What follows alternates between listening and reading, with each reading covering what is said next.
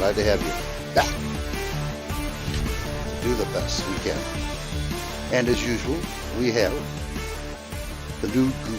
Last time I was up, like about an hour ago, we couldn't find him. Well, I had to go to the nudist camp, and I found him.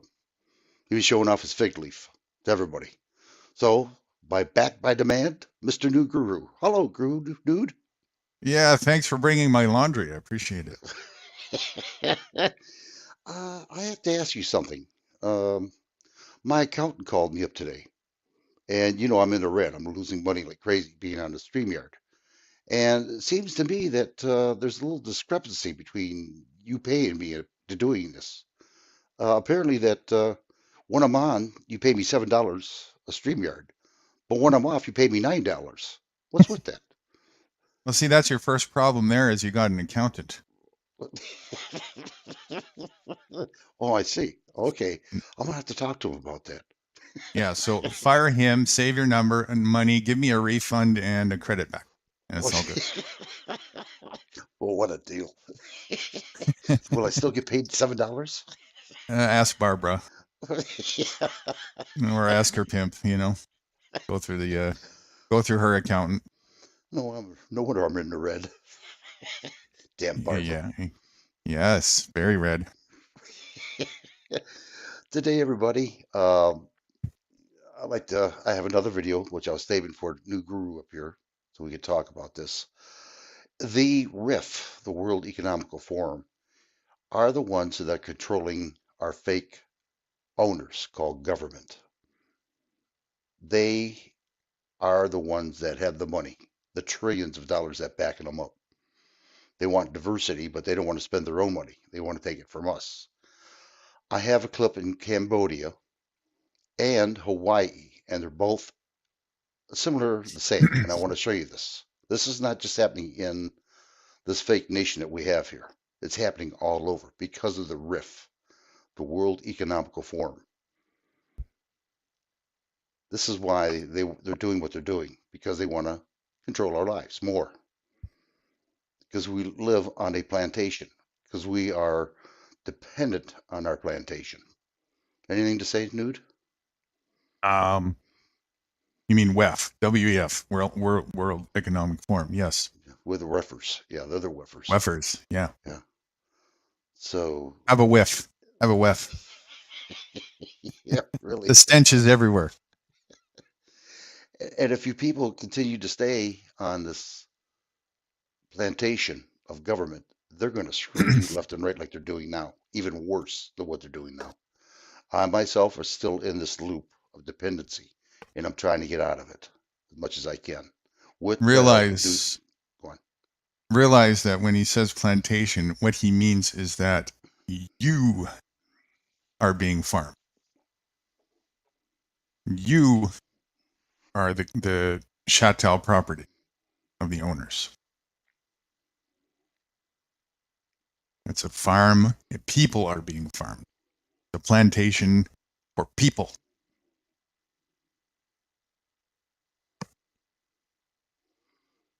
And really, the money that you work for, the fiat money, is not yours anyway. It's theirs. They print it out. Isn't this right? Absolutely. That's the mechanism of usurpation. Keep people chasing after something fictional and you can usurp their energy. As long as I convince you, you have to use this money that I print to get access to that which was free otherwise, I've got you by the balls. Bunch of sick people, you know that? I can control you and I can say you can do this and you can do that because you can't do that. Money is really just a permission slip. That's all it is, right? You can have access to this as long as you have enough pieces of paper that get their privilege passes. Right? That's what it is. And that's where freedom of range comes instead of freedom. That's right. Freedom is like the animals do. You don't see them giving each other privileged slips to go and, forage around and make little hives for their breeding purposes and whatnot. Only humans do this because humans are owned and domesticated. And we do the same thing to animals. Domesticated is breeding domesticated. Like in And zoos. right. And we do the same thing to our children.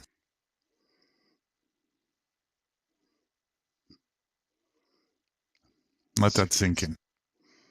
Well, while they're thinking about it, I'm going to start this video up. This is the last video I have here. I'm glad I saved this for you. I really am. Are you ready? I'm ready. Here we go. I'm just waiting for the refund process here. First of all, can you hear it? Yeah, it's good to go. Here we go. Hey, Fitness. I gave him a link if he wants to come up. He was up here last time when I first came up, but I couldn't stay because I had company here. Right. All right, here we go.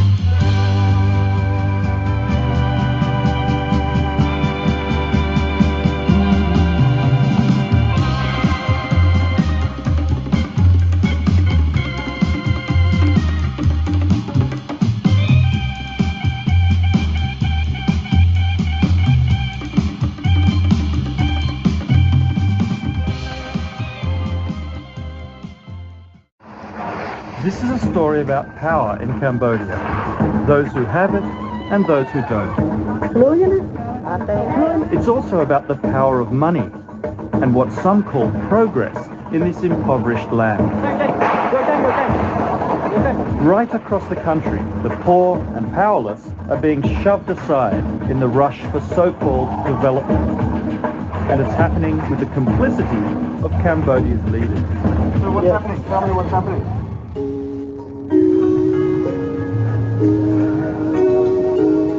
The story begins here in Bumkok Lake, in the heart of the capital, Phnom Penh. 2 years ago, a little-known developer signed a 99-year lease with the council for this 133-hectare site. And they're filling 90% of the lake with sand to build high-rise. The problem for people living around the edge of the lake is, as the sand goes in, the water level rises and their houses go under. Since the beginning, there's been a total lack of transparency about the deal. Opposition parliamentarian Sam Rainsy is quite literally wading into the debate. We are here to support the people and to protest against this so-called development project that cause so many problems for the people living here.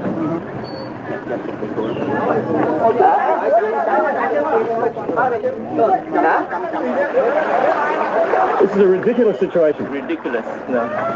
They don't take into account, the environment.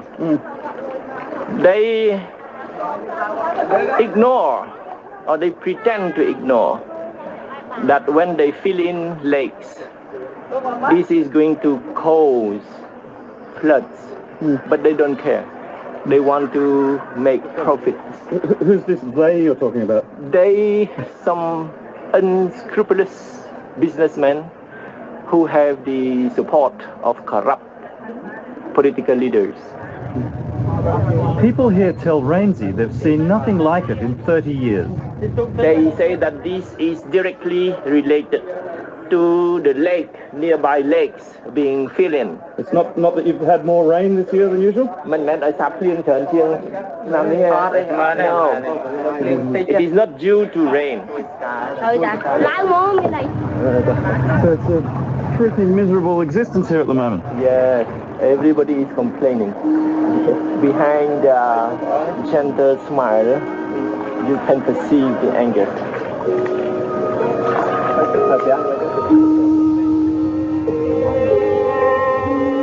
This is the biggest forced relocation of people since Khmer Rouge times. Over 4,000 families, and it's happening in without proper information, without proper consultation. Dan Nicholson is with the Centre on Housing Rights and Evictions, headquartered in Geneva. They're campaigning for the 4,000 families set to be evicted from villages around the lake.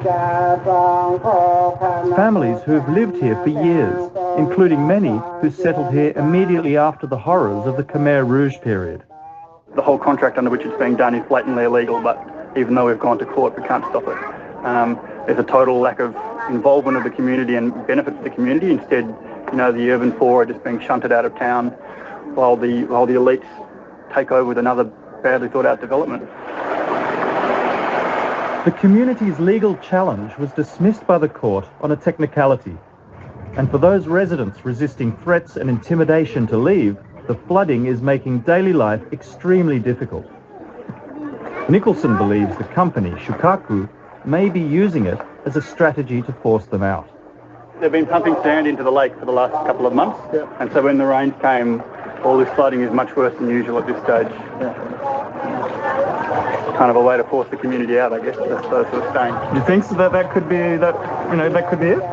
Yeah, well, they've been told, either to go now or your house will be flooded. So. This enormous development will completely transform this part of Phnom Penh. But finding out anything at all about the company behind it is almost impossible. Shukaku has no office, and they're not even in the phone book. What we do know is that the company director is Senator Lau Meng Kin, a close ally of Prime Minister Hun Sen. The senator is also director of Piapimex, one of the most powerful conglomerates in the country. According to this report released a fortnight ago by the London-based NGO Global Witness, the senator made his millions in logging. In a forest industry dominated by illegal logging and conflict with local people, Piapimex held the dubious distinction of being notorious amongst the concessionaires for its ruthlessness and the level of destruction inflicted on its concession areas. On the other side of Phnom Penh is the community of Dei Krahom. It's a market area in a great location. And like the residents around the lake, people have lived here legally for decades. Land titles here are still a mess following the upheaval of the Khmer Rouge years. But under a 2001 law, if people can prove that they've occupied land for more than 5 years, they have possession rights. What's more, Prime Minister Hun Sen specifically earmarked this area as a social concession to be developed in conjunction with the existing residents. But that promise was broken, and it's clear the government is now supporting the developer. Negotiations for adequate compensation have hit a wall.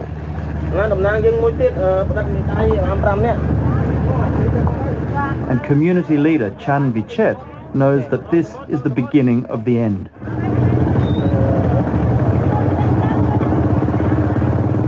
Vichet is on the way to City Hall to see if he can salvage the stalled negotiations. នៅស្រុកខ្មែរយើងគឺសម្រាប់អ្នកក្រគឺគេមិនសូវជាគ្រប់ប៉ុន្មានទេយើងតែងតែបើតេតទៅនឹងផ្លូវច្បាប់យើងតែងតែចាញ់គេចំណិចបាទបើយើងមានបណ្ដឹងជាមួយនឹងអ្នកមានគឺយើងចាញ់គេទោះបីយើងត្រូវក៏ដោយយើងរស់នៅដែលស្របច្បាប់ក៏ដោយក៏គេចាត់ទុកថាយើងជាមនុស្សម្នាក់រស់នៅខុសច្បាប់ខុសទម្លាប់បាទរស់នៅបែបអនាធិបតេយ្យ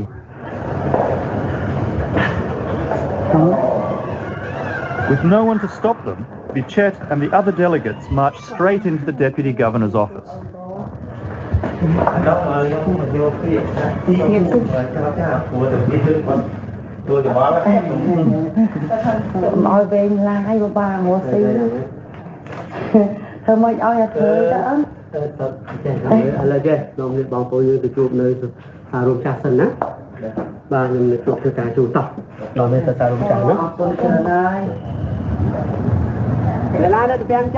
The Deputy Governor says the company's offer stands, $20,000 US per family or a house outside the city at the relocation site.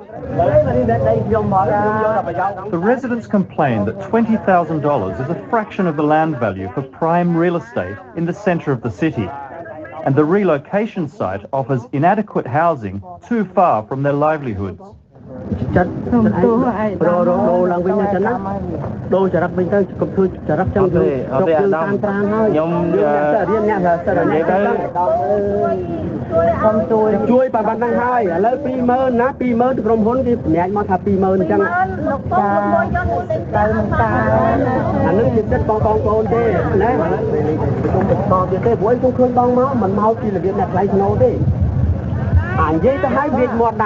Anh với ta hai nhảy chạm đạn lưới chứ lưới men nó bóng tê ba lỡ trong tôi cho mà trong tôi cho trong tay này trong không vô pin người mà chưa bao. Mr. Deputy Governor, can you guarantee that these people will be safe, or are they going to suffer some kind of attack in the next few days?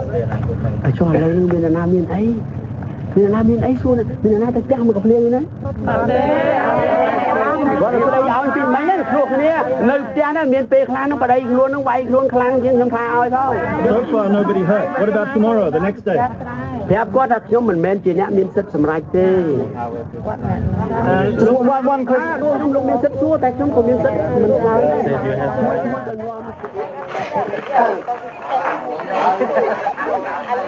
Rumours are swirling that tonight is eviction night.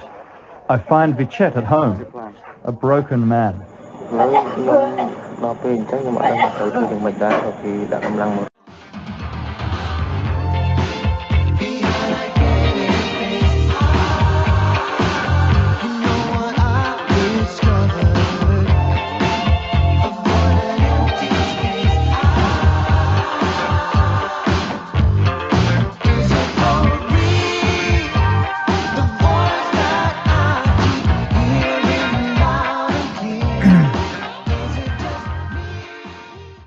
Just in, Mark Zuckerberg's ruthless Maui land grab. Good morning, good afternoon, or good evening. In today's video, we're taking a very close look at Mark Zuckerberg's questionable behavior in Hawaii that makes locals there want him to leave the islands for good. Be sure to watch this entire video, as I promise, you're going to see things that mainstream media absolutely does not want you to see. Let's go. There is a 12-mile media ban in Maui.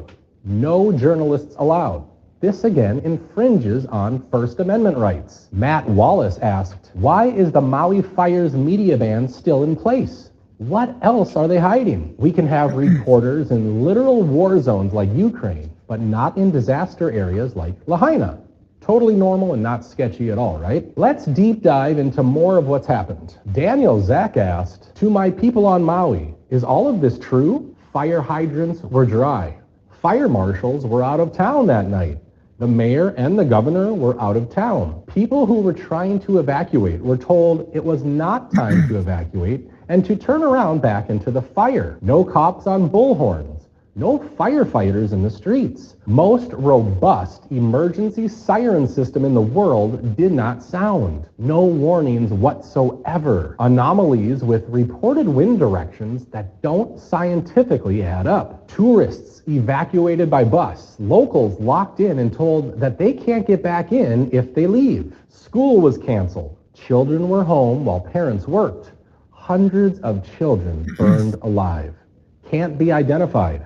A perfect circle of fire around Lahaina. Molten metal next to intact trees. Media reporting fractions of real numbers. New insurance policies taken out on Lahaina before the fires. Who owns Lahaina besides the Hawaiians?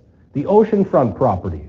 The government. Wild how all this new uninhabitable land that only big developers can afford to clean up opened up for the plans of turning Maui into a smart island with billionaire funding. How many do you need? It goes on and on and on. Literally surrounded by water, Hawaiian official M. Kaleo Manuel refused to release water in Maui as the fire wreaked havoc and destruction. Manuel is the deputy director of the Department of Land and Natural Resources. Let's listen in as he explains that water should be revered but not used even in an emergency. The commission is responsible per our authorizing statute to protect and manage all water resources in the state. One Water is like taking it and looking at it from a holistic system perspective. And that's not any different than how Hawaiians traditionally managed water. You know, in essence, we treated it, and Native Hawaiians treated water as one of the earthly manifestations of a god and a kua kane. And so that reverence for a resource and that reciprocity in relationship was something that was really, really important to our worldview and well-being, right? And living in an island, isolated from other, civilizations. And so I think where it shifted to today or over time is that we've become used to looking at water as like something which we use and not necessarily something that we revere as that thing that gives us life, right? I mean, to me, it's a shift in value set. And, if we can start to really look at how we as humans in an island can reconnect to that traditional value set. So really my motto is always like, let water connect us and not divide us. Like we can share it, but it requires true conversations about equity. Another question to ask is why? Why were Maui police ordered to shut down the distribution of emergency supplies to the locals who were affected by Maui fires? Take a look and you'll see even the police were questioning the orders. Crazy. I've just been informed that we are shutting down this placard distribution as of now. Please, there are powers that be. I'm not sure of the reasoning. All I know is the order has come down to shut down the distribution of these placards. That's all I have for you. It's absolutely mind-blowing that supplies for families in need are being turned away. There is extreme corruption going on with the government here. They took 150 meals to be delivered for the people in need that are starving and don't have food or water. They were denied because they don't have a commercial kitchen license. And the boats that are trying to leave and give supplies to Lahaina and the people in need are having to bust through barricades to deliver supplies. So it seems like at every single turn, the government is doing everything that they can to make sure that the people here that need help do not get help. FEMA came and picked up a bunch of supplies and nobody knows where they went. I know in past FEMA situations, they found shipping containers full of supplies never given to those in need. So super sketchy. Something is very wrong with all of this. I mean, all of it. There are endless videos of survivors, and the stories that they tell are absolutely wild. It was a firestorm. There was tornadoes of ash the size of charcoal from a barbecue, like being thrown by baseball players. I'm ducking behind walls. I had to kick in the door at Bubba Gump's to get out of it because I was getting pounded. And then Bubba Gump started on fire, and I'm running down Front Street, and the wall, there's like 80 people, and the ocean was on fire. Firefighter told me because the first layer of ash causes the seal. And then the next layer of ash was all the embers. So the tide line was on fire, and I had to jump through the water and come up through the fire. And 80 people, they were on the wall. Everybody started jumping in. Coast Guard was out there grabbing people. And I was like, no, I'm good. I was born in the water. I'm tied. And they're grabbing people, and I swam. I knew my phone was only good for like 15 seconds being submerged, then swam for like a half-mile north. It was like nothing you've ever seen. This was bad that the people in their cars that were dead and from asphyxiation and the fire blew out the car, and you just saw the numbers of the dead are so wrong. FEMA also authorized one-time payments of $700 per household to folks who've been displaced. So so they can do the immediate things of just taking care of medications and prescriptions that they so badly need. President Joe Biden announced a whopping $700 for Maui fire victims. The U.S. has sent billions of dollars to Ukrainians, but only $700 to Hawaiians. What kind of message is that sending to the rest of the world? Hawaii's Democratic Governor Josh Green sent a message clearly indicating a land grab by saying that he is already actively thinking about ways for the state to acquire the land that was annihilated by the blaze. Just a reminder, on January 3rd of 2023, Maui announced plans to become one of the first American smart cities, or 15-minute cities. In order for a 15-minute city or smart city to be implemented, the unelected globalists must first control the land with no private ownership. Listen closely to what Green had to say. I'm already thinking about ways for the state to acquire that land so that we can put it into workforce housing, to put it back into families. Hawaiians in Lahaina are already getting offers for their now available land from developers. There are many, many coincidences surrounding the Maui fires, but let's take a look closer at this one. Not that long ago, Hawaiian government officials in the areas that were just affected by the wildfires passed a law saying that land could not be redistricted for new building permits unless some sort or some type of a serious natural disaster occurred. Serious natural disaster occurred. And what did we have happen through those 3 districts of very sacred land to the Hawaiians?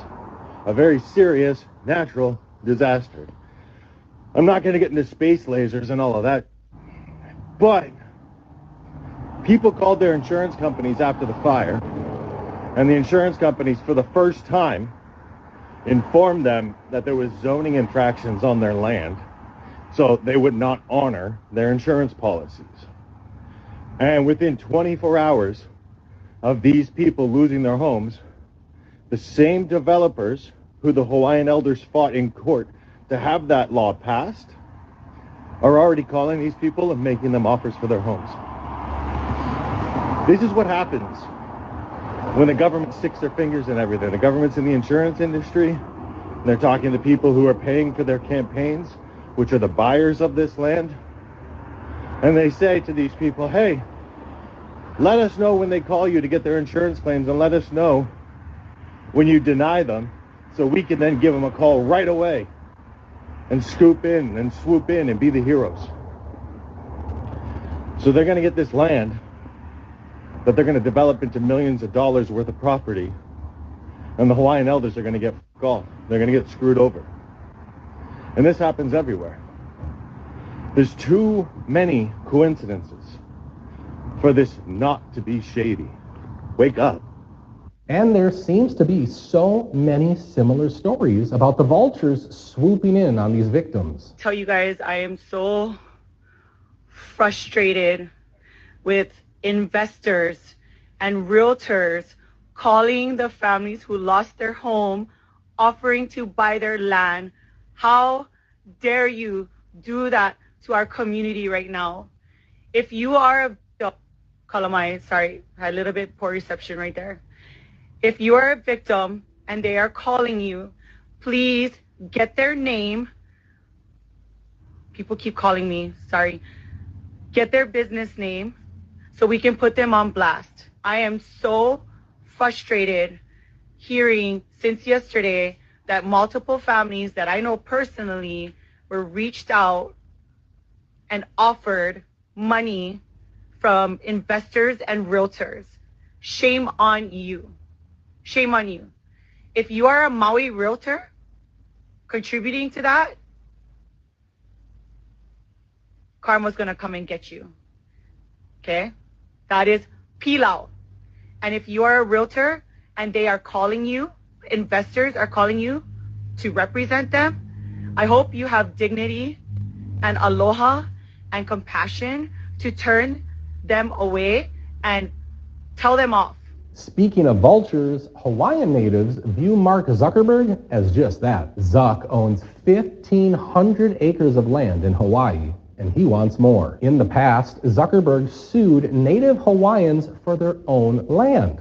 Zuck stole over 1,000 acres of land from the locals. There is history of Mark Zuckerberg and Bill Gates attempting to purchase all the islands. In fact, in Kauai, Mark Zuckerberg owns more land there than the government of Kauai itself. An article from The Hill explained, in 2017, hundreds of local Hawaiians who owned interest on small pieces of land within his estate were subject to lawsuits by Zuckerberg's lawyers. This is the face of neo-colonialism, Kapua Sproat, a law professor at the University of Hawaii, told The Guardian in 2017. Even though a forced sale may not physically displace people, it's the last nail in the coffin of separating us from the land. Mega wealthy people like Mark Zuckerberg have purchased so much land in Hawaii that native Hawaiians, they cannot own land on their native island. Cernovich tweeted, Hawaii went 2-1 for Joe Biden.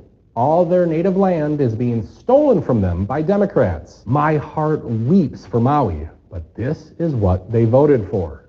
Their land will be taken from them now. Mark Zuckerberg is salivating. Cernovich also replied to a video of former President Barack Obama saying, your BlackRock friends are going to carve up that native land to hand out to Mark Zuckerberg and other colonists and oligarchs. Like yourself, you probably already have your new place mapped out. So who owns the most land in Hawaii and stands to benefit the most by this disaster? Larry Ellison, Oprah Winfrey, Mark Zuckerberg, Jeff Bezos. All of Hawaii will soon belong to the billionaires. One billionaire who is actually helping those in Hawaii is Elon Musk, who tweeted, Tesla and SpaceX Starlink doing our best to be helpful to Hawaii. And by the way, did we ever hear back about those Chinese lasers beaming above Hawaii only 7 months ago? Unusual sight captured on camera. Japanese and local astronomers say a Chinese satellite was recently seen beaming down green lasers over the islands. The lasers flash for just a couple seconds.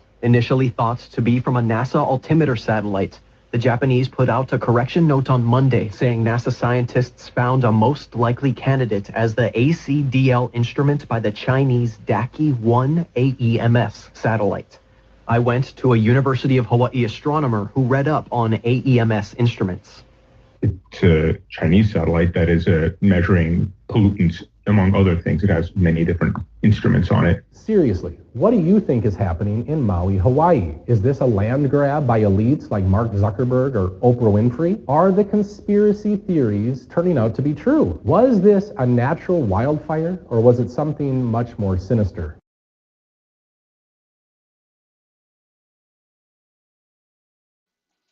There it is. Anyone want to buy some Hawaii land?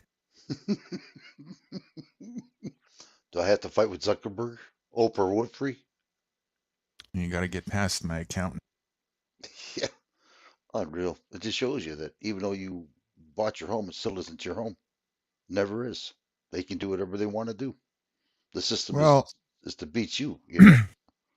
Yeah, that's true, but not because of anything that it looks like. The fact, this is something that I've been talking about a lot lately, and I'll talk about it again here and see if I can reach a little bit further with that. Most of the spacious land out there that's not occupied outside of the beehive cities, most people have a presumption as to who owns that. What do you, in your eye, who owns all that land, all the countryside land that's not occupied by citizenry? It should be the people, but I think it would be the Hawaiian government. Well, I just mean in general, not just there, just all across America and pretty much everywhere in the world. Oh, nobody. Not really. Well, in fact, nobody, yes, but the perception as to who owns it, who is it? Our government, the United States. Right. The that is correct. The oligarchs. That is correct. And here's the thing. I want to put a little seed for thought in people's minds with this thing called ownership. If ownership was real and that was true, then why hasn't the government evicted all the animals and the insects on that land? if they really owned it, after all.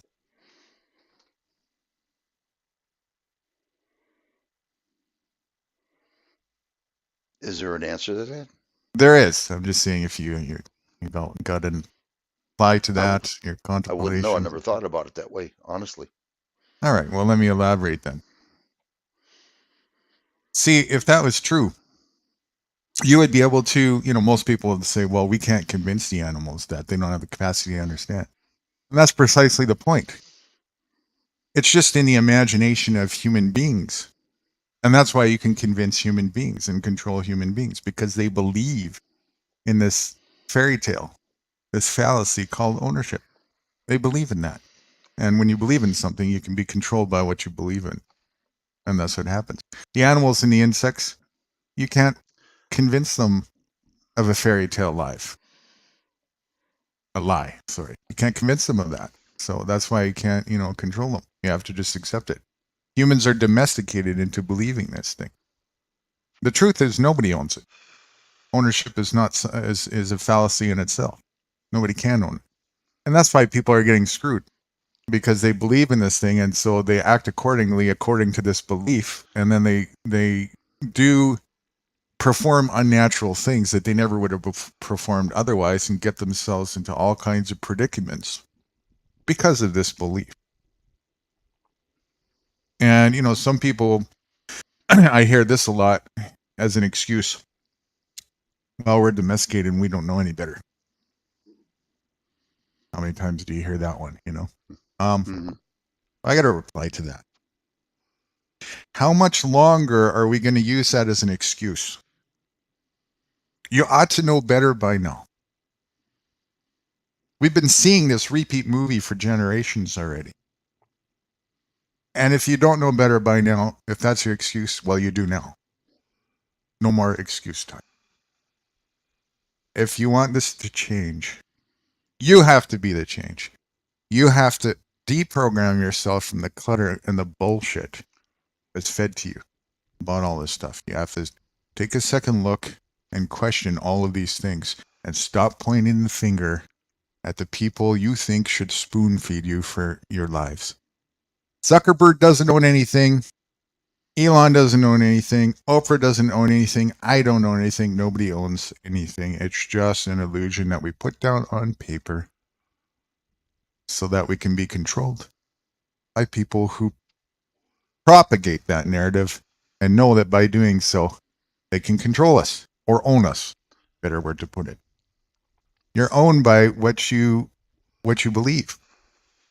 It owns you. You don't own it. It owns you. That's why you can't own something. Not because the government owns it, because nobody owns it. It's not possible to own something. If you truly own something, you and A have to do anything to defend it. Nobody could take it from you. Nobody could damage it. It would be yours. And when it came time for you to pass, it would go with you because it's yours. Ownership is a fallacy, a complete scam, a complete bait scam to get people to chase fairy tales and rainbows that don't exist.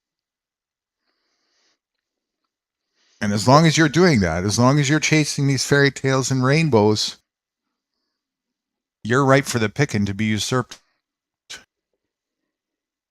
And that's why you get trained to do these things, not educated, but trained to think like this and chase after this by the same people who want to control you, who control the narrative and write all the textbooks. And that's where you learn it from in your schools and from the indoctrinated people around you. You learn all this from them. Blind leading the blind. So it should be no surprise as well, in addition to that, with the bigger agenda that's going on. It shouldn't be a surprise at this point. These fires, these attacks, and whatnot. The sand in the water in Cambodia. It's all happening around the world. It is. Right. It should be no surprise. If it's a surprise to an individual at this point, if that's a surprise, It's because you're not paying attention. You're one of the people. You're one of those people who, when you're presented with truth, your response is, "Don't bother me, conspiracy wingnut." You're one of those people, and then all of a sudden the inevitable happens, and oh my God, it's like people are surprised when death comes. You know, we know it's going to happen, right? We know death is inevitable for us all at some point, but everybody is like so shocked when somebody actually passes away that they know, like as if it was, you know, some big mystery that we haven't seen a million times before. That's how in denial and cognitive dissonance people are about reality. So if you find yourself like in a shock like that, start second checking yourself and where your headspace is at. Otherwise, you're next. It's that simple. You're next. Because there's an agenda going on right now. And that agenda is not a nice one, but it's pretty straightforward. It's to kill most of us off. It's that simple. These hierarchy people, these oligarch people, whatever you want to call them, they've had in their ideology and their plans to call the herd for whatever reasons for quite a long time now. And they've been quite open about it and discussing it and telling us about it, but most people just don't want to pay attention to that and fall right into the hands of the booby traps and the bait scam. So that, just like in Nazi Germany, you know, same thing. It's just Nazi Germany all over again worldwide. That's all that's going on. That was a dress rehearsal for what's going on right now. And there's people like myself and now Wrights and other people as well who've been, you know, shouting out about it. Not to try and, you know, disturb people or bother people or whatever. That's not our goal. We don't care. We just want to tell the truth because we can see the writing on the wall and we don't want to see people get hurt. And people don't have to get hurt if they're willing to take responsibility for themselves. And that's the key. If you don't want to take responsibility for yourselves, well, I hear there's a pretty big discount on land in Hawaii. Go and look it up online. But if you do, stick with us and let's have a conversation. Smiler's here. Smiler, if you want to come on up, you too, Hey, Fitness. good morning. Good morning, Smiler. What's happening? He says you're only borrowing it with a government title, paying a lease to government controller. Yeah, but again, you probably came in halfway through the narrative. All that's just fluff. All that's just fairy tale. Even with all that, you know, the government doesn't own it either. Nobody does. It's all just fairy tales, smoke and mirrors. How many dogs and cats do you know own title to their property they occupy and procreate in? You know, have their little nests and stuff like that. How many birds in a tree go and get a mortgage for that tree from the government or anybody? The animals know freedom. People don't understand freedom. Another deal too right now. It's coming up. The government's starting to take over the medical aspect of it here in the fake states. They're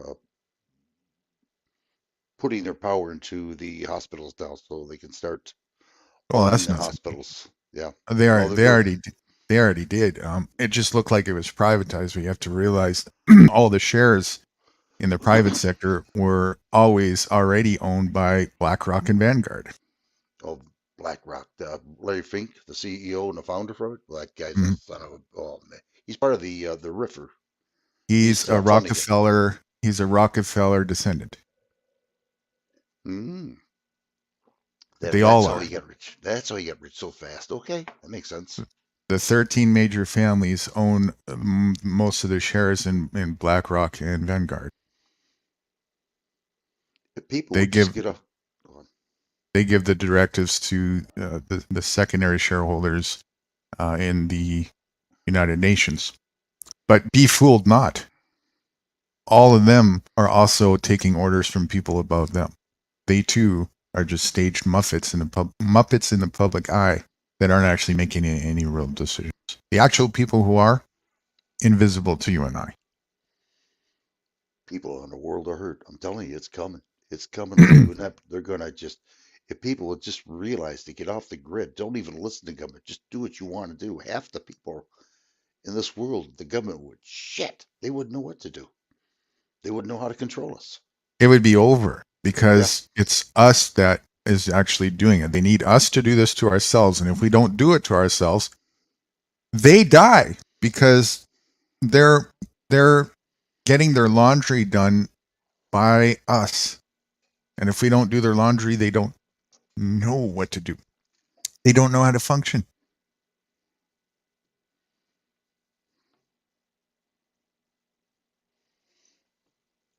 Smarter says It'd he's be getting kind of drugs. Go on, sorry.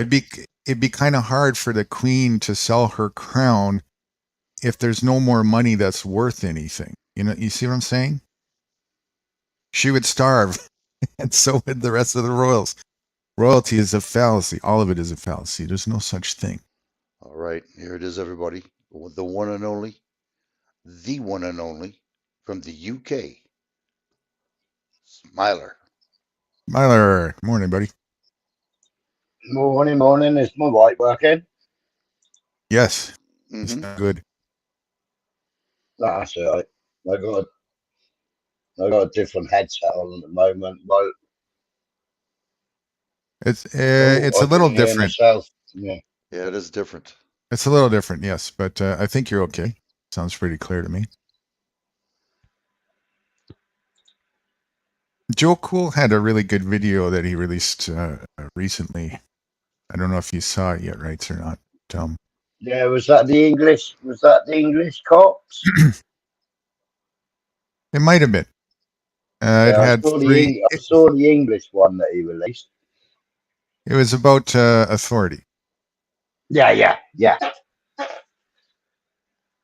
And this is the topic, I'm quite proud of him for that. And excited that he, especially with his, the eyes on him in that form of activism. That's the type of conversation that needs to be had for people to see past the shell veil that people are focusing. Oh, we got rights. We got to go stand up for our rights. Fuck that shit. Fuck that shit. That's another bait What scam. rights have we got? We've only got the rights that they give us. You don't need any rights.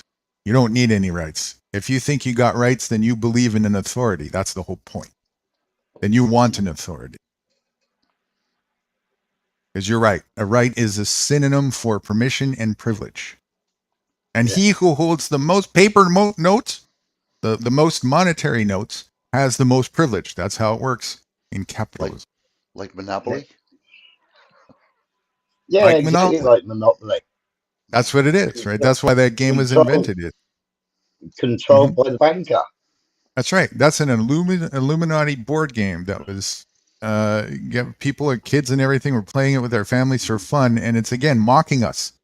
You know, just keep the citizen class, just keep going around the board and keep collecting your $200 or whatever when you pass go, like a fucking loop-de-loop monkey. Benefits. Right. Well, the wealthy, here's an easy strategy to gain wealth in the monetary system they don't want you to talk about. Buy four houses and rent them out and use the profit to buy a hotel. That's the one. If you look at almost every elite, that's what they do. And of course, they don't pay taxes. They get them. They get them from the loop-de-loops who go around the board, renting them houses and hotels and paying the income tax and property tax. That's how that system works, right? It says it all in there. And if you have enough money, you can even get a get out of jail free card. You know, I mean, everything is in there. Well, that's why I spent 4 months under investigation, because I worked out their system. Because why? I worked out their system. I was a limited company. Right. I was taking drawings, not a wage. So drawings, you can take £200 a week. So each of my employees, or each of my people in limited company, we were all on drawings. So it's tax free, it's national insurance free. Mm-hmm. Then at the end of the year, you pay yourself a dividend, which is tax free from the profit of the limited company. Right. At the same time, you being VAT registered, every quarter you put in an invoice, because what you do on paper is you pay out more VAT than people have paid you VAT. So on paper you claim back your over expenditure. So each quarter you can claim 3.5 grand, 4 grand, £100, £200. You know, the sky's the limit. However much you want to, it's balancing the paperwork.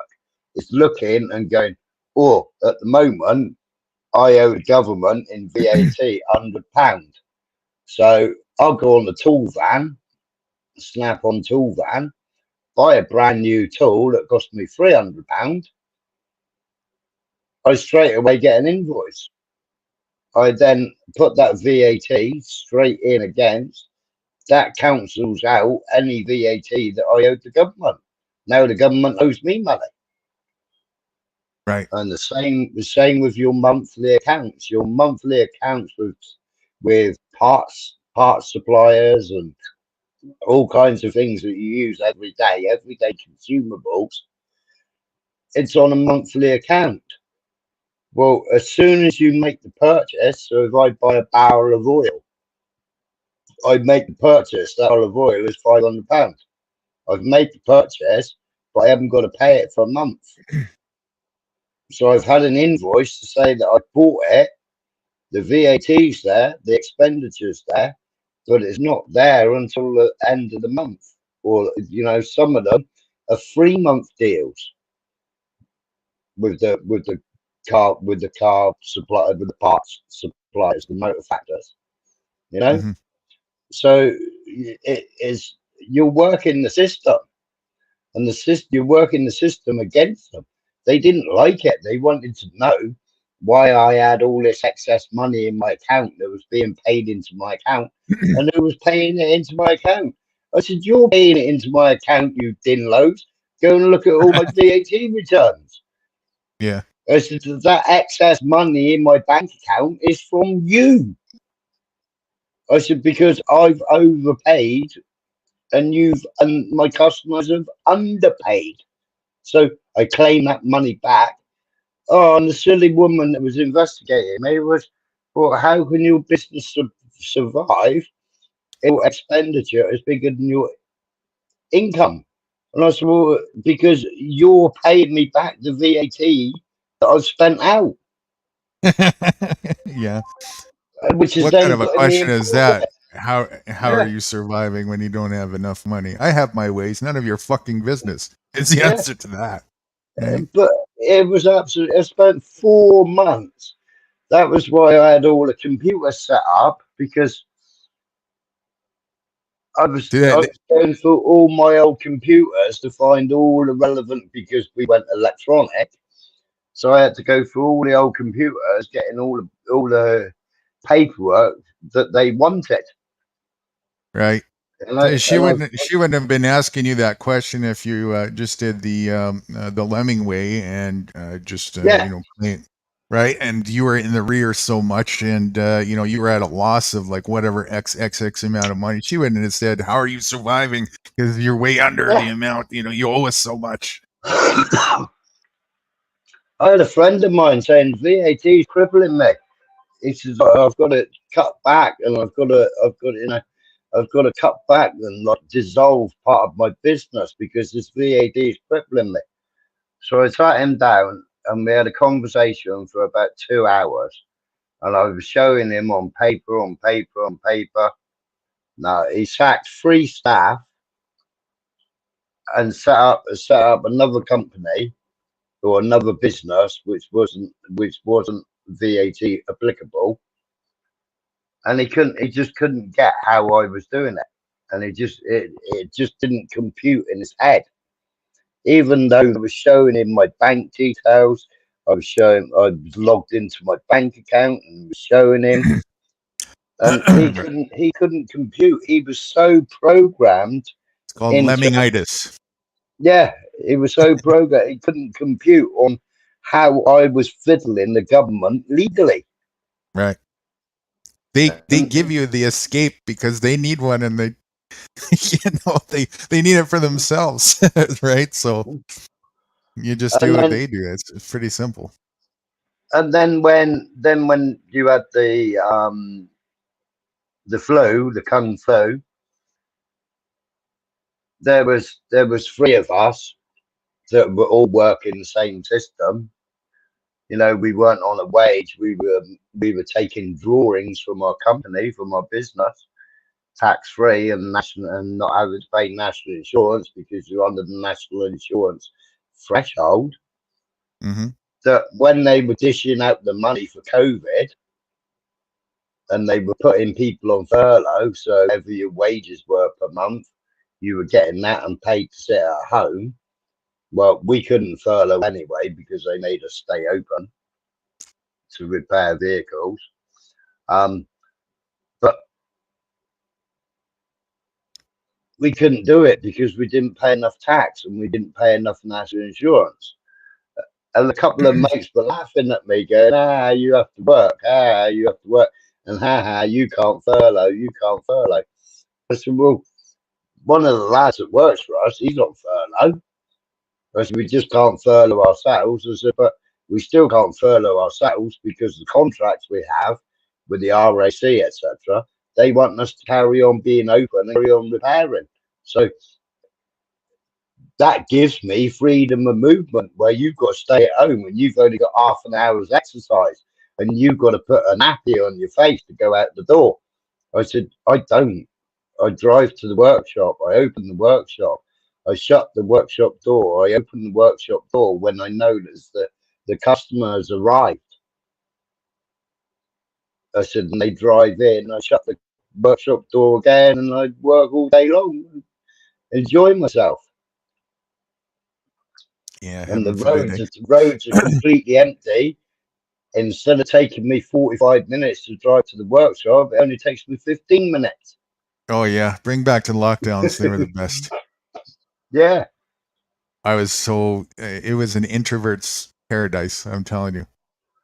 I'm looking forward to the next one. They're teasing me every time it gets close to having one. You know. But there's all kinds of ways to buck the system legally within the system, and while people are working themselves out, I think it's pertinent to kind of learn that it's not as complicated as people might think it is. You don't need a fucking accountant for any of that shit. Just do your homework. Pretty straightforward.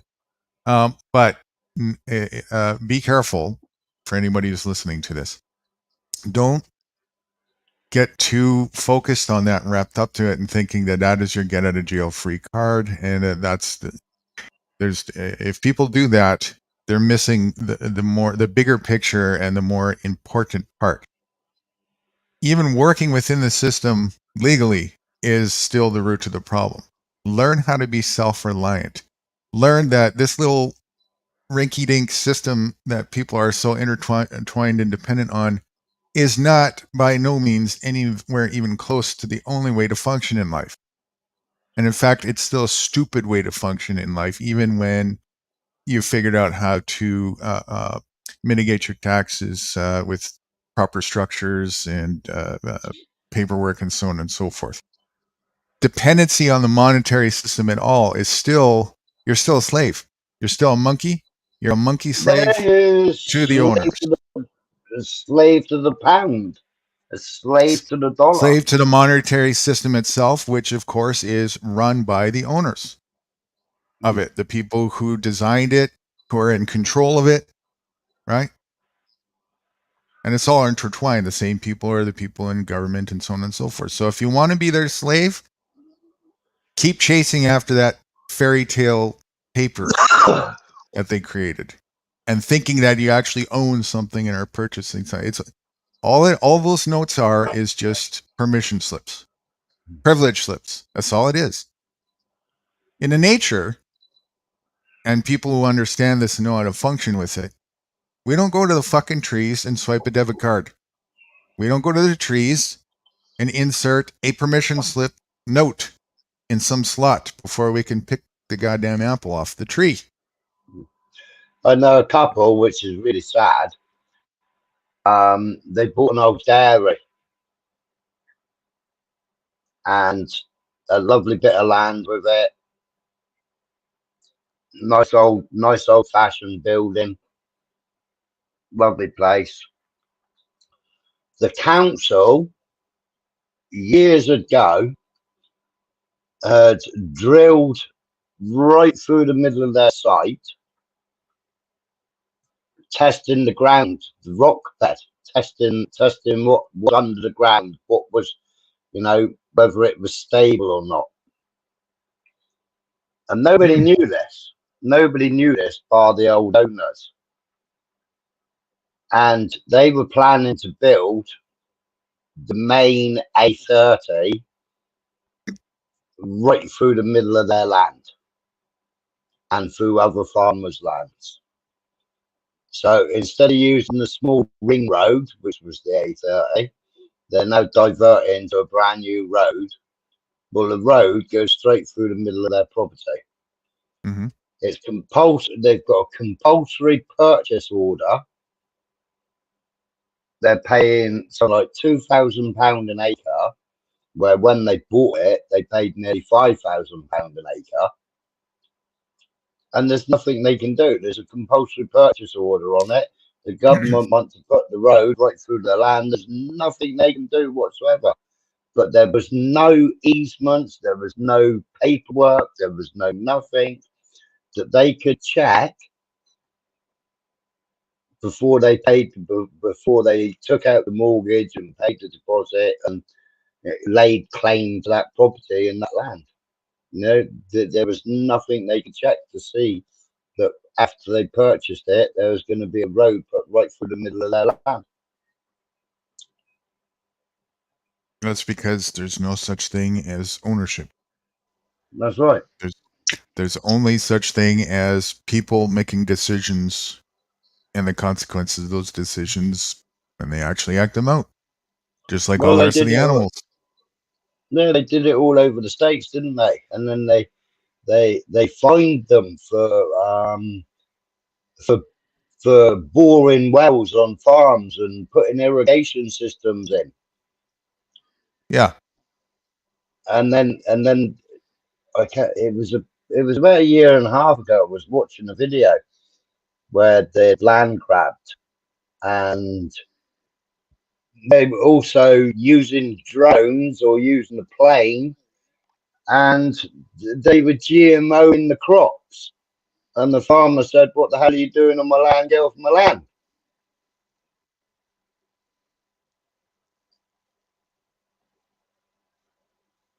Happens all the time. I remember it being on a Telegram video where somebody had put it on Telegram, but about 18 months ago. There are people in the United States, Florida in particular, who got thrown in a cage for having the audacity for growing tomatoes in their front property. That's all they did. Yeah. They breached a contract, is what they did. If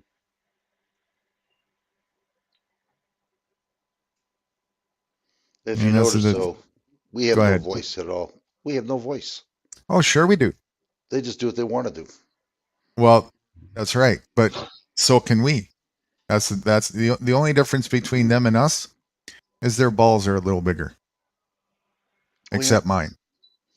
They just that's why I found you today in the Nude camp, yeah. Well, I'm pissing everywhere, outside on this up here it's called Crown Land. Down there it's the same as what you call BLM land, I defecate outside every day.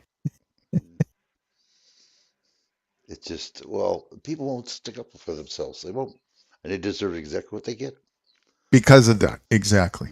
If you're going to acquiesce and bend your knee, the consequences is slavery, whether you like it or not. It's that simple. And then, so, anybody who's in shock and bitching and moaning, oh, look what's happening. Yeah, you did it. You did it. You did it. You believe in it. You advocate for it. You purchase it and participate in the fairy tales so that it can be possible. Millions and millions and millions of you. And then you sit there and bitch and moan that the people who told you they were going to do this to you are actually doing it to you, as if it's some big culture shock,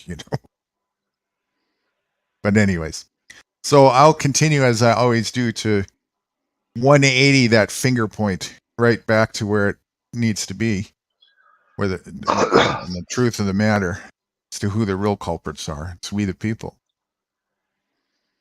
I'll continue to do that until it sinks in for people, because that's the only way people are going to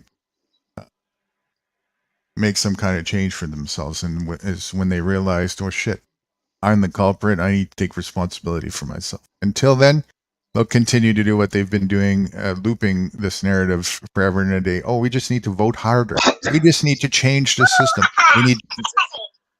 We just need to wake people up. Wake people up, and then what? Wake people up and what? Blame the government more? Well, I've been on the stores for over 70 years, and I haven't seen it change. If anything else, I've seen it get worse. Right. That's what happens when we sit there and point the finger, and that's what they want you to do. As long as people continue to do that, the owners continue to get their way. It's a bait scam to do that narrative. We need to go protest. We just lost Smiley. Smiler, rather. He might have had a call or something. I heard the little noise there. Is that what it was? I thought the dog bit him by the balls. Not sure. Come back when you're finished, or maybe, unless if it was just a glitch, feel free to come back, Smiler.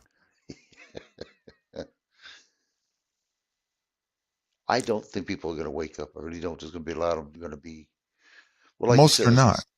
Most are not. I can mean, see if they would have, if they were going to, don't you think they would have already, especially with all the stuff that has happened in the last 3 years now? Yeah. Right. They never were going to, right? So trying to press for that means anybody who's on that tangent to try and wake people up, it means you have waking up to do still. That's what that means. You haven't figured out what's going on yet fully. That's why you think that that's going to be a solution. It's not. That's not going to change anything. It's going to be a waste of time. Not to confuse with truth telling. Never stop doing that. Tell the truth continuously for the people who genuinely want to hear it for their benefit. So do that. But thinking that we got to wake a whole bunch of people up so they can make a change and, do a revolution or whatever it is, keep dreaming. That doesn't do nothing. A revolution is just a 360 turn heading back in the same direction. Well, you know what's going to happen, don't you? When that does happen, they're going to burn everything around here. Then the fake government says, "Oh, now we can do what we want to do. Martial law. Everybody in the house. Now we got you. Take away the weapons." Which is not the government. It's the people. Realize this. It's very important. Yes, the government just stages the narrative, right? Mm-hmm. Who falls for the narrative and who The people enforces the narrative? Well, the people are the ones going to be shafted because of what they're going to be doing, but the government's going to be the one forcing them. And let's right there. Explain to me exactly how the government is going to be enforcing. Well, that's what they want. They want chaos. How specifically are they going to force? Let's get to the bottom of this. Military cops. And who is the military? The government. No. Are you the government? Not really. I'm out of it. The government agent. You were a mercenary being The paid by the slave. government. Yeah. It's we the people.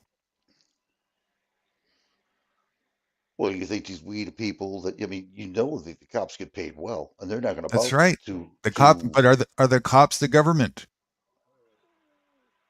basically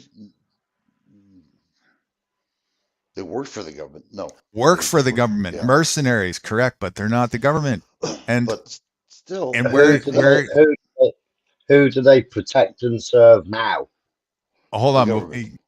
and good question. That aside for a second, specifically, what class did the government poll and handpick to be of status of mercenary, cop, or military?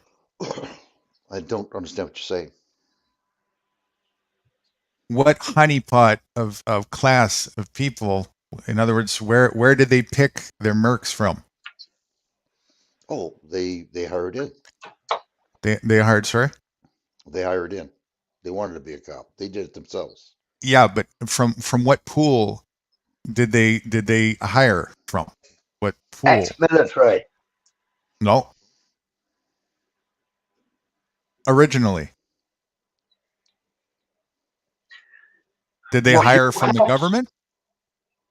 Your cops or our cops? Did they hire from the government?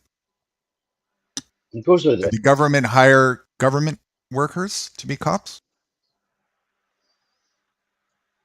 Of course they did. No, they didn't. No. They hired people. Us. Like Rights for Vets. He was just a citizen. Signed up for the military. That's it. It's Oh, you're us. talking about the military or the police then? Both. Most of the police are actually, as you just said a minute ago, 80% of them are either ex-military or inmates. Again, citizenry. Us.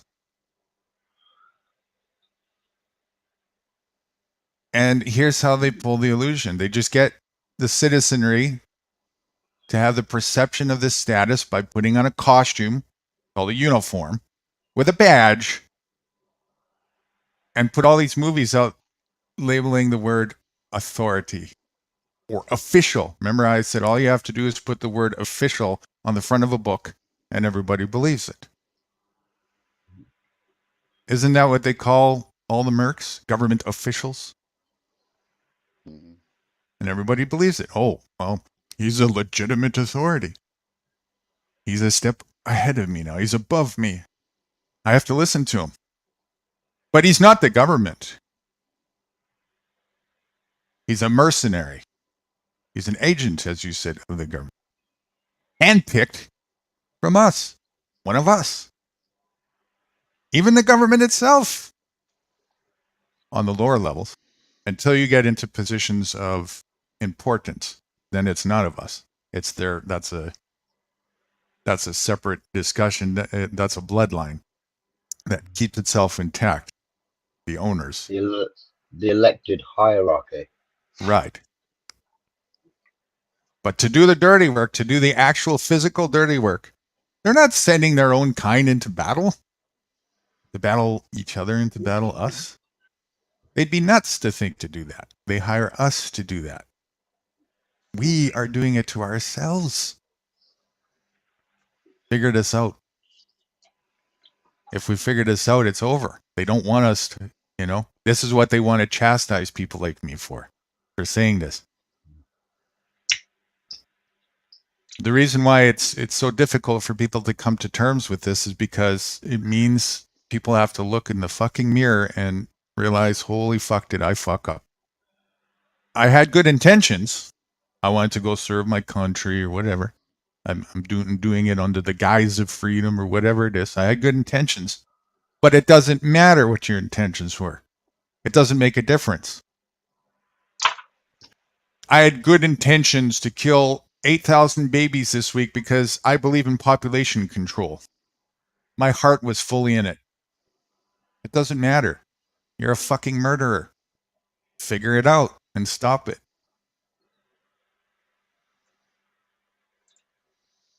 The problem is, Shut up, you silly phone. Go ahead, right? I yield. the problem with that in the military is not so much, but when you get out in the cop world, they make it nice. They give you a good salary. Not all cops, but the majority of them, the big cities. I'm Mm-hmm. talking about your chief making maybe 250,000, 150,000. Mm-hmm. Beautiful, you're in the union. You get dental, you get optical, you get medical. Who wants to lose their job? And this is what it You is. I'd you rather get go more after. privilege. Well, yeah, exactly. So I would rather go after a civilian, beat the shit out of him, than lose my Right. job. This is Exactly. how they do it. You know what I'm saying? And I can see That's it. exactly how they do it. That's right. So those are the people. Okay, those are our true enemies. Sorry to say, rights, but that was you at that time, right? Those are the people You who broke don't up. want. You broke up, so I didn't hear what you said. You were, and I'm hearing. Okay, am I back now? Yeah. Oh, yeah. You're back now. Okay, the internet finished eating its cookie. All right. The real our real enemies are those frontliners. That's our real enemy. Those are the people who are doing the real, actual physical acts against us. I'm sorry to say that was you back in the day, right? Oh, yeah. I didn't know any better. I Right. mean, I knew something was going on, but I couldn't figure it out. Right. And a lot of them might not know any better either, but a lot of them do and are doing it for dirty reasons. They get off on it. They use the excuse, I can't question it. It was above my pay grade. So now they're selling out humanity for a paycheck, right? As if it's a real excuse, Mm-hmm. But those are our real enemies. Those are the people, the front line. Those are the people who are really want to perpetrate acts of violence against us. So in other words, again, us. We are doing it to ourselves. And all these people who advocate for, we need a cop force. Well, since when has that solved crime?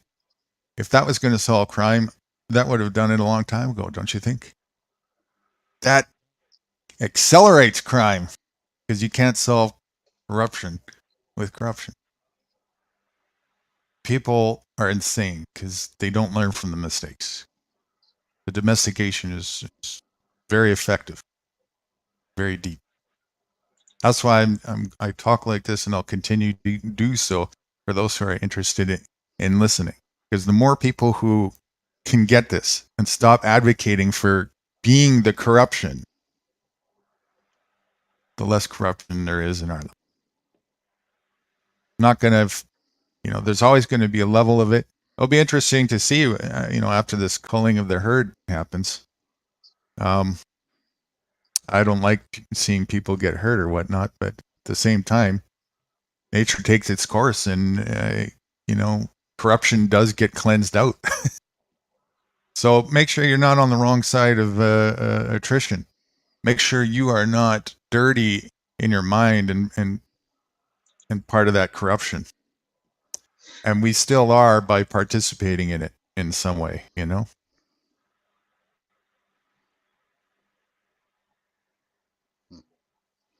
Well, you can see it happening all over the world. It's not by chance. This is happening purposely. Everything, the same thing. It's happening And here. it The always same. was. Yeah. Mm-hmm. But it's getting worse. You see it more now. Yeah, it's becoming more obvious. But that was by design too. As it becomes more obvious, it also becomes more too late for those it becomes more obvious to a point where it's like, well, you didn't shit and get off the pot fast enough. Now you're going to get sucked into the toilet hole. And another deal too. Why is it that the IRS needs 87,000 people being armed? Just to There's a scare reason people. for it. Well, there's a reason for it. Just to They've scare never done people that. more. That's all it is. It's a scare tactic. I'm just thinking they're going to take over some more of your property. You know, like get the hell out of Nah, here. We're going to shoot you. You know. nah, just a scare tactic. Okay. Again, same thing, right? That's what they do. They just propagate fear. What did they say, Smiler? Say that again. What are they saying about the wars going on now in Ukraine? What do you mean? What do they say about it? Are they still talking about it? Or they ain't talking about it over here that much.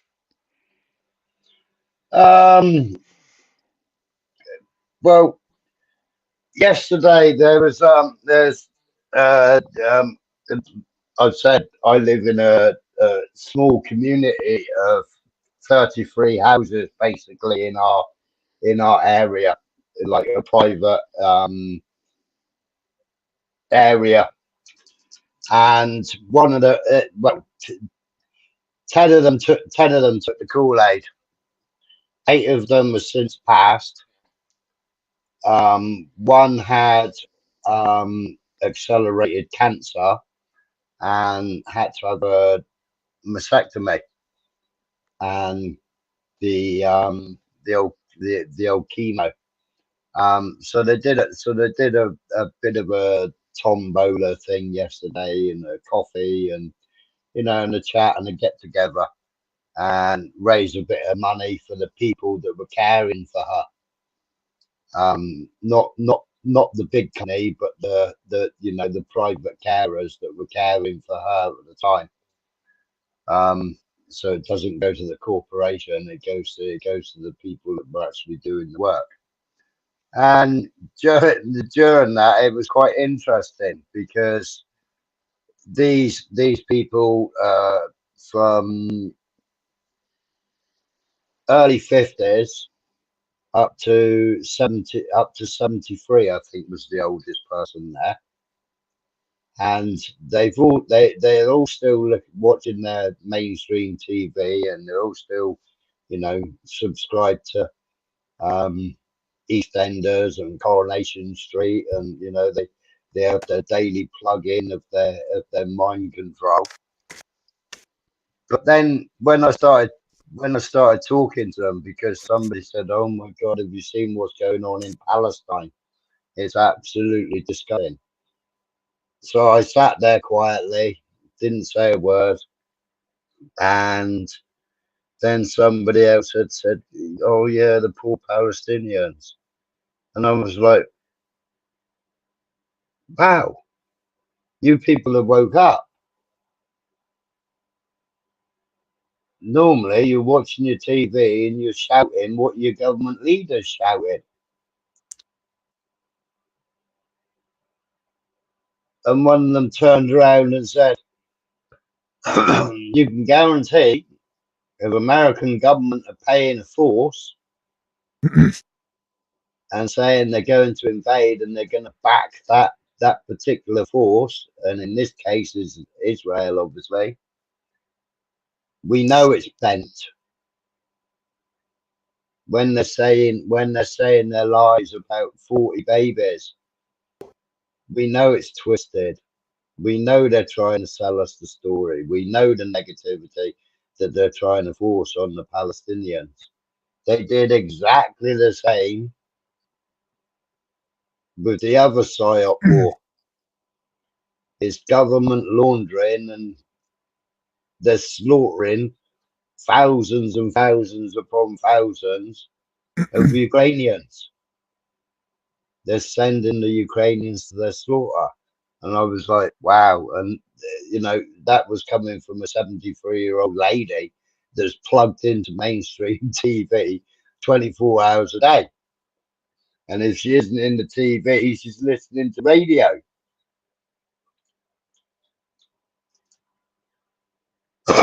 So are you going for your booster? No. We should have realized what we realised years ago, anything the government is doing for us is obviously bad. Right. 100%. And seeing Decades my ago, friends, should have realized that. yeah, and seeing my friends that shared a car with me all suddenly pass away, and they only had one thing in common. I'll never take what the government offer me again. You know, here's an interesting question. I wonder this all the time. Why do people think they need a government? Why do people even want a government? Because people are so used to having hierarchy. People are so used to, from an early age, you're nursery school, you've got the nursery teachers. Then you go to big school or you go to primary school. Then you've got the teacher, and then you've got the big boss, the headmaster. Everybody's scared of the headmaster because the headmaster is going to punish you. Well, The teacher can say, scared of is one thing, but I don't hear most of the lemming class talking fear. I hear most of the lemming class talking advocation. yeah, they allow it, yeah. And that's my question: is why do people at all want a ruler over them? Why would anybody in their right fucking mind want a parent after they left the Well, fucking you've got nest? it's the same. It's the same in business, isn't it? It's the same. It's the same in, you've got the class of people that can't think for themselves. They can't do for themselves, and it's been an experiment. Many Having many times. having a ruler doesn't solve that. No, but It makes it worse, if anything. It's been an experiment many times over. I mean, I've known some pretty bright people.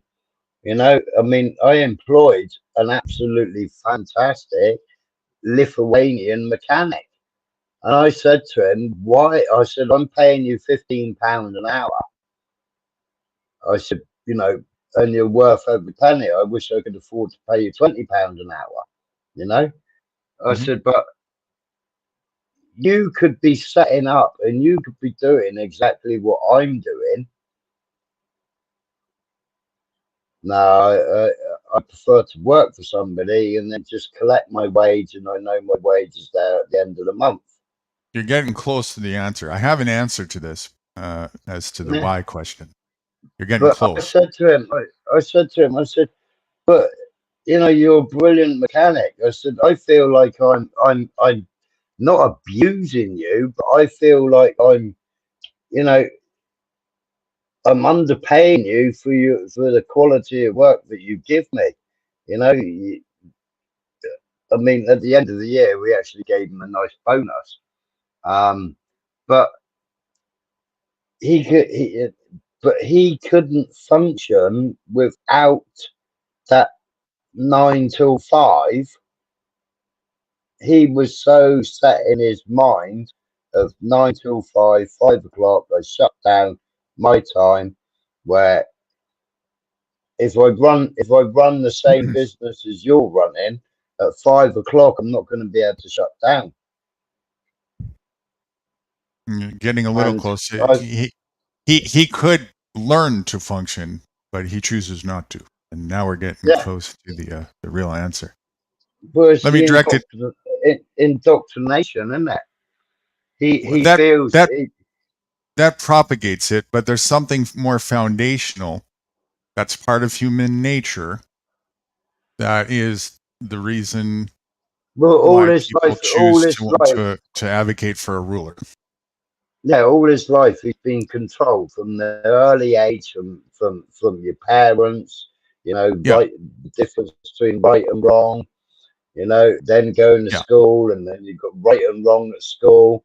You've got a leader standing in front of you, reading from a book.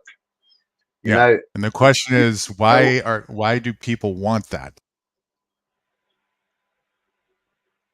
Why? Because people sat into a routine, don't they? Why is that routine something people sat into? There's something foundational.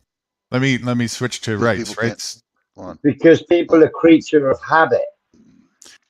They are, but there's a little bit deeper than that. What about our nature in our habitual ways? What aspect makes it so that people choose to go in that direction? We have to depend on government Because because we don't know how to. Why do we think we have to depend on government? Why would that thought Because even enter somebody's mind? people are dumbed down. They're completely dumbed down to the fact that they need somebody to make order and make control in their lives. They feel like their lives are going to fall apart if they try and control it themselves. Right. Well, what is it about human nature that that reinforces that? What is it in human nature that reinforces to make people believe that? There's something in human nature. But if it wasn't there, it wouldn't matter. Hold on, guys. I got a Because scope here. Oh shit. Because we're all slaves. That's the outcome. But without this part of human nature, this wouldn't happen. And it's not stupidity, because intelligence is something that can be chosen and developed. This is on a very basic level. People just don't want to get out of their comfort zone. There you go. And what is it? Why? It starts with an L. I'll give you the hint. Lazy. You're lazy. Lazy. That's what it is. People want to be spoon fed. They want somebody else to do their laundry. That's it. Yeah, spoon fed. Yeah. And they complain and bitch and moan when they don't get spoon fed enough. And when they see somebody else getting spoon fed with a bigger spoon and a little bit more meat on it, they bitch and cry. Why is he getting more than me? Instead of taking responsibility for themselves. Yeah, I had that all the time. Learning how to self-rely. That's what it's all about. I used to get, he's not English and he gets more money than I do, wages. Why? It's because he does more work than you. Because you didn't learn how to be self-reliant away from the monetary system. That's why. But he's not English. He comes over to the UK and he steals the English man's jobs. Why is he stealing? Are you working for me? None of the animals depend on the monetary system. No. They do just fine. Well, they're still under the laws of the jungle, aren't they? And so are we. Well, no, we're not, because everybody's browbeaten. Trying to shelter from the laws of the jungle doesn't result in not being under the laws of the jungle. It doesn't shield you. It makes it worse. Well, look what they did, right? So World War II. So, right, all the women now learn farming. All the women now grow fruit and vegetables, and we grow food, and all the women look after the animals, while all the men go to war. And then you had all the men that were like fishermen that would then, they didn't go to war because they had to carry on catching fish to feed the nation that didn't go to war. Okay? Then years later, the government said, oh, no, you can't have that allotment there. You can't go and grow vegetables there. And they told the farmer, no, you can't have all these people coming here and growing vegetables. Why? Why Because have if they you allowed? do that, then I can't get you to do my laundry for me. That's why. Exactly, and I can't feed you the poison that I put in your food. That's right. Or I have to go to greater distances to make that happen, right? Which means I got to hire outside of my agenda. You're working outside of my agenda. You left the roost. Get back in the roost. Only a fool stays or goes back in the roost. Acquiesce in fear. That's what fools do. That's what cowards do. Yeah, then you get in like certain villages, certain areas, you know. You get the people that turn their garden into a bit of a land, and then they have the chickens, you know, and then they have a little stand outside their address where you know people can come and buy eggs and buy what they've grown in their garden and what they aren't saving for themselves. They're selling to the general public, right? And then you get some rich person from London that works in government or works in banking, or you know, and they decide, do you know what? It's lovely in the countryside. I want a countryside retreat. I'm gonna buy this property down here, and then when I buy it, I'm gonna moan about the smell of cow poo. I'm gonna moan about your chicken going cockle doodle or your cockerel going cockle doodle doo in the mornings. Yeah. I'm gonna moan about your chickens pecking all day. Your roosters are encroaching in my bedroom. Yeah. And it's like, you moved to the countryside, muppet. You thought it, but you know, it's like, don't enter the field because you the could try bull the moon. Yeah. And it's like, you know, you're complaining about London, about the smog, and you're complaining about the, you know, the rat race in London, and you wanted a getaway. Now, these people have lived here for generations. Now you've come from London with your suit and with your Mercedes, and now you want to control your next door neighbours, you know, or your neighbours that live in that you want to now try and control them. You're complaining to the council, you know, because they've got vegetables or they've got people stopping outside buying vegetables and eggs and they've got chickens and you're complaining about it. You need sapping because that's the vision that you saw when you decided to move to Cornwall. So you need slapping, you need your bags packing, and you need the boot up your ass, and you need being sent back to London. But oh no, there's another property going up for sale. So you're going to tell your mate Joey over there for him to come and move. And then there's two of you now that are going to complain about these villagers. And then there's three of you. And in the end, the villagers can't afford. And the village just, you know, it dissolves to this pack of suits that come down at the weekend or come down for the holidays, but they've decimated the area. Oh, if we give you X amount of money, will you put a wider road in? Because our 4x4 doesn't fit down the road. So, hey, Mr. Councillor, can you you know build a wider road? But they existed in Cornwall for decades until these suits have decided to move down here. That's what capitalism does. Yeah. There's no logic. Capitalism is the end of logic and morality. That's it. And so you can't have it, your cake and eat it too. It's one or the other. Well, the council started saying no second homeowners, and you've got to have ties or local ties. You can't, you know, because you've got all these second homeowners that buy a big property. That's got a big council tax on it, but because they only occupy it for 2 weeks of the year, because it's not occupied and it's classed as a holiday home, they don't have to pay the taxes that we pay.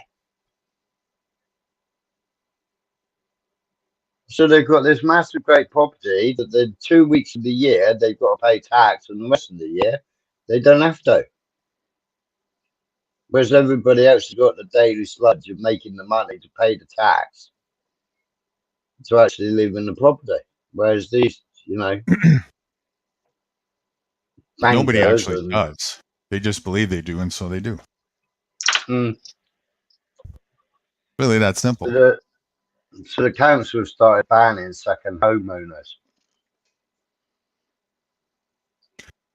Yeah, well, if you believe that somebody has the right to tell you what to do in life, then you deserve to be told no, you can't, and you will be. If you're that foolish in life, then you'll be played like a fool. What's going to get me is that when then all this shit happens, when they get their house taken away, or we start eating bugs, or they start taking our fiat money away, people are going to go freaking nuts. Then they want to, get together. But no, they'll just, loot, steal, whatever they can do. Until it's gone, which will be very quick. Yeah. Oh yeah. And then That'll they just eat each other, and then it's over. Yep. That's it. Cannibalism. Fortunately, my island is too far off the coast for people to swim. They're too fat and lazy,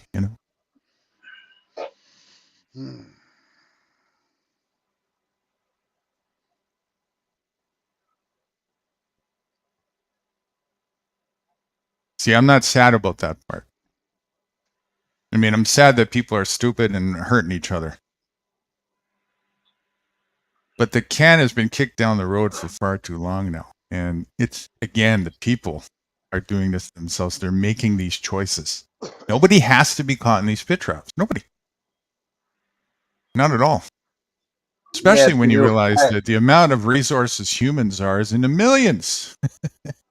And it only takes a few little people to cooperate together, and what can be done with a few people together is quite monumental. I participate and see it all the time.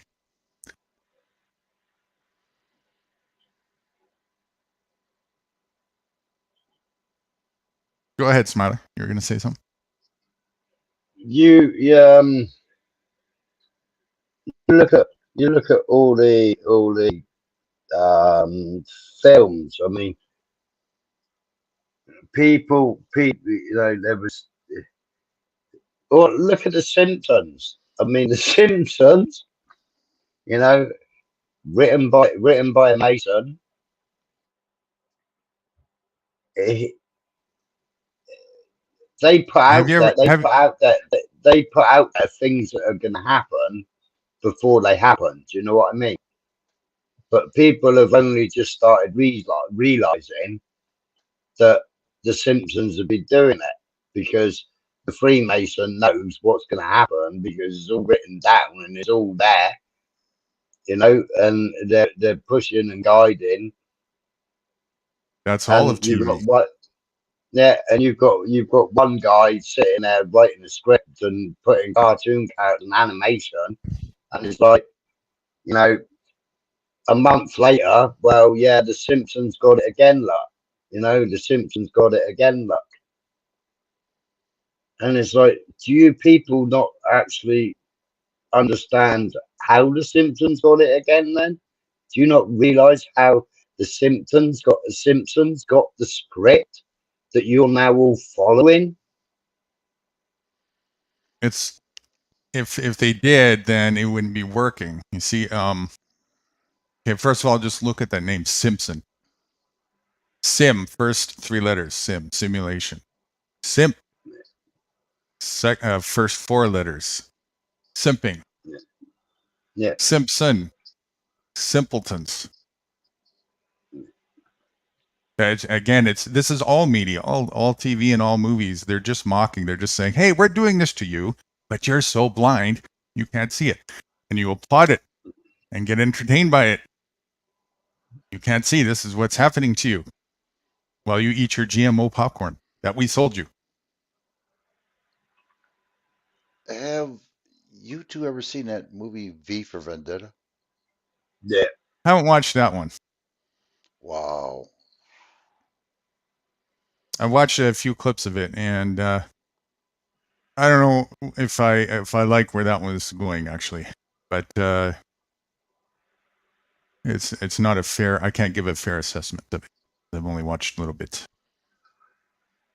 I was going to copy it and put it in backstage, but I figure I'm going to see how many people would like to watch it. I know some people have watched it, some haven't watched the whole thing. It has a lot of new guru to it, you know what I mean? In certain Like peeking aspects. under my Yeah, wings. but it's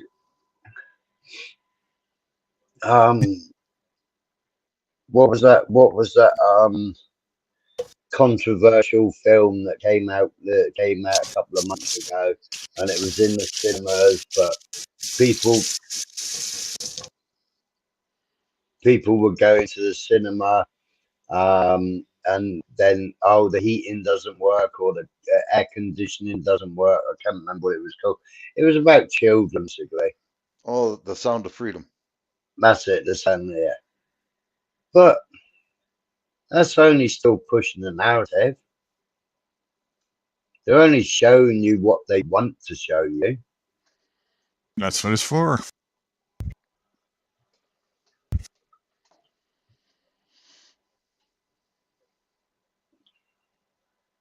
But only a fool falls for it. You see. So there's a maxim in law, and I don't mean man-made law, just in natural law, the way things are, a real law. It's like in It's just the Maui. way it Why? is. The maxim is let he who be deceived. And it's not an You opinion. It's just the way it is. you did that film earlier on, right? So it was really good.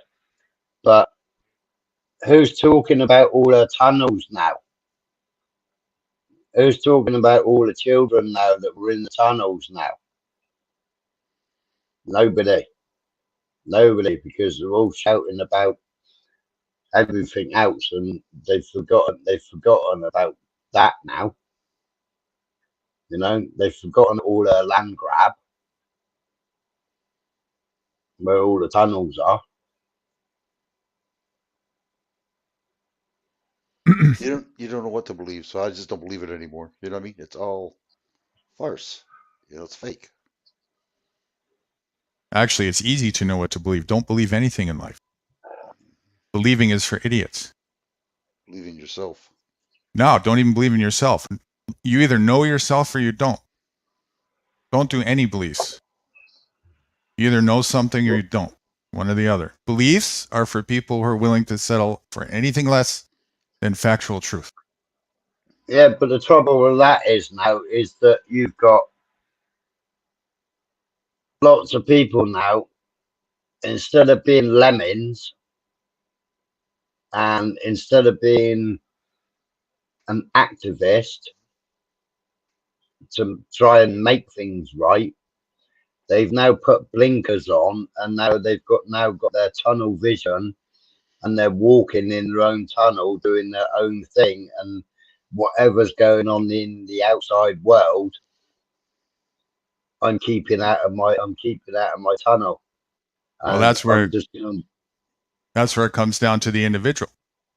Whether or not yeah. an individual, such as yourself or anybody else, ask the question, is that going to be a reason why you choose to follow that lemming class?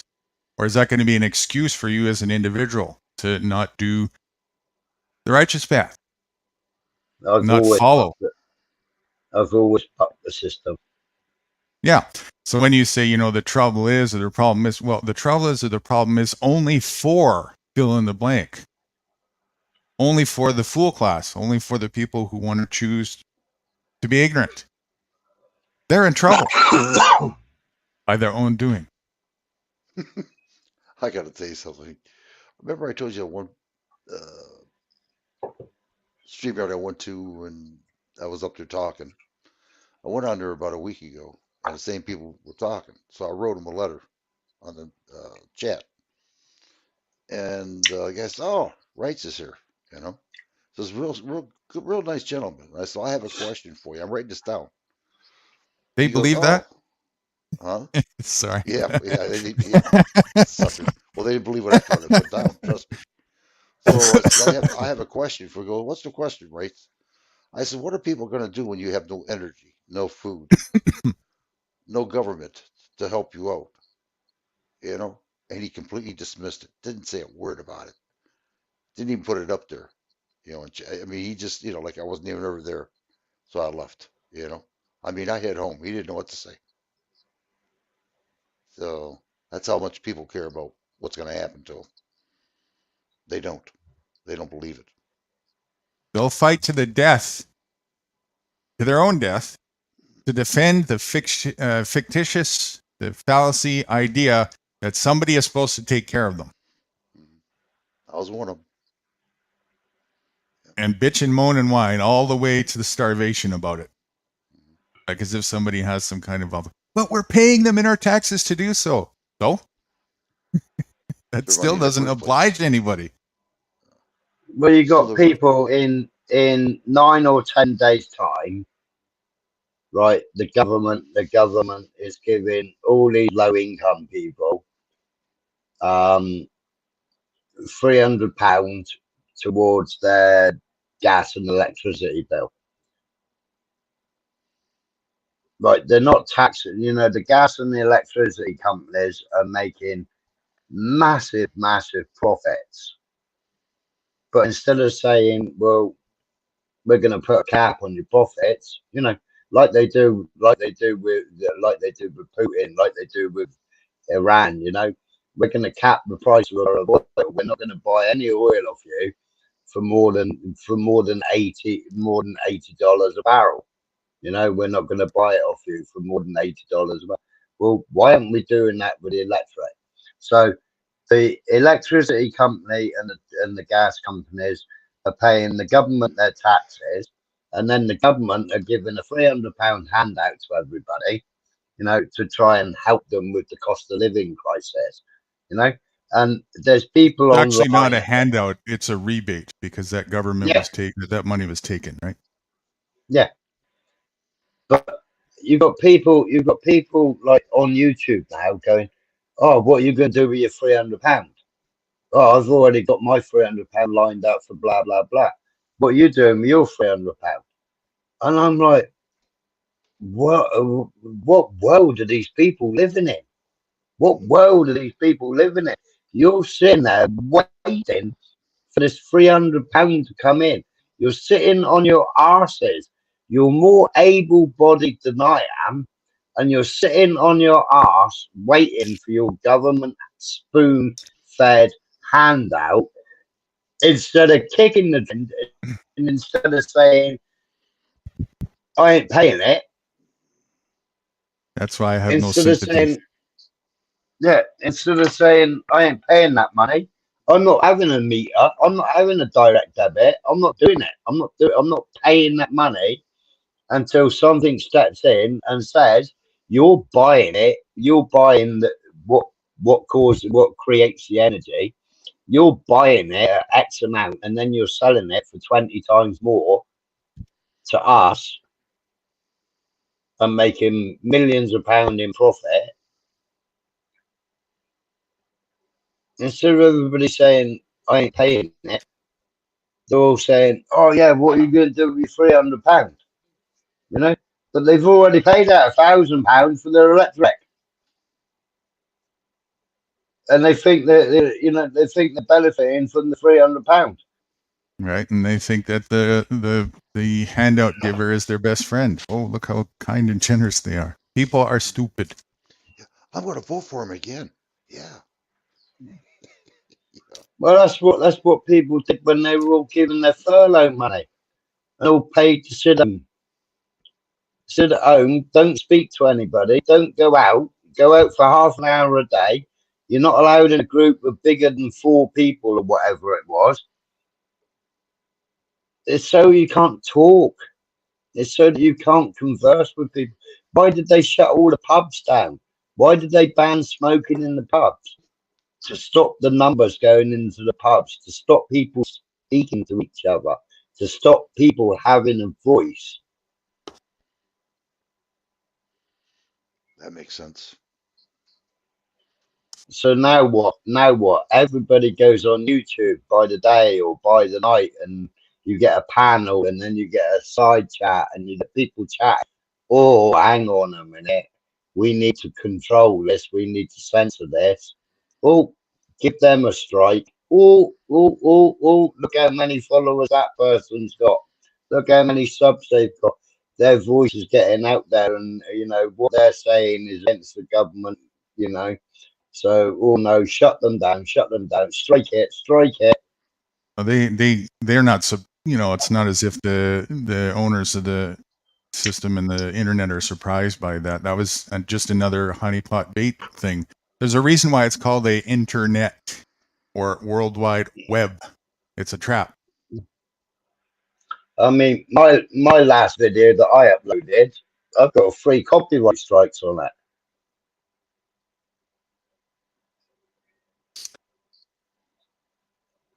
Three copyright strikes.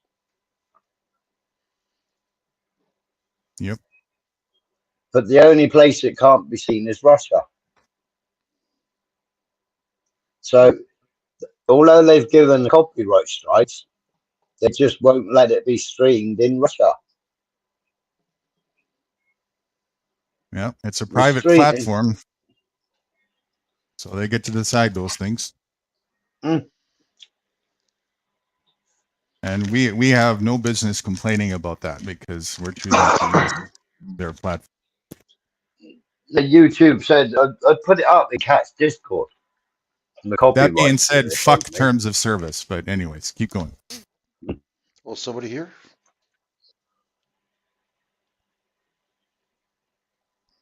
Sorry, say again, right? Oh, I thought somebody was here. I don't see anybody. Okay. I was in the kitchen, but well, I don't see. Yeah, I mean, just the amount of people that we get just doing this, you can tell they don't care. They just rather do chaos, talk about somebody. It's just right. So ignore the ignorant. It's not worth it. Yeah, I know. It's not worth it, right? Yep. The owner, the ruling class, they want you to be annoyed and frustrated and waste your energy on that. That's perfect for them. They're sitting there rubbing their hands together going, another one. Not to be confused, though, with propagating truth. I could do that all day long and never get tired. I just don't have any expectations or interest in people who are focused on being ignorant and have their head in the sand. They can go get washed away by the tsunami. It is what it is. There's plenty of other people, though, that are actually genuine with an interest and want to do at least something, Those are the people who are worth the attention. Hopefully it'll come up one of these days, like Similar Hair did. And I appreciate that, Similar. I'm glad you came up. Well, there's even a few in our little vicinity, Sweet Leaf, what's his name? Fitness, quite a number of people, actually. And this is just preliminary stuff, just totally preliminary.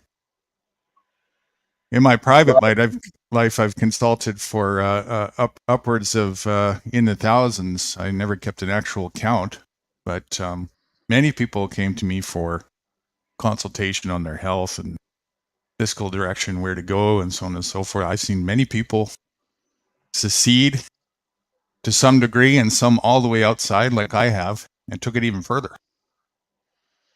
And then also there's a whole world out there of people who did all of that and were born and raised in alternative societies, if you want to call it that. Wouldn't even call it a society because the whole stereotype thing is part of the problem. They just live according to nature, as Smiler would say, closer to the law of the jungle. They're not trying to dodge the law of the jungle. They're not trying to hide from it. They cooperate with it, and they do excellent.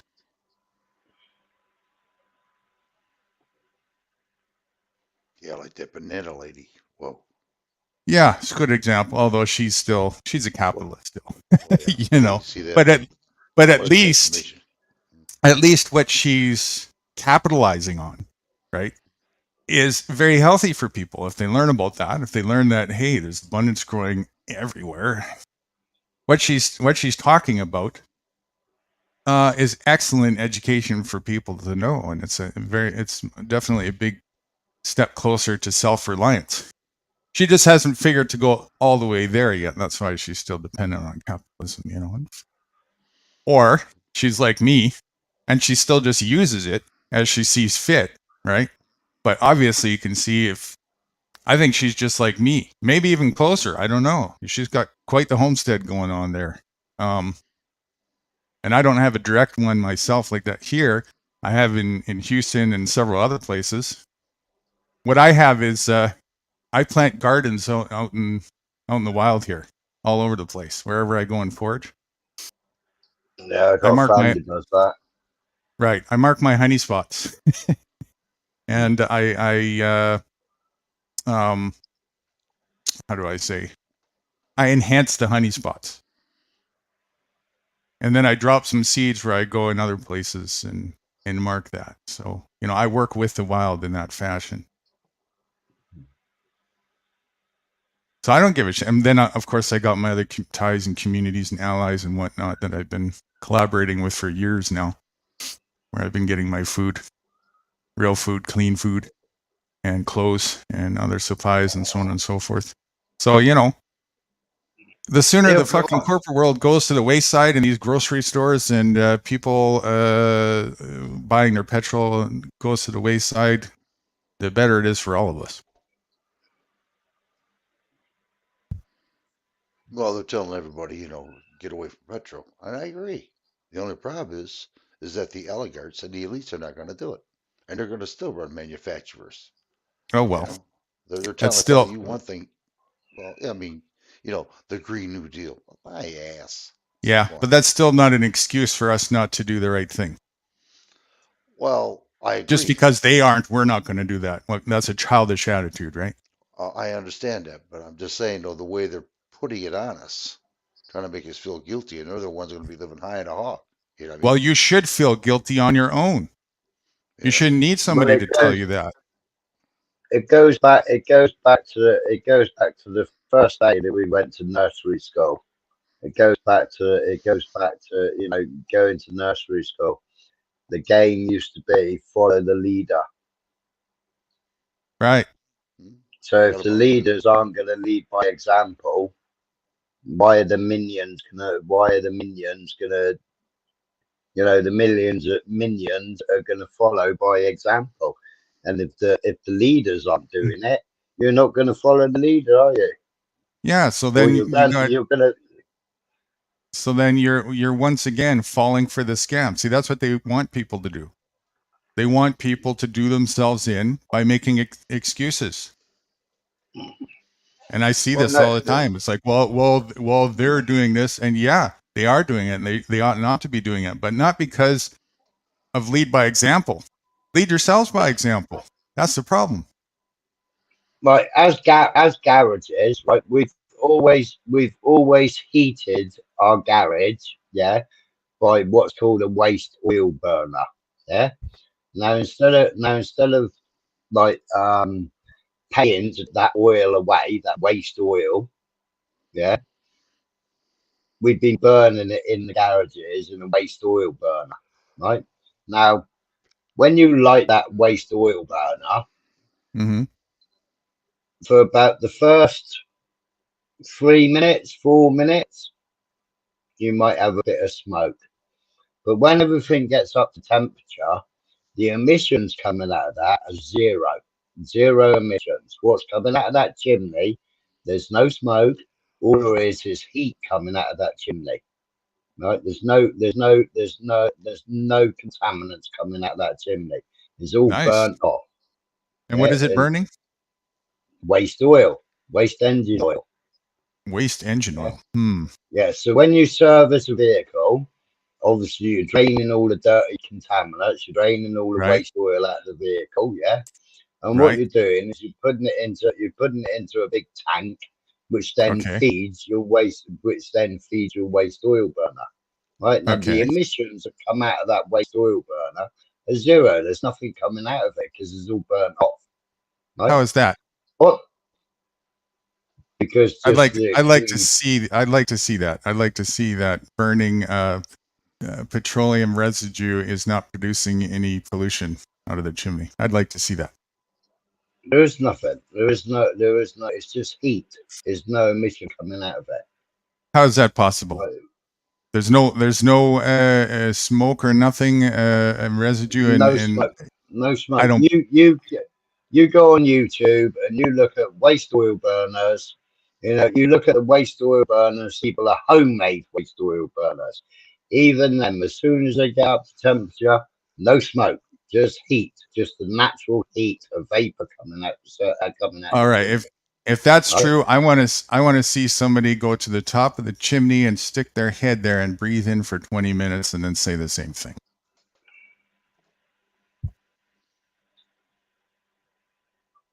Then I'll start buying something. It's a fact. It's a fact. There's no emissions coming out of it. It's a fact. Nothing's impossible unless there's more factors to that aren't at the present conversation. But just by logic, I'm not buying it at the moment. But anyway, right? They've now banned them. They're now saying you've got to pay £2,000 a month. Jeez, oh man. To burn that, to create heating in your workshop, you've now got to pay. What's it called? They brought in smokeless coal, so coal that doesn't smoke.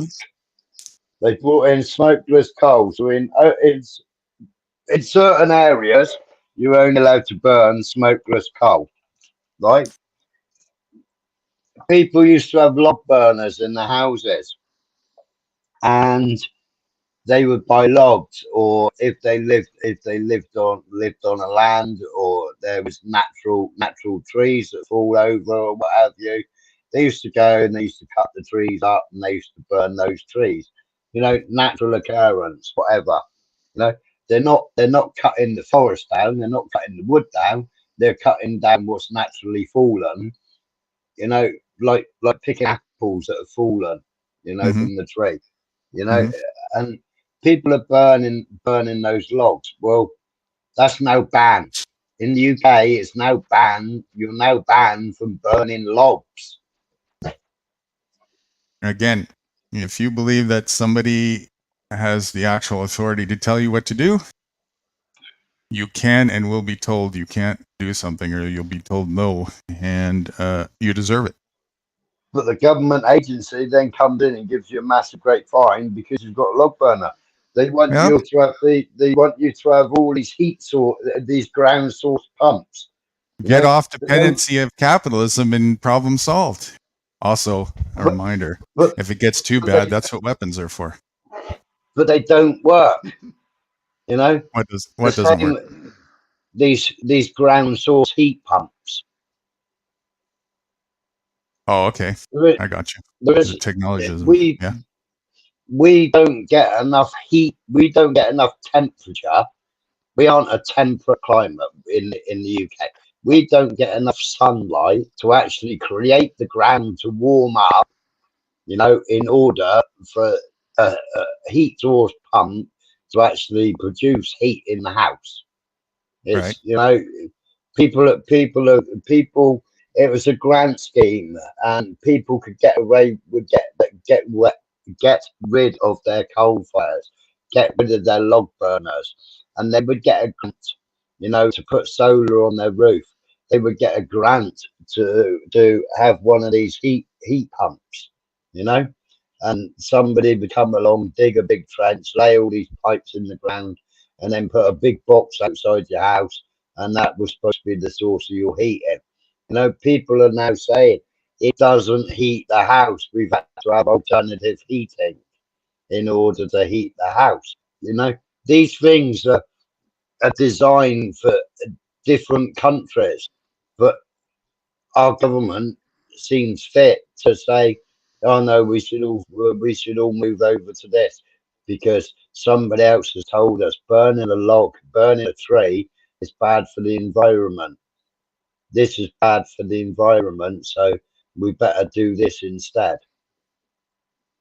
You know, it doesn't work. It doesn't work here because you haven't, you know, the old solar systems just weren't man enough to give you what the grid gives you.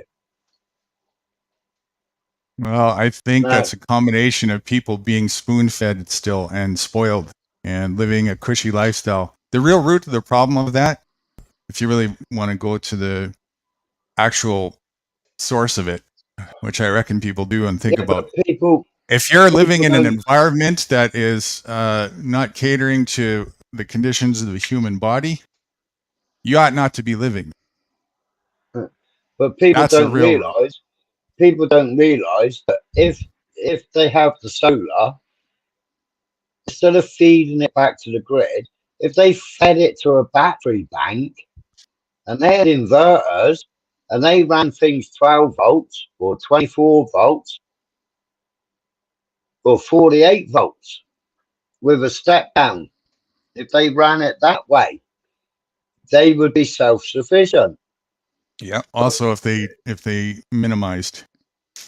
But they're fed the bullshit that you take out a 10-year loan, we'll give you £2,000 towards it. You take out a 10-year loan, you have solar on your roof, we'll give you a check every month for what you haven't used or what you haven't produced, and your electricity bill will be cheaper. Yeah. Yeah. I sat down with the guy. We had two lovely roofs at the farm. I used to lease the property. I sat down with the owner as well. I said to him about putting, you know, they're offering this blah blah blah, you know, and it's, you know, you're gonna have all these solar panels, blah blah blah blah blah. We sat there and we worked out the life expectancy of the panels is 10 years. Those panels won't actually be paid for 20 years. That's some So shitty panels. you're signing up to a 20-year debt to have solar, to pump solar into the grid. Shitty But deal. yeah, and Shitty I panels. sat there and I quizzed the guy, and I said, look, I said, in the workshop I fit solar panels. I said, my solar panels are better than your solar panels. I said, my solar panels produce more electricity than your solar panels. I said, that's just rigged so that the person that decides to have that on their roof is signed up to a debt for 20 years, and then they're never going to see their money back, because even though you're drip feeding them a little bit, they're still, in the end, they're still paying out more money than they've ever made from the panels. The Yeah. idea of having the panels is that you make and save money. Well, the way you're selling it with the government backing, they're going to be tied to a debt for for 20 years. I said, no, mate. I said, sorry. If I want to put solar up, I'll put my own solar up. You see, this type of stuff would never happen if people did their homework. And that goes back to the reason why people don't do their homework is the same reason I said in human nature is the root of all of this. People are lazy. That's what it is. People are lazy. They don't do their homework. They get wrapped up into this. But another thing that's very important, the financial aspect, it should not be the forefront reason to go energy self-reliant. To be self-reliant should be the forefront of the reason. And of course, to be more healthy if you're doing it, if you're making healthy choices, you know. I said to the guy, I said, right, you're doing the calculations, you're doing the figure facts and figures on your panels, right? It's a southerly directed roof, X amount of panels. That's what they produce. That's how much sunlight they'll see during the day, or how much UV light or whatever light they're going to see during the day, and that's what they're going to produce. Now, here's a better panel. This is the panels that I fit on vehicles. I said, now you calculate that, you work that out for me, and you tell me which is the better panel. Now, you also tell me if that's what these panels are going to be producing, if I'm putting them into my own battery bank and I'm running inverters running into my house and I come off grid, now tell me what I'm saving. I haven't got the figures for that. I said, but it's easy enough to work out. And then the owner of the house that I used to lease because it was a farm, the owner of the house said, well, we ain't on the grid and we save thousands because we used to live in this house and we know what it costs to heat this house. We know what the electricity bills and the gas bill. And we had a Rayburn, you know, and it was oil. It was kerosene. It was a kerosene fed Rayburn. Okay. You know, and every 4 months or 5 months you spend £1,000 on kerosene, you know, to heat the Rayburn that then used to heat the water. That's But insane. the Rayburn used to open all the doors in the house and it used to heat the house. You only had one radiator and that was only an expansion tank basically. But it was £1,000 every 4 months, so £250 a month on kerosene. That's insane. Hmm. Well, again, people get what they deserve. Well, it's like here in the States, our grid system's terrible. I mean, it's just dilapidated. They put Not if you own the shares in it. yeah. What I do I sound? refuse to admit nor deny whether I do. Wow, I don't like you, Guru. No, it's So every bad. time it breaks down, it's that's money in the bank. Because I got shares in a construction company too. You see how this works? Mm. Yeah, I got shares in Lloyd's Bank. Now, prior to the collapse, those shares, I mean, they went up in value, and you would get a dividend every month. You'd get a check, a dividend payment for the amount of shares you own. You know. Then you had the big collapse. The shares were worth nothing, and I think I had a check. So a couple of months ago, a check for about 12p. You know, they're actually back in profit again, and I think I had a check for 12p, and it's like, what am I going to do with that other than frame it and put it on the wall? Yep. You know? That's why it's a Ponzi scheme. So just make sure if you're going to play the game of hot potato, be one of the first ones to buy and sell a hot potato. Well, that's what I did with British Telecom. I bought £300 worth of shares, I think, at the time. I had 300. I looked at my money and I thought, well, I can spare £300. So I buy £300 worth of shares, and you were buying the shares at something like £1.80 a share. So then you became, because you had 300 shares, you became a board member, and you could go to the posh swaggy dinner and dances if you wanted, and and you could pay into the scheme a bit more, and and go and rub shoulders with the rest of the shareholders, etc., etc. And then I looked at the shares, and the shares went up to £9 something, and then they went to £10.20 a share, and it was like, sell. I want to sell my shares. So I sold my shares, and I bought more equipment. which I made money on that equipment. Right. And I sold my shares, so I was making, £8 something a share profit. Mm-hmm. A couple of months later, they crashed and they was down to £4 something. Right.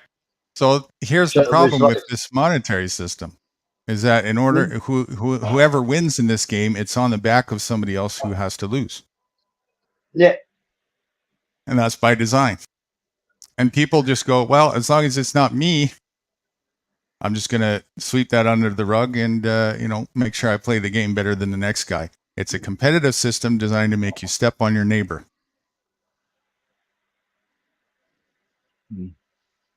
Excuse me, I Mr. go, Joe Cool. Mr. Joe yeah, Cool's Joe up. Cool. Oh, good morning. What's up, Mr. Cooley? Great videos, Mr. Cooley. You did confuse me being Joe Cool UK. I thought I've never subscribed to a Joe Cool UK. He came late. He missed all the good stuff. You got to rewind to the beginning now, Joe. All the good stuff happened already. Well, Pat told because I was on the He's phone. always. Go ahead. I was on the phone to Kat last night. And she said, "Oh, right." I said, "Where's Lights lately?" I said, "I've seen he's put a couple of videos out today." I said, "But I haven't seen the live streams." And she said, "Oh, I was speaking to Nuddy earlier, and he said that they're doing a live stream tomorrow." So I said, "All right." I said, "What time's that then?" She said, "Well, what time is it there?" I said, 9:30 at night, and I was yawning. And she said, "Well, if you go to bed now, by the time you wake up, they'll be live." So She's right. She said, I reckon they'll be going live in UK time about 7:30 in the morning." So I was like, ideal. So I set my alarm, woke up, looked at my phone. Yep, you're online. He says, "I am Joe She, Cool, USA. she I was heard gonna. they're a British Joe Cool. Is there a British Joe We Cool? well, Oh, is according there to a him, there British is. one?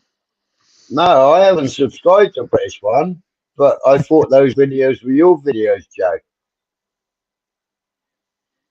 You better come up here and defend yourself, Joe." We have a loose Friday schedule at the moment where the plan is every Friday we go. It's a rough time estimate, but we also practice the law of the jungle, so there really is no time. Anything can happen. You never know. Last week it was sporadic. Did we go? Was it 2 or 3 times last week? 2 at least. I don't remember. 2. Yeah, oh yeah, it was 2. 2. Yep. Yeah. Well, it's nice And to have some It's nice to have some stimulating conversation, because all the UK YouTubers, what they all seem to be doing is falling out amongst themselves and just causing a divide all over the internet. Being the problem. And, yeah. And it's like, why are you all making videos about each other? And why are you all attacking each other? And, you're not looking at what's going on around you. You're just causing a distraction. Yeah. It's not just the British. But it's not just the British. Whoever's in charge of you lot is doing the job right, because you're all falling out amongst yourselves and forgetting about what's going on around you. Yeah. Yeah. And not talking about what's going on around you.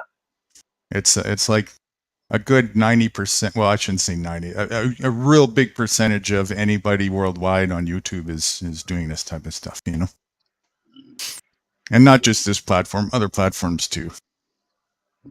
It's the Lemming class is doing it. I put video out, and I've got so much hatred because of that video that I put out the other day. Joe says, "Let me wake up a little bit." No, you got to come up groggy. I came up groggy. I came up in the middle of a deep conversation. This is the panel of slant eyes. You must participate. And you well, after you're awake and all rise and shine there, Mr. Cool, writes you might want to put the panel link in there for him. I did already when I first seen him. See it right here. See it? Oh, you did. Yeah, right here. I knew that. We know, Yeah, he told we know Joe. We know Joe. He's gonna be 2 hours making a coffee. Yeah, We're all gonna be waiting for him to turn up, and then he would have forgotten that he was gonna be there. damn, he No, woke Joe. up. I like Joe. He's brilliant. Guru, 4:45. I was reading a book. Guy says freedom is having no man impose his will on you. What do you think? Freedom is when you have no fear to defend yourself from any man who wants to impose their will on you.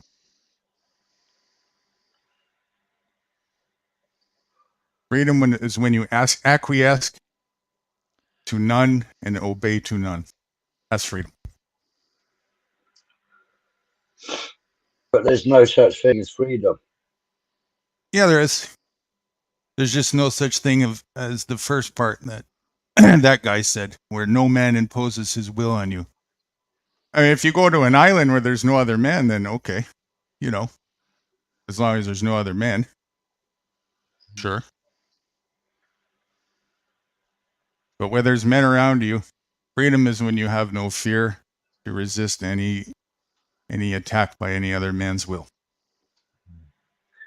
Unless you're a nomad That would be and me. you've got a natural grazing horse, or you've got bare feet and you travel by barefoot, and you make all your own clothes. You make all your own fibers. You make all your own, or you wear no clothes whatsoever. You Or you you're or you always or you you're cooperate with other people who do. yeah, but you're always the common man is always going to be tied to somebody else that produces something. You cannot survive as a sole individual. Not the common man, the common corporate slave. Yeah, but you can't. You There's can't. I was in the army. My uncle. I had this conversation with Kat. My uncle was a bit of a philosopher. He was a ex-monastery monk, and he was a bit of a philosopher. And I used to not hate going to him, but I knew that when I went to go and see him, he was a French polisher, and when I would go to his workshop to see him, he would come out with all these philosophical questions and try and get me to answer them and try and get me to wake up to what was going on around me. And he would give me examples and ask me questions, and you know and what he was saying back then when I was like young. I was 18, I was 16, 17, 18, and what he was saying then it was factual, it was truth, it was, no man can survive on his own. Oh, that's not true. I can survive just fine on my own. I need no other. But then you've got solar panel, you've got battery banks. Yeah, but that's not because I have to have them.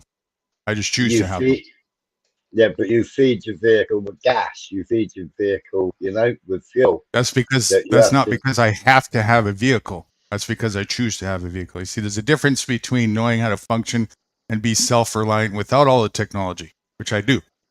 I just choose to use it anyway. And I'm not reliant. There's a difference between working with and collaborating with other men and being absolutely dependent on them. I'm not dependent on them. Just because I choose to still participate doesn't mean I'm dependent on them. There's a difference. I know how to function without all that. And that's what hardly anybody in the corporate world even fathoms or can think about. Too busy just trying to function in the dependency world.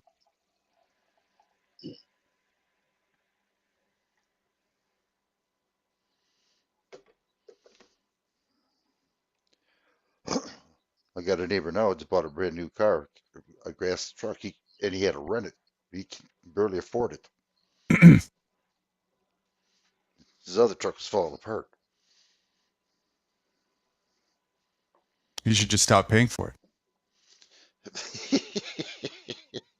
I'm serious. That's what I do. Well, they'll take that thing away from him because it's faster, Got to find him first. Yeah. But actually, they don't. There's little tricks to doing that. If you really want to beat the money game, oh man, it's so easy. It's a stupid game to beat, but there's so many different strategies you can do. We've been talking about a foundation as one of them recently. Open up a foundation, work to get its credit rating up, open up another foundation, use the credit rating of foundation A to get a whole bunch of assets, but when you purchase them, don't make them collateral-based loans. Purchase them and put them in foundation B name. Dissolve foundation A and go enjoy your lunch. Well, it's only what the government does. Pretty much, yeah. I mean, I had to learn it from somewhere, didn't I? Tell Joe not to come up. I'm going to have a cigarette, so he might have to wait if he comes up. I refuse to confirm nor deny if I use said strategy. Oh, you're going to be a panel tyrant now. You can't come up here. You need to pay your dues. Make sure he's got a credit card. He says, oh yeah. He says, okay, I'm woke. Uh-oh, Joe is woke. No. I'm woke. Oh, shit. I think hell is freezing over. Even they got Joe, too. Is he coming up? He says, I'm going to go make my cocoa. A cocoa. Going to make some cocoa. He says, wife sleep. Don't know how to make coffee.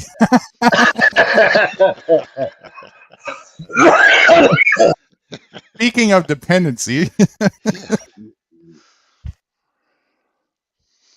Don't know how to make coffee. Where it's over. We were counting on Joe, but they got him too. He's part of the woke club. Yeah. I guess we got to all throw in the towel. Good. As he's making, I'm going to make some space. But the sad thing is, what he's saying is true. There's people that don't know how to do shit. Even the basics.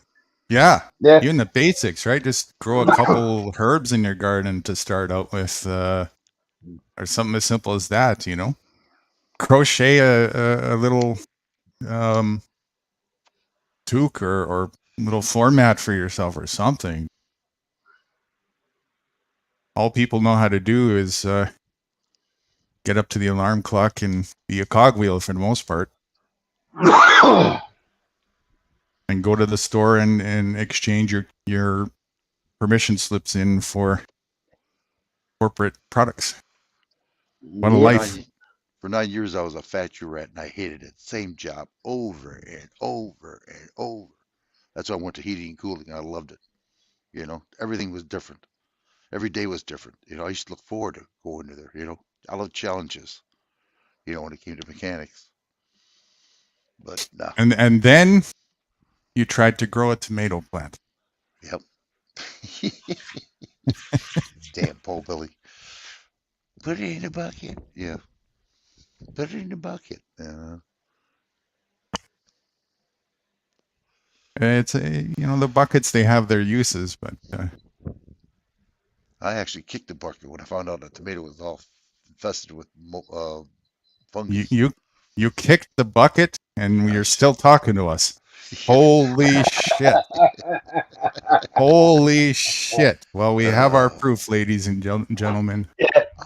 There's life after kicking the bucket.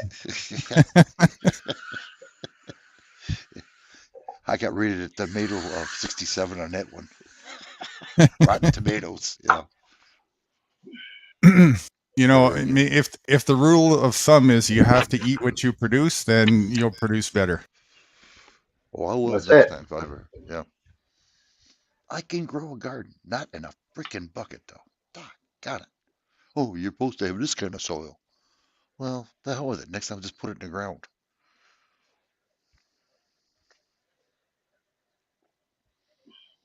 It kind of makes sense, doesn't it? You know, I mean, we do have plants growing around us in there.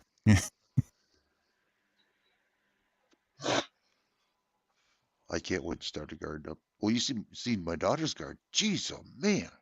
I've only seen a little bit, but I'd like to see it, the whole thing, if she's willing to Wow. showcase that. Well, I don't have it yet. I'll ask her, but yeah, it's just. I mean, you see the vegetables, how big they were. Looked like a I saw zucchini. those. Jeez, Absolutely. it took me 4 days to eat that sucker. Cucumber. 4 freaking days. Abundance is so terrible, isn't it? Oh my gosh. I commend her so much for taking that initiative. You know, and it wasn't you know, a cakewalk, I'm sure, but it's not all that hard, is it? No, she reaped the And really, benefits. right, and really not all that expensive. You know, it's not cheap when you do that, but again, that's an investment worth its while. It pays for itself rather quickly in many ways. Yeah. And produces excess.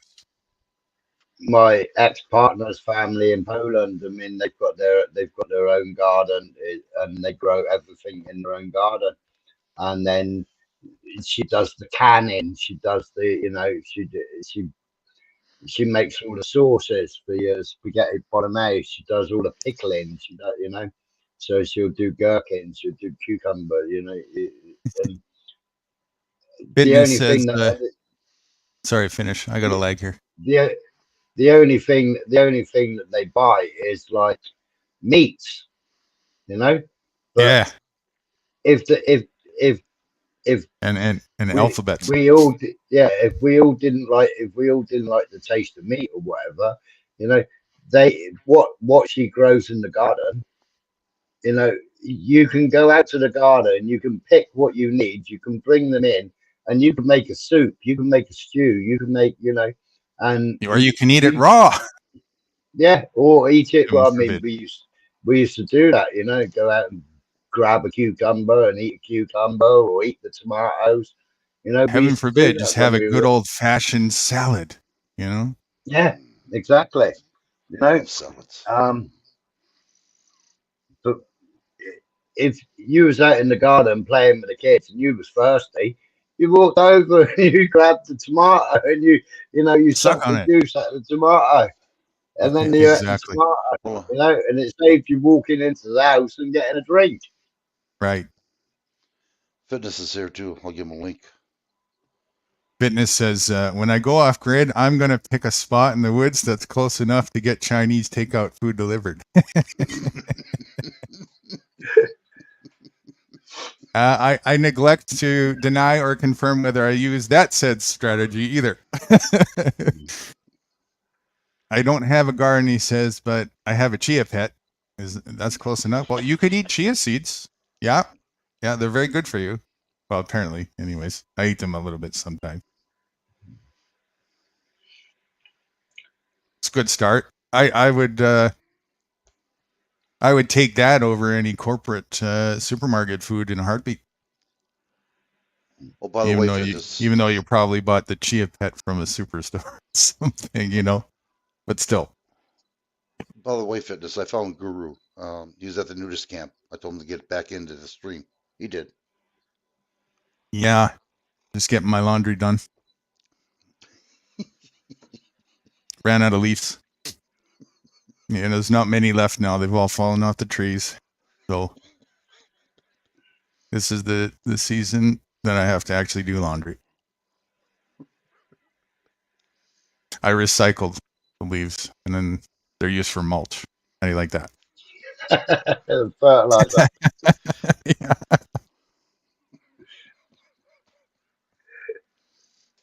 You can buy my tomatoes and be rest assured they're full of nutrients.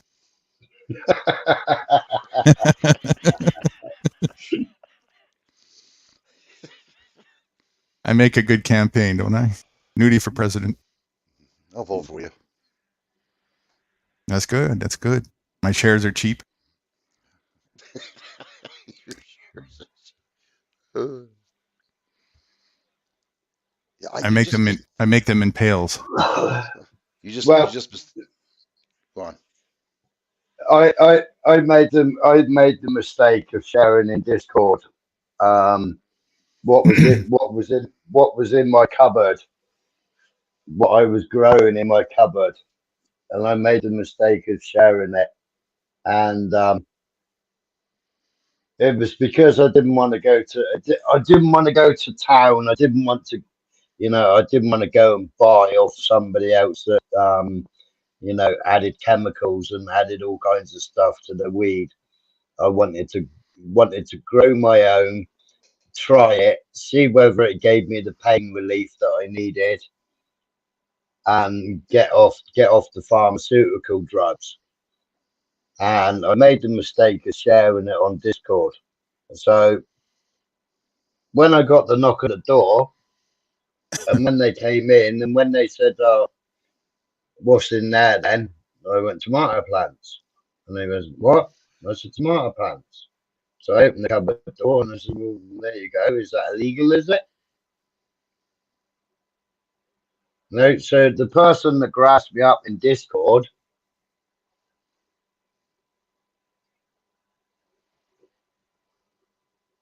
basically had egg on their face because I changed the crop to tomatoes to see how well I could get on growing a few tomato plants in the cupboard under a grow light and see how well they got on. And yeah, they did fantastic. I was giving everybody tomatoes because I couldn't eat them all.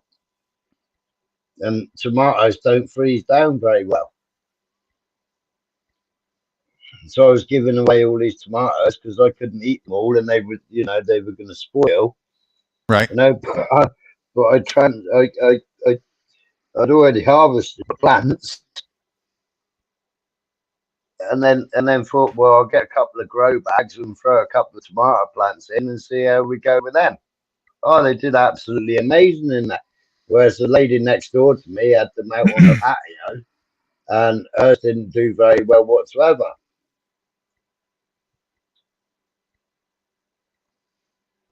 By the way, oh, sorry. I thought you were finished. Yeah, go on, carry on. Carry on. No, go on, carry on. I was only going to say mine did fantastically. Very good. Yeah. You guys Egg just on the missed a face. good video, the first one about our foods, what they're doing to our foods now. I just found out they're putting contraceptives in our foods. They're putting what? Contraceptives. Oh, Yeah. wow. It's in our water as well. Yeah. And it's also the main thing that leaches from plastic. The main thing that it does is it makes people sterile and infertile. It's also where you've got the GMO farms, not the organic farms. You've got the GMO farms, and then you've got the leaching that get into the natural water course. So what they're spraying to get the crops to grow, for the GMO products, what they've got in that, and what leaches into the riverbeds, and then finally gets into our water course. Even that, and then they add the extra chemicals to the water, and then it comes out of your tap. Yeah.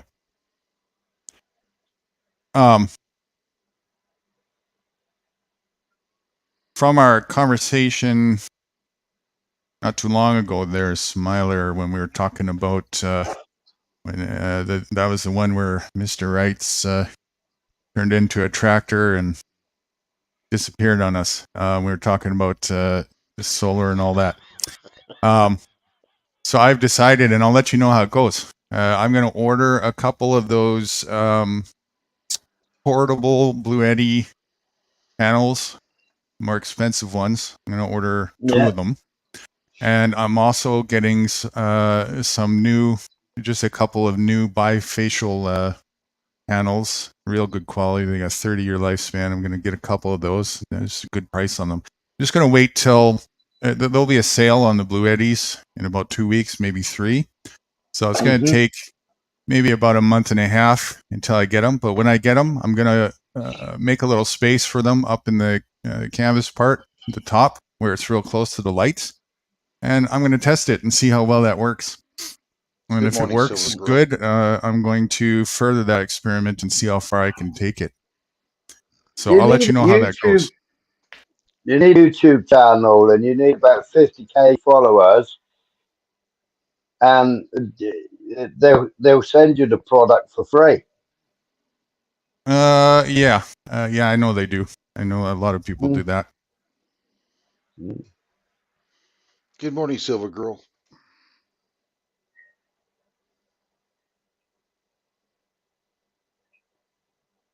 Morning. I remember that name. Been a while. I don't know if she's still here or not, but I'll let you know how that turns out, Smiler. Yep. I've had my mind on testing that out for a long time, so I'm going to get to the bottom of that. I don't know how well it'll be. You know, I'm going to put some extra bright lights because, you know, there's no such thing as a free lunch, but all up there in the top part. I have no other use for that section other than storage anyway, so I'm just going to clear that out and put those panels there. I'll test them out individually and then together in different configurations with the voltages and whatnot. See how well I can make that work.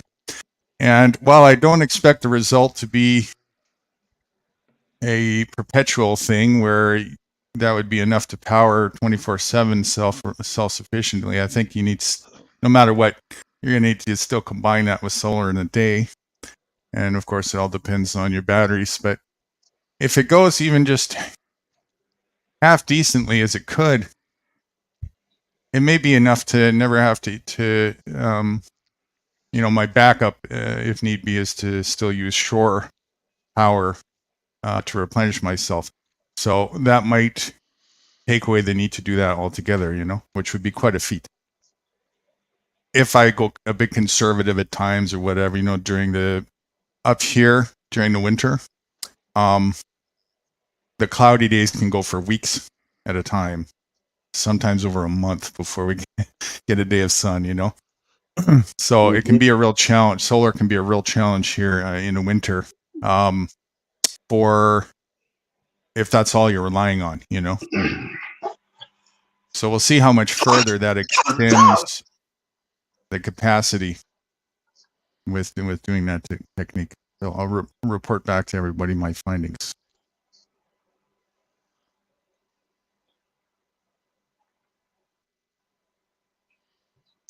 well, what you could do is let me test them out for you, and I'll give them back to you when I'm done using them. All right. Well, I'll give you the link where you can purchase some, and I'll show you how to put it together. And if it works well, I'll give the address where to send them. If it doesn't work well, I'll give you the address where you can donate. Similar. Either way, it's a win-win. Similar. This is the gentleman that I'm losing money in my foundation here, the StreamYard Foundation. He pays me $7 to show up, and $9 if I don't. I mean, what the hell? Uh-oh. Here we go, guys. The one who can see, Mr. Joe Cool, everybody. Turn on the lights, Joe. I can't see you. How you doing, Joe? Shit. I don't know. Woke up tired. Bunch of nonsense. Well, you didn't start the day yet. Reese, take two. Good morning. I can say it's still early. Try it again. Yeah. Joe, you know similar Joe Cool? No, but I remember somebody, I was somewhere and some British motherfucker jumped on me about because some Joe Cool over there in England has a really shitty reputation. Motherfucker like, hey, that nigga's American. So I just want to make sure I don't know anything on that Joe Cool. Yeah, those fucking Brits, they got to ruin everything, don't they? Fucking can't even talk right.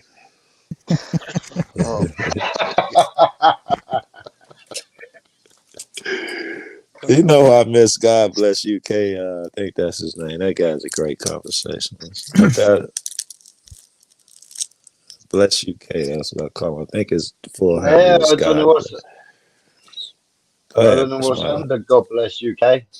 Right, and I used to see him every now and then from time to time. From what I heard, he's a little distracted in the drama these days. That sucks because that was his best point was that he wasn't interested in that shit. He liked regular conversation. That's why I like him so much. From what I learned, it was a little bit of a cover front, and he always was kind of in that, just not when he was around those who outed the flag of not being involved in that. So I think it was a little bit front. And I can understand that. What is his name? Asmar. When he first began, he called himself Asmar Audits, and all he did was go to the big auditors and tell them he has technical skills and he can help them with their channels and stream yards and shit. And then he disappeared. He said he caught COVID. He disappeared for, I don't know, a week or a couple of weeks or something. And he came back and he was full on drama, evil ass motherfucker that we know him as today. He was full on drama before that. No, I don't think so. If he was, it was like you're saying, how he hid it, from people who he didn't want to see it type shit. No, he even had that thing going on with what's his name? The two of them there, the shit show. AC. Yeah, that was going on before he got way before the shit show. Before the shit show even began and shit like that. I was fucking around with Asmar and he was fucking nice guy. Didn't do the drama shit. It was always that's when he tried to pin me for a what do you call that? A shill. He tried to pin me for a government shill. I called the projection on that, and he tried to get you in on this deal. You're right. He's a bad move, right? He's an absolute paid informant. Yeah. And Joe, you can verify it, right? Dude, I think you're a cop. Well, you got a cop written all over you, bro. Fuck up. No way he's not paid. I think some of these niggas are paid. Anybody that come in their name with audits on it and don't audit, that's a red flag to me. Any motherfucker that prefers the drama and all of that nonsense and don't even fucking watch A1 shit, that shit, anybody or foreign, no offense, Smiler, foreigners, GD, them, they seem to be, paid. Maybe because they can escape the laws here and shit. Well, the one video you had there with that Long Island audit was pretty good. Well, I like that guy. I like that kid too, man. Yeah. And he caught a lot of heat. While I was doing some research to do that fucking vid, I came across the one where he got popped on a lawfully on a sidewalk. Went to jail and wrote a letter saying he was wrong and shit. They had news coverage about that shit. So his intro was pretty rough. So I try to, baby him a little bit, even though that nigga got 10 times the subs I got. Is there any way to be unlawfully on the sidewalk? Well, not me in your world, right? I have to be careful when I'm making these vids. I can't really say the shit I want to say, bro. I'll be like, you have a Fourth Amendment right in my head. I'm thinking, what the fuck am I saying? Well, mission accomplished from my objective then, That's all I want to do is, bring that truth. And, I just want to help people too, like yourself and other people who are doing these things, realize more this stuff so that the activism they're doing can lead into even more productivity, more fruitfulness. And I think I'm a bright dude. I like to learn shit. Had I been learning this shit years ago, I'd be crushing you, Guru. Probably. I'm new to it. So I need motherfuckers like you, right? And I could soak that shit up like a sponge. I was selling dope 5 years ago this time. And, running the streets and shit. This is new as fuck to me. Now, don't forget, though, Joe Cool, where Nude's at, there's no sidewalks at all. So he walks freely. That's right. It's easy to talk shit when you live on a mountain, right? Yeah, right. It's easy to be a holy man on a mountain. Fuck the roads. Past lives matters. Fuck a road. Past lives matter. That's beautiful. That's funny. Ass lives matter. Why didn't you come up with that shit a while ago when I could have used it? I did. Yeah, I missed that one, man. And I've had so many Black Lives Matter conversations with ignorant white folk. Excuse me if you feel like you're an ignorant white person. Holy hell. I'm going to go drink some chocolate milk. Okay, join my club.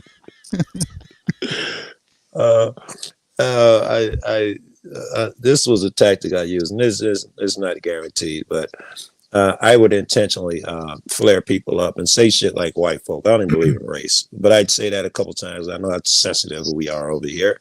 And then I'd say Black Lives Matter. And the first motherfucker that says, "Oh, lives matter," he's probably the country. That was me. That was me. I used to tell motherfuckers like you apart, bro. It speaks to something. Like if I say, breast cancer matters, no one says, "Oh, cancers matter. You're evil. You're stupid." Right? Of course, all lives matter. But the first motherfucker to say that, he speaks volumes, man, of insecurities and fucking guilt and shit. What's up, yo? But Joe, my granddad's blacker than you. I'm sure there's a point somewhere and I'm on pins and needles way money. And I'm colorblind. My granddad's African. Yeah, my mum's dad is black as the ace of spades. Yeah, I mean, you got a big cock. Where you go with this smiling? I say nothing. No, I'm just saying. I got a foot in both camps. I got a foot in the white camp and a foot in the black camp. Since we know there's no race, right? But that shit's interesting as fuck, because even among black people, I'm sure it's among all people, white people, same shit. But if you come to Chicago and see my Chicago and someone else's Chicago, we totally different, right? So like even black people don't like me. I hope that the black person in your family is a street guy, is a down to earth dude, and not some corporate piece of shit. I'm curious. I want to hear your backup to where you're going to mess with people when you do that with the Black Lives Matter thing. If all lives matters and you concur with that, then wouldn't touting the Black Lives Matters rhetoric, you would see that that's propagating the division. I see it. I see both ways. It set fire to the world, so it seems like it was brilliant, and inherent in it is a division in the name. I wouldn't have come up with it. They don't seem smart. I see both, but I just use it as a tool to find racist motherfuckers. I don't really care whether the logic is sound. I got a few of those that I use. To the first motherfucker to yell, hit dog or holler. Like if I hop up here and I say, redheads, suck in bed.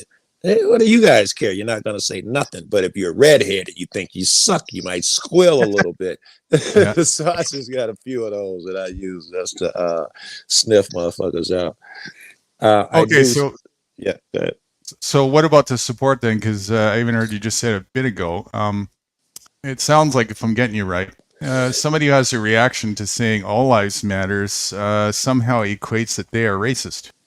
No. It's like narcissism shit, and you got to give a nigga 10 out of the 20. You got to have 10 of the 15 characteristics. Shit, that's just one. You can't determine a motherfucker's racist because of that. But I guarantee you, the blindest nigga in the room is the first motherfucker who say that. It gets insensitive, right? It's a fat white motherfucker. Okay, let's give you this analogy. Guy is in the desert. He's dying. He can't make it anymore. Water, I need water. Some fat white dude walks up with a camel full of water bags, takes some sip of water and say, everybody need water. That's dumb. That's the equivalent of what that motherfucker who says all lives matter. That's what he's doing. Of course, everybody needs water. Who the fuck is... Yeah. I think that's a bad analogy because... I went extreme. I was hoping you get it, motherfucker. I see what you're saying, because, and I get it, because what you're saying is while the black-skinned individuals, especially in America, are having their asses handed to them a little more. That's all it is. And A little they're more. trying to bring a little more attention to that. Yeah. Somebody else is saying almost like they're spitting on that idea. Yeah. More it's just that it's obvious that you're just trying to bring a little more attention. No one really thinks we're saying other lives don't matter. It's a red herring when a motherfucker brings that up. All lives matter. It's insecurity is on level 10. All right, I beg for you to be a little more objective on that. I'm sorry. All right, I'll listen. Yeah. Because I see it this way. If you're touting Black Lives Matters, like if you were to add the word also at the end of that, I'd be right with you. But it's not fire. If you add also, it's not fire. It doesn't set the world. It doesn't set the world on fire. Well, is it setting the world on fire in the right way? That's number one. Number two, is it also inadvertently still advocating for division inadvertently? It is, but like most things, it's complicated. It has aspects and of both. Nothing's black and white. So yes, but the positive is bigger, because when we did that shit, the whole world went on fire. They was over there in Britain fucking a convoy. I don't think none of that shit happens. All the new laws, the removing qualified immunity. All that shit came because we hit the streets under the name of Black Power, whatever the fuck them people name it. I don't even like them, BLM. I don't even like that shit. But that shit was co-opted in 1 week, and it became an anti-government movement and an anti-police movement. No one's thinking, I don't get no money out of that shit. Go ahead. Controlled opposition, though. The government bailed them all out of jail. Camel Toe Harris was paying for their bail.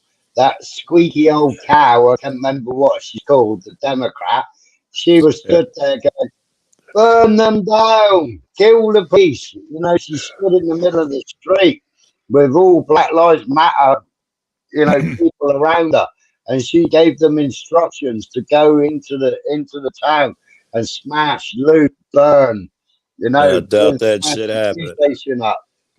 I was at a million fucking pro. Oh, go ahead. I thought you were done. Yeah. Oh, no, go on. I see it as a very poor choice of a title for protest, because, and I see that it's another bait thing, because from the other side of the fence, it just shouts out to the rooftops hypocrisy. It does. It's like motherfucker making BET. As much as we hate motherfucking white motherfuckers kicking us out. What's the first thing you do when you get power? Make our own shit and do the same shit. All black entertainment television. It's nonsense. And through the gate, it's not bright. However, what I don't think you see, Guru, I know you don't feel this. So apparently you don't. I'm going to equate it to the Israeli-Palestinian war. For 17 years, these motherfuckers been oppressed, and, taking the land, beating their ass. And I think there was a fucking false flag shit. But then then you fight back, and everybody screams that you're a piece of shit for fighting back. The Bible has a quote. It says, surely oppression makes a wise man mad. We are tired of motherfuckers telling motherfuckers we getting beat up. And every white motherfucker, even the ones that think they're cool, is going to say, it's not so horrible. Everybody's got it tough. I'm so sick of that shit. I want to strangle every white motherfucker I run across, man. Every 40 years. Let me get this shit out. Obviously, I feel passionate about this shit. You do it, brother. Man. Every fucking 40 years and less than that, white motherfuckers turn around and be like, whoa, white people were racist back then. But at that time, white people was like, there's no racism. Everything's equal. Every fucking few years, white motherfuckers think racism died during their generation, and this is no fucking different. You can't talk to these hard-headed motherfuckers, man. And you get tired of them. You want to hit something and set something on fire and bust a window. You probably hear it in my voice. I want to rip a nigga apart. I'm so tired of that shit and screaming it from the rooftops and motherfuckers not hearing you. Motherfucker, you say shit like Black Lives Matter, you set shit on fire. You get fucking frustrated, man. You know the shit ain't right. You know violence ain't right and all that shit ain't right, man. But at the cop sits on your ass so long, you want to smack them. And then everybody like, you can't hit a cop. A nigga been sitting on my back for fucking, you ain't said shit. That's what I get when I say, hey, listen, if you got anybody, especially somebody uniformed coming to, violate you physically, kill them. And, we can't do that. We can't do that. That's violence you're advocating for. No. I'm talking about responding to violence. Hello. Self-defense. What are you talking about? And I'm with you on that. I think the problem though is back to this trying to get through to ignorance. You're not going to anyways. And then there's people like me. What I'm saying is make your message about unity.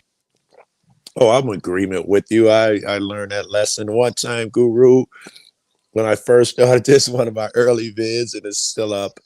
I was arguing with a cop. I was very new. And the guy says, I told him, you out here fucking with my people. Something like that. He said, your people? Who's your people? I say, black people. I feel like that was my biggest mistake in auditing. And I've been trying to, remember that's like a good lesson for you.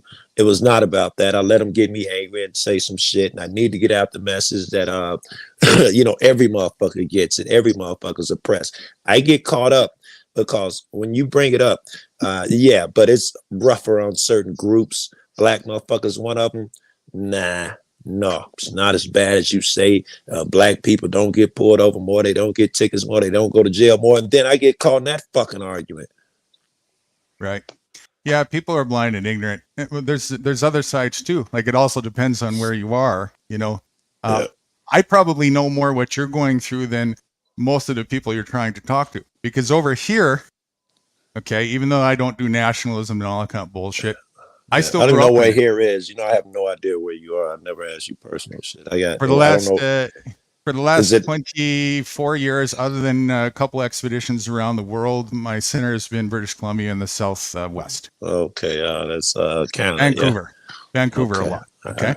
And this is very multicultural city, metropolis, except segregated very much. You got your sections over here. Gangism is just huge, right? Chinese. Really? I would have never thought of that. Oh, yes. Gangs in Canada. It just sounds like you're lying to me. Oh, man. Hi, mates. It's what it's all about, mates. I have a Canadian talk. I don't even know. Chinese over here in this suburb, Indians over here in this one, a little bit of multicultural in this one over here. There's a bit of, drug wars in that one and so on and so forth. The whites were pushed more west. And the reason why it worked is because the white man was stupid. They didn't know how to cooperate with each other, whereas the other cultures did. Sound like black folks today. They dominated the force, and so here I am. Whether I'm white or not, I'm not going to say because I don't want to dox myself. No, you're white. You're white, motherfucker. Right. Just because the way you talk. I'll just go with that. Well, just go with that. But let me tell you something. That when I first moved to Richmond in Vancouver, out to live with my cousin from Winnipeg, I wanted to get a job, and at this corner grocery store, it was Chinese owned. I go there and I stand in line. There's two other people in front of me that are ready to hand in their application, both Asian. I'm third. I fill out the application. Comes to my turn. Oh, sorry. We don't accept a white people application. Yeah. And that's a mild level of the oppression that really happens. I'm just giving an example. I shouldn't. I almost said that I did that. It happened to you. I don't, but it does give us brotherhood. My last name sounds white, and when I first got out of school, I was a fucking genius. I broke every record in the community, and I was called for all these job interviews, and they would literally tell me, "Oh, yeah, you don't look like your name."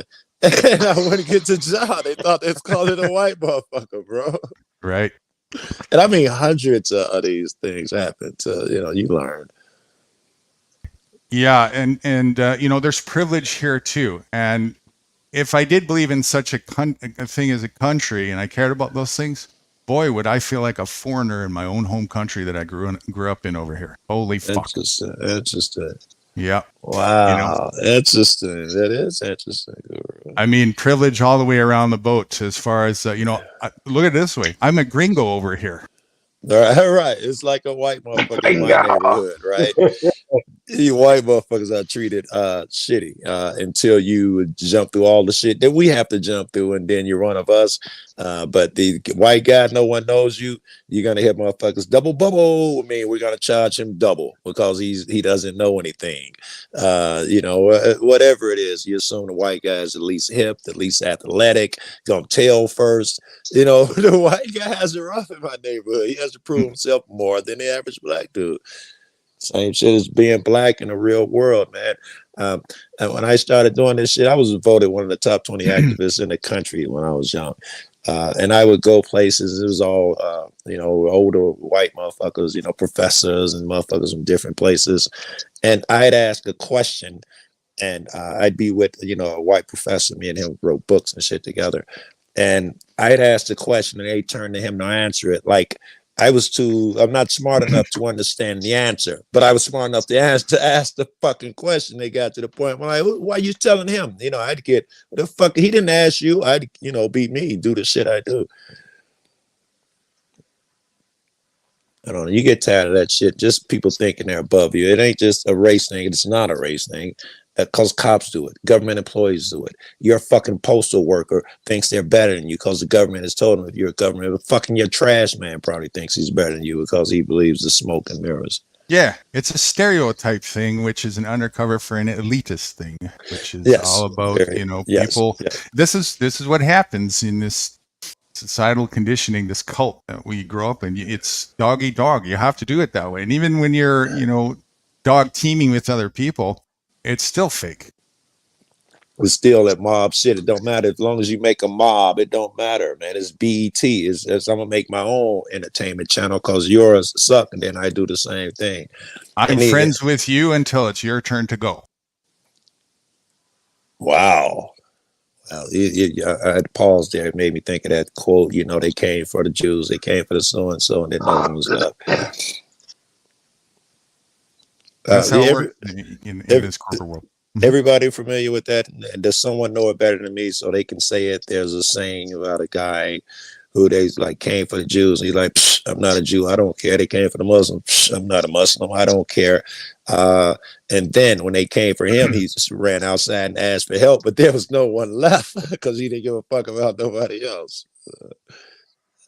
I'm sure everybody heard that story. And then, right. And then the next step is, kill the messenger, right? You figure out a little too much and you start speaking about it. Well, now it's your turn. Yeah, you might message it, might get it first. It might kill a messenger, then go kill the other guys. Yeah. That's right, because I got to send a message, right? Yes. Stop figuring me out. Ignore me. Yes. Right? Just follow my directions. That is, I think we're going to change a little bit here. I think that is the problem with fucking people, period. We all seem to be on the same scale of something, and that's a part of it. There's some people who, they spend so much time trying to hide who they really are. If you have vision, you just being around makes them uncomfortable. If they saw you see through another person's mist, then you're suddenly a danger to them. And all it takes is to build anxiety in these people, like these creeps who you talk to on panel and you tell them about themselves. You give them some hard truth and they go around making videos about you and all that bullshit. That anxiety rises up when you think that you're going to see all the shit they've been trying to cover and inadequacies they're hiding rather than correcting. They're afraid you can see them and you're a threat because you're going to expose that shit.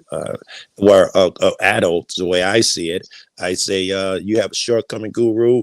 This is what it is. You're a man. You say, either I agree with him, I work on it, or I don't, and we're gonna keep it moving. But we won't argue, wrestle. I'm not gonna impose my will on you and shit. I'm not gonna make videos about you if you think I'm wrong. Fuck Guru, that naked lying piece of shit. You know what he said for fucking 3 months. Some motherfuckers is way too sensitive, and I think it come from them and their own insecurities and inadequacies, and rather than facing them, hiding them. It seems to be a problem. We can't communicate. I'll just call a spade on it. It's fucking arrested development. That's all it is. People just refuse to grow up, refuse to take responsibility, learn how to communicate, not have a pissing match. And right? it's easier in this environment to do that shit, right? Because in face to face, you have to learn, to get along with people and to communicate. But in this world, if someone, your neighbor's leaves fall in your yard, you call a policeman an armed man, and you never learn to communicate. There's a button you can push to solve all your A little problems. harder, yeah. You got to be a little bit more reserved. That's Yeah.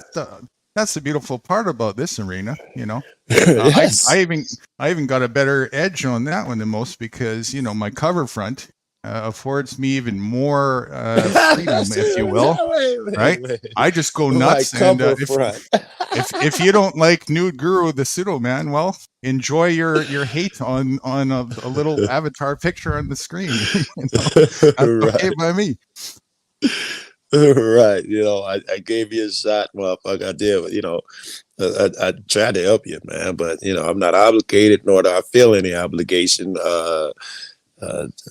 I know how you feel, Guru. Hey, I put the word out there. The world's gonna burn. I feel like that a lot. Yeah, You gotta do that with no stock in the outcome, though, right? Yes, it's important. Otherwise, your heart will get ripped. It keeps you healthy, right from you. Right? Yeah, it keeps you healthy, right? Like it's a bunch. We got like people in, and everybody business. A bunch of people in the house right now, and so a lot of tempers and attitudes and shit flare. Look at what he did. Look at what she said. And I'm thinking it's okay to make the observation, but the emotion in there screams unhealthy or danger around the corner. Right. At some points, like for instance, I don't know. The dog gets in the bush. One person be like, hey, get your dumb ass out the bush. Somebody else like, the dog, he's in that bush all the time. You're just making yourself sick. It is what it is. He's in the thorn bush. You don't even have the fucking thorns. Say what you can say, do what you can do, pull a thorn or two out. But you don't have to get emotionally invested where you're fucking now suddenly you're kicking your dog and you're yelling at your neighbor and shit. Well, especially if you're really trying to get somewhere with things, that's your first clue that you're not having a conversation. The person is having a conversation with themselves, right? And yeah. They're not open, they're not listening, and not to really be wasting your time. Sound like talking to police, right? They come to tell you what they have to say, not to listen. Most generally speaking. They come to tell you they have an objective. Listen, that guy's out there filming our cars, kick him out our lot. And they come out there to do that, not to hear whether it's right, wrong, what the law says. They don't hear all that shit. And if you start talking that shit, I come to argue with you, man. You can't be here, blah, blah, blah. It's a one-sided conversation. Yeah. I came to personify it. I think this is a great lead in to where I was thinking we ought to make this stream go. After you made your last video there, I don't know if you got my comment or saw it in your thing, but the very last line you said, great video, by the way, and great topic too. It was about authority. And the very last line that you said there is there authority? Is authority legitimate, basically, if you haven't done any crime? Right. And I think that's a topic for discussion on panel in its own right. Yeah, I thought that that was me spoon feeding the children, right? Me and you, it's clear.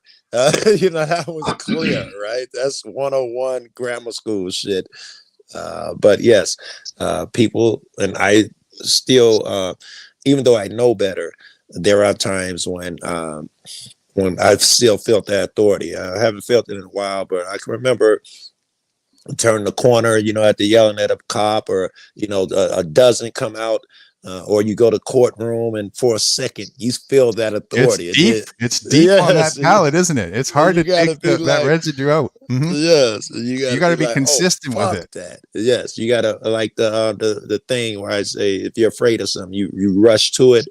I know when I feel fear, I rush to it. And the same thing with the cops. If you watch my early vids, because I've been watching some of them for different projects and shit, for shorts and shit, I had to watch a lot of my early shit. And I'm walking up and I'm saying, you niggas ain't gods. You know, that's what I was just learning, that you're not what I was told all these years, bro. Everybody still has that nonsense in them. I'm afraid when I go to court, I'll believe their magic. I'm used to the street shit with the cops. I don't buy that anymore, but I'd have to relearn that shit going through court, and every cop watcher has to do that shit. I'm gonna. Let me say this. I do have an advantage because growing up in the ghetto, you get arrested a lot and you don't have a fear of going to jail. I only make a call when I go to jail. You know, it's different. You know, I don't have that. Jail is so scary. It's not. I'm in Cook County. It's the worst jail in the world. Blah, blah, blah. Maybe not something, I don't know, in some foreign country shit. But it's pretty hard. They say it's the roughest time you can do in this country. And I've been there a lot. I've been arrested a whole lot over dumb shit. And it's not fearful. I see I'm a Gansik Press. They put him in the back of a car. Like, what about my wife and my family? What are you doing?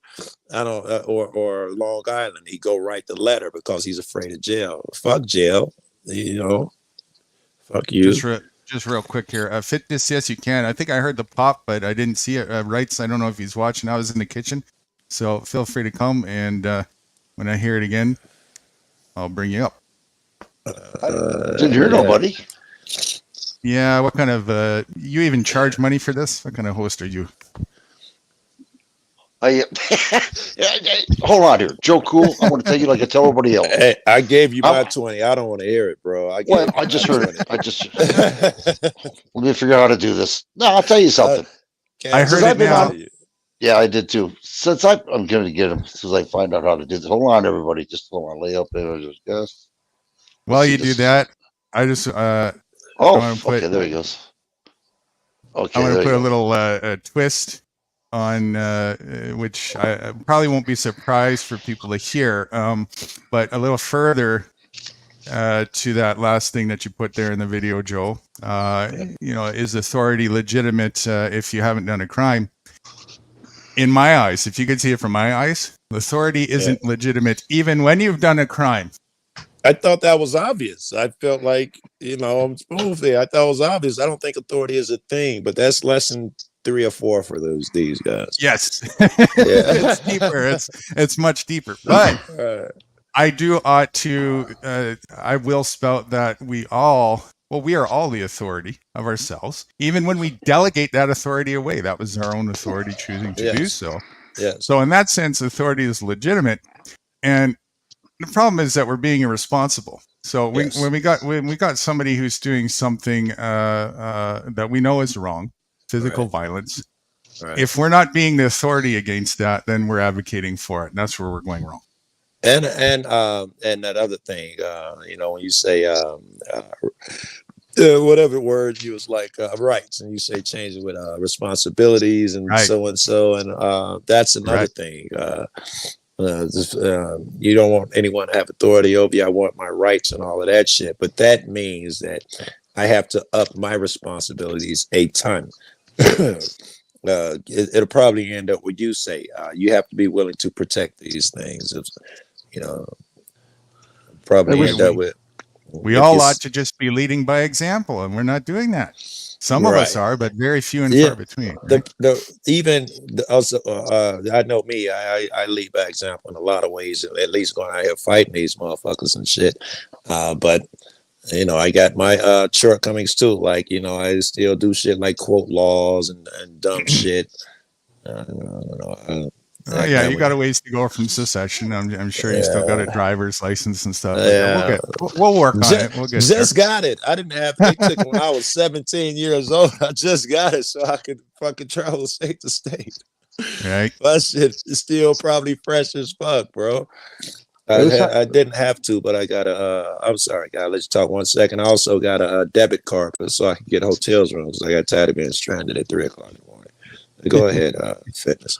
Morning, Fitness. Good morning, guys. Hey, you know, you morning, guys Fitness. Good morning. You guys were talking about Black Lives Matter earlier. 3 years ago, I was on Twitter and I saw an advertisement for a Black Lives Matter bicycle ride. So I went, and it was really cool. It was right. It was the premise of that one was George Floyd. Yeah. And then I ended up doing a total of 7 rides with them, and I never saw any violence at all whatsoever. That's here in New York City. Right. Meanwhile, the media is reporting that these Black Lives Matters events or protests are all about violence. I saw no violence at all whatsoever. You're talking to the So right cat. you helped the leaders of Black Lives Matter.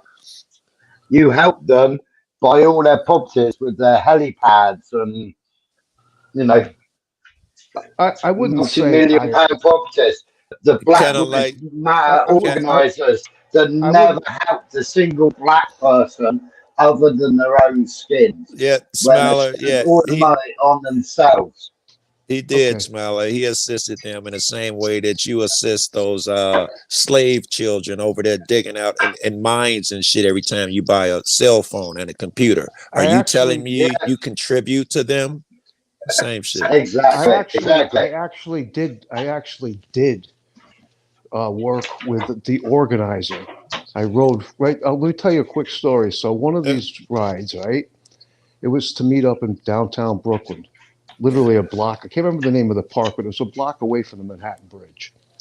So I go over there and I'm waiting and I'm waiting and waiting. They were supposed to leave at like 4:30 in the afternoon. It's 5:30. They haven't left. Now it's 6 o'clock, and all of a sudden I see a bunch of bikes leave. So like 100. There must have been 5,000 people in the park, right? Yeah. So I start to go off with that 100 bikes. We get onto Manhattan Bridge, and there's an entrance once you get on it off Flatbush Avenue. Maybe a couple of city blocks up the road, there's an entrance to get on, and I see this. They got the traffic blocked, and I see this dude on a Harley revving his engine. He's at the front, screaming, "I'm going through! I'm going through!" So I went over there and blocked him, and I said, "You're not going anywhere." So what ended up happening was, I didn't know, but there were 2 groups leaving that day, and the group that I ended up going with was the pedestrian group. Now, the reason why the bicycles went first was to block the traffic from getting on the bridge, and also to be like, once we got into Manhattan, we would break off and we would block the streets so that the pedestrians in the protest would go through without getting run over. So, long story short, I'm standing by the guy with the motorcycle.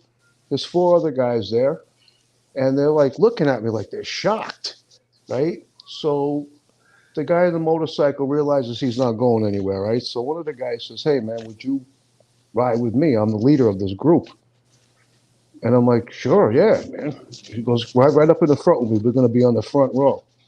So we rode back up to the beginning, the front of where the bicycles were, and we get to the top of the Manhattan Bridge.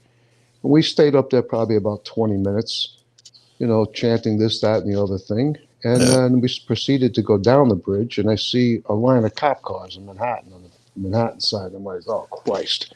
The last thing I want to do is have a confrontation with the cops. But I told this guy, I was dead center right next to him. "I got your back, man. I'm going to, whatever it takes, we're going to do it." So luckily, though, we got to the bottom of the bridge, and the cops backed down. I saw it. It was televised. I remember that. But listen to what happened the 7th time I went with them, right? So we started off in Brooklyn. We get into Manhattan. We're going down the West Street, which is used to be the West Side Highway. But anyway, all of a sudden, people start pointing at me and going, "That guy's a cop. He's a cop." Right? And I'm like, "Man, I'm not no fucking cop. Why are these people insulting me, calling me a cop?"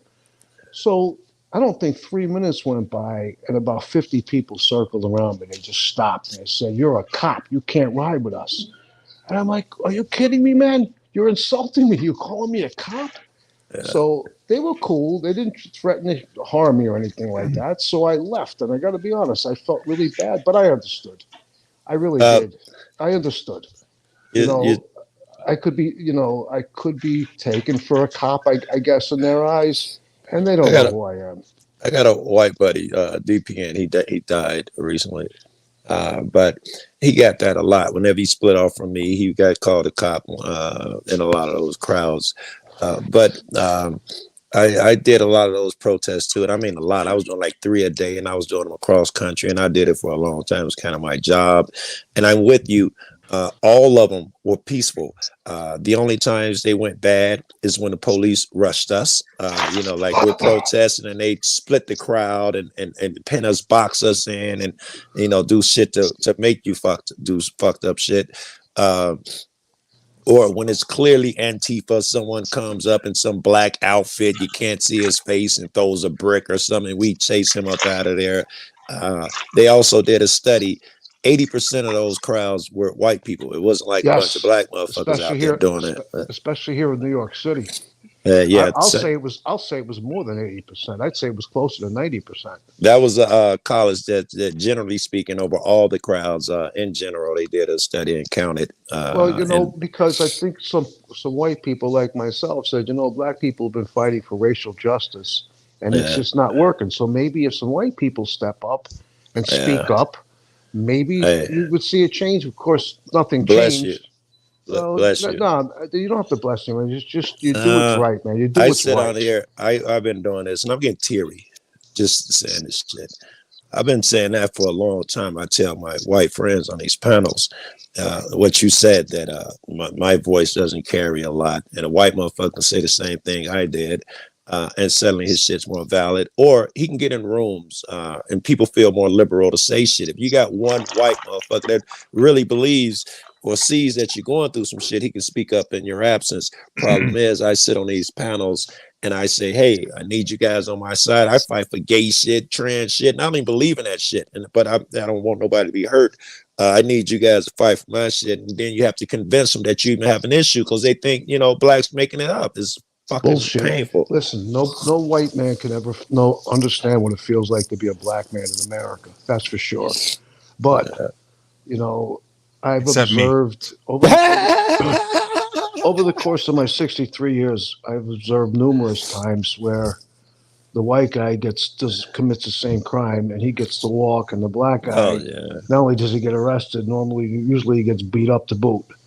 We got a thing. I'm a cop watcher, and we got a thing. I would tell people. Sometimes we go out in groups in different cities, and I would tell them about this racist shit. And of course, like everybody else, they think I'm making it up. And so we would do this thing where we'd go in the bars after we finish cop watching. We go have a beer or something, and I would go in last.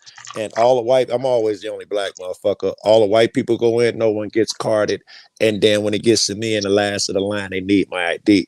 And I've had some people leave and protest with me because I'm not. No, you didn't ID everybody else. Why the fuck you got to ID me?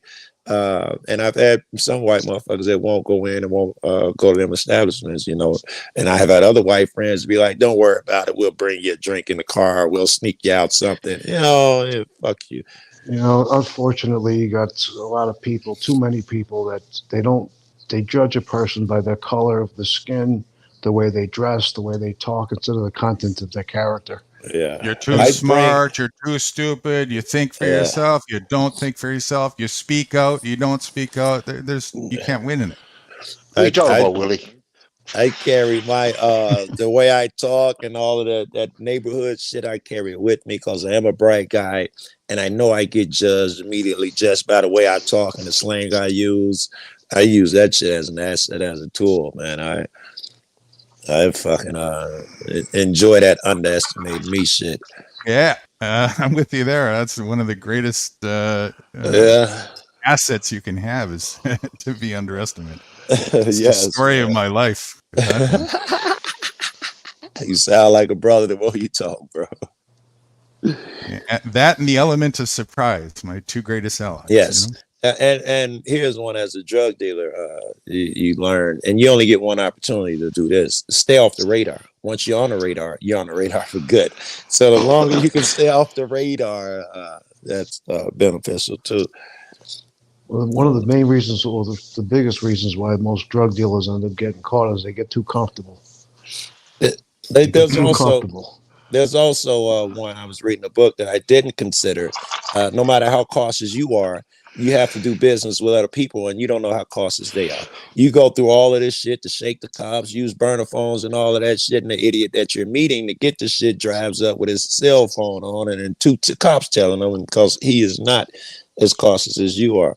So you can't, you can't really be cautious for other people, only to a certain extent. If you're getting caught dealing drugs, then the only thing is you're working for the wrong pimp. Agreed, right? What the fuck I care if some guy dealing drugs? Ain't nobody protesting outside of CVS or, some of these big pharma companies, about how evil they are because they're drug dealers, man. Once you see through the mist, the magic, and the smoke, it's like the guru just said, it's just a different drug dealer, gang banger, mob boss. It's just who you pay your dues to, king, queen. Who do you pay your dues to?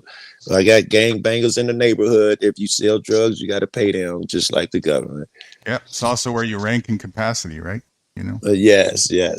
I really killed them because I was one of the early 50. How old am I? 56. Yeah, and I joined when I was 10 years old, so I know all the guys and all of that shit. But I never took the rank. They try to give you what they call make you a chief, and they give you what's called stars, which tell you how powerful you are. 5 stars and super powerful. I never took those stars, so I had all the power because I'm an old school guy. None of responsibility. I thought it was great, bro. I could call shots and shit, but when you say you're an old school guy, how old are you? 56, man. I joined at 10 or 11 years old. I was trying to figure out which one a couple days ago. I'm 63, and I grew up in a mobbed-up neighborhood in Sheepshead Bay in Brooklyn in the 70s. Same thing.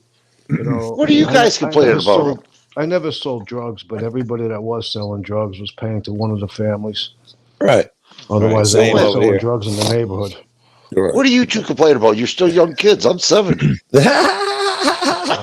So you still spring bucks, huh? I'm not complaining. I'm just saying, Yeah, and I'm a good 56, man. I'm telling you, man. I still want to. Did I hear you complaining there, Rights? I think you, as a soldier, you better get down and give me 20. Last time I did, I went through the wall. Listen to fitness. Last time we did that, we needed a new floor. Yeah, right. Broke his nose. You really broke a wall trying to do those wall push-ups? Are you kidding? No. Right. I could have. Yeah, no. On his knees, doing wall push-ups on his knees. That's how the Leaning Tower of Pisa was created, Right. Fucking Rights over there doing wall push-ups. The wall push-up is the very easiest push-up you can possibly do. There's no push-up that's easy. Don't forget the knee shit. Remember the girls at school used to do push-ups on their knees. I thought that was a cheat too. Let me tell you something about that. Okay, I'm a personal trainer. If you ever go look at my page, you'll probably get an idea of well, maybe not an idea, but you'll understand me a little bit more. Those knee push-ups, that's not girl push-ups. Those are knee push-ups. Is there such thing as man push-ups? No, there's push-ups, standard push-ups with both feet. Well, just for communicative purposes. I don't think that they're, Right. Well, no, but most men will refer to those knee push-ups as girl push-ups. Well, no communicative purposes, right? It's like saying a black dude, a white dude. It's just a communicative thing, so you'll know what push-ups I'm talking about. I don't think they mean girl or guy, for real. Well, the reality is that the knee push-up is the first regression to the standard push-up.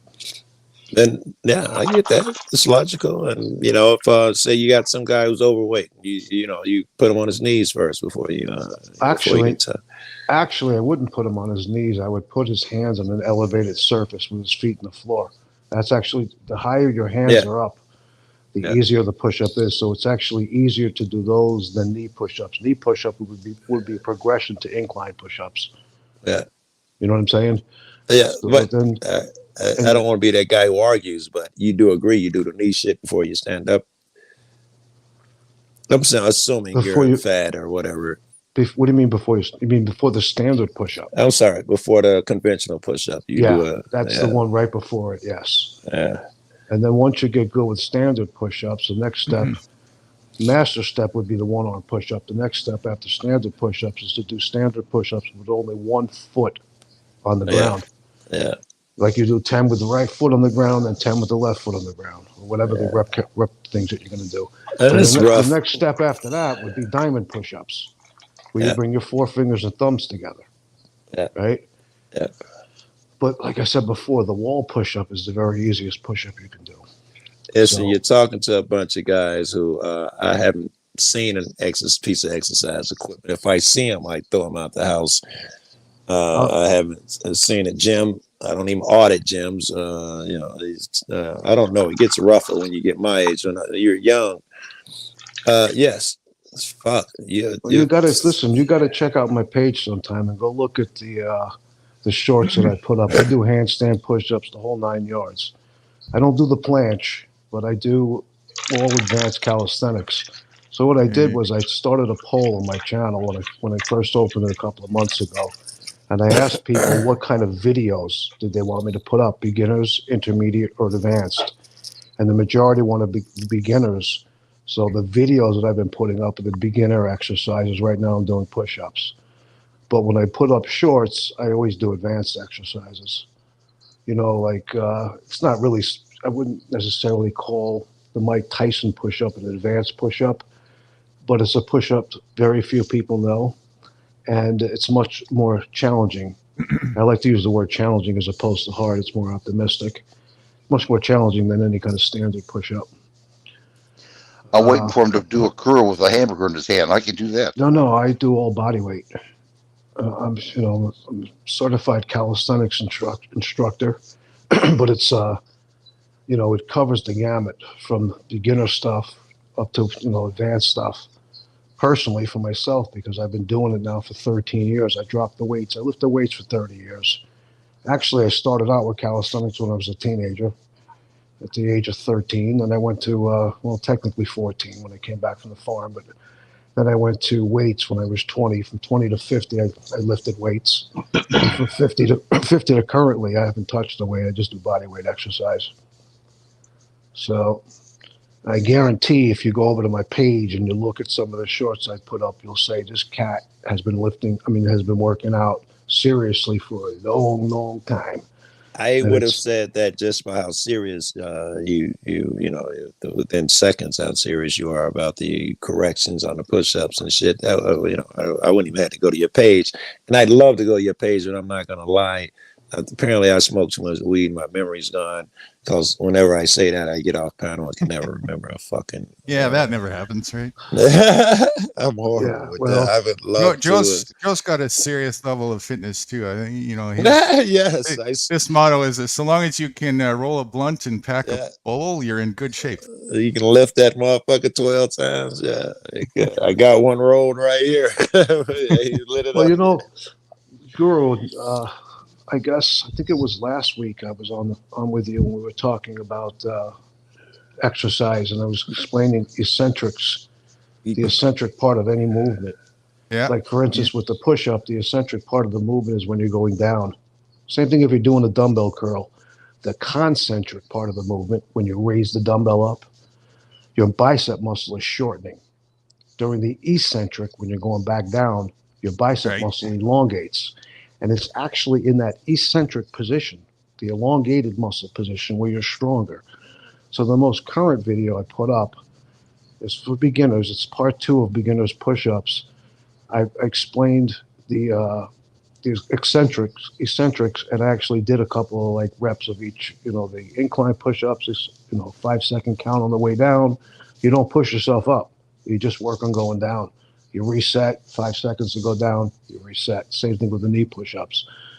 I don't think I'm going to get to 1,000 subscribers, nor do I definitely won't get the 4,000 watch hours needed, so I'm not going to get paid from YouTube. That's fine.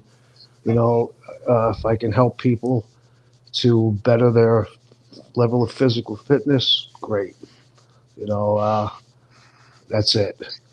That was a lesson for better performance in the bed. That's where we were going with that, ladies and gentlemen. That's one of the benefits you get. There's a myriad of benefits that you get from keeping yourself fit. But I look at it this way: while we're alive on this planet, anyway, the only thing we truly own is our bodies. While we're alive, everything else will come and go. Women, houses, cars, whatever your possessions, they all come and go.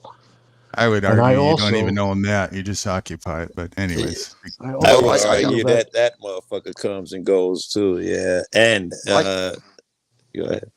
I also Fitness feel don't, that fitness people, get don't in feel there, bad. rights. I'm trying to. Fitness don't feel bad about not getting 1,000 subscribers. I got one. I had to pay for that. Go on. listen, I also I feel want a that refund, people, by the way. I also feel Damn that it. people who maintain, I feel that people who maintain some type of a level of fitness, that's a sign of maturity and respect for your body.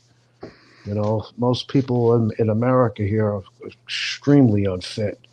It's just, it's sad, but whatever.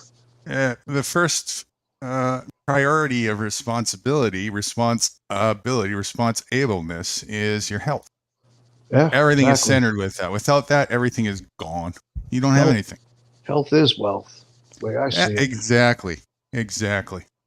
It sure is. In all senses, holistically. I learned that the hard way, but when I learned it, I went all in on the opposite direction, and that's what I discovered. That's one of those things where the wisdom comes by experience, and it's priceless. I'll never turn back. Never turn back. And you know what? Basically, the style that I use for the most part, it's not a carbon copy, but you know, I have my own things that I add in, and some of the things I subtract. But it's something called convict conditioning. It was actually developed by a convict who did like 21 years, I believe, in Pelican Bay in California. It's an extremely minimalist approach to fitness, where you just utilize your body weight, and as you get your progressive resistance by changing the leverage on your body. You know, like the hardest push up is the handstand push up, right? Because in that push up, you're literally lifting all the weight except for basically your hands and your wrists, I guess. But everything above that, you're lifting that. When you do a standard push up, you're only really pushing about 70% of your body weight. You know what I'm saying? That's what. Yeah. That's why I use bands when I'm doing push-ups. Bands is a good thing to do. But the other thing that you can do with push-ups is, as opposed to trying to do more and more, once you get to like 20 or more, that's great. You're working on endurance. But if you want to build strength, you know, you're not going to build strength. Well, you'll build a certain amount of strength with higher reps. But if you really want to build strength, you've got to do more. What do you call it? A progression to whatever push-up you're doing. Something that's a little bit harder, where you're going to do anywhere between say 6 and maybe 15 reps. You know what I'm saying? But the thing is that with people, where they get fucked up, excuse my language, but you know, like in the gym, it's all about how much can you bench press. With calisthenics, it's pretty much how many push-ups can you do. And my answer to that is I don't care how many push-ups you can do. How clean can you do them? When you're going No, down and that's your it. chest touches the floor and your elbows are locked down at the Quality top? or quantity? Quality, I'll, I'll, exactly.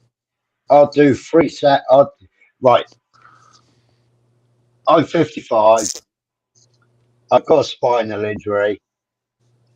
I've got medical problems. Right. 2 years ago, I retired from my garage.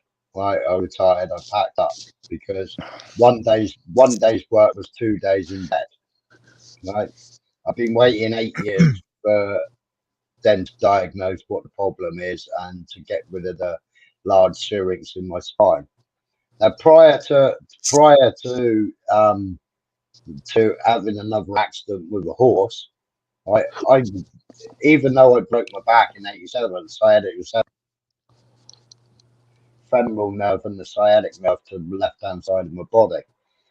I could run, I could walk, I could work, I could do everything. I had another accident which caused another impingement, which then caused a fluid explosion in my spinal cord.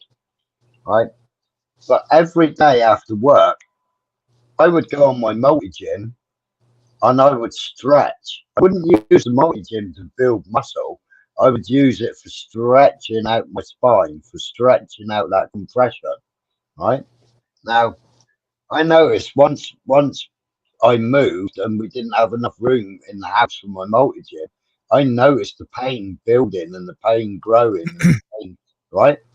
Now, 3 or 4 months ago, I thought, I'm not stretching, I'm not exercising.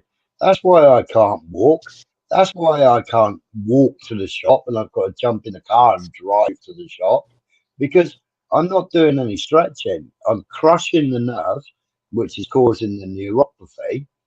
Whereas before, I was doing all the stretching exercises. You know what it's like when you get up in the morning, you get up with less pain.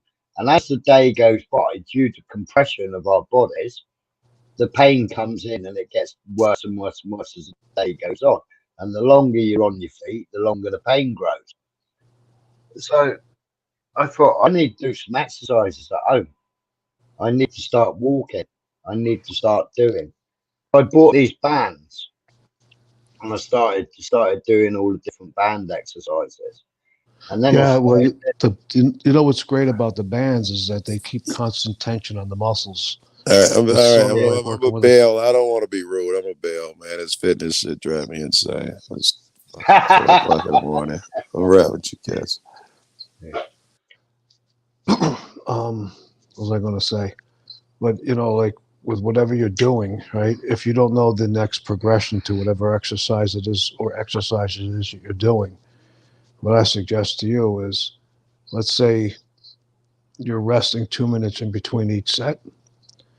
Instead of resting, for 2 minutes, try to rest for 90 seconds, and try to do the same amount of reps. And if you're able to do that, you're doing the same amount of work in less time. And because you've cut the time down, you've I only increased the rest level of 60. you've increased your level of intensity. The whole key with exercise is you have to have progressive resistance. You have to slowly but surely increase the level of resistance. Otherwise, you'll gain a certain amount of strength, but then you'll plateau. Right? Well, I rest for 6 seconds between sets, and my sets are to failure. Yeah. Well, I don't know exactly what you're doing. Personally, for myself, I usually don't go to failure. I always leave 1 or 2 reps in the tank. That's just my that's, exercise is not one size fits all, right? So No, when you're doing this is if you're doing like handstand push-ups, which is an advanced exercise, and I go to failure, what ends up happening is, let's say I decide I'm going to do 5 sets. If I go to failure on that first set, the second, third, fourth, and fifth sets are going to, the numbers are going to go way down.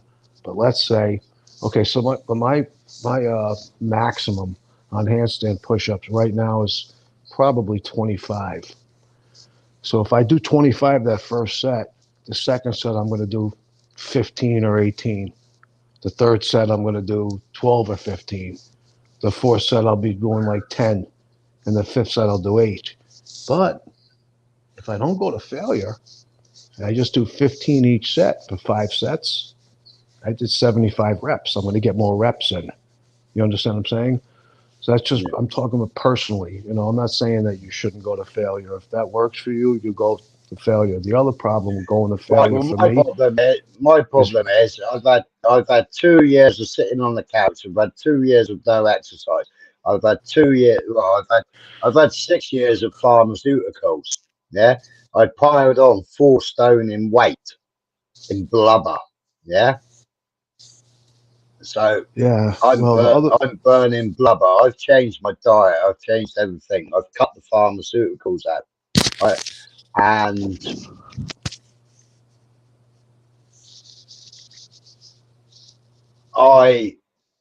my body went soft. If you get my drift, my body went soft, that's and what because my happens. body went soft, and because my core went soft and my back went soft. Now you've got to think. I spent most of my life bending over an engine. I spent most of my life taking things out of an engine, an engine bay, So I had a strong back. I had a strong core. Now, being a couch potato, I went soft. And as I went soft, I woke up and realised that I'm in more pain because I haven't got the muscle. I haven't got the core strength. I haven't got the muscle there no more. I'm carrying all this extra flabber, yeah, and I've got nothing. I can't stand. I couldn't stand up straight. I was leaning forward when I walked. Yeah, I was getting the old man stoop, you know, How and I tall are was you and how getting. much do you weigh? At the moment, I'm 5'9" and I'm 16 stone. Which equates to what in pounds? 16 stone in Couple hundred? pounds. Oh yeah, easy.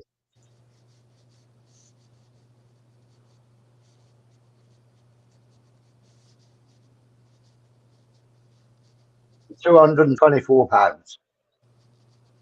All right, so well, the other thing I wanted to say for me personally, when I do go to failure, which is not often, what ends up happening is I push myself so hard that the next workout or two workouts I can't push anywhere near as hard as I normally do. So I tend to shy away from going all out. Like I say, I Yeah, usually but leave one or two reps in the tank.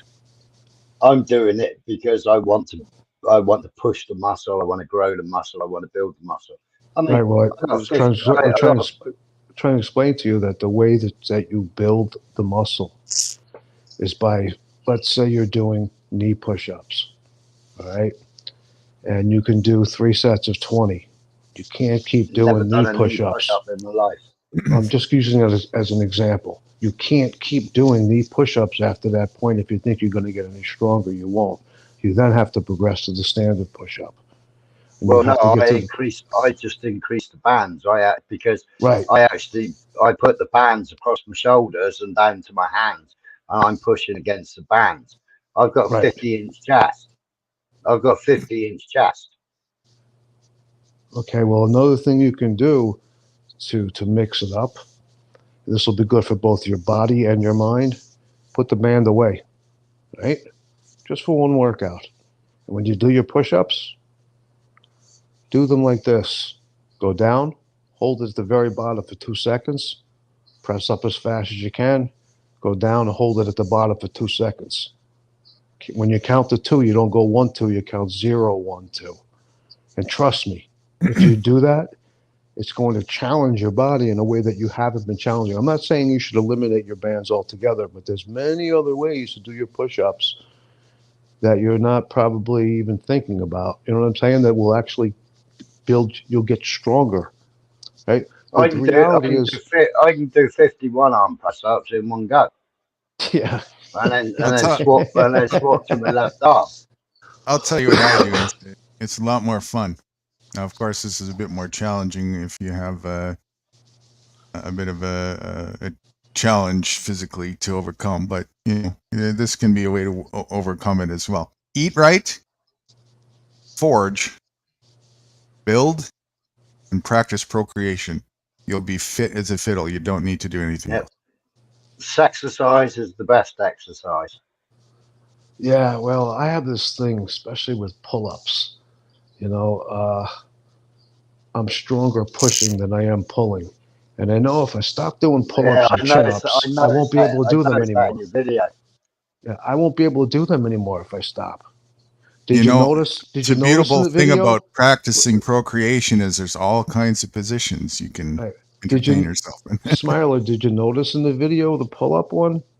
I was Yeah. doing what I just explained to you. I would get my chin above the bar, count 0, hold it up there, 0, 1, 2, come halfway down and hold it for 2 seconds. And the reason why I was holding it for 2 seconds halfway down is that's usually the sticking point as people are pulling up when they're doing that pull up. About halfway up is where they start to get stuck.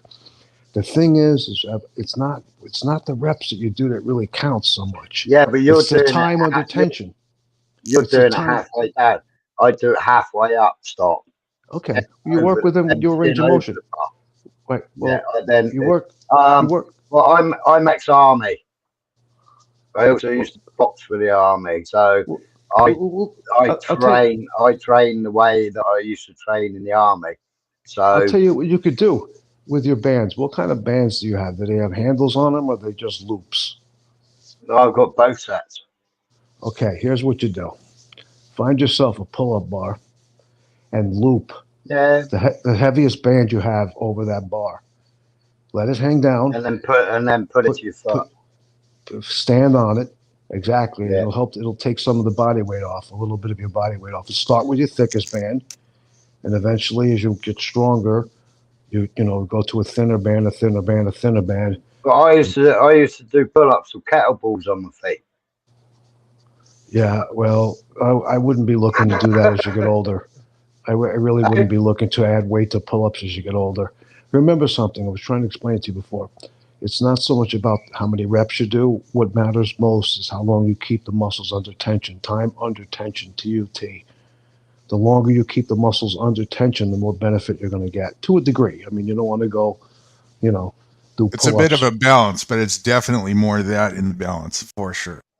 But everybody's body is built different. Everybody's Yes. muscles is built different. Well, it's not just that. You have Everybody's got a different genetic makeup. I know that I can do my own body weight, and all I'm gonna do is burn calories.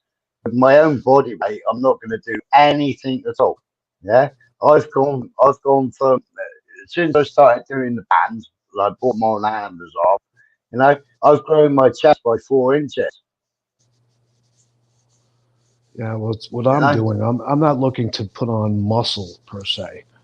I'm just looking to become stronger and more mobile.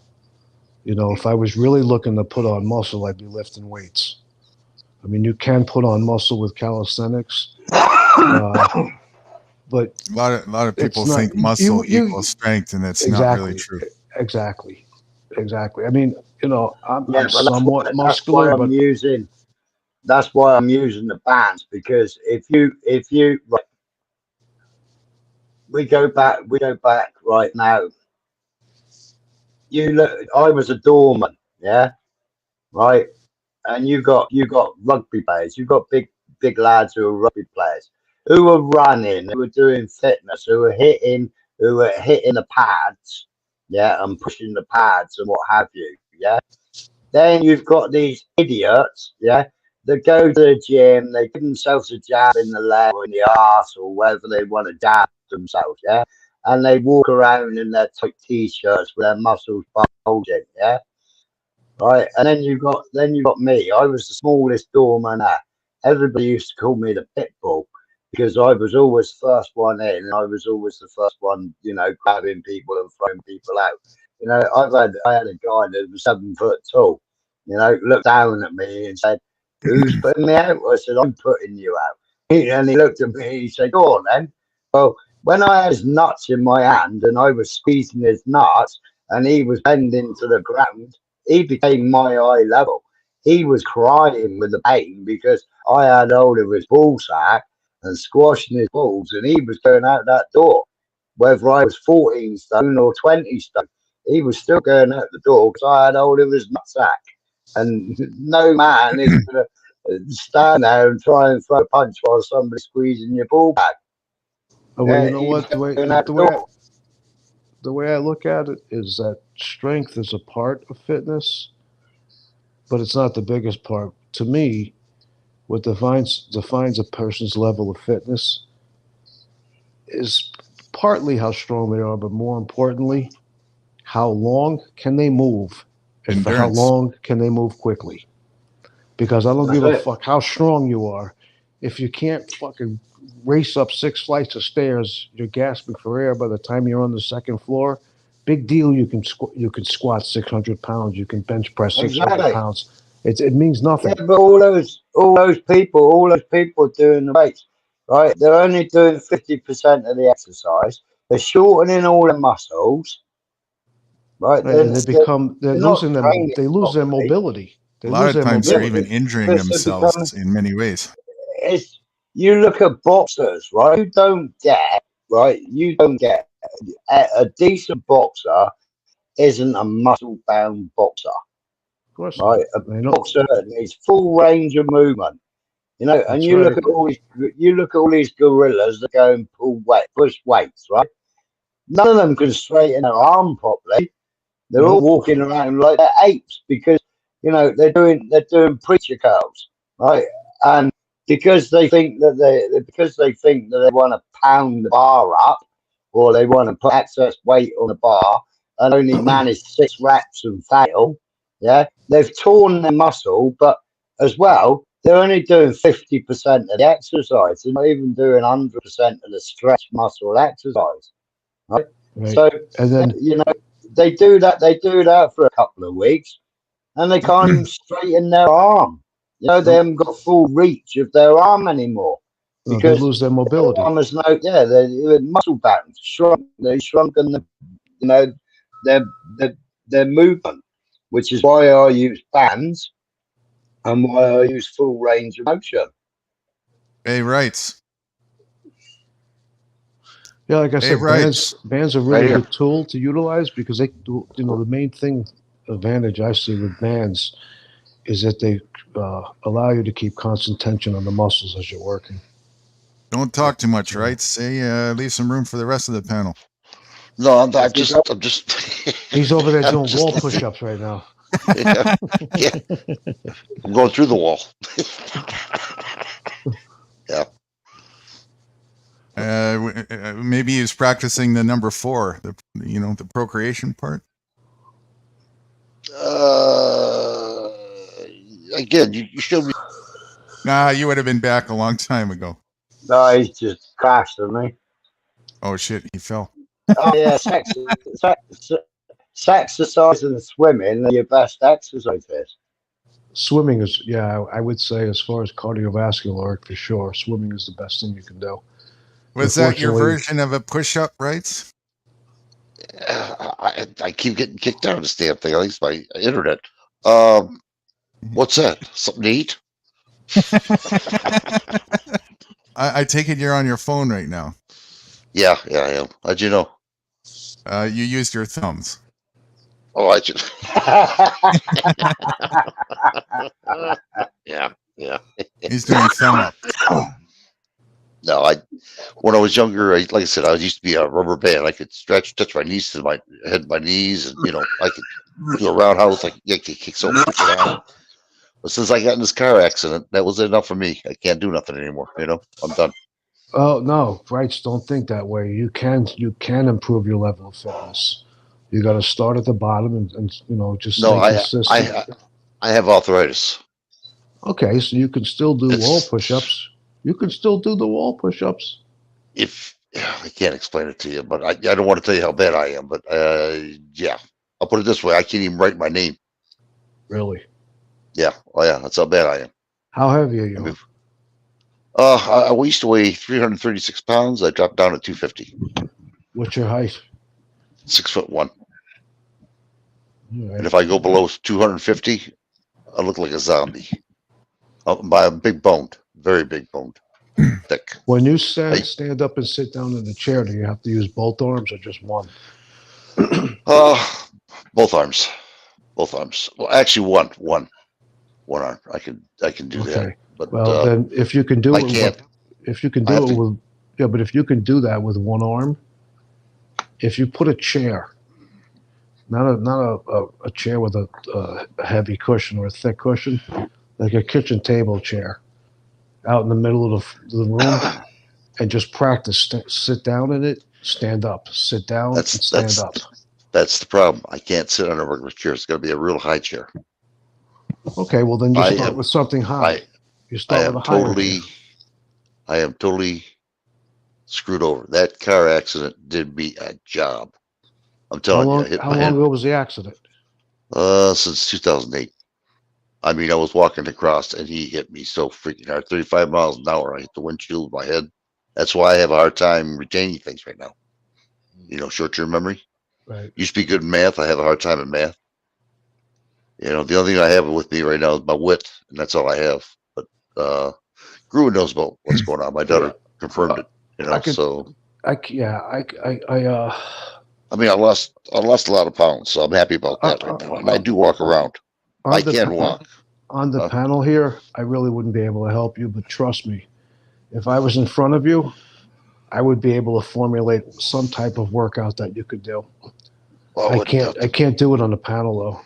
Well, I understand, but no, I used to be very, very athletic. Trust me. I mean, I used to go on top of rough, carry, he used to carry 2 to 3 inch pipes, 10 feet long. One guy did that, and he got a hernia twice. Hey, Nude Girl, He I did too. got a challenge for you, Nude Girl. Okay. You say you're in good shape, right? Just real quick. Good morning, Sly Shy. Who stroll in? Do you remember Sly? Writes 1 second. Fitness. Sly Shy. Where do you see that at? She just strolled in and put a message in chat there. Oh, she's on. I see her now. She was here a long time ago. It's been a while. I can't remember. That's the truth. That's my problem. I can't remember. So she's good people, real good people. Sly, if you want to come up, feel free. And hi, Sly Shy. You don't have to scroll up too high to see the StreamYard link, but if it's not there for you, just put a message if you want to come up, and we'll post it again for you. I got a physical challenge for you, Nude Girl. Okay. I want you to be. What's her name? No. Are you in your RV right now? No, not at the moment. At the moment, I'm on a homestead right now in a carriage house. Okay, stand up, and I want you to sit down on the floor without using your hands. Your hands cannot touch the floor. And then once you've sat down without using your hands, I want you to stand up without touching your hands to the floor or any objects around you. If you can do that, that's one of my tests to see somebody's true level of fitness, because very few people can do that. That's easy for me repetitively. No problem. Can you go on panel and show us? I'd like to see it. No, don't. Yeah, who doesn't show a panel? No. But I certainly wouldn't state if it. You'll have to take my word for it, I guess. That is not a problem for me. I can even do it just on a jump, just like push myself from floor to feet. You know what I'm talking about? Just like elevate myself, press up just with my knees and my legs. Do a jump stand. You mean if you're like sitting on your shins? No, cross-legged, and then just bump myself and go right directly onto my feet. Yeah, well, that's basically what I was asking you to do, to stand down and to sit down on the floor and then stand up without using your hands. Yeah, but because not in order to do that, in even a more aggressive way, like not just casually get up type thing, but just like, I don't know how to describe it, where you just push yourself in an explosive way. Yeah, you aggressively push yourself up and land on your feet. In order to sit down and then stand up without using your hands, you're going to be crossing your legs. Say that again? In order to sit down and then stand up without touching your hands to the floor, you will be crossing your legs. You think I'm kidding you? Try to sit down try to sit down with your feet parallel to each other. You'll sit down on the floor, but you'll plop. You'll probably hurt your butt because you're going to crash. You're not. I see what you're saying. See what you're saying. Mm-hmm. So you're going to cross your legs, right? Well, you've got to cross your legs because your concertina down. Exactly. And that's how you can explosively push up from the floor, because you're a concertina. And with your legs? A concertina. Sly said she's in the shower. Is that an invite? Just asking. There goes your exercise.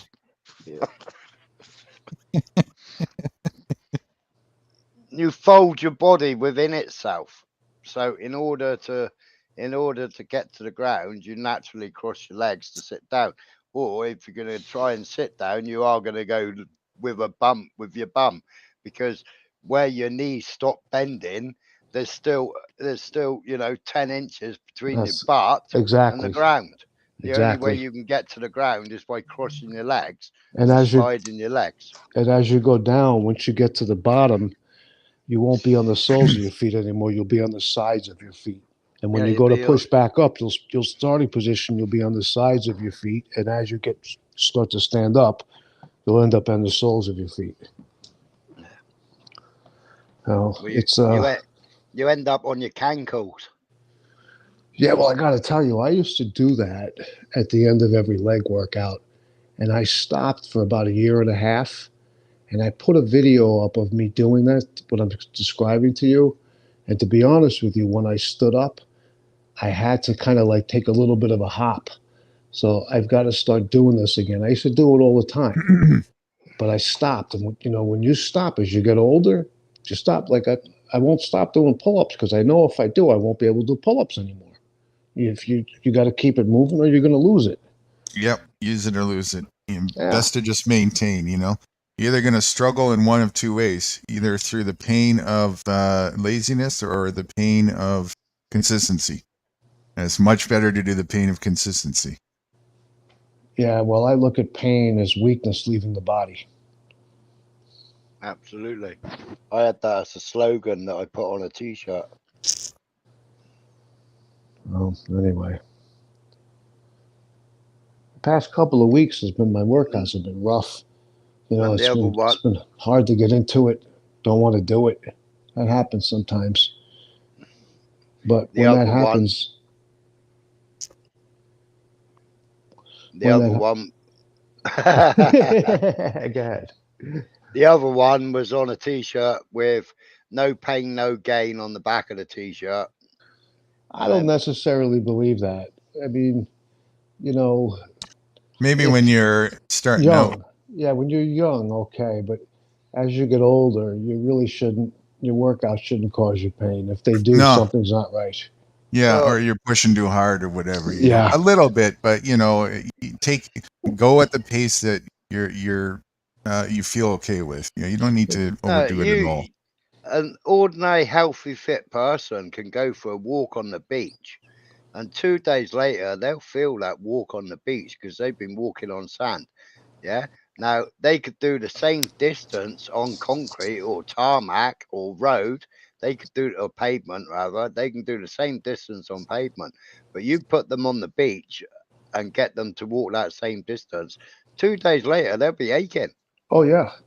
Yeah, and that's what I call. I don't call pain that where you go ouch, ouch, ouch. I call pain that you know that you've exerted your body because 2 days later you feel the pain or you feel the aches and pains because you've just gone and done that walk on the beach. Yeah, but you can do the same pain. You can do. We've all got these watches now that tell us how many steps we do in a day. Yeah. Now you can do like 4,000 steps in a day. Then you go on a beach and you try and do 4,000 steps on the beach and feel the same difference between the 4,000 steps you did on the pavement or walking around town or whatever. Well, let's reverse the order now. First, I'm going to say this is something called the specificity principle, which is basically you'll get better at whatever you're doing. Let's say instead of walking 5 miles a day on the concrete for 2 years, you don't do your 5-mile walks on the concrete. You start off with a mile every day on the beach, and you build yourself up to where you can do 5 miles a day every day on the beach for 2 years. And then you switch again. Let me go back to the concrete. Those first several walks, or maybe more on the concrete, it's going to bother your knees, going to bother your ankles, going to bother your hips. Yep. Because the beach, right? Because the sand is cushioning, right? There's less impact, right? But that's why you buy decent trainers. No, diversify your routine is the answer. That's right. That's exactly it. You want to be versatile. Yeah. You want to mix it up. We used to do training where we used to in Germany we used to have on the tank range we had a big hill that was basically shingle slate. Yeah. Now I used to run, and then the end of my run was running up that Slate Hill, yeah, Yeah, and that's then great. come back down that Slate Hill, and then jog back, and I always finished with a sprint, right? And that was after doing that. I used to run 10 miles every morning when I was boxing training. 10 miles every morning, and in Germany, I used to run Slate Hill. You know, people used to think I was a nutter. When you're running up the hill, you're targeting mostly your, as far as your upper legs, your hamstrings. Then when you're coming down that steep hill, it's quadriceps. Yeah. Anyway, I don't run 10 miles. Screw that. It's too much impact on the joints. Oh, that's Yeah. not necessary. That's not necessary. No, Yeah, it's not. I prefer riding the bicycle, to be honest with you. The That's bicycle great is, exercise. there's no impact. And the bicycle also, just riding a bicycle helps to keep you young. I like the bike. I like swimming. I like walking. A bit of jogging. Just mixing it up, you know. Yeah, the bicycle the also thing helps is, with your reflexes. yeah, but the thing is, I was a soldier, yeah. So I'd have to run into battle, yeah. I'd have to run the streets. I'd have to run the Specificity principle. whatever territory we were on, which is why you run. But you buy a decent boot, you buy a decent trainer, yeah. You try and stop that impact on your joints, yeah, that shock, by buying decent boots, yeah. Well, here's the and thing. buying decent insoles, Yeah. yeah. Here's the thing, though. As a soldier, number one, you're young. You're 18, 19, 20 years old. And, as a soldier, it doesn't, in my opinion, it doesn't make sense to go out and do your runs in sneakers, because when you're on the battlefield, you're not going to be wearing sneakers. You're going to be wearing combat boots. So you should run in those combat boots. Once again, this is why you're young and your body can handle that stuff. As you get older, obviously, running in combat boots is a recipe for disaster. There's no need to. You're a civilian, right? So We used to run in combat boots. yeah, We also used to carry 56 pound on our back. yeah, exactly. You have to train for what you're going to be doing. And I used to wear sand leg weights on my ankles.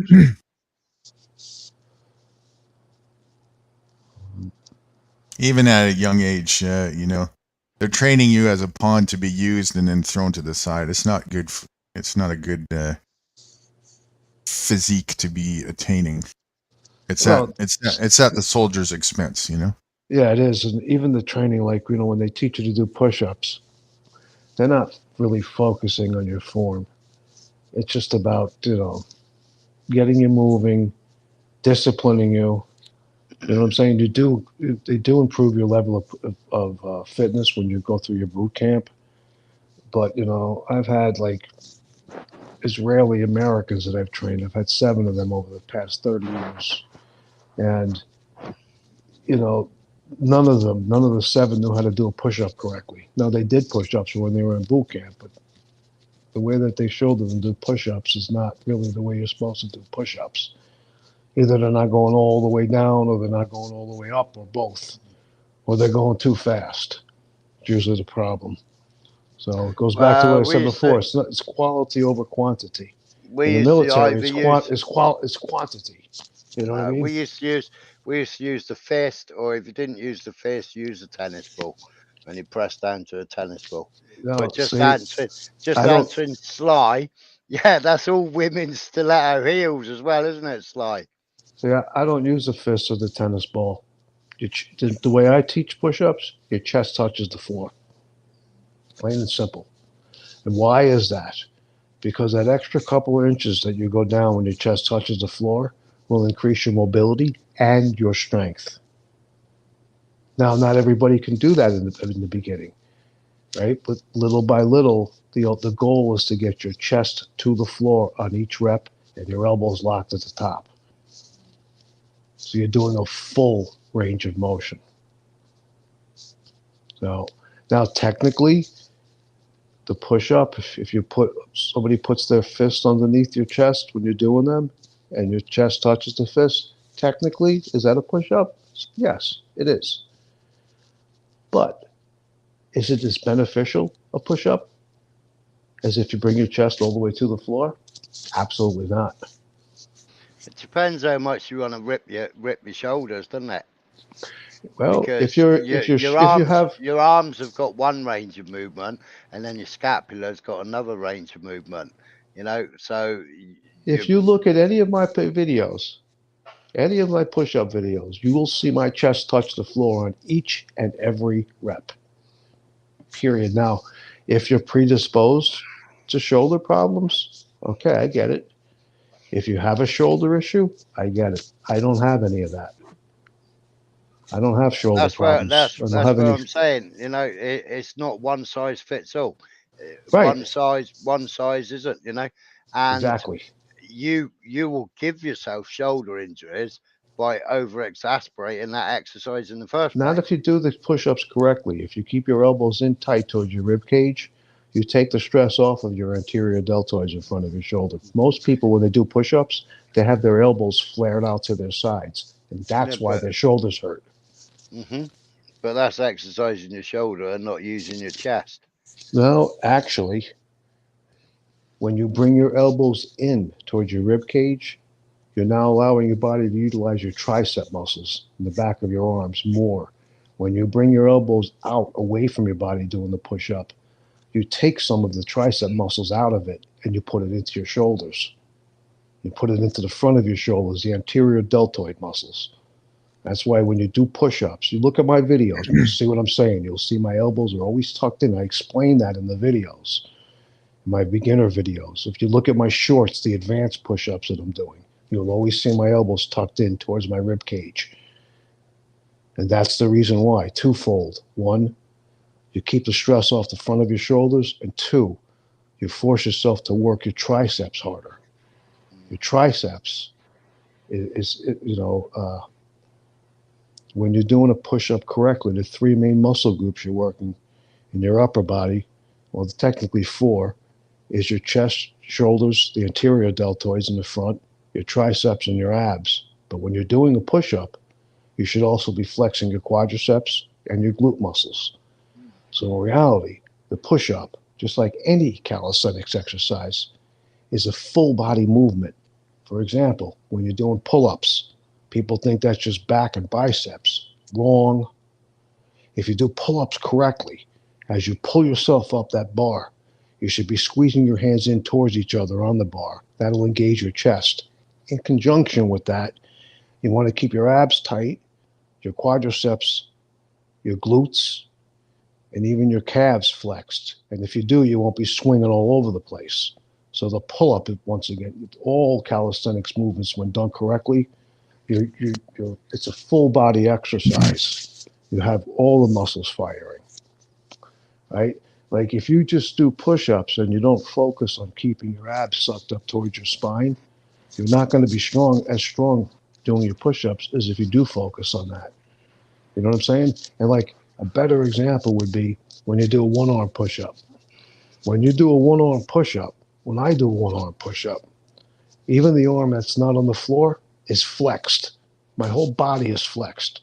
I'm thinking about trying to flex every single muscle in my body to do that. And that's when you start to do it correctly. That's when your form is better. If you just focus when you're doing the one-arm push-up, let's say you have your right arm on the floor, and you just focus on that right arm, you're really just focusing on the right side of your body. What about the left? It's still moving. You want to keep it flexed. Does that make any sense? Yeah. And like when you do like a squat, right? A body weight squat. What I teach people is I want them to, when they do it, to think about using all of the muscles in their legs and their abs and their upper body. I want them to keep their shoulders back, their chest up, right? And when you do that, you'll negate the possibility of injury, and your form will be better, and you'll get more out of it. Most people, when they do squats, let's say body weight squats again, They're just focusing on their leg muscles. They're not thinking about their abs, not thinking about anything but their legs. So calisthenics, like I said, when done correctly, you're utilizing all the muscles in your body together. They're all working together. And the further you get in calisthenics to the more advanced exercise, the more important that is. When you do a handstand, a freestanding handstand, right? You're on your hands, it's your shoulders that are holding you up, right? Yeah. But if you don't keep your abs tight and your glutes and your quadriceps and your hamstrings flexed, you're going to be waving all over the place. You're not going to hold that handstand, right? So to do that handstand, you want the whole body to be tight. If the whole body is tight, you'll have a cleaner handstand. You'll be able to hold it longer. So that's the whole thing with push-ups. Like, people think the push-up is the most common calisthenic exercise that people will do. And they think it's just an upper body exercise. It's not. Now, the benefit as far as muscle growth, yes, it's mostly in the upper body, the chest, shoulders, and triceps. But when you keep those abs tight and your quads and your glutes flexed as well, you're going to be able to do more push-ups. So you're going to build more strength in the upper body as a result. If you keep your abs relaxed when you're doing push-ups, what's bound to happen? As you go down, your hips are going to want to drop. And then as you go up, you're going to want to raise your hips up in the air. No, you want to keep your back flat. And to accomplish that, you keep the abs tight throughout the full range of motion, up and down, especially on the way down, right? And when you're going down, if you relax the abs, like I said, what's going to happen is your body's going to have a propensity to let the hips drop, right? So that you have like an arched back. It's arched in. That's not the right way to do push-ups. So Anyway, we was fixing the world. there is no fix for the world. We weren't flexing our muscles and exercising. We were fixing the world.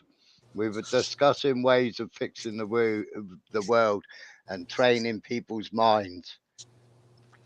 I don't see that there is any way to fix the world. I think the world is unfixable. You gotta, well, the world isn't broken. It's an individual issue. Either an individual is broken or not. Yeah, you take responsibility for yourself. That's it. The world is absolutely perfect and perfectly in balance. There's nothing wrong with it. That's what it boils down to. My life is amazing. Doesn't matter all the drama's going. There's always drama. I'm having a fantastic time. And that will remain. Regardless of what happens. That's a personal choice. And at the forefront of why I'm having such a great time is because I don't make excuses for myself. I take responsibility for everything that I possibly can. That's what it comes down to. And I enjoy doing that and the benefits that go along with that.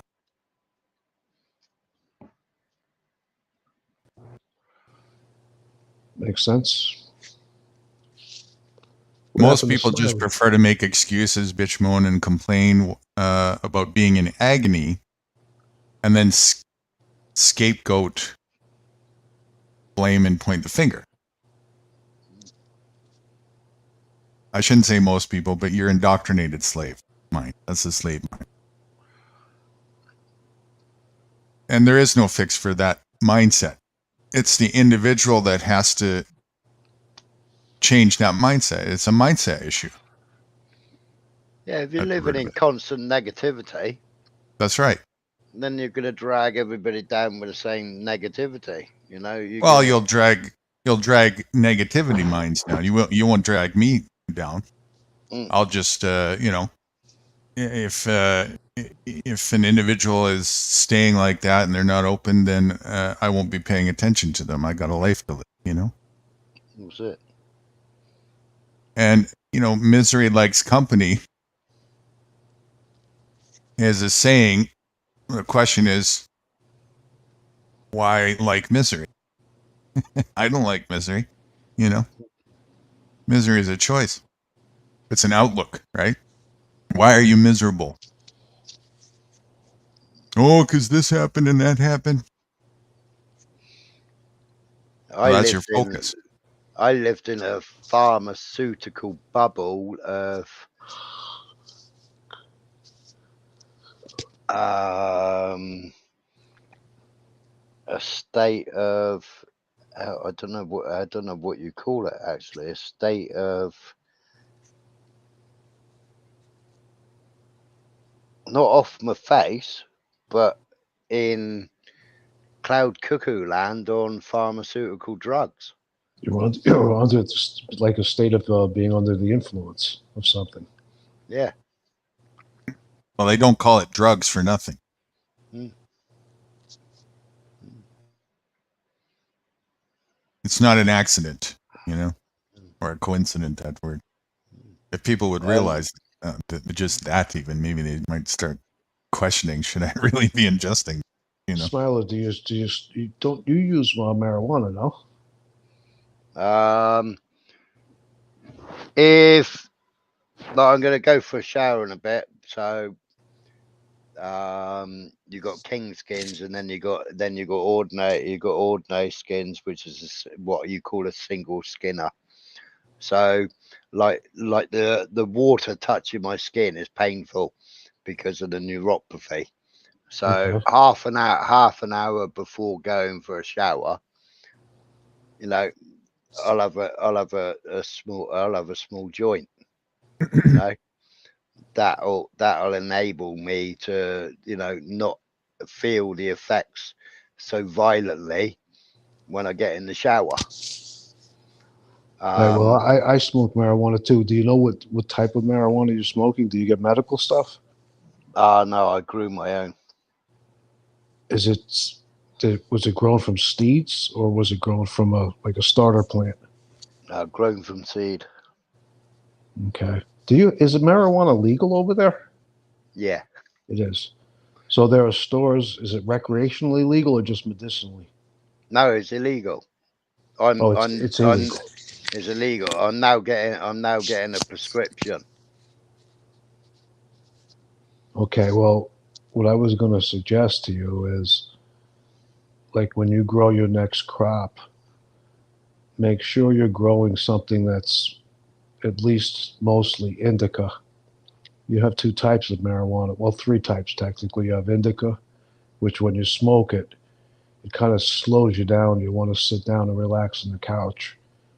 Then you have the other extreme, which is sativa, which gives you energy. That's what I smoke. And then you have the third category, which is a mixture of the two. It's like a hybrid. You know what I'm saying?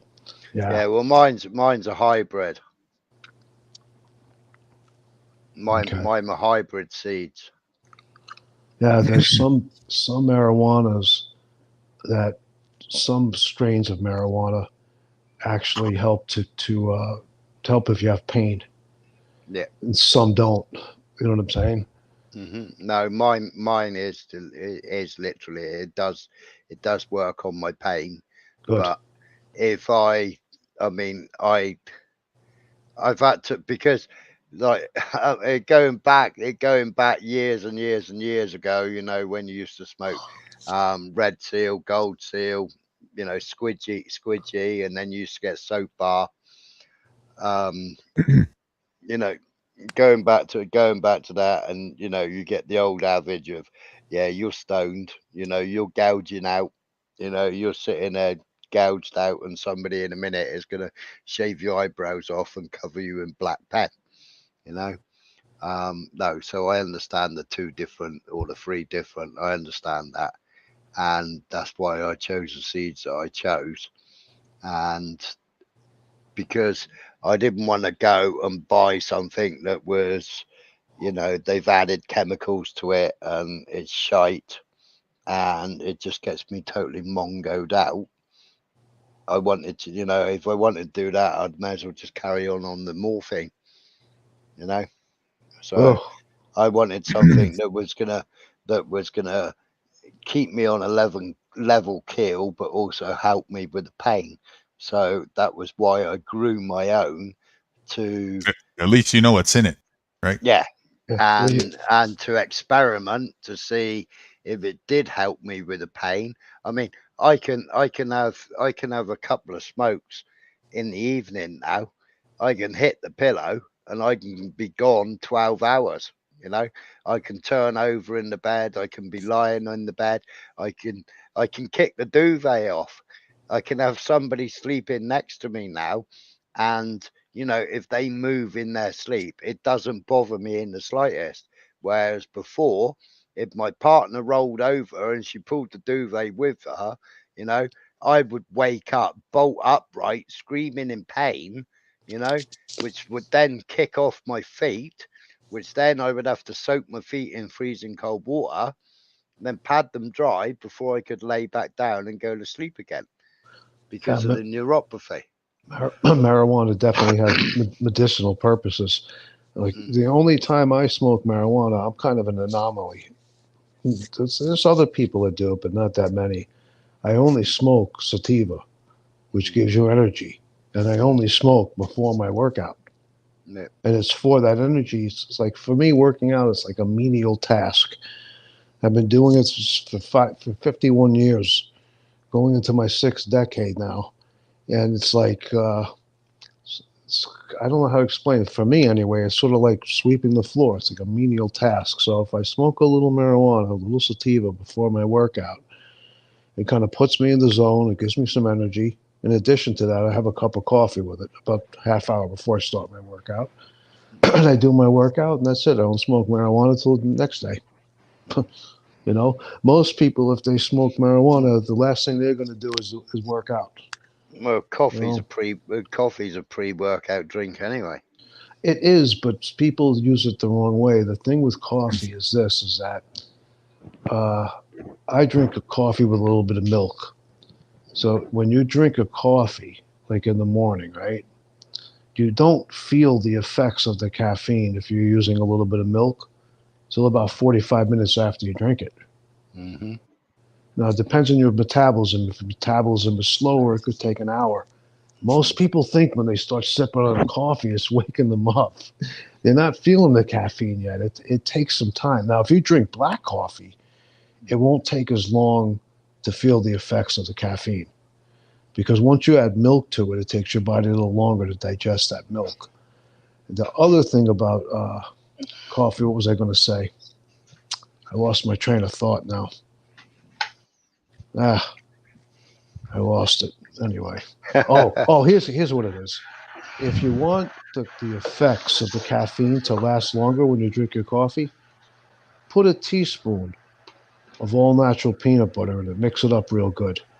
For some reason, the peanut butter, I don't know if it's the protein in the peanut butter or the fats in it or what it is, but it kind of works.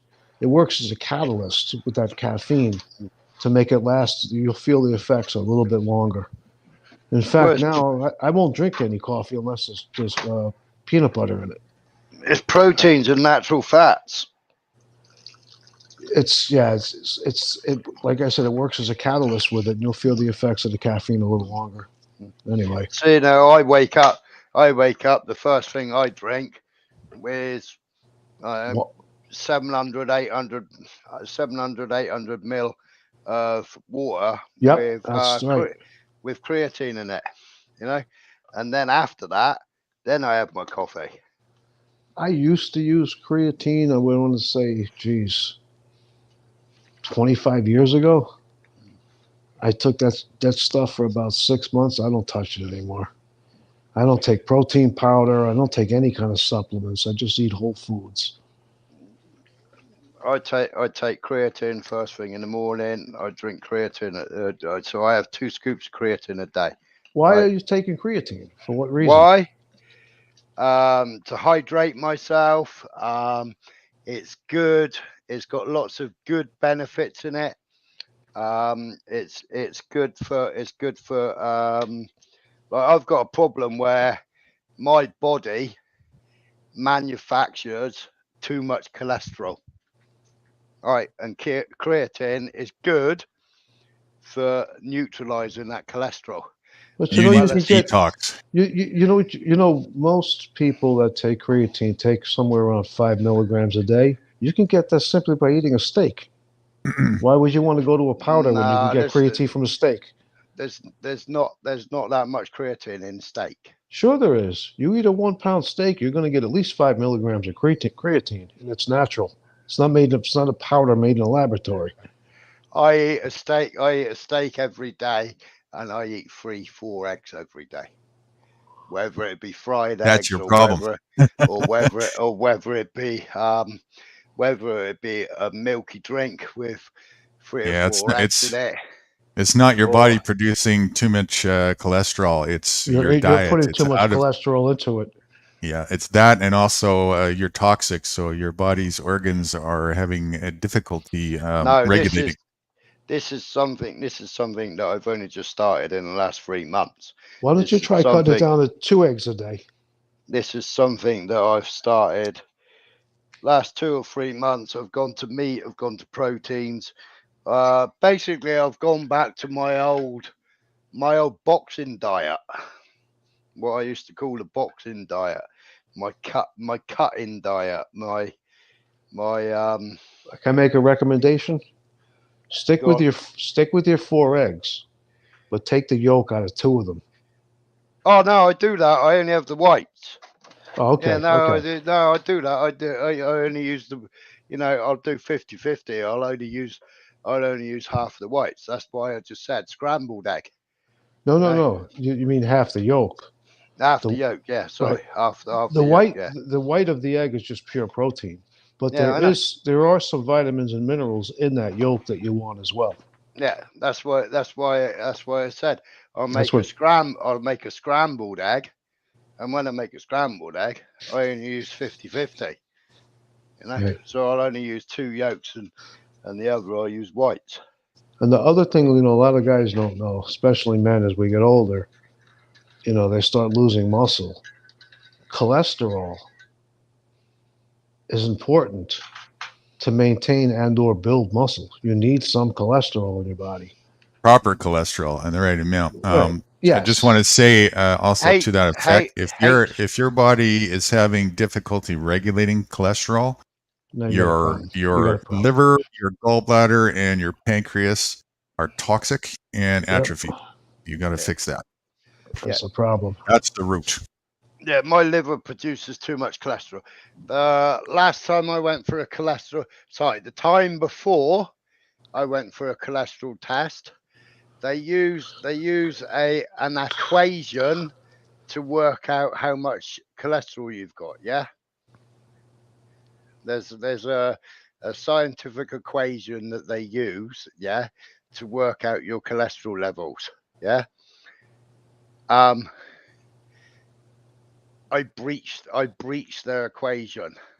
I see that Shai just wrote a comment. I use brown mixed with organic white, so I'm assuming she's talking about eggs. Yeah. The thing is that a brown egg is the same thing as a white egg, only the shells are different colors. It's the same thing what's inside of it. There's no difference. It's only a different breed of chicken. Right, it's just a different color. It's just a different color shell. What's inside those 2 different colored eggs is exactly the same. See, in a minute, Organic. one second. I'll make my porridge oats. 1 second. I just wanted to do this with Sly Shy as well. Organic means nothing. You're being fooled. You want grass-fed. Organic means nothing. It doesn't mean anything. They're tricking you and they're charging you a higher price. You want grass-fed. All corporate food is a scam. Even grass-fed, if it comes from there as well. Go to the source. Go to the source. Go to the farm. I reckon though that if it's coming out of an animal's ass, it's probably not something fit for consumption for humans. Organic and free range means nothing. It's a trick. They're trying to make you think that it's healthier and that you should justify spending more money on it because they got it labeled organic and or free range. No, free range means they run around outside for an hour. That's all it means, exactly. Or they run around in the barn. If they run around in the barn and they're not caged. The products on the shelf in the corporate stores, that's not what it means. It means they have 2 more feet of room, especially the chickens, in the coops, in the cages, the corporate cage factories that they have. That's all that means. Yeah. Nothing to do with going outside. It's a legal term. That's all. It's marketing. See, my eggs come from an egg farm up the road, a chicken farm up the road. I got mates that work at the chicken farm. Yeah, my eggs come from there. Their chickens are out electronically. They're released from the barn and they run out into electrified paddock to stop them being eaten by the foxes, right? And they're in and out all day long. Yeah. So they're eating grass, they're foraging natural worms and what have you. They're proper. They're not chickens that haven't got any beaks and haven't got any feathers. They're real chickens, right? Now what they found out is by doing that they had better quality eggs. Yeah, absolutely. And people were more in tuned in buying their eggs for their flavor and their taste instead of these soft shell battery chicken eggs that didn't have anything other than chemicals. When you get an egg from a place like you're describing, when you crack that egg open, the yolk is slightly bigger than the store-bought eggs. But the thing that you'll really notice is that fresh. That's right, that fresh egg, that yolk is orange. The store-bought eggs, it's more of a yellowish color. You're muted, Sly. You're muted. Well, you know, I gotta wait until you finish talking. Good morning, Sly. What's happening? So good to see you. Good morning. You're on mute again. You're muted again. You muted yourself. It's always a pleasure to find people that I can relate to in these YouTube streets without all the drama and craziness, yo. So I was listening to everything you guys was talking about, and I can relate to everything. But you're right. And what I've started doing since I've you're right, those cage free, whether brown eggs or whatever, their yolk is definitely different. It's orange. It's not that yellow. Because I bought a dozen of yellow eggs. I mean, store-bought eggs from the corner store, and they are totally look different from the eggs that the brown egg organic eggs that I get. There you go. How much are you paying for a dozen of those eggs? 10 something. Okay.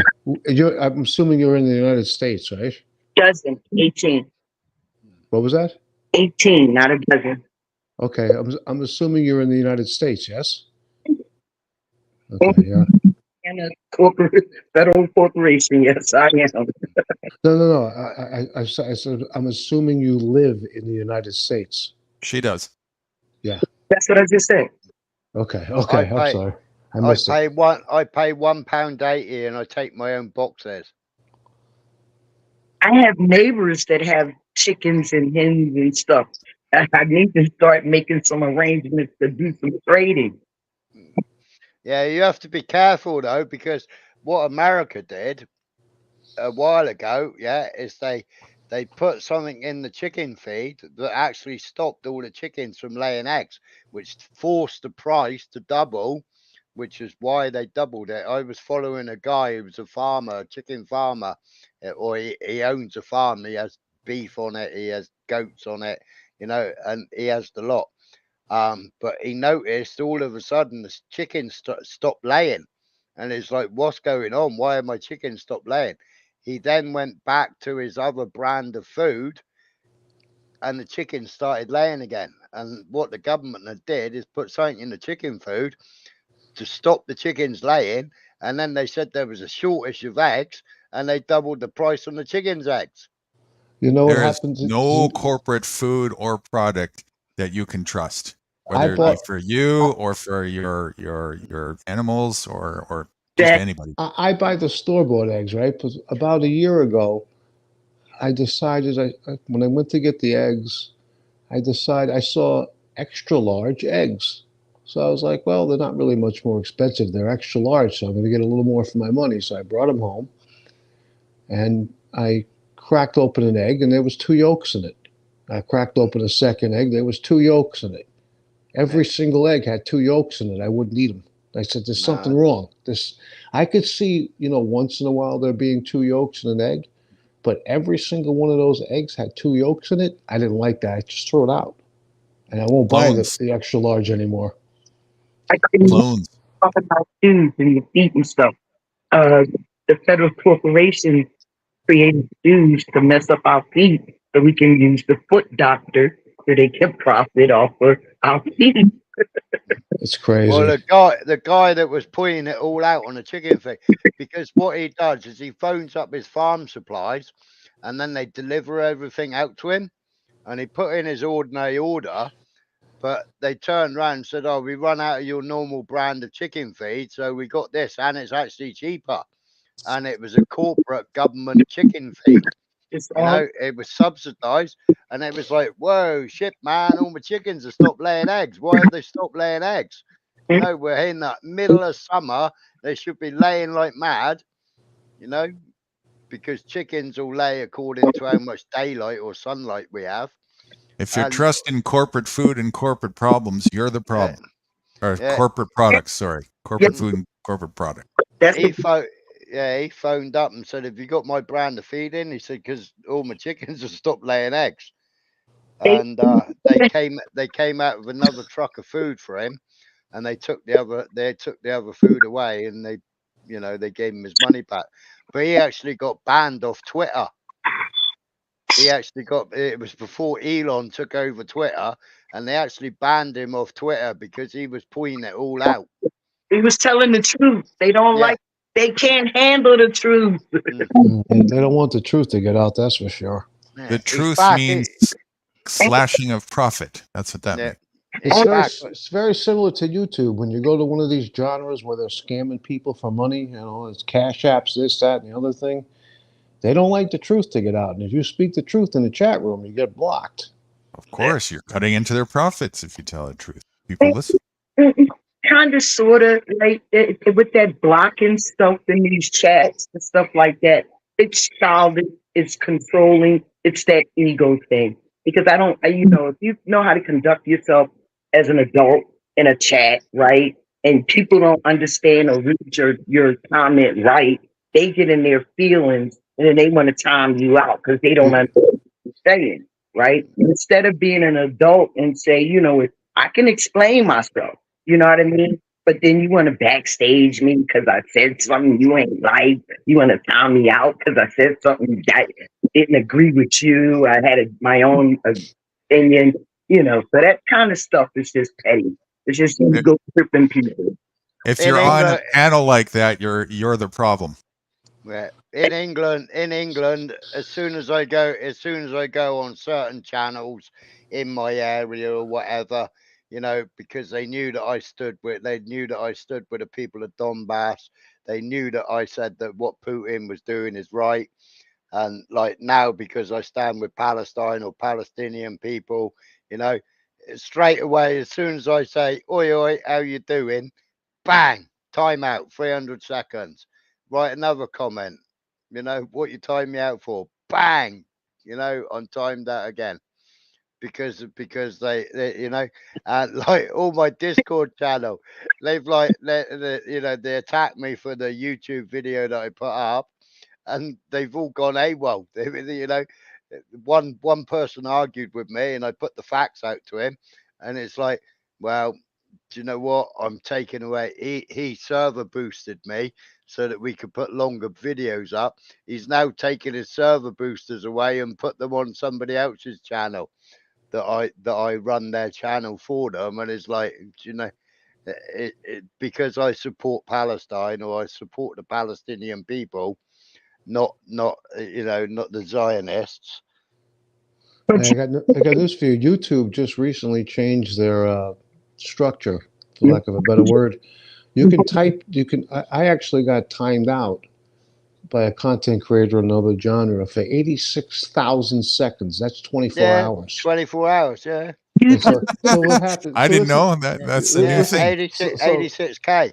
So I was lurking in the bushes 25 hours later, right? And he's right, and he's like, the guy goes, "Where's Fitness for 60? He should be back now. His 24 hours is over." And I tried to explain to this guy when I went into his chat. I told him, "You time me out, even for 5 minutes, you won't see me again." If I gave I made a comment respectfully and you disagreed with it because I told the truth or you didn't agree with my opinion and you're going to time me out, goodbye. You won't Yeah. see me again. That's it.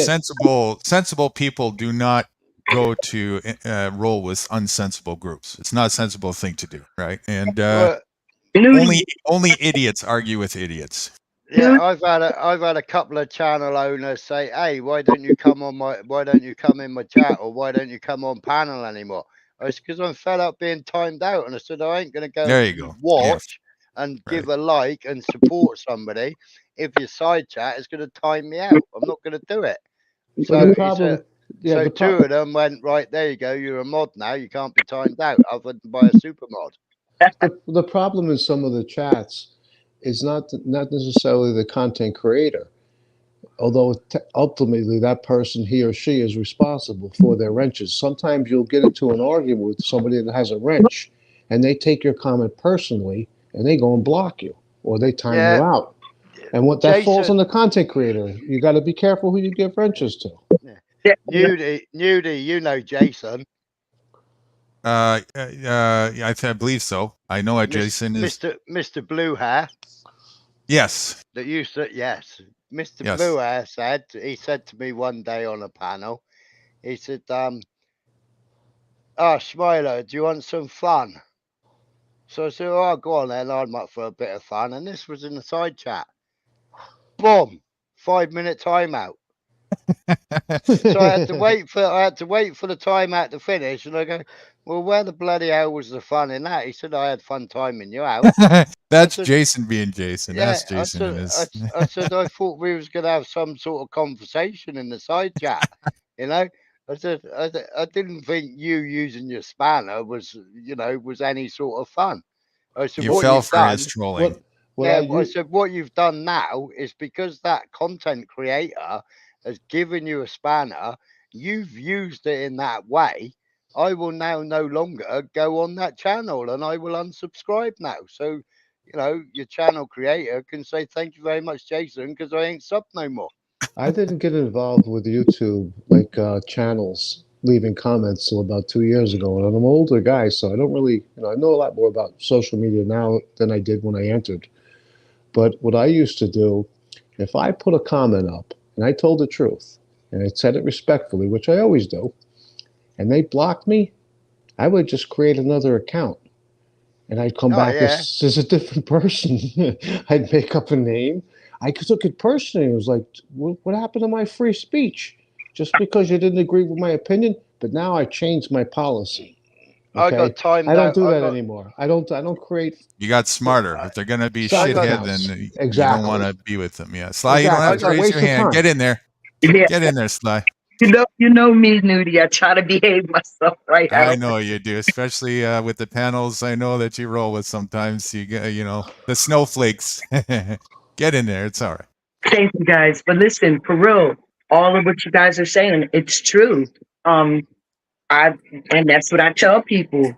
Once you once your mods start timing me out and deleting my comments and going back and forth with me about not understanding my comment, that messes it up for the content creator. That's right. The subs have the power, but they don't use it. Like the subs make the channel, right? Without the subs, what channel do you have? I think it's better. The way I roll is you either give everybody a wrench or nobody. One of the two.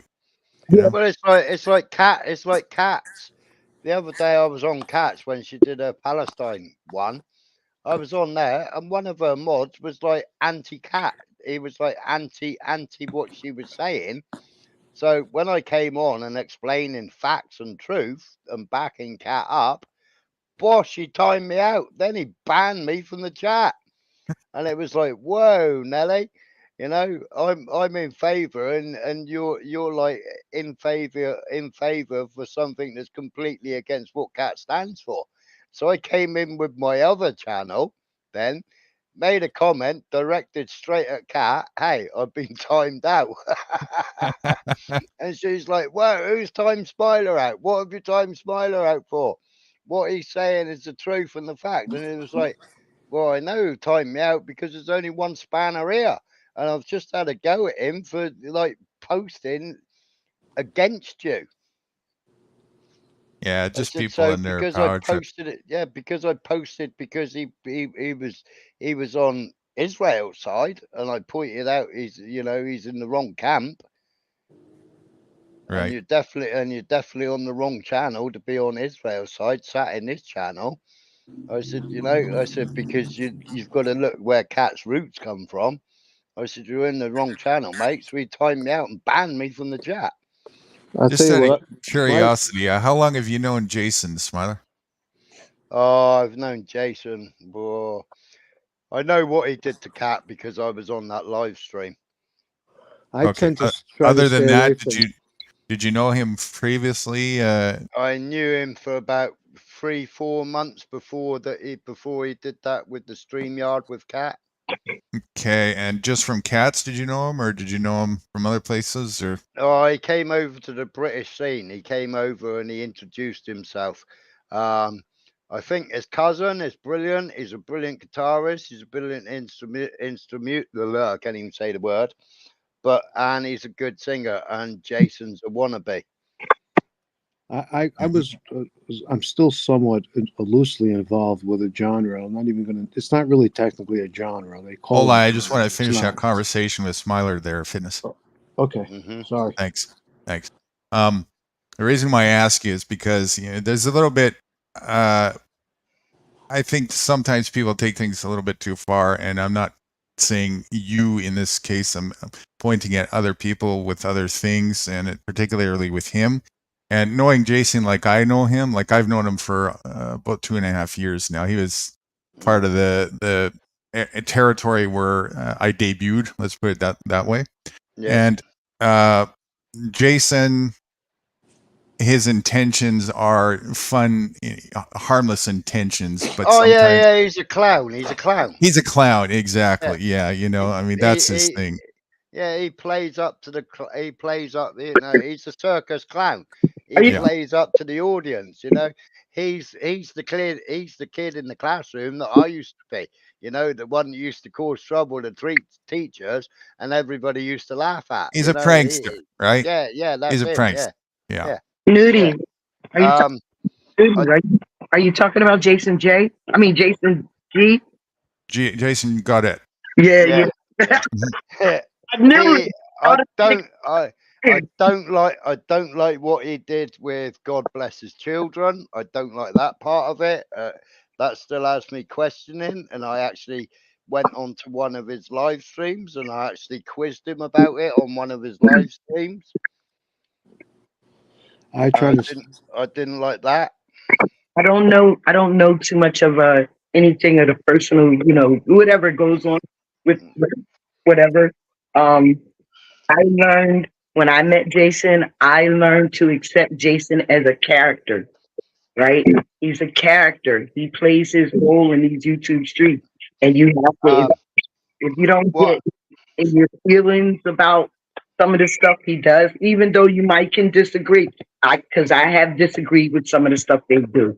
But, sometimes you have to separate yourself from, your feelers and just pay attention to him. He's sometimes just a dick when he want to be. He's never Yeah. serious about anything. All of What everything happened- that he does is for show.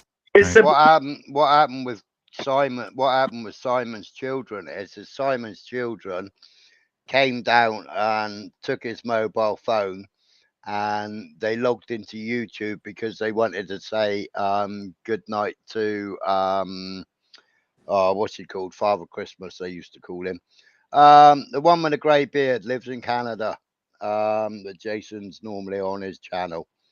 I can't think what his name is. He's got long grey hair and a big long grey beard. Well, Simon's kids used to call him Father Christmas. And they wanted to say goodnight to him. And they just got out the bath and they were running around the bedroom naked with the mobile phone. And they were saying goodnight to him. And Jason clipped it. And he kept that video for 18 months or more. And then he attacked Simon and said that I've got videos of your kids running around naked.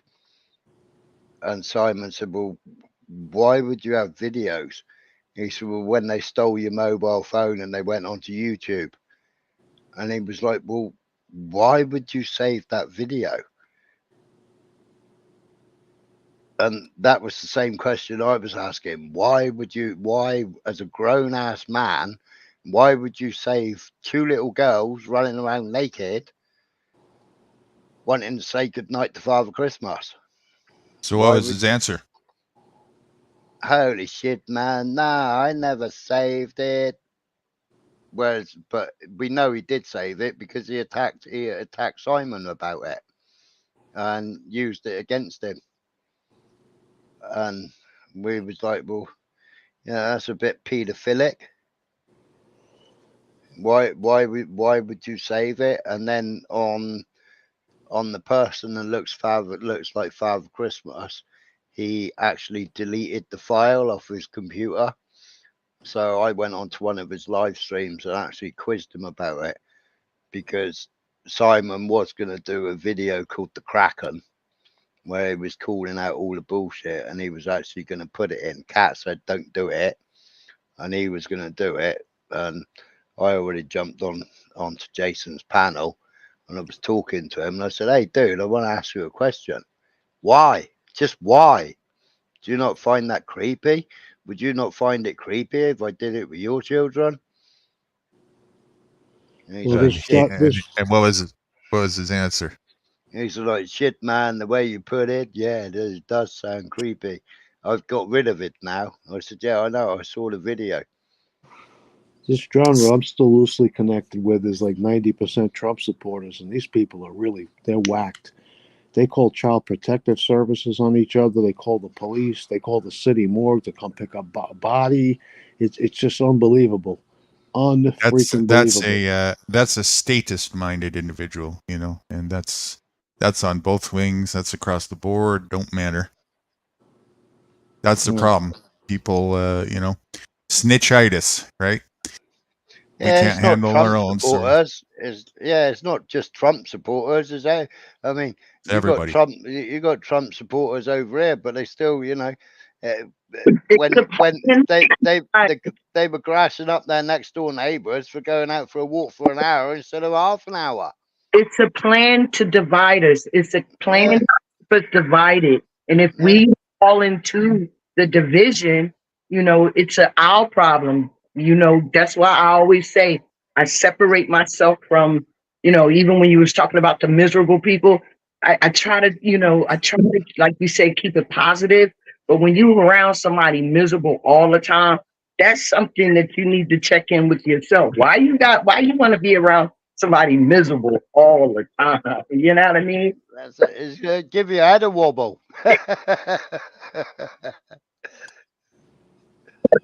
Keep us divided, to keep us disgusted, to keep us against one another. You know what I mean? Yeah, divide and conquer. Divide and conquer. The news. I don't watch none of that crap. I hear these, you know, people talking about it on some of these some of the metaverses that I be on, but I try not to, you know, get into that who's right, who's wrong. You know, I think all wars are bad. You know, if you talk about what a woman can do about, you know, deleting a baby, but you have wars that's killing women and children. I don't get it. And then I've had so many people threaten to kill me. Literally threaten to kill me. Oh yeah, I hear you with that. They don't do it much anymore because they've gone over and they've seen my channel. So they realize, wait a minute, maybe this is not the guy I want to threaten to kill. But the reality is, having grown up in Brooklyn, I know that they're just talking out of their butts, because if somebody's going to kill you or they're going to try to harm you, they're not going to tell you on YouTube. They're just going to show up. I ain't going to warn you first. That's right. They're just going to show up. Lip service means nothing, right? Exactly. Lip service means nothing. Further to that, Sly Shy, humane and war do not fit together in the same sentence, right? You know what I do with these people now? When they get all crazy like that, I just ignore them. And what that does is that leaves them powerless and frustrated because they're looking for a reaction. Exactly. If you don't give it to them, you've won. I had a guy on a panel, and he really hated on me. He said that a Scottish guy. He really hated on me. He said that I was going to meet 6 of his mates, and they were going to chop me up. And then after they chopped me up, he was going to carry me up 6 flights of stairs, and then he was going to throw me off the roof, and he was going to stab me up, and all this stuff. And I was just rolling in laughter, and he was getting more and more frustrated, and he was getting angrier and angrier, and I was just laughing at him, and like every time I went in chat, he would attack me every time. And the other day, he was on the panel, and I was writing in the side chat, and the host sent out a link and said, "That's for you if you want to come up on panel." I said, "Nah, you're all right. He's on panel. It'll be World War III." And I carried on putting things. Now, what the guy was saying, the stabby guy, what he was saying, I was agreeing with. And I was adding notes and comments with what he was saying. And then I was correcting him as well, because some of the stuff he was getting wrong, he was on the right course, but he was getting it slightly wrong. And so the host sent out the panel link again. So I was right on. Okay, I'll accept it and I'll come on the panel. I came on the panel, and I had 4 hours on that panel of pure bliss. Pure bliss. It's great. Yeah. Me and the other guy, and I said to him, I said, "Do you realise?" I said, "The last time we spoke, you was going to do ABC to me." And he said, "Well," he said, "what I do is," he said, "when the new face turns up on the panel," he said, "I like to attack them. And I just like to see how far I can push that person." He said, "But you just laughed at me."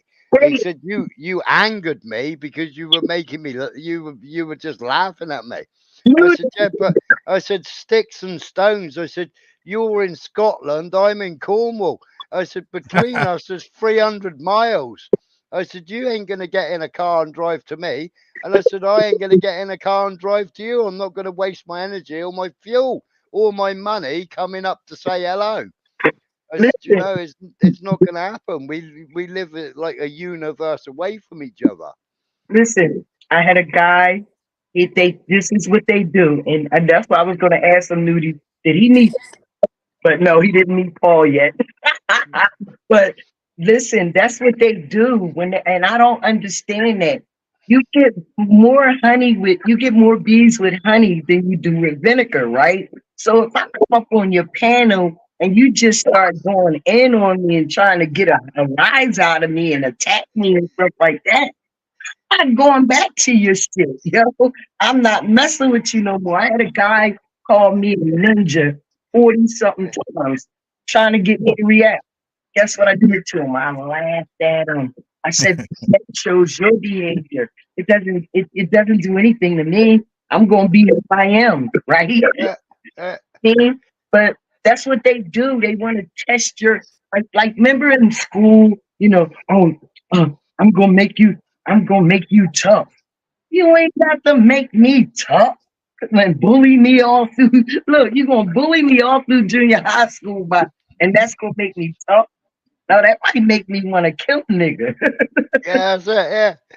Yeah. But the guy, I mean, even the side chat hates when he comes up on a panel, because he's like a machine gun. He doesn't take a breath. He carries on. He takes over the whole Yeah. panel, Yeah, I know the and type. he doesn't let anybody else speak. What he says is right. Now I was correcting him, and when That's I called a came up, panel Nazi. yeah, and when I came on, I corrected him when I came on. Do you know what? I silenced him. I completely silenced the guy 3 times. And I laughed and I laughed and I laughed. And he said, "What are you laughing at?" I said, "Joe." I said, "Look at the side chat." He said, "I can't see it because I'm on my phone." I said, they're all amazed because I've got you to stop talking, because everybody always saying, you take over a panel and you never stop. I said, "But you've stopped talking." And then we started talking about CB radios. We actually put him to sleep. He started snoring on the panel. I remember you said that. Yeah. Yeah. You had nothing to say. I know. That's Loving. He started snoring. It started snoring on the panel.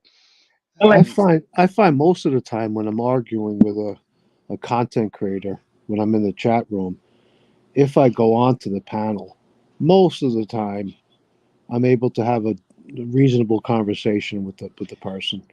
But do you know why that is? Well, a lot of times things are, when you make comments in the chat, they're misconstrued. Well, that's it. It's the same as a text message. Right. When a person gets a text message, depending on their mood, is how they read that message. Right. So if they're in a good mood, they read it with a good attitude. If they're in a bad mood or a bad place, they read it with a bad attitude, and they That's how it automatically goes. think that you're attacking them. That's But how it goes. when you come voice to voice, then they realize what your demeanor is, or they realize what your attitude is, and then they realize that they've just taken what you've written completely out of context. Right. They can hear your emotions. Yeah, that's it. Yeah. You can't express the emotions in a text message. No, I mean, you only can put by an LOL in. smileys and You yeah, can put by you can put an LOL at the end of it, but sometimes yeah, they'll but take if that you put LOL as if you're laughing at them. If they're not hello, objective, they're just gonna LOLs is they're just gonna project. Anyways. yeah, LOLs are being facetious. Then they see it. Right. They'll turn Exactly. it into that. Exactly. Yeah. But look, like Dad, oh man, I lost it because oh no, it was a guy talking about. I was in one of his chats, and he was talking about bed bugs. So he was like, "Well, I don't know where they come from." So I started listing some things in the chat of where they possibly come from, how they get in your furniture and stuff, and old furniture or furniture that might have been set in factories and stuff like that. So one of the mods was like, "Well, what's your angle?" And I'm like, "Huh? What's the problem?" And he's like, "Well, what's your angle on your comment?" I'm like, "So what's wrong with my comment?" So we don't want you here. We don't need you here. And I'm like, I would have said 90 degrees. 180. You know the genre that I was involved in was still Hold on, I loosely think. involved in. Hold on, Fitness. Sorry, I think Fly is just her audio is not messing up. She looked like she was still trying to get in there to finish what she was saying.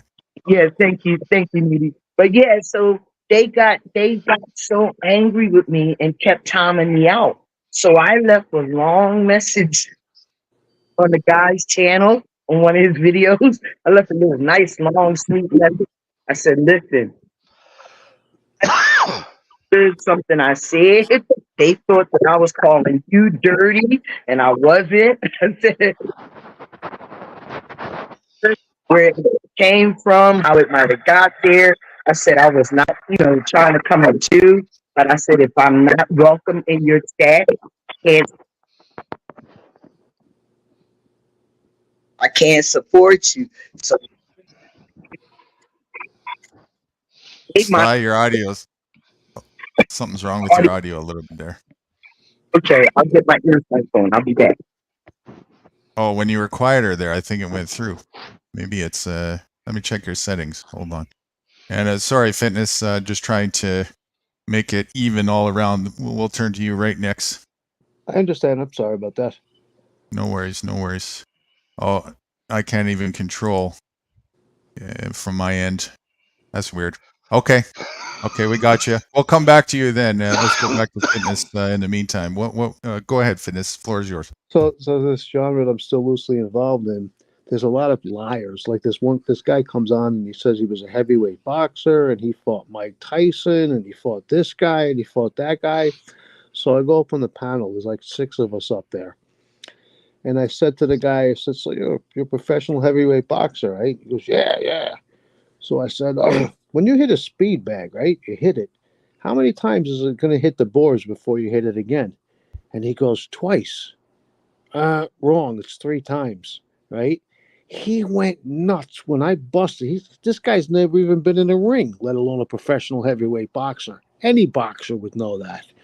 So he starts cursing at me. "What are you, an effing lawyer?" I'm like, "No, look at me more like an interrogator." So in this genre, they don't want to go on panel with me anymore because I have them pulling their hair out of their head. They start telling lies, and I prove that they're lying. They start pulling their hair out of their heads. It's funny sometimes. Anyway, Yeah. yeah. Does Well, it like sound I said, better? Does it Yes, I sound think better? so. yeah. I think so. Great, great. Yeah, it's more about the challenge though. Like, so I see some of the content, some of the streamers, they they'll be reading your comments in the chat. So if you're challenging them in the chat, they want you to come up on the panel. They like, well, since you got so much mouth in the chat, come up on the panel. But you're just more content for them. And it all depends on how you Yeah. conduct yourself is how it goes. Because like you said, you might have your opinion in the chat. And then when you go up on a panel and start talking and, showing who you are, they calm down. They like, oh, you good. You kind of on my side. The other thing Unless if too you're that Mars. Just saying. the other thing too that they'll do is they'll say, "Why don't you show your face?" And I'll say, "Well, Yes, lady. YouTube suggests that we try to maintain our privacy as much as possible." And then like the other thing too, the way I feel, especially with this genre I'm talking about, it's up to the onus of proving what they're saying lies with the content creator, not with the people in the chat. They're just writing in the chat. You know what I'm saying? If you're the content creator and you're saying X, Y, and Z, prove it. That's how I feel. Well, I don't that's why need they want you. That's why they want you to come up on the panel, right? To challenge them. So if you disagree with what they're saying and you come up on the panel and challenge them, that's more content for them. You right. And understand where I'm coming from? Like yeah, even with the argument, come up on the panel and they want you to come up on a panel and argue and go back and forth because that's content. well, They use it what it for really content. is it's drama. It is Yeah, drama. it is drama, but they like it. That's what Right. they think content is. They think the more drama, the better the content. They don't And understand that the more. Yeah, from a go ahead. I'm YouTube sorry. platform, it's okay. From a YouTube platform perspective, especially monetization perspective, it is, and Yeah. that's exactly what YouTube wants and Yep. rewards, right? Yep. That's right. And it's So, up to you. I'm sorry. Go ahead, Nudie. no, I think I'm going to go in the same direction you're going to. It's up to the individual. It's up to us to decide what we make of the platform, right? We don't have to follow that bullshit. I don't follow that bullshit. You see me, Nudie. What did I do? You see, been knowing me for a few years now, right? What Couple of did I years. do? Yeah, a couple of years. But I removed myself from those kind of interactions. You know what I Yep. mean? Because if that's what you want from me, I don't want you to use me like that. I want you to use me for standing on rights and freedoms and speaking truth.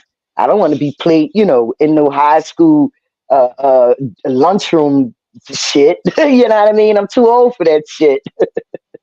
Well, you Yeah, think we should have grown out of the sandbox in grade 4, I mean, it's just You Nude Guru. Let's just go back to fitness again a minute. That guy that said he was a boxer, it means he's never boxed in his life because, I mean, every speed bag is different. Every speed bag pressure is different. Every speed bag bearing is different, right? But the rhythm of a speed bag is 1, 2, 3, 1, 2, That's 3, right. 1, That's 2, right. 3, right? And you're chisel punching it. You're not punching it with your knuckle. You're chisel punching it with the flat of your hand. Yeah, right. And it's 1, 2, 3, 1, 2, 3, 1, 2, 3. That's the rhythm of a speed bag. So that guy has never boxed in his I life. know exactly. So what happened though was that night when I was on the panel, the other people were trying to challenge him on whether or not he fought Mike Tyson like he's claiming, and I knew this guy never. He was full of crap. So I said, you know what? I'm going to have a different approach, and I'm going to go to the training of a boxer. Anybody that's been in a ring before, that's if you're a professional, you know how to hit a speed bag. And when he said it's a 2 count, and I said, no, Tony, it's a 3 count. He went nuts. He went absolutely out of his mind. He started yelling and cursing, and I'm laughing at him. It was just that was just one situation. It's 1, 2, They 3 lie hit. all the 1, 2, time. 3 hit. 1, 2, 3 hit. And Right. that's But where wait, that's where the problem, right? Now you get many people trying to use a speed bag. You get lots of people using a speed bag. Now I had a guy that was gonna do all kinds of stuff to me. And in my garage I had a speed bag, right? And also I had a punch bag, yeah. And I mean, I used to go to the speed bag and I used to go to the punch bag. Yeah, but I used to do it for myself for my own fitness. And I also had a rope, right, for skipping. Now, I was on the speed bag and he walked in with one of his mates while I was on the speed bag. And he saw me drumming away at this bag. And he was like, tapped his mate and said, "Whoa, you see him on a bag? What's he going to do to my face? Can you see that?" He said, so he said, how'd you do that? I said, well, go on, have a go. So he was having a go on the bag. I said, well, the problem is you're trying to hit it after you've hit it the first time. It's a 1, 2, 3 count. 1, 2, 3 hit. 1, 2, 3 hit. I said, if you go 1, 2, 3, 1, 2, 3, 1, 2, 3, I said, you get the rhythm. Within 10 minutes, I had him with a rhythm with one hand, and then he introduced his second hand, and he was like, do you know what? All my life I've tried to do a speed bag. He said, and in 10 minutes, you got me using the speed bag. I never knew it was that. I said, well, yeah, well, that's how you get the rhythm on the bag, you know? And then you can walk the bag. Whereas you hit at an angle, get the bag to change direction, and then you can walk around the bag if you've got enough room. So you can go from left to middle to right, right to middle to left. I said, and you can walk the bag around, and then you move in your feet as well. And he was like, thanks, mate. I never knew how we got a speed bag in our garage, in our little garage, and nobody can hit it. He said, but now I can teach them how to hit it.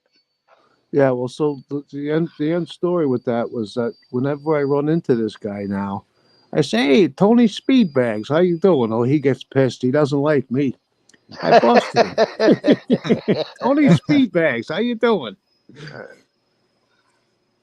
I was at a tailgate party for the game, for the football game, and we were doing the electric slide. You guys know how to do the electric slide? I I don't. I'm not, I've heard of it, but I don't know how to do it. Man, you gotta do the electric slide one time before you leave this earth, all right? Anyway, I'm telling you, you'll be the hit of the party. You start out the electric slide, you'll be the hit of the party. Anyway, so we was doing it, and this young lady kept telling me, "Nah, you're doing it wrong. You're doing it wrong. It's supposed to be 3 steps, not 2." I said, baby girl, pay attention.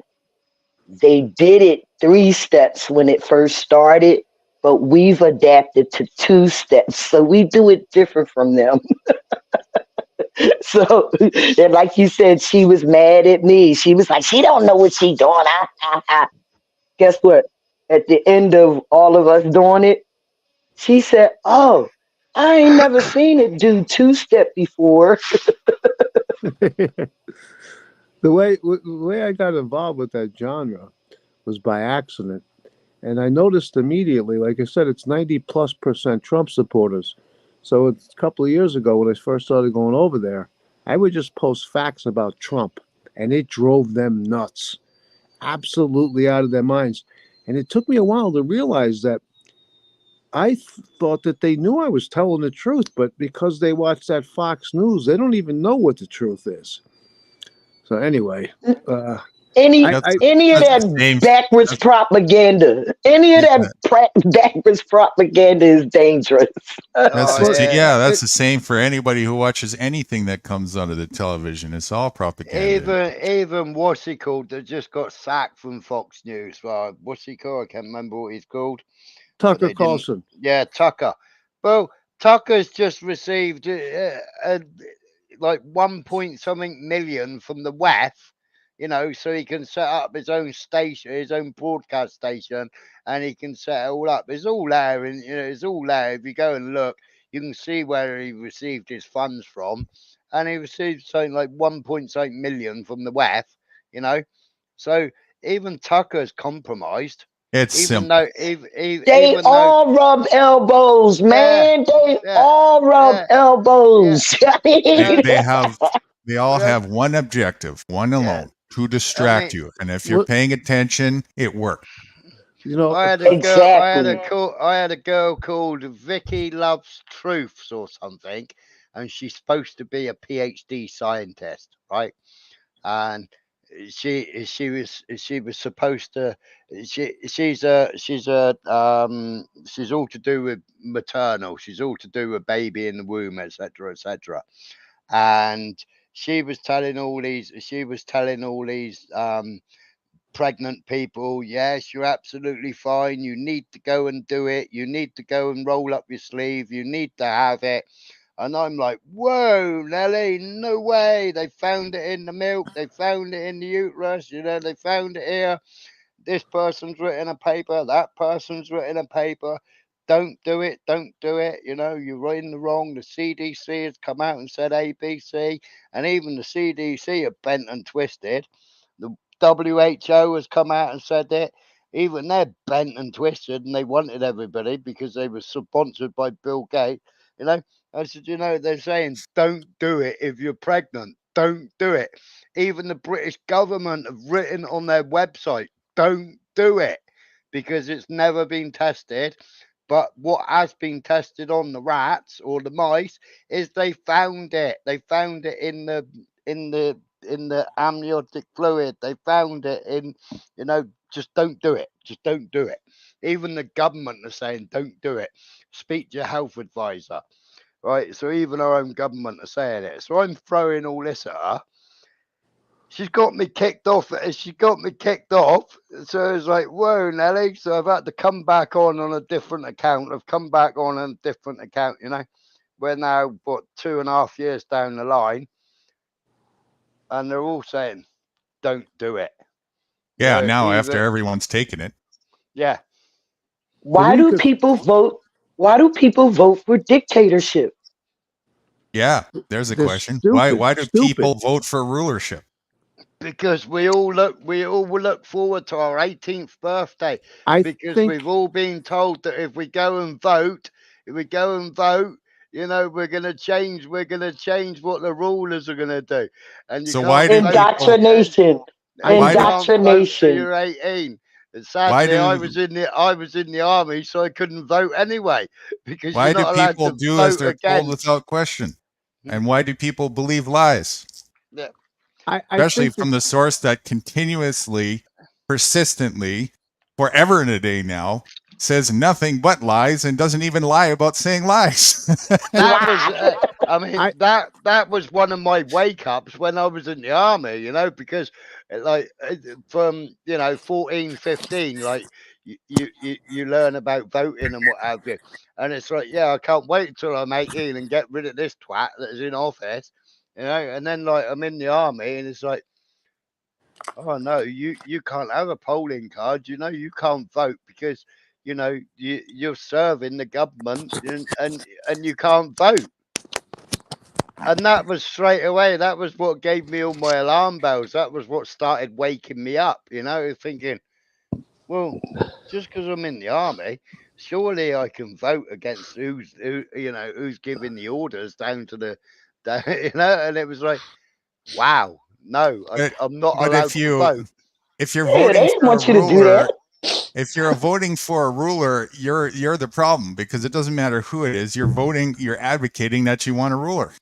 I think the reason Exactly. why most of those people wanted a dictator like Trump, for instance, is the one common denominator is they all live in fear, and he's a bully, and they got their bully to stand behind, and they somehow have justified in their mind that this is okay and that this bully, this dictator, is going It to do the right started. thing by them. This has It been going on started way forever. before Trump. It started Yeah, this, way It before started. It Trump. started when Obama came. When But Obama came It into started office. way before Obama. Come thousands on, of years stop ago. what playing. I will, Thousands of years ago. yeah, what I will say is the puppet masters of Trump did allow him to do certain things which were good for the country, and he was actually allowed to do Whatever. some things. I think he was like When? Oh, I'm sorry. It's all an act. If energy you've ever watched independence. wrestling, you know exactly what's going on. Hollywood. It's Hollywood. Hollywood. Hollywood. Everything they do is fucking Hollywood, Yeah. yo. I used to watch Congress and I used to scratch my head thinking, what the fuck are they all talking about? Why No, I'll Are don't tell you they you what they're still just talking about. scratching your prosecute? head? They're only Why aren't talking. they? Why are they all talking gobbledygook? Why aren't they They're just not. They're not. prosecuting him? They're talking one thing. They're talking Mm, one thing repeatedly. yeah, What can we spend the gobbledygook. taxpayers' money on? Yeah. Exactly. That's what Exact. they're talking. How No, much can we invest so we can turn over a profit for And we'll ourselves? how spend. and how can we indoctrinate them to follow and believe what we're saying? Yeah, Well, so that we can get them to pay more taxes, we'll right? we'll spend We need 100. more police. We'll spend 100 hours in Congress. You've all got 1.8 seconds to actually say something, or 1.8 minutes to say something. But then when your time runs out, you can't say no more. You get bang, bang, bang, shut up, you're silent.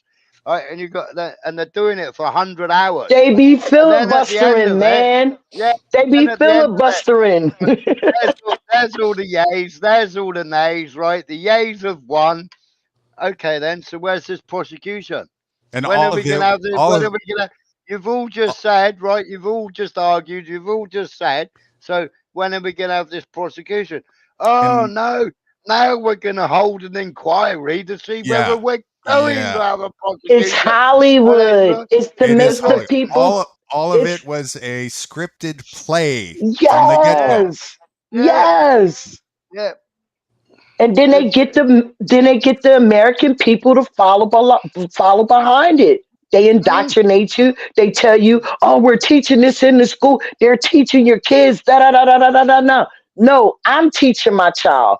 Ain't nobody teaching my child nothing, right? mm, Like what y'all saying, right? They yeah, make that shit up to get us divided, get us at war with each other, and get us to have these back and forths where, oh, I'm right and you're wrong, and man, they As all long they as all rub elves together They and as create work as together. cultural long as issues. people are paying attention to that and focusing on that, they're doing Yup.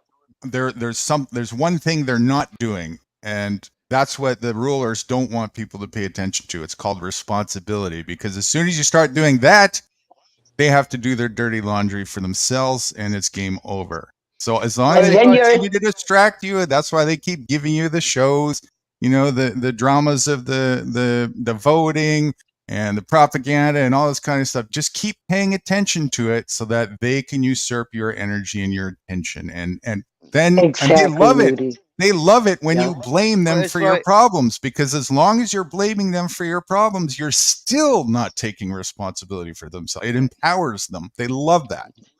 Yeah. but it's And like then in they the start UK. calling us victims. They Yeah. start Right. calling us the victim. But Right. it's like in the UK, they'll say, right, they'll say to the leader of the Muslim community, right, you know, it's lovely bit of weather. Why don't you all take your prayer mats and go and pray in the park, you know, and you play your loudspeaker and you all do your praying in your park, right? And then so they've been praying outside and blah de blah de blah, right? And people are walking along and going, this is supposed to be England. Why are they all in the park? There's hundreds of them. Why are they all in the park praying? Right? And then you get a woman that stands and she's praying in her mind. She's not praying out loud, she's praying in her mind. And she's praying outside an abortion clinic. This abortion clinic has got an anti protest zone all the way around this clinic. and this woman happened to be standing on the pavement Is outside the that in the clinic. Constitution? Excuse me, I gotta ask that question. That what you just said about having a space or whatever, is that in the Constitution where you we can haven't where you we haven't got a constitution. They We got a haven't Bill got of a Rights, which is constitution. practically the same thing. Oh, okay. See, because We okay, go gave ahead. you I didn't mean to interrupt your story. Go. right. So they put an exclusion zone around this abortion clinic. So this woman's standing there silently thinking in her mind. So all these police turn up and say, "What are you doing?" And she said, "Well, I'm just standing here and I'm just praying in my mind." Bang, bang, bang, handcuffs. You're in the exclusion area. You can't protest here. And they drag her away. So straight away, everybody's going, "Wow, you got all the Muslims 100 yards down there in the park. They're all sitting there with the prayer mats. They're all doing la la la la la la la, and they're all chanting da da da da da. But yet she's a white English person. She's not allowed to pray on the pavement." So straight away, everybody's hating on the Muslims, not hating on the police for arresting her. They're hating on the Muslims, and I'm Right. looking at all these people complaining about it. And I'm going, why aren't you hating on the police? Why aren't you hating on the person that enforced the exclusion zone? Why aren't you hating on the fact that there's Because no we need to love the notices police. saying, The there's police are no Because protecting notice. they us. are hired to protect the corporations no matter what they are. Even if they against deleting, they still have to protect the corporation or the clinic or whatever it is, right? So that's what they're trained to do. They're trained to stop the person that knows their rights Yeah. Right. And then straight and take them and cuff them in cage. oh, I got a you're a quote for supporter. this. Go ahead. I'll put it up while You're you're a talking. supporter of Muslims. I said, well, not a supporter for Muslims. I'm a supporter, would you want to be, if you go to church on a Sunday, would you rather not go and pray outside that church or go out, go somewhere and pray instead of being in that church? It's a human right. Yeah, you It's a can pray human right. wherever. Yes. You don't need to go to a church to pray. You can pray in your mind. You can pray in your house. You can pray in the car. You don't need to go to church, just to pray to God. God, if there is a God, he can hear you wherever you are. Guess what they do in the churches in Philadelphia? Yeah. They closing up. Most people that look like me turning a Muslim. I'm just saying. So, Yeah. and they turning the churches into Mosques. nice fancy apartment buildings. Ah, right. Yeah, they did that in England as well. Yeah, turn them into nice apartments and or single dwellings, or some have been turned into flats. Yeah. But listen, guys, I'm going to drop off a panel, so I wanted to say it's nice meeting you, Sly Shy, Smiler, and Nude Guru. Thank you. Good conversation with you guys, and I'll talk to you again another time, okay? All right, Finis, have a good one. It was a Thanks for being pleasure. with us. Likewise. Ciao. It was a pleasure. Thank you. Likewise. Thank you, Sly Shy. Ciao. Yeah, you guys got me, because I in the morning I try to like surf through and see who's live and where I can show love. And hearing the conversations and stuff was like awesome. Well, Nudie, I can't read, right? Lou Bass told y'all that. You're gonna have to read that out loud. I got That's my cool. glasses on, I can't see. That's cool. Actually, I didn't know that, but I know now, so that's cool. Maybe I'll give it a Smiler knows this one, but why don't you do us the justice there, Smiler? I know you like this one. When someone tries to chastise you for having the audacity to advocate for refusing to take it up the arse from some brainwashed clown in a costume that claim they have the authority to give it to you up the arse, what does that say about the moral and the mental health of said someone's? If you check out my videos, you see I don't take it up the ass. Oh, I'm sorry. This is pointing to those people who chastise you for advocating for refusing to do so. And how often do we see that, right? You're the often. guy we want to get rid of when you're saying, hey, no, you don't have to be a bitch slave to these clowns in a costume or the government or whatnot. Kill the messenger, right? That's why I have pseudonym, and I'll never, dox myself, because I go deep into this stuff. I say this stuff that people really need to hear, but are way too afraid to say. You got an oppressor, a tyrant attacking you, kill him. That's what you got to do. And I reckon if we ought to start having the balls to do that a little more, it might just send the message that we're not going to take it up the ass, and it's going to slow down that oppression. Here's the other interesting point. More to what you're saying earlier there, Sly. Here's the motto of a patriot, or the mindset, the logic of a patriot-minded individual. Reckon this one. Go to your oppressor and say, beg for freedom from your oppressor. That's what they want to do. They talk about freedom and they advocate for, I stand for freedom, but then it's all about permission. Like the logic behind this, it just blows my mind. Just like some of the auditors, when they go out and they're filming in public, and a police officer come up and they don't know the natural law. Natural law is I can do anything in public as long as I don't harm anyone and do anything that's against the law. Like, I should be able to be free. But a lot of they're so brainwashed to where they are authority. No one has authority over me. That's right. Only I got authority over me. That's right. Yeah. That's right. Yeah. That's what, like, law is a fairy tale. Man's law is a fairy tale. It's just a fiction. And if you believe it, and you believe that, like I said earlier, that somebody has the righteous place over you to tell you what to do, then you will be told, no, you can't do something, and you deserve it. That's the way it goes. There's a maximum law. That is just the way it goes. It's not an opinion. It's called let he who be deceived be deceived. Doesn't matter if it's right or wrong. It doesn't matter. This is a law of nature. Just like what goes up or comes down. It's the onus by default. And the responsibility by default is on you as an individual to learn if you're getting fucked over or not. Learn from your mistakes in life, That's the problem. The definition of insanity, right? You keep repeating it over and over again. You are the problem. And at some point, when you keep going back to your oppressor and begging for more, at some point, and I reckon it's after the first time, you're not a victim anymore. And I'm glad you said that, Nude, because like I got some people in my neighborhood and that they don't live around here, but they hang around here every day, right? And they can go from having a good time to then straight into some negativity for no reason. And I'm like, I try to stay away from them, but sometimes I go down and I might support them, take them a little something to drink or whatever, right?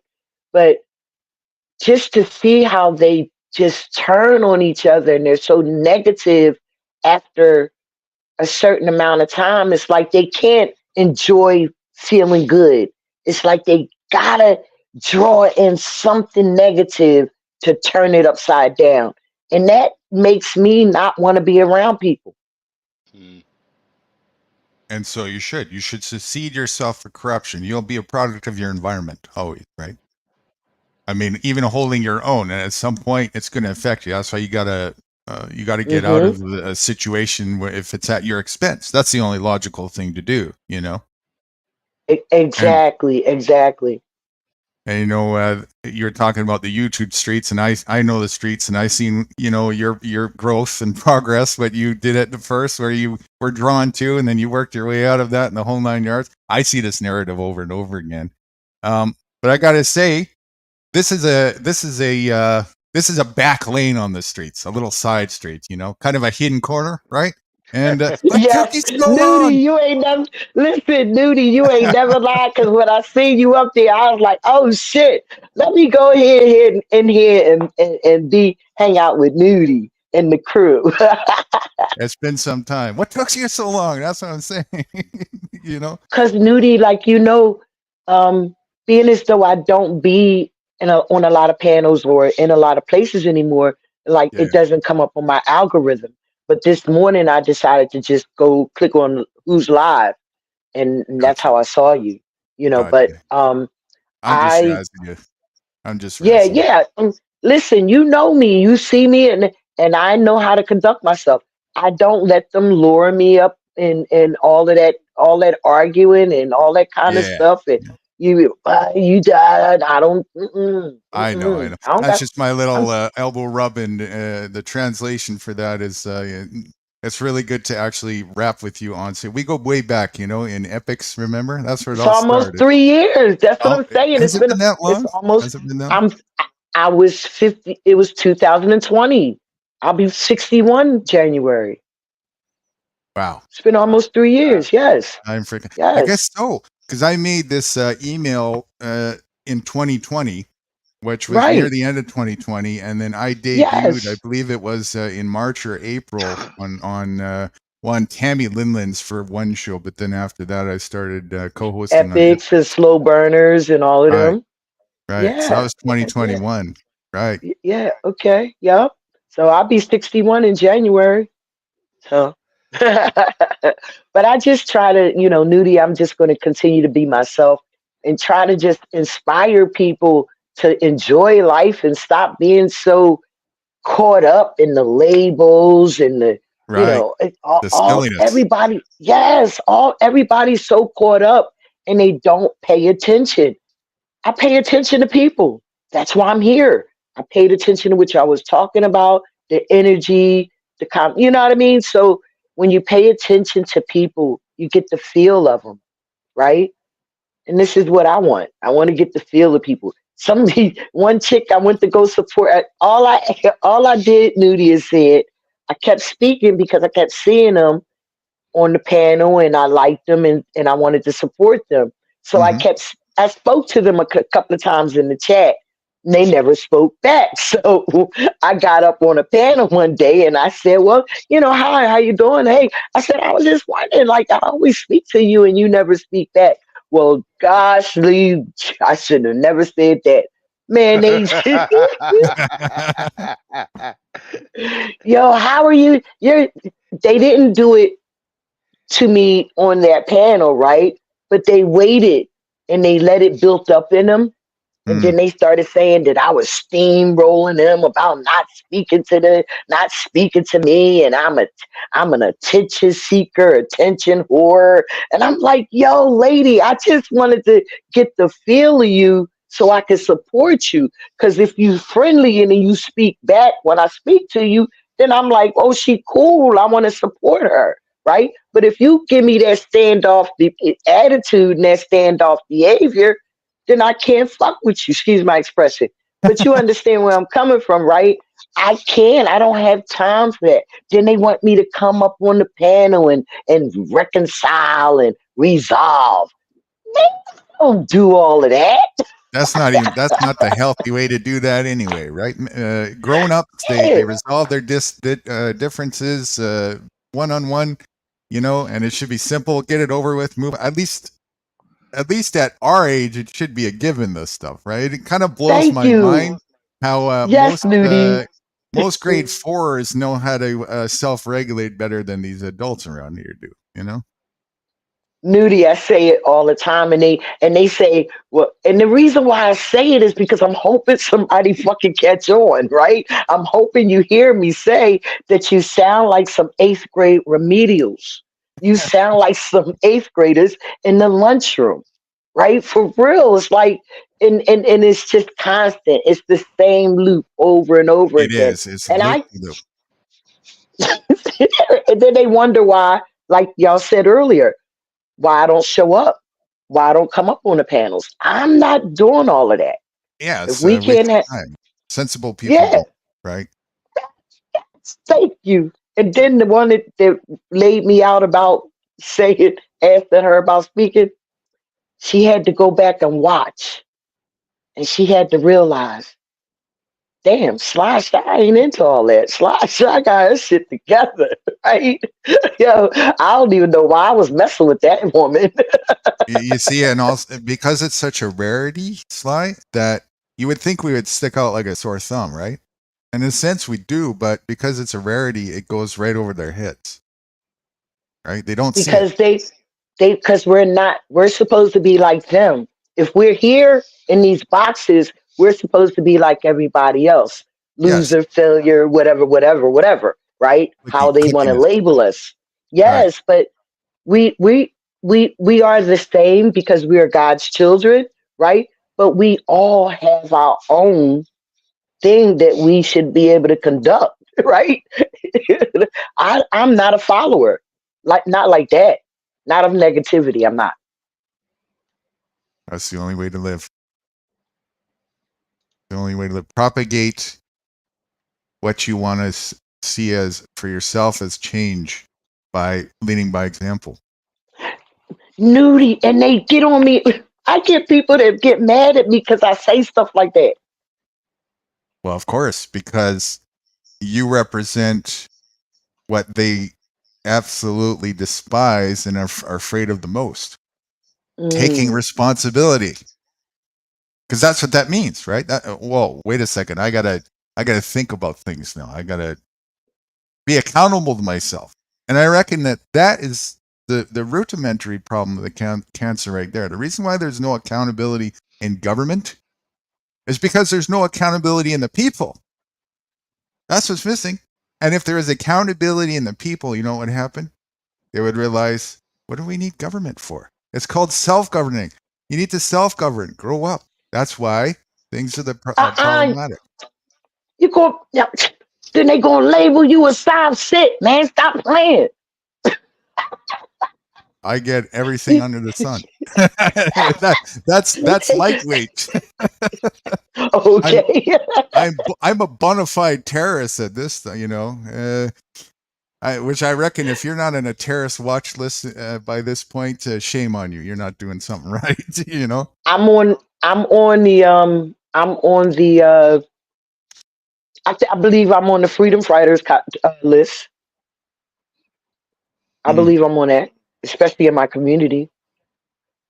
They don't like when I record. They don't like when I look out for the people in my neighborhood or in my community. They don't like it. They don't like that I. People are Go ahead. so string tied to the corruption, Sly, Mm-hmm, that when mm-hmm. you represent another alternative, they will fight to the death to defend from that because they have their whole livelihood betting on that. So they actually are the corruption. They won't say that. They won't admit it to you. But the real root of the problem here is not government. Not even close. It's not the United Nations. It's the people. It's us. It's definitely the human being. Yes, definitely. It's a human definitely. being. It's the Yeah, lack of accountability and the lack of responsibility and the shilling and the lip service, right? Lip service to the tits. They'll put it on a good cover front, but they need people. They don't want, even the people don't want, if they wanted real resolve, they would do it. So the reason why they keep going back and voting is because all of their livelihood and money, you know, the dependency on the monetary system, it's all about money. Depends on that. And how about fear? How Talcott says, live without fear. A lot of people are scared of change, Nudie. Yes. Yes, because They're it takes so work. right. Exactly. It takes And work. It takes being responsible. it takes being responsible. And the biggest part about that is that at the root of it, you have to look in the mirror and realize that you fucked up and then take responsibility for that. It's a pin to the ego. It's a knock to the ego. Well, get over your balls about it, you know? Otherwise, you're just going to amplify it and keep perpetuating, making it worse until it implodes on itself. That's called attrition, and that's what we're seeing today. You know, it's gone so far. And then you feel the victim. Then you feel like you're the victim, right? Right. If you don't know how to make changes, you're going to continue to be the victim. Yeah, that's right. A victim of your own doing, the demise of your own choices, and in ignorance to that, with blindfolds on, walking across the street, and then when you get hit by a car, you blame the fucking car. Well, way to go. Good for you. While you're in a cast, and if you're even alive at this point, you know? Hey, dude, you know I'm going to hit you with the stay word. Right. And that's the logic of the corporate mind, right? The indoctrinated slave mind. That's what people do. Scapegoatism. It's all about that. Looping that scapegoatism. Blame away, delegate away responsibility at the demise of the self, because delegation mathematically can only equal atrophy. The more you delegate responsibility away, the more you atrophy your own ability to take responsibility for yourself. But you notice, though, Nudie, whenever you try to delegate yourself, what happens? You atrophy. What does that mean? Come on, Nudie. You know I smoke marijuana. The more I get somebody to do my laundry for me, the more I become Yeah. lethargic. Right, but I'm saying, though, when you are responsible, when you are doing Oh, right, the because you've opposite. seen it, yeah, The opposite. they go against you. Yeah, it's like, you're not supposed to be responsible. You're supposed to be weak. You're supposed to let me Gotcha. use you. Okay. You understand what I'm saying? So for that, then the question becomes, for the individual, it's a test of courage and strength. Will that be an excuse for the individual to continue to delegate responsibility away? That's one path. The other path is making that all the more reason to lead by example and do it anyways against the resistance. That's the other path. That's why I stopped voting for dictatorship, Nudie. That's the only logical thing to do. You know, if you vote for a real ruler, you don't bitch. You voted for one, and that's what you got. You know, the logic of a patriot is voting for a ruler and then bitching when they actually rule over you. You know, exactly right. Go and spoil the vote. That's what I do. I go and spoil my vote. Well, I get the logic in that, but even that, you know, it's just you're wasting Yeah, your energy and attention. Exactly, and I decided not to sign the contracts anymore. There you go. Any participation in it whatsoever is attention wasted, energy wasted, expended Right. for their benefit. In the UK, right? In the UK, in order to get a credit rating, you've got to be on what they call the voters roll. Right? So you've got to be on the voters roll.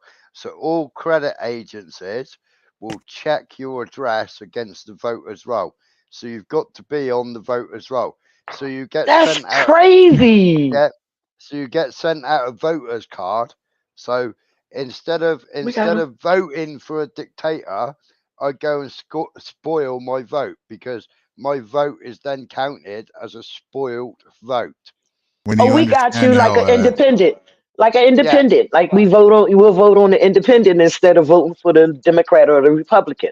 Yeah. When you So understand if I can't see anybody worth voting for, I will just go and spoil my vote.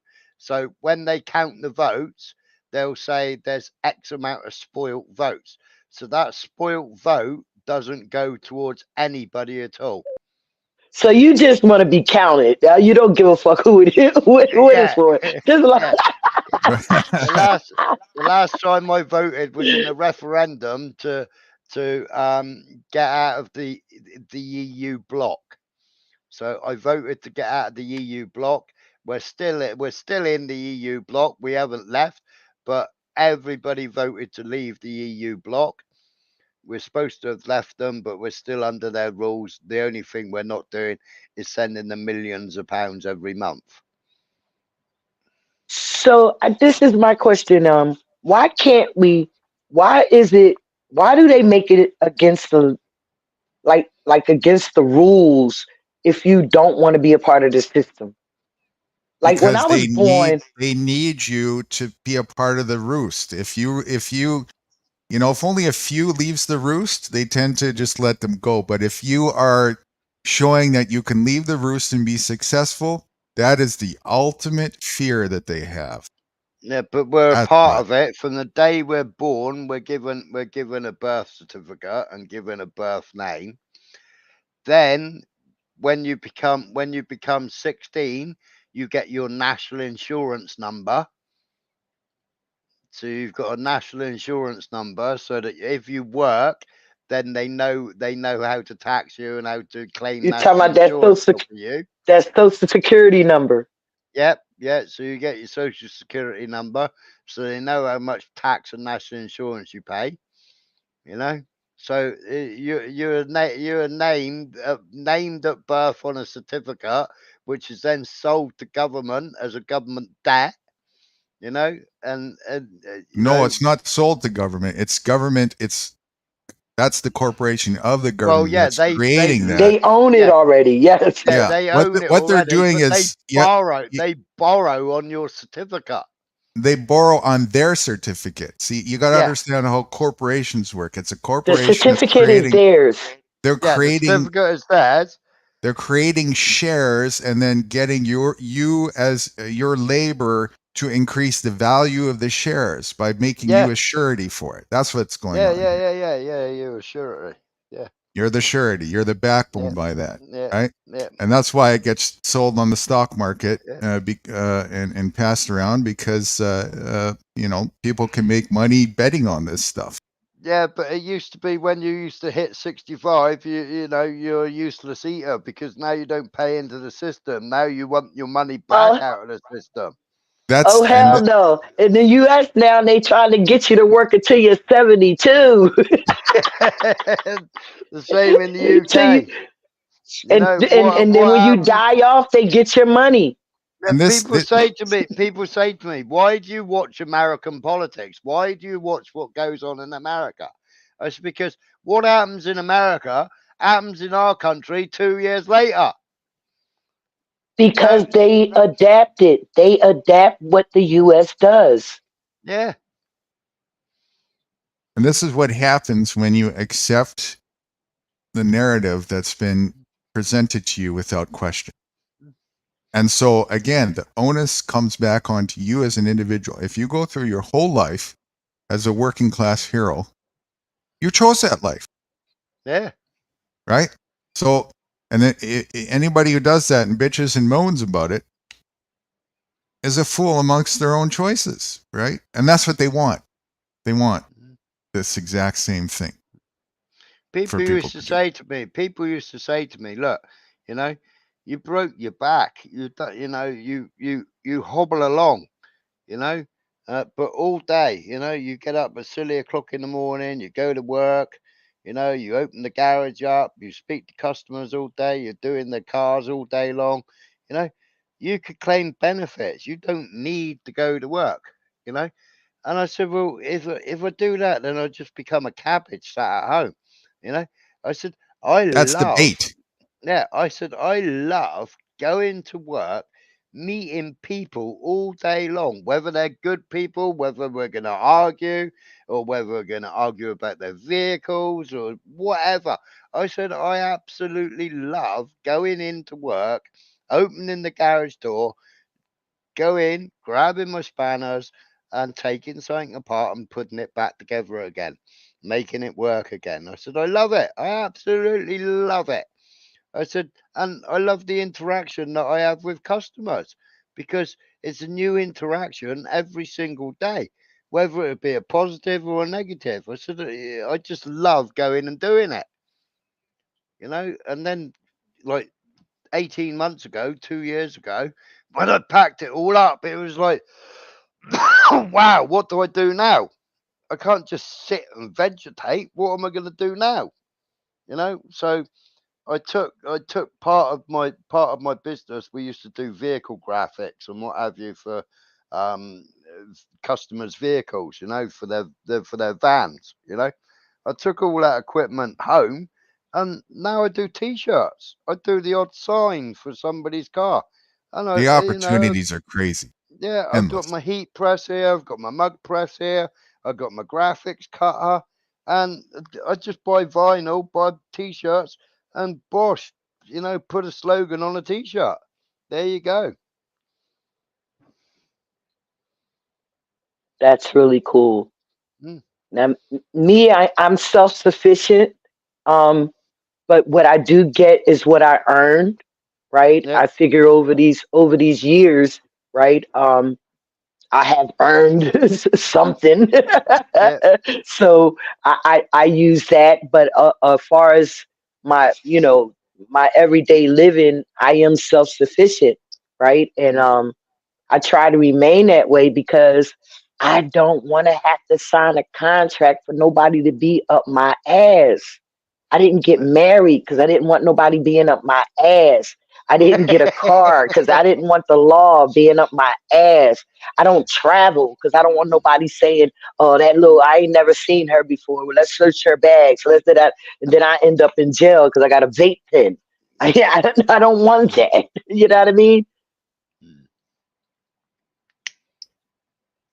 That means you're already in jail, you see. Yeah. What do you mean, Nudie? You see, you're not free to do these things. No, right.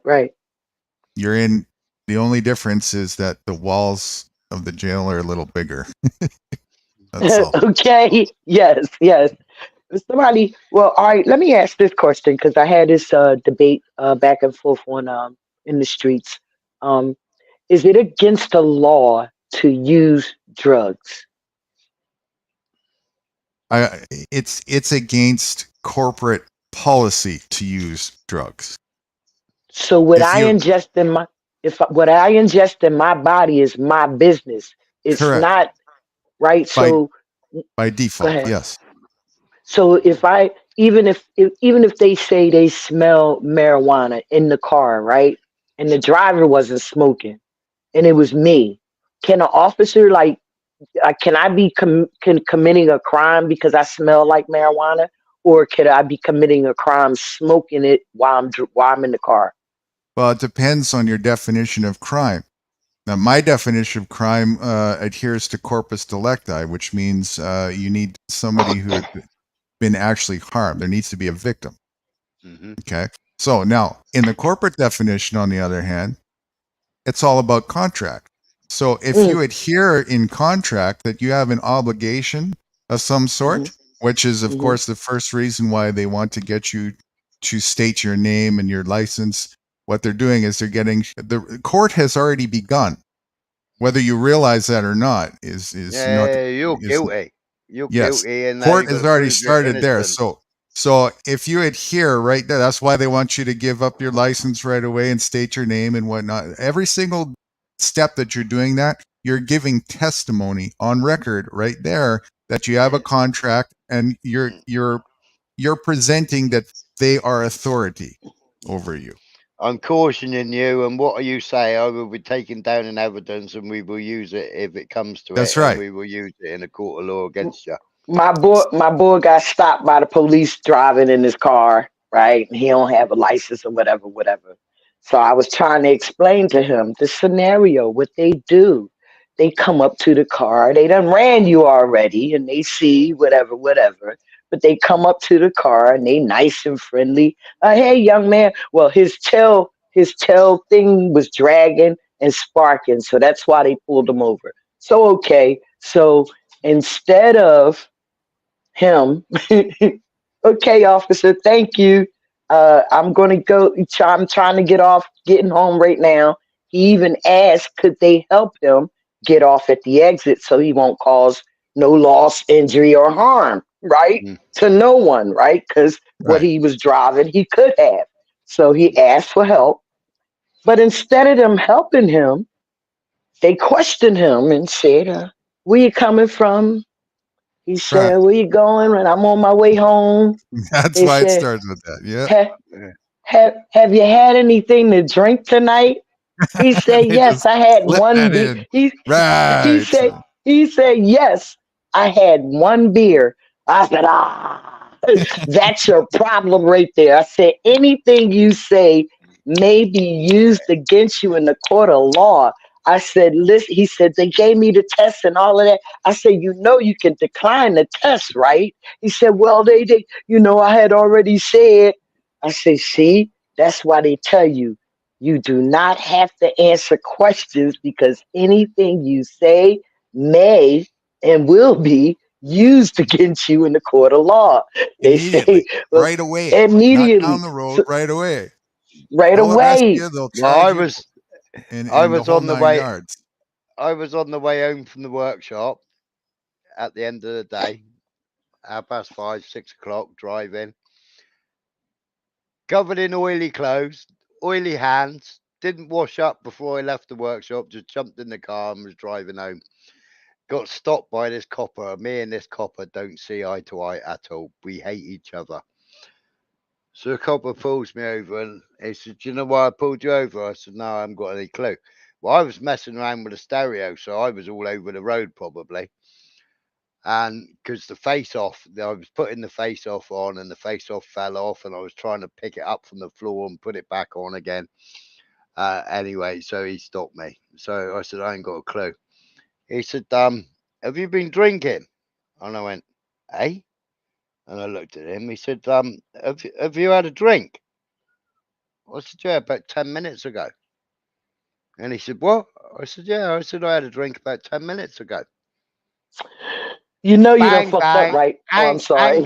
handcuffs, straight out with the handcuffs, put the handcuffs on me, said, "Right, get in my vehicle, lock your vehicle up, park it safely, locked up, yeah." Drove me 30 miles up the road into the main police station that's got all the cells in it and everything else. 30 miles up the road, took me there. So he says to the custody sergeant, he says, "Oh, I've arrested him for drink driving." So the sergeant says, "When did you last have a drink?" I said, "Well, I'm guessing it's about half an hour ago now." He said, "Right, well, you're going to go in this room, you're going to have fingerprints taken and a photograph, and then you're going to blow on the meter." I thought it was the other way around. I thought I had to blow first, and then afterwards, if I was over the limit, Oh then no, you your do it. ass Then is you, guilty. yeah, Your then you ass is do that. guilty. And he's like, "No," he said, "because there's somebody already using it. What we'll do is we'll do your fingerprints because you've admitted drinking. What we'll do is we'll do your photographs and fingerprints first."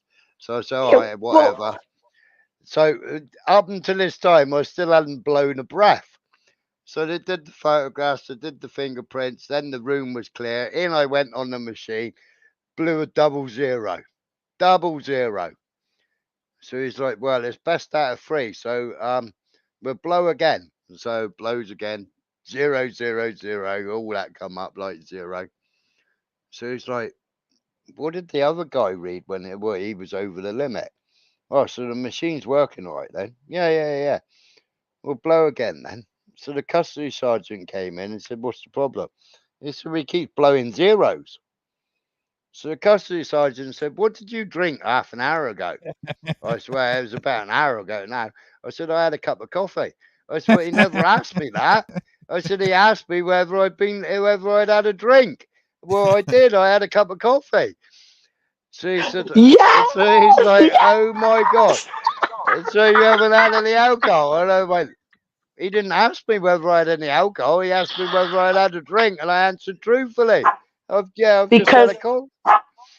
Yeah, he wanted to generate money. It wasn't yeah, about you. Because look, he didn't even ask the right fucking question, you dumbass. Right? He was dumb as hell.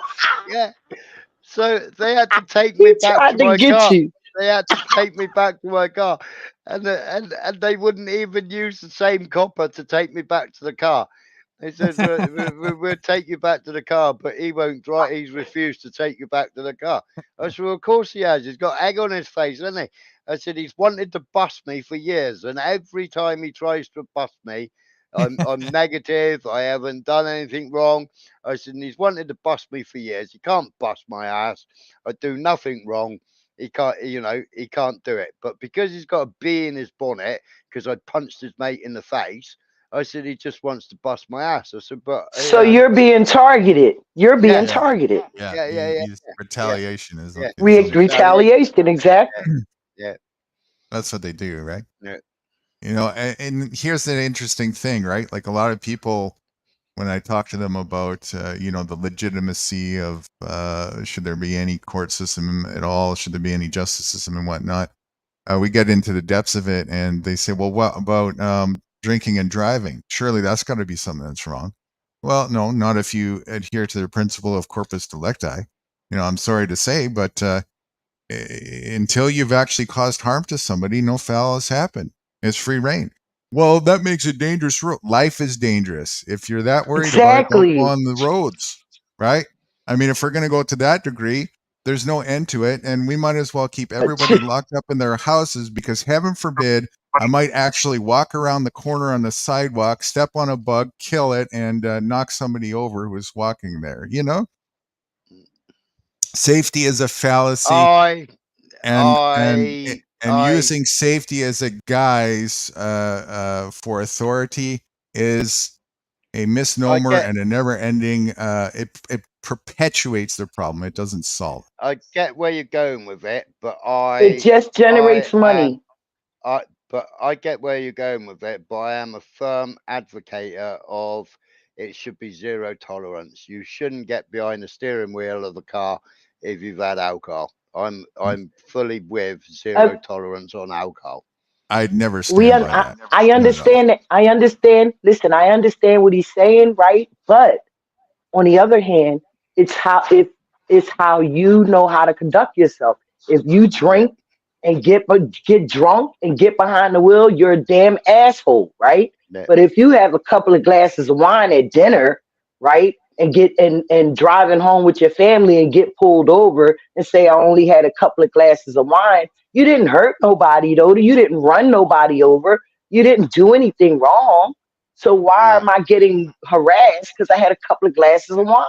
Because there's always one that takes it over the edge and then causes an accident, isn't it? Like if that's the same. That's the same without alcohol. That's the same with alcohol. Oh yeah, it's the same without alcohol. Right? Yeah, it don't exactly. matter. A person can have a stroke or seizure or something on the road and cause an accident.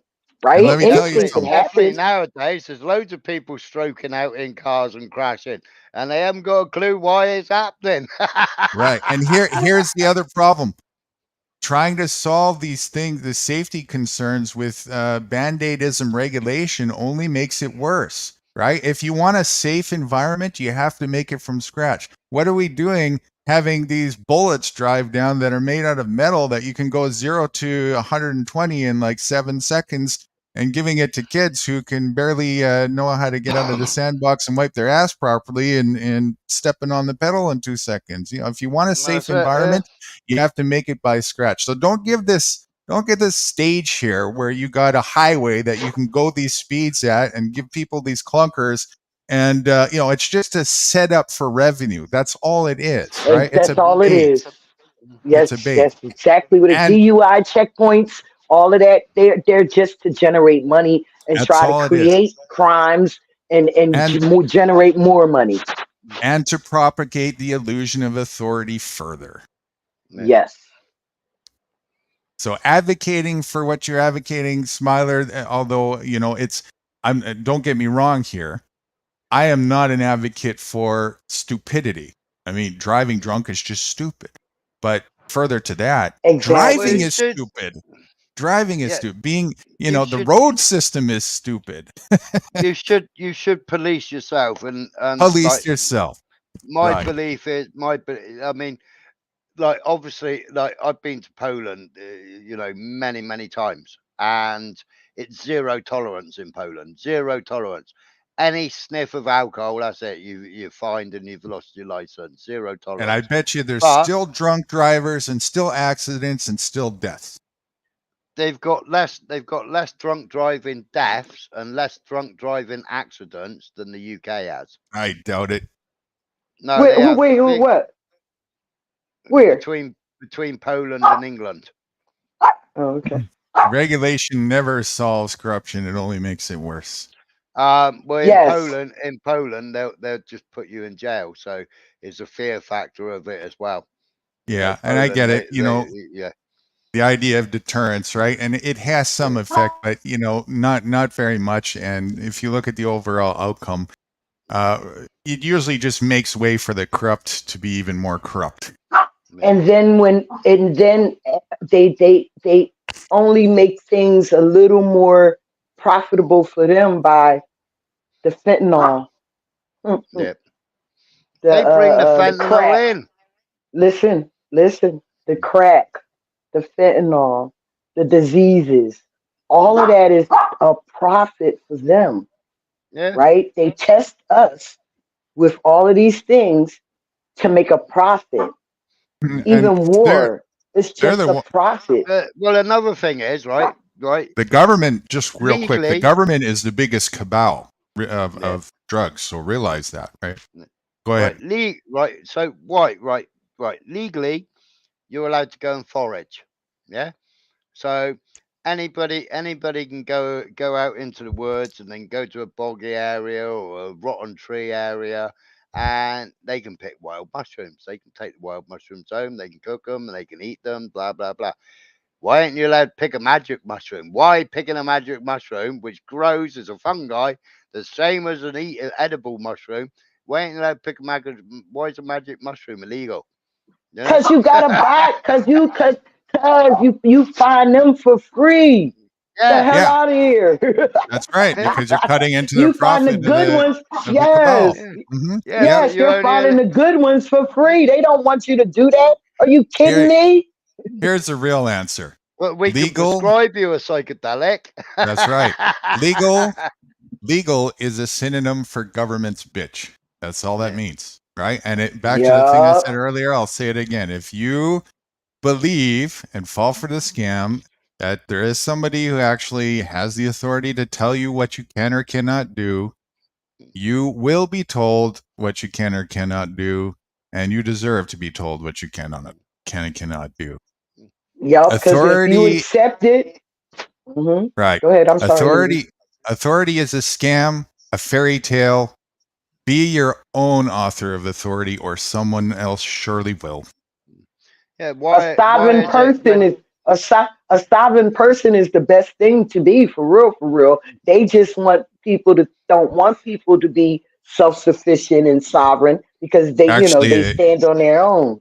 if you want to get technical on the semantics, sovereign, actually, even sovereign is still tied into the government. Sovereign is about the closest thing you can get to no tongue ties with statism in semantics. Okay.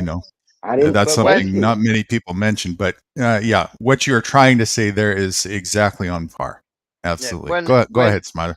When I get my medical prescription for cannabis, right, I can smoke cannabis, blah blah blah blah. So not a problem, right? Mm-hmm. But I don't know where that cannabis came from. Mm-hmm. I don't know what they fed. I don't know what they fed that plant. Yeah. Same thing with corporate food when you go and buy it from the grocery store. Exactly, right? So, but if I put a couple of plants in my cupboard and put the light on and grow it myself and give it my own feed, you know, which I use molasses, yeah, and I feed it myself, I nurture it myself. I know what's gone into that soil, I know what's gone into that plant, you know, and I've grown it myself, and I know it's free of anything, any chemicals, it's free of anything, you know, and I know that I'm getting a nice smoke, right? But now, when I get my medical prescription, I haven't got a clue where that plant came from. I haven't got a clue what happened to it, how it was fed, whether they've sprayed it, put something else on it when it's been drying out, what chemicals I'm smoking it when I smoke it. Yeah. But because it's pharmaceutical, I'm allowed to smoke it. But I'm not allowed to grow my own plant and smoke my own plant because, oh no, that's not Because allowed. you're cutting into their profit. Yeah. Tax That's me. Let me grow my own plant and tax me the same way as you tax me for the medical pharmaceuticals. All things illegal are much more fun to do. Do all things illegal. It's good for your health. Sly Show said she'll be back. Yeah, she'll be back in a minute. Yeah. Got it there, Sly.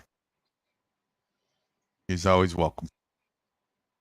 Good to see you again. It's been such time since we've actually been on stage together. I've just subbed to her channel. I think she's great. 5D says I vote for cookies for fuck's sake. Morning, Dan. Dan and I go way back too, to the same time. Yep. And Dan is he's had his own bout as well with the coppers, and that Right. goes back into the COVID times and the mask bullshit. Yeah, he was he's in Ontario and was living I think on the outskirts of kind of in the rural areas, if I remember correctly. And so he would go a little bit into town or whatnot, and he just couldn't stand seeing everybody wearing masks. It drove him crazy, and so he was very vocal about it. And he's got a whole saga, which is kind of funny. He kept getting kicked out of all the stores, and because it was a rural area, you know, there's not that much stores.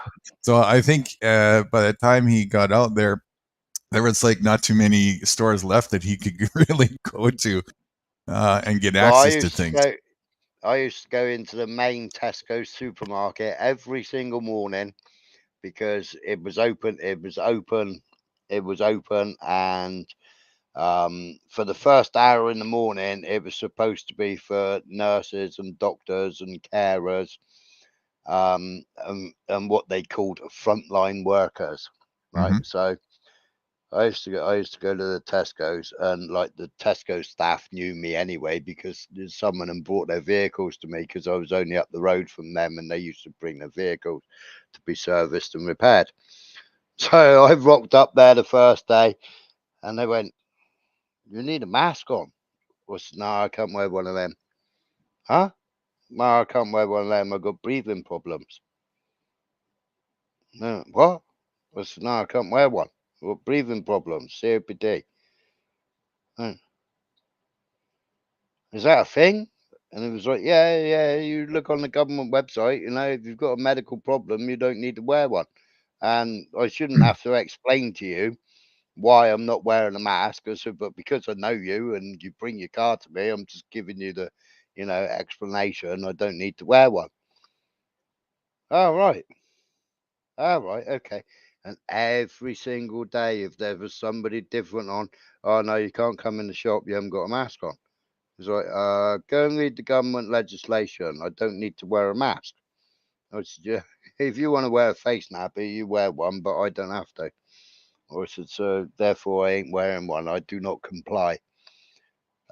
Every day, because I used to go in there to get my fags and my milk every morning, fags and Right. milk. And every day, and it was like my partner, she used to say, "Why don't you just put a mask on when you run in there?" And it's like, I ain't doing it. I do not comply. I am not complying. And she said, "Oh my God." All right, whatever. And every morning it used to be, no, I'm not even going to ask you this morning. It's like, no, I wouldn't. I'm in a bad mood. No, they stopped asking me. And then they put this stupid traffic light thing in. And it's like, I walked in and the security guard like grabbed me. And they're like, "Wait, what are you doing? Get your hands off me." He said, "It was on red and you walked in." I said, "What?" He said, "It was on red and you walked in." I said, "What are you going on about?" I said, "Well, I got to pass a driving test now to get into a shop." He said, "What?" I said, "Well, are you a road?" I said, "I don't believe in traffic lights to enter or leave a shop." I said, "You're having a laugh, aren't you?" I said, "No, mate." I said, "They're all standing there." I said, "Waiting for it to go green." I said, "I ain't got time for that.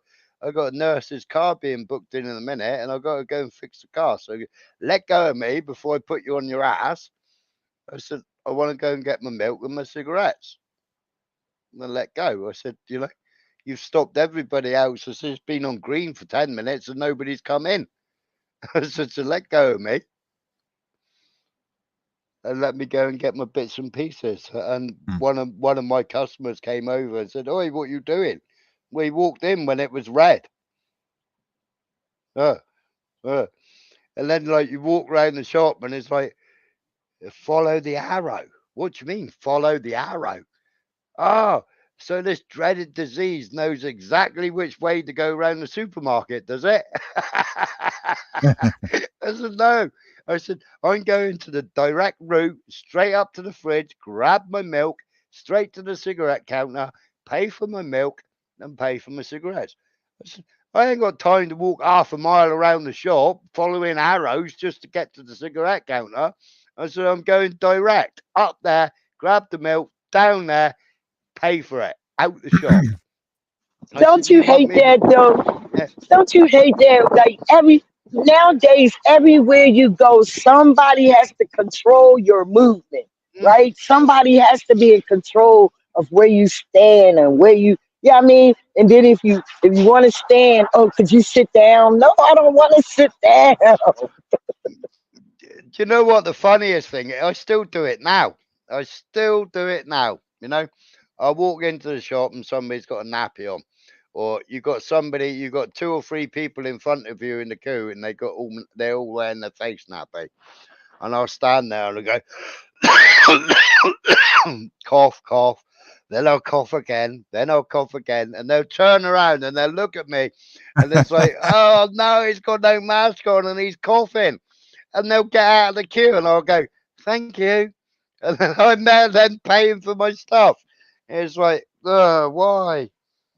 All these people. I mean, the last week, everywhere has taken down the screens. You know, they all had these perspex screens. All of a sudden, in the last week, everybody has lost those perspex screens. It's like, whoa. Hang on a minute, there's a big threat of this next lockdown coming, but yet all the shops have now taken down the screens.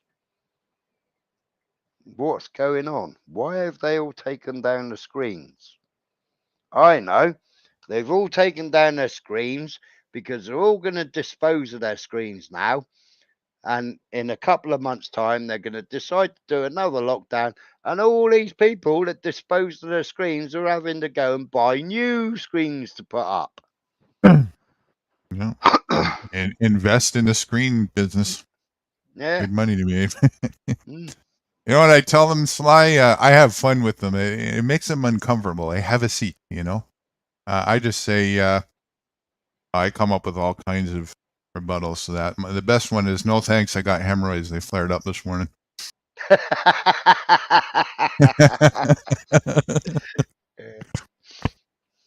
Appreciate that, but you know. But I mean, because I was a garage, you know, we got all the testing equipment, you know, and I showed a few nurses, you know, right, okay, I'll put one of your nappies on. So I put a nappy on. I fire up my machine to do a test. I put the probe inside my mask. I as a human being failed the MOT, and my CO2 levels were absolutely crazy. And if I was a vehicle, I'd be an MOT failure. And you want me to carry on breathing that in and out? What's stuck in that mask, or what doesn't come out the sides? You want me to breathe that in and kill myself? Nah, I ain't doing that. Especially after you've had a cigarette as well, because you know that you know that you're breathing out the carbon monoxide. Yeah, that's the biggest thing that used to get me. You know, I used to see. Okay, yeah. In some ways, it's a good thing, but in other ways, it's like, are you really that dim? You know, you used to see new parents. You know, they'd go outside for a cigarette, and then they'd come in, then they'd pick the baby up and start feeding it, and it's like, are you for real? Yeah, it's pretty Do stupid. you know, for half an hour after after having a cigarette, do you know how much carbon monoxide is coming out of your breath? You know, and you wonder why there's cot death and wonder why the baby's died. You know, and like, because you're just breathing pure carbon monoxide out on that baby because you've just had a cigarette. All right, you've gone out the back door and you've sat outside the back door, but you need to be out there for an hour before you come in anywhere near that baby. But people don't understand that. They think because they've stood outside, had their cigarette, gone back inside, they think it's safe. They think they think they're fine. It's like, no, you need to be out there for a good hour before you go anywhere near a baby once you've smoked.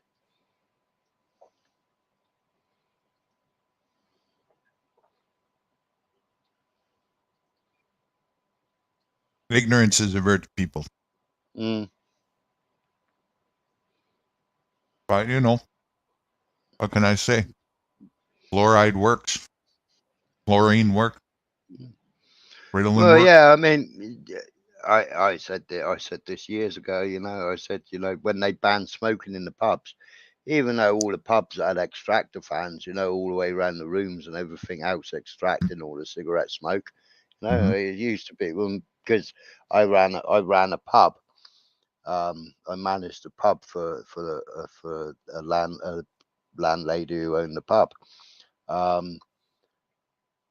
and they just done the smoking ban, and like, so we said, right, membership only. You can go in that room there as a member, and you know, you can have a pint and you can have a smoke. You know, we'll call it the smoking room. You know, but it's a members room. It's a, you know, and because it's a members room, then you can go and smoke in there. It was one of the things that you could get around the smoking bill at the time, and then they changed it all because loads of people were having clubs and you were allowed to smoke in a club. So you know they changed the rules again, so you couldn't do it. But I said, like, you know, I said you can have 100 people in this room, and we could all be smoking for 24 hours, and not one of us would die, smoker or non-smoker. I said, but you put an exhaust inside that letterbox and close that door. I said, within an hour, we'll all be dead. Within an hour of the exhaust coming into that letterbox, we'll all be dead. So why you know, they banned smoking, but I could never wrap my head around it. Never wrap my head around it. Yeah. Well, it's easy when you know, because it's not about logic. When you see the picture of what's going on, it's not about logic. It's not about safety. It's not about our well-being. Not about a concern for that at all. Well, yeah, but control for a specific purpose, right? Well, yeah, they divided them because then what they did is the smokers was like, well, I can't be bothered to go to the pub and spend £3.50 on a pint. I mean, now I think it's £5 a pint, but you know, smokers was like, well, if I go to the pub and then I grab a pint, I like to sit there with a cigarette and have a pint and a cigarette at the same time. But now, if I want a cigarette, I've got to step outside, rain in, sun or shine. You know, I've got to step outside and have my cigarette outside and then come back and drink my pint. So a lot of smokers was like, well, that's the end of me going to the pub because I ain't going to go and stand out in the cold when I've come out to enjoy myself. So they cut the smokers out of the pub. Right. We lost half because we used to have a pools team and a darts team. We lost half the pools team because half the pool team used to smoke. And it's like, nah, I ain't bothering coming to the pub if you can't smoke.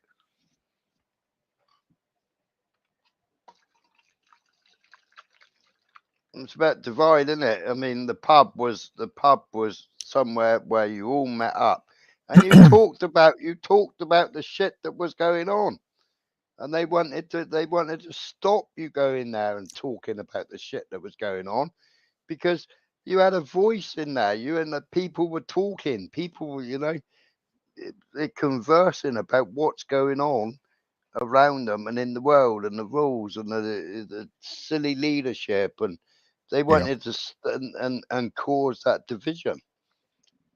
That's definitely a big aspect. The other part is to propagate the dominance, right? To make a big exclamation mark about it. You know, look how easy the lemming classes to submit themselves, right? Mm.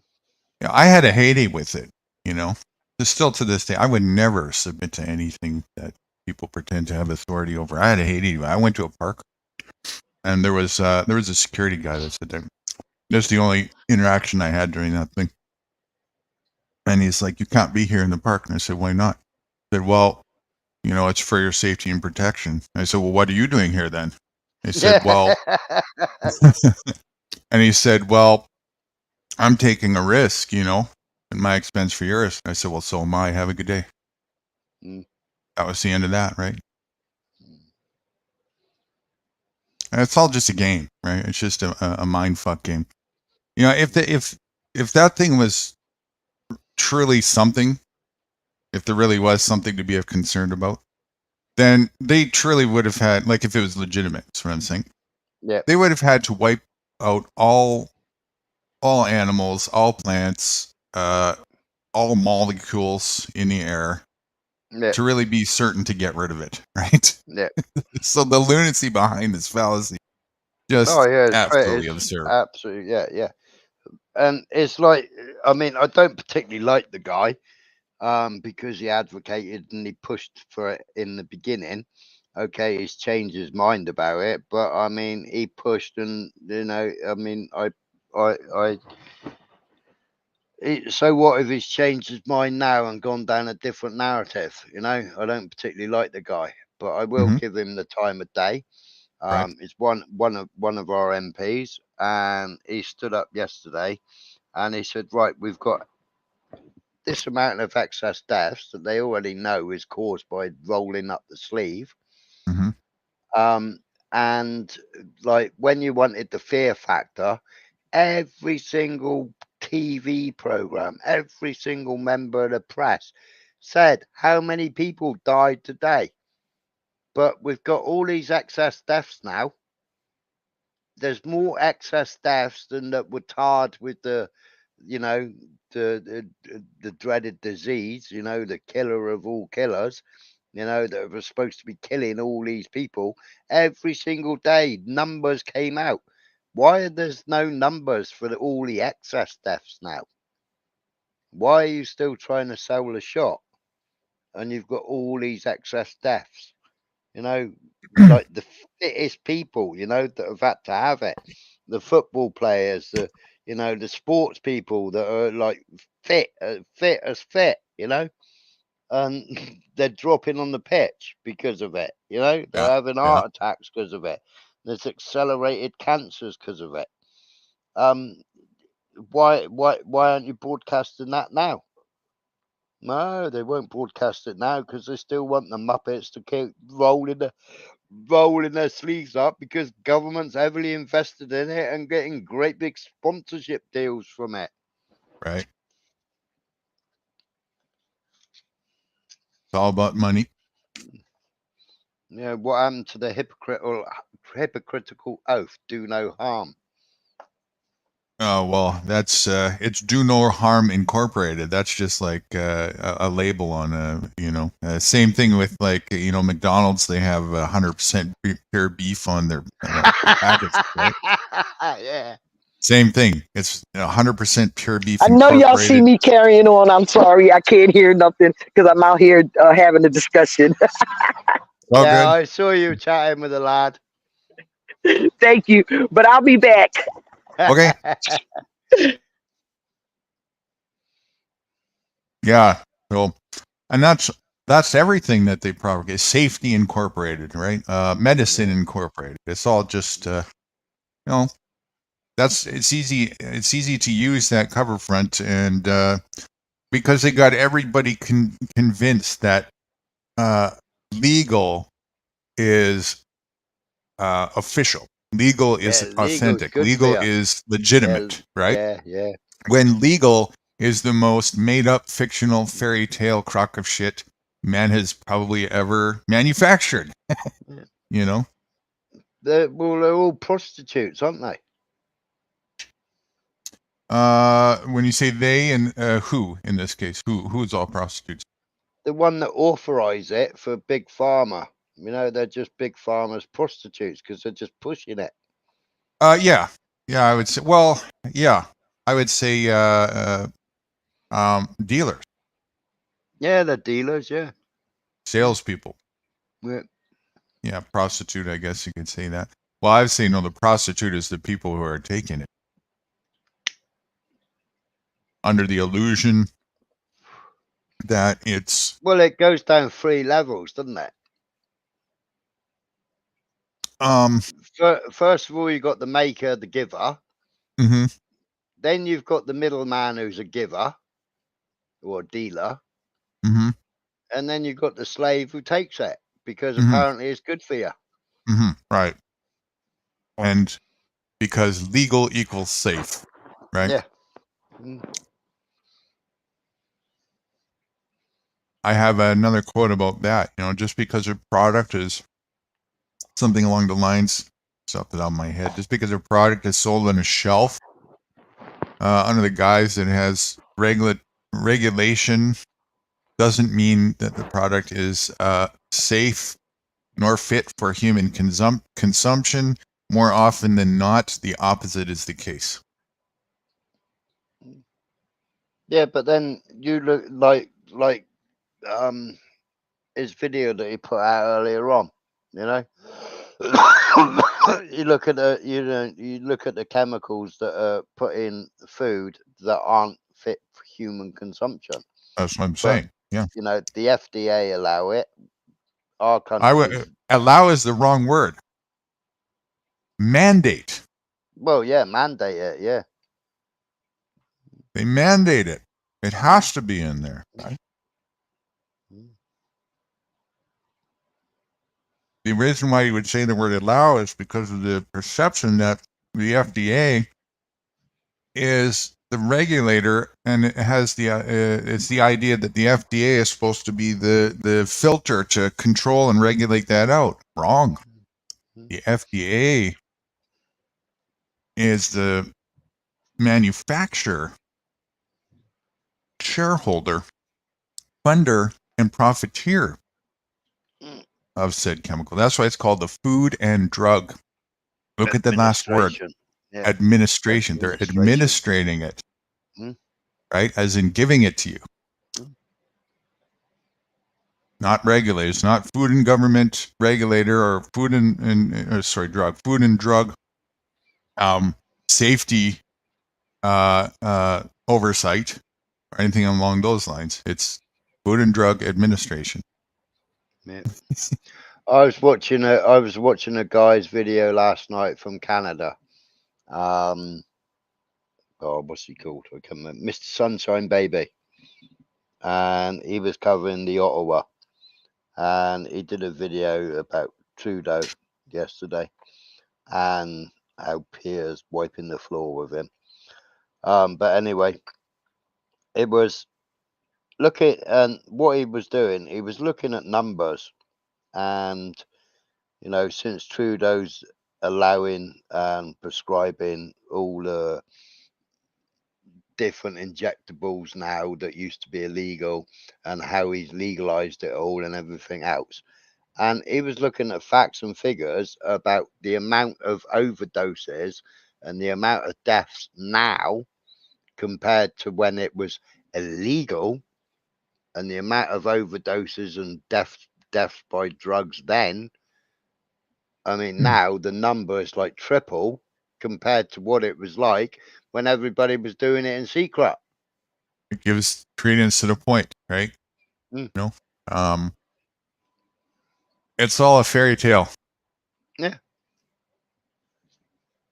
So, you know, it's all about decrease the numbers. Well, it's all really about propagating the perception of authority. Oh yeah, and at the same time, the outcome is to decrease the numbers. You know, ultimately, everybody's pay. Everybody, like, I don't know if your pension works the same way over there, but you know, you pay a certain amount of national insurance, and your national insurance pays for the hospital treatments, if you need any hospital treatments, blah blah blah. But it also pays your pension later on, and then they added a bit where you paid into a private pension. Yeah, So it's similar here. yeah. It's similar. So Yeah. so it used to be 65. Now I think it's 68. I think it might be Right. 70. I'm not sure what age it is now. When you get your pension, but they don't want people to live that long because they've already spent your pension money, so they ain't got the money to pay all these pensioners. Well, that's just a scam, anyways. They know that they're not going to collect very much from that, and it's another one of those big Charlie Brown and Lucy tricks.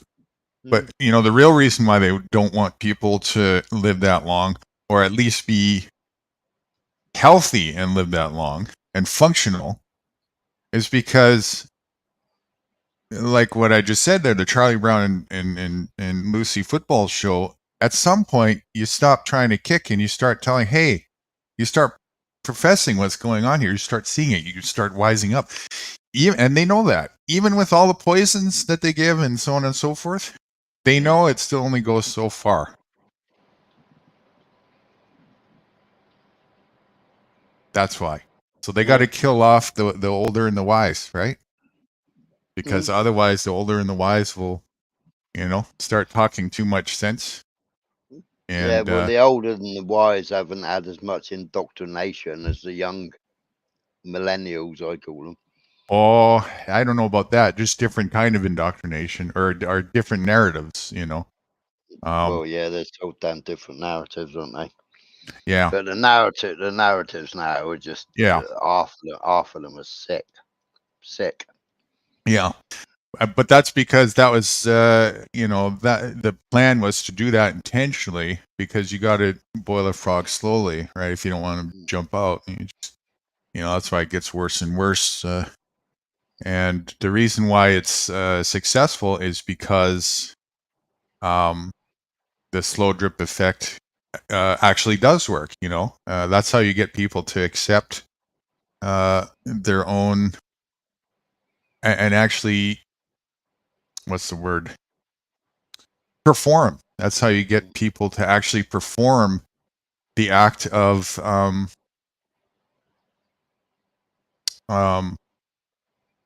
what's the word? Am I drawing a blank to that? There's probably these frequencies. Yeah. That's how you get people to perform genocide on themselves. Yeah. Right? Because that's what there's nobody else doing the genocide to us but us. Nobody. Right? Nobody really forced anybody to take the jab. Just fear tactics, right? But nobody actually really did. There are some exceptions, like in Australia. They really did. They did manhunt hunts and stuff like that over there. They crossed the pink line over there Oh and yeah. stuff, So that is interesting. She really did her job properly, didn't she? And now look at the state of her. Yeah. So she was actually quite an attractive woman before she went into Parliament and before she became the Prime Minister, and then she just did too much coke. And now she's a mess. Got addicted to her own product. But it's like what they because they found so many police, they found so many government officials, they found so many um of these oligarchies, as Kat would say. They found so many of these people, child abusers and pedophiles. But instead of calling them that, we'll now come up with this nice new name of mine attracted person. Yeah, And right. it's like, what the fudge are you going on about? Yeah, soften the smear. That's the way they put it. Soften the smear, or we'll smear the smear. Are we talking about skid marks? Yeah, you could say that. You could say that.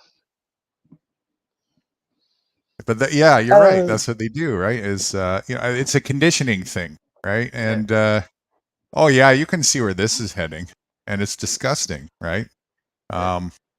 with all the stuff. There's probably the same that they've had over there. I would imagine.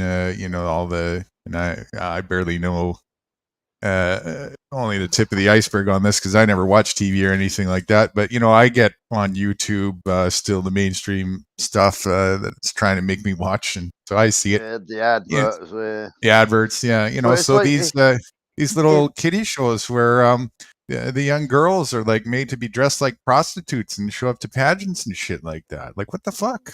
yeah. What was that shoot? What was that? What was that clothing company?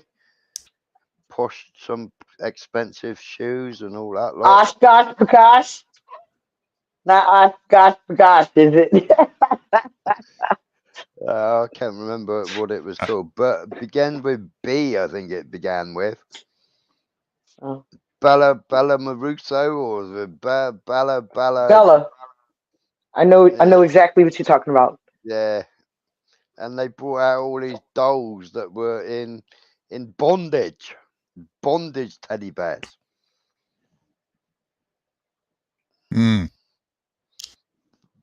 Interesting. Bella something or other. their shoes and their Crocs and them like mega money for it to Bella Russo or Bella. I can't remember what it was called.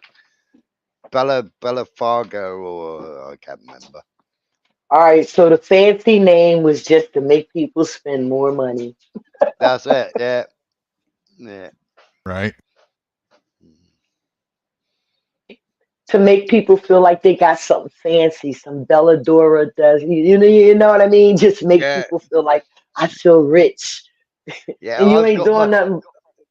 I've got my Levi's. I got my Levi Strauss and my because that was what it was in the day, wasn't it? Levi's. I've got my Levi's, or now it's Hugo Boss and. Right. I'm part of the cool club. Yeah. I'm part of the in club. Yeah, I know. So wasn't it denim jeans first?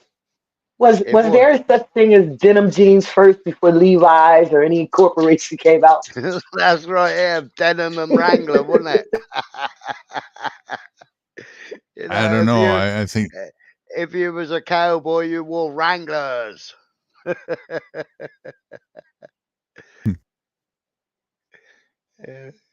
Yeah.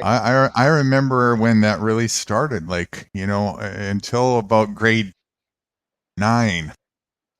There was brand names and stuff, but it wasn't really a thing. Like, it wasn't so important to, it was like really just overnight. All of a sudden, if you didn't have the right brand on you, I got my ass kicked, I didn't want to be a part of that. Sly, I can't hear you. Oh shit. She dropped. No, it was like rock and roll baseball boots. I used to live and die in my rock and rolls, and then I used to go to school in my kicker shoes. Was it like that there too, where it was just so what's your age range? Me, I'm 55. Oh, okay. So you're 10 years above, so you've been well out of the school. So maybe you didn't see the same. But for us, literally it was overnight. Like before grade 9, it was really basically just like, jeans and t-shirts and mullets and whatever you wanted, afros, everything was all accepted. There was nobody really just there wasn't that much stereotyping in and out club type stuff, but after that grade 9, it was like as soon as rap came in or something, it was all, holy shit, is this ever snotty club incorporated everywhere around here all the time. I went to boarding school. But hold on, Sly. Go ahead, Smiler. I just Sly's in the basement there. Right.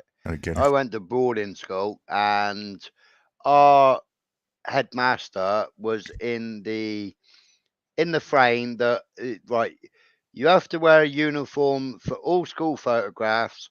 You have to wear a uniform to come to all meals, except for the weekend. Oh, okay. So on a school day, you had to wear a uniform. But straight after that, go and get in your comfy clothes and then start your lessons in your comfy clothes, because I want you to feel relaxed and I want you to feel comfortable. And I think if you're all sitting there all wearing a school uniform, you're uncomfortable, you're hot, or you're whatever. If it's t-shirt weather, who wants to be wearing a shirt and a tie and maybe a jacket? Nobody wants to wear. So yeah, we could put our jeans on, our ripped up jeans and tie-dye jeans and Doc Martens and UK subs t-shirts. We could do whatever we wanted to. But if we were going to dinner, get changed, come downstairs, and be in your uniform for your dinner. That was what the rule was. And I think we were more comfortable wearing our own clothes than having to wear, your trousers, your black shoes, your black socks, or your grey socks and your white shirt, and we were more comfortable learning in our own clothes than we were learning all dressed the same. The uniform, another profitable scheme. That's all. Oh yeah, You know what I mean? yeah. Because if Yeah. they let you wear your regular clothes anyway to be comfortable, why couldn't they just let you wear your damn regular clothes? Why did Right. somebody have to create a company, right, to Yeah. sell uniforms? Yeah, I mean, every September, every parent's nightmare is getting that uniform. It's all Exactly. Yeah, it's once again all about propagating that authority thing, right? Because look at the word uni, one form, yeah. getting hmm everybody to One form, conform to one form and yeah, hmm obedience, right? yeah, But yo, in Nude, in Philly, well, in Pennsylvania, I know they'll start like you said in September when it starts, but yeah, then it just drifts off. Then the kids will go back to wearing their regular clothes. Nobody's wearing uniforms no more. So these, like you said, the parents will go all crazy in September trying to get all these uniforms, sweaters, yeah. socks. Yeah, I mean, and then the kids ain't even, they don't even have to wear them. Mm. It's like they teach them. It's like you teaching them discipline, right? Maybe to look a little professional, whatever. That's kind of like grooming them to look. You know what I mean? The Oh yeah, corporate Right. but America. now what's it all about now? Now the boy can go to school wearing a bloody skirt. Oh You know? well, Right. I mean the Scottish. Wait. Now you can't hold that against a little boy. The No, Scottish men wear skirts. I still got a guy in my neighborhood. He's no, a that's a Scottish kilt. man. That's a Yeah. kilt. Well, that's okay. To the Call it what Scotsman you defense, I doubt the call it what Scotsman you is may. wearing I doubt this to the Scotsman defense. I really doubt though that the Scotsman is wearing panties under the skirt. Right. But you don't, you would there's be surprised with there's a difference between a kilt and a skirt. true true that. But like why does it bother people that people might wear different stuff than they do? Why Insecurity. does it yeah. I'm just, sometimes I figure because why would I dislike somebody because that's wearing what they're doing, instead of saying, right, people wear, people for generations have worn what they want to wear, but instead of now they've given it the label of gender neutral Mm-hmm. clothing. Yeah. Gender that's the neutral clothing. and who labeled them? Who started labeling? Exactly. Who started it? Well, Mm, the corporations propagate it, Yeah. but mm. the people, of Like the course, black and white, and it got the different religions, it got the different this, yeah, label. yeah. We Yeah. all we all human beings, we're all God's children, no matter how we dress or look or whatever. We all bleed blood. That's Yeah. right. We all bleed All the red. same color. We bleed the same color blood. Our consciousness doesn't have a color, and neither does our soul. Apparently, we're all blue bloods until we bleed. Something like that. Yeah. Mine might People be need to. rainbow ahead. or something, but you know, I'm not of this human species. I'm in the unidentified class. It's a little Are you a different. lizard person? I don't even. I'm a unicorn. I just stuck out my tongue to check, and it didn't go more than 3 inches. So I don't know. Oh no, yeah, you still got some growing to do, Nudie. Yeah, you better start stretching it and splitting it. Right. Mm. I don't know. See, then they might have to. They might start squatting. Squatting Well, Nudie if he split his tongue. at least if I'm some kind of a frog, I'm not in the pot. I jumped out a long time ago, so I got that part covered. You know. You know, I back in my day, shit. I say like that, like I'm so old already. Pink, wearing the color pink as a man would be asking to get your ass beat up until I was Yeah, about 25, yeah. both My in mum, school and out of it. yeah, my mum washed because I used to wear white. I used to wear white Fred Paris. You know, I was a skinhead, and you know, wear Fred Harry t-shirts because that was what skinheads used to wear. You know, and my mum washed them with something red, and they all came out pink, and it was like, oh my god, mum, all my t-shirts are pink. What, you know, what the what? And it was like, you know, we're supposed to be going out later. And it was like, oh, well, never mind. I'll just put it on anyway. And it was like, you're wearing a pink t shirt? And it's like, well, yeah. My mum washed everything and this is it, you know? That's Yeah. because everything was labeled boy and girl, right? Yeah. The pink was supposed to be for the girl, and the Right. blue was supposed to be for the boy. Right. Indoctrination, indoctrination. But Yes. I got ripped for about half an hour later, like nobody bothered anymore, you know? I didn't rise to it and nobody bothered it anymore, you know? And then when I got home, I found out that my mum had been, she had on the stove a big pot with all my t-shirts in and bleach and everything Bleach. else, trying to Yup, boil it and yup, get yup, everything back to white again. Yeah, and then I just yup. kept one. I kept one t-shirt that was, you know, it came out pink, and I kept that t-shirt, and you know, I still used to wear it. You know. You kept it in memory of mom. Trust me. Yeah, Trust me, you yeah, kept it in memory of mom. yeah. Hey, I She got a did it. question about.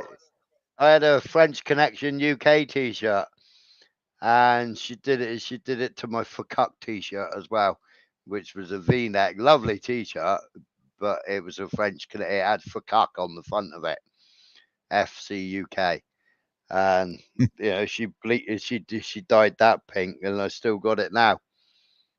You know. Hey, you said earlier. You made the statement that there's a difference between a skirt and a kilt. Yep. Just curious, what is it? Well, a kilt is a clan color, and it's also a long piece of material that they wrap around their waist. It's a long, long piece of material, and you wrap it. It's got so many wraps, and it's in the clan colours. So wherever you come from in Scotland, will be your name will be something to do with a certain clan. So you will wear that clan's colours as a Okay. clansman. Okay. Another label. Oh, I'm sorry. I'm sorry. Well, no, And it goes back. It goes back to when they were fighting, doesn't it? And it was well, it's different like wearing a clans. flag. Yeah, it's like, you know, patriotic flags, isn't it?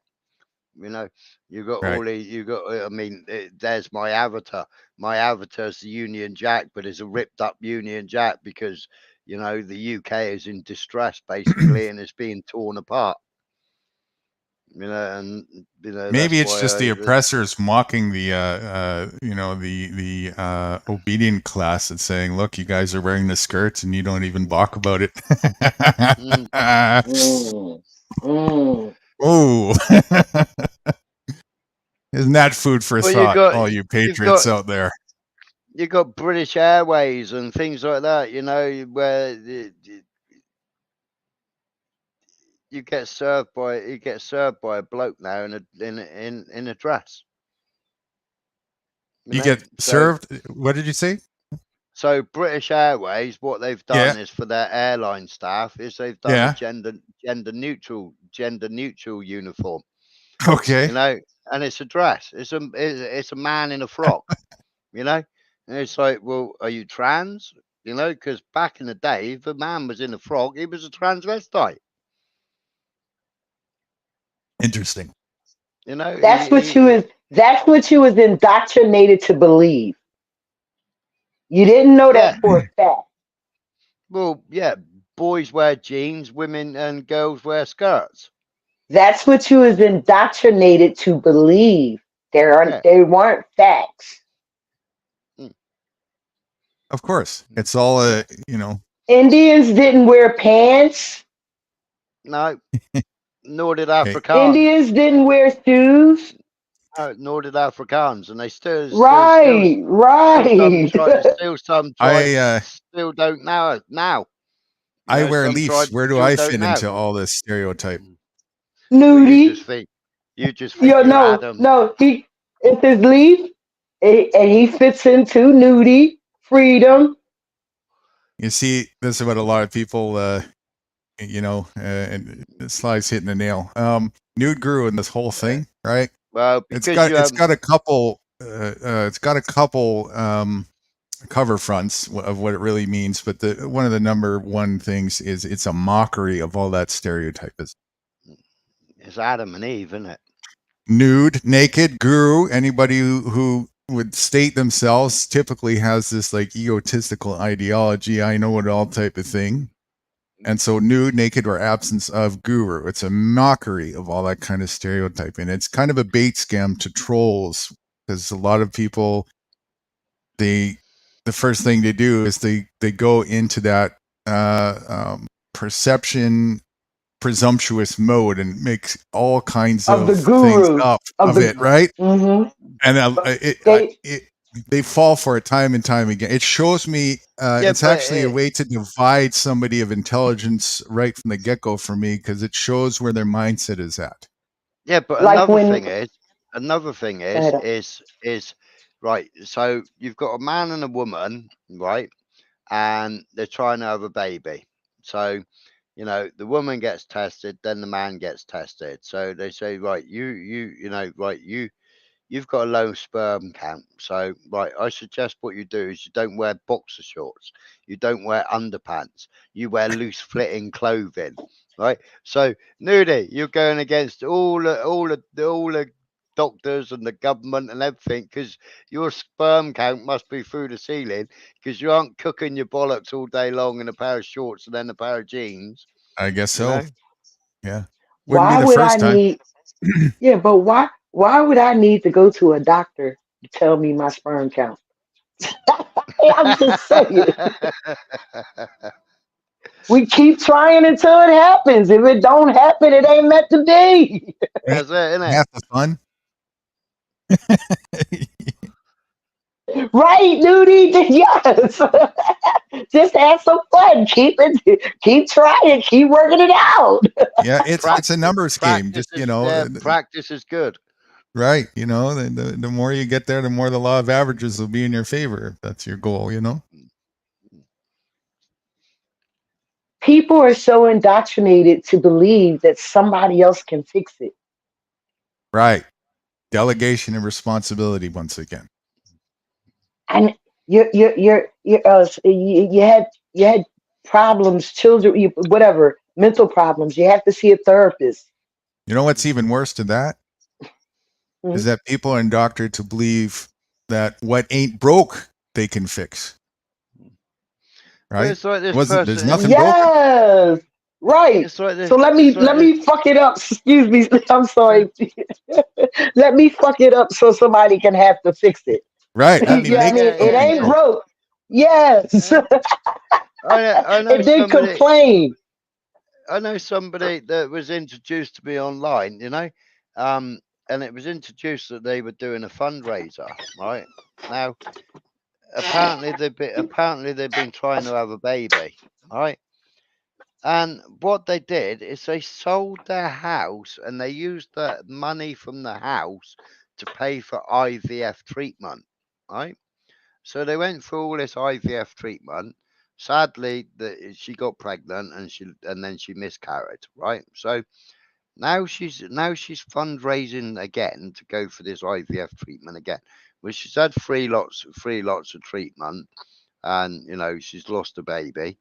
And I said, all right. I said, can I ask you a question? Yeah. Um, how many jabs did you have? Well, I've had three, and I'm going for my booster. I said, well, forget it. Forget it. Oh, I'm sorry. I'm sorry. I didn't mean to Uh, bust out laughing like that. I'm sorry. I uh, apologize. I said, just forget it. I said, you're never gonna have a baby. You know, Mhm. with what's in the water, what you're eating, and what you're drinking. You know, and then you've had the poison injected 3 times. You're advocating for the fourth, you're never gonna have a baby. Just get over it. Stop trying. Oh no, wait. We don't want to. We don't want to send out false information. Nah, but but it's We true. want her. We want them to keep trying, though. We want them to enjoy life, have fun, keep trying. If you want, if you must, keep trying. I mean, enjoy life. Look, Yeah, have but all the sex you want. no, she was doing all these silly tests, and she wouldn't have it. And she wouldn't Oh have it no. until this silly test was saying that she was ovulating.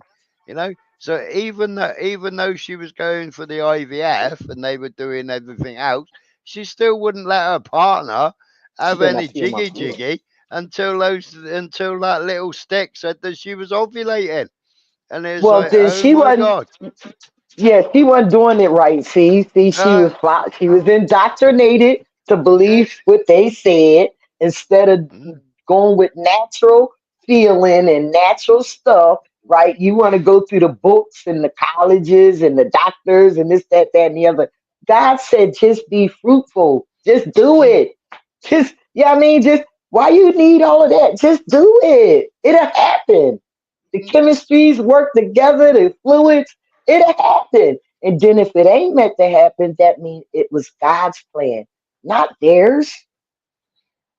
No, I didn't God's plan. It's like we go back. If you go back years ago, right, and they used No, to I put all mean, those. I mean having no, I mean having a child. If Yeah, it's not meant to happen, it's God's plan. Like we don't yeah, have to go to a doctor to figure out why we can't have children.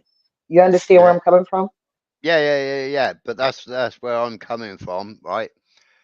You go back years ago, right, and you go back to when they used to have all these charities, yeah, that were, they got on the African bus, and they were all raising money for water. And if you give £5 a week, that'll pay for X amount of meals for these African children that are starving and everything else, you know.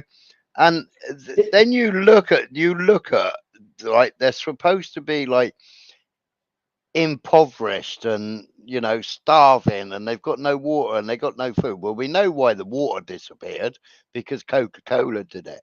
But then but you look at them and you think, well, that mum and dad, they got like 10 kids running around, right? But the Western world has only just got out there, you know.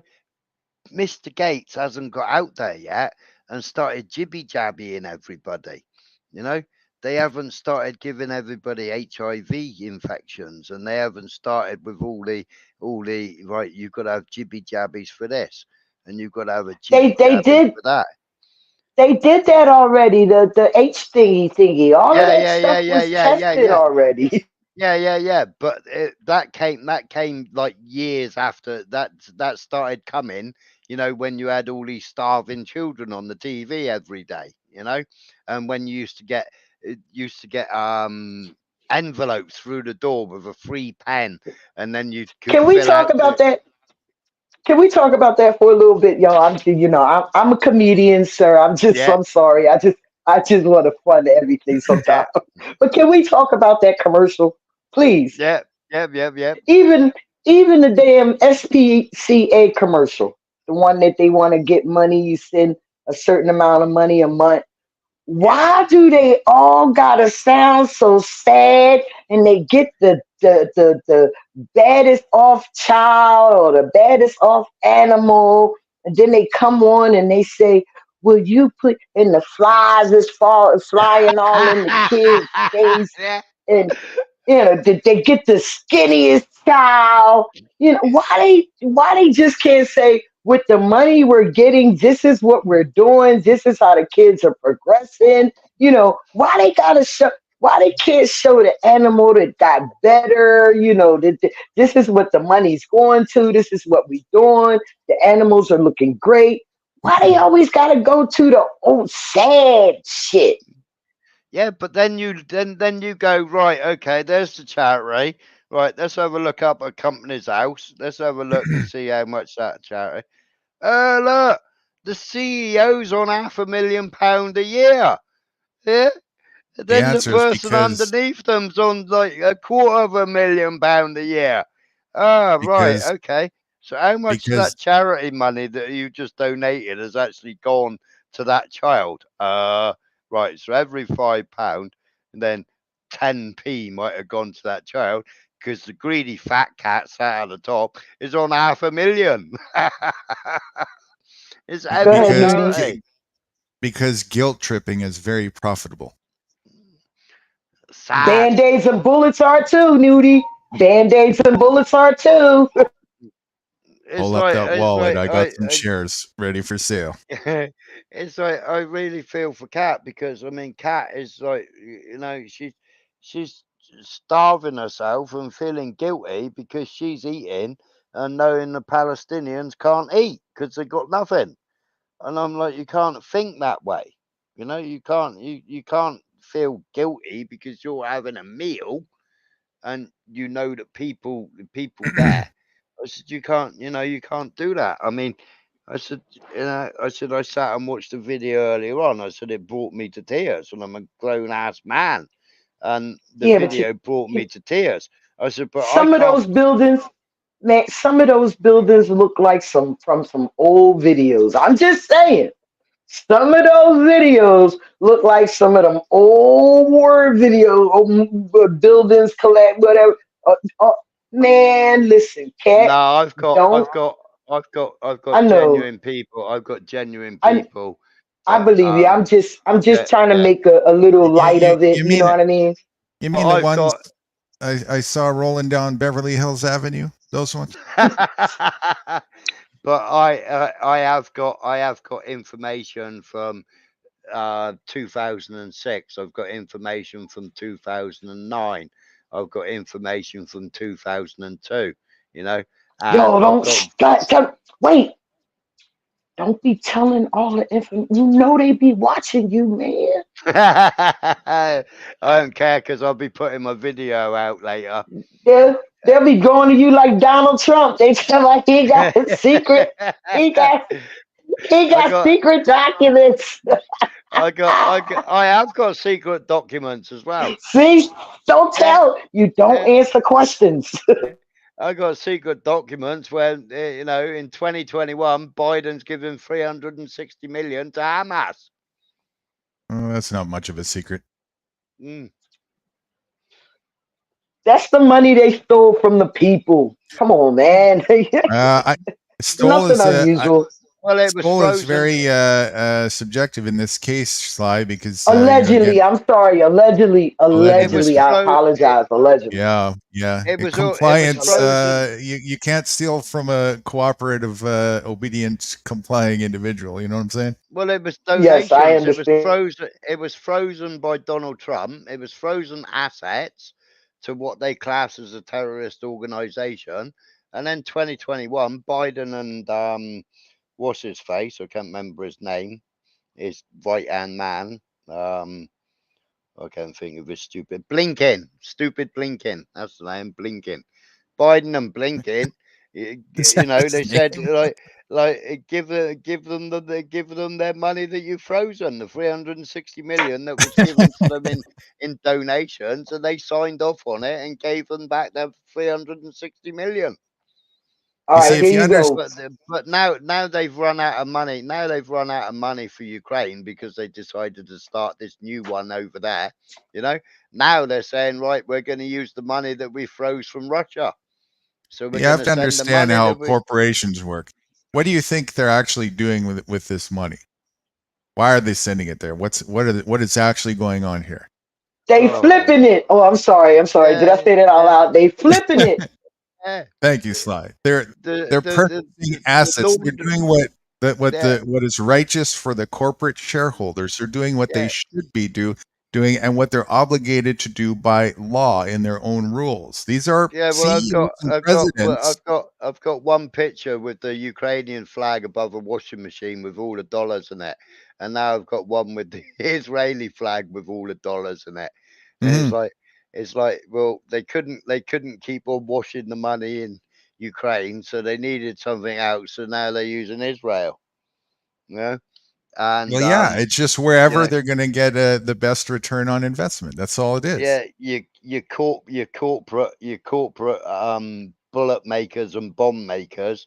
You know, Right. I've got one photograph of with a woman standing outside the signpost for where she works, and you know they're cracking the bottles of champagne and having a big party because Right. you know they've never earned so much money Yeah, it's with no so much different than bombs. winning on the stock market. They're Uh, celebrating their profit, and so they should.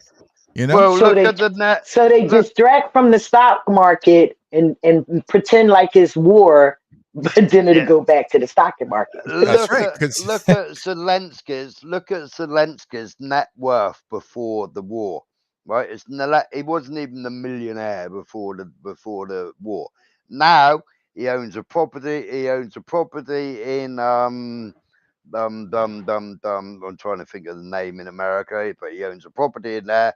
He's just bought another property in Israel or somewhere worth $8.3 million. You know, he's just bought another property in America as well, worth millions of pounds. You know, and right. it's like, hang on a minute, you weren't even a millionaire when you became leader of Ukraine.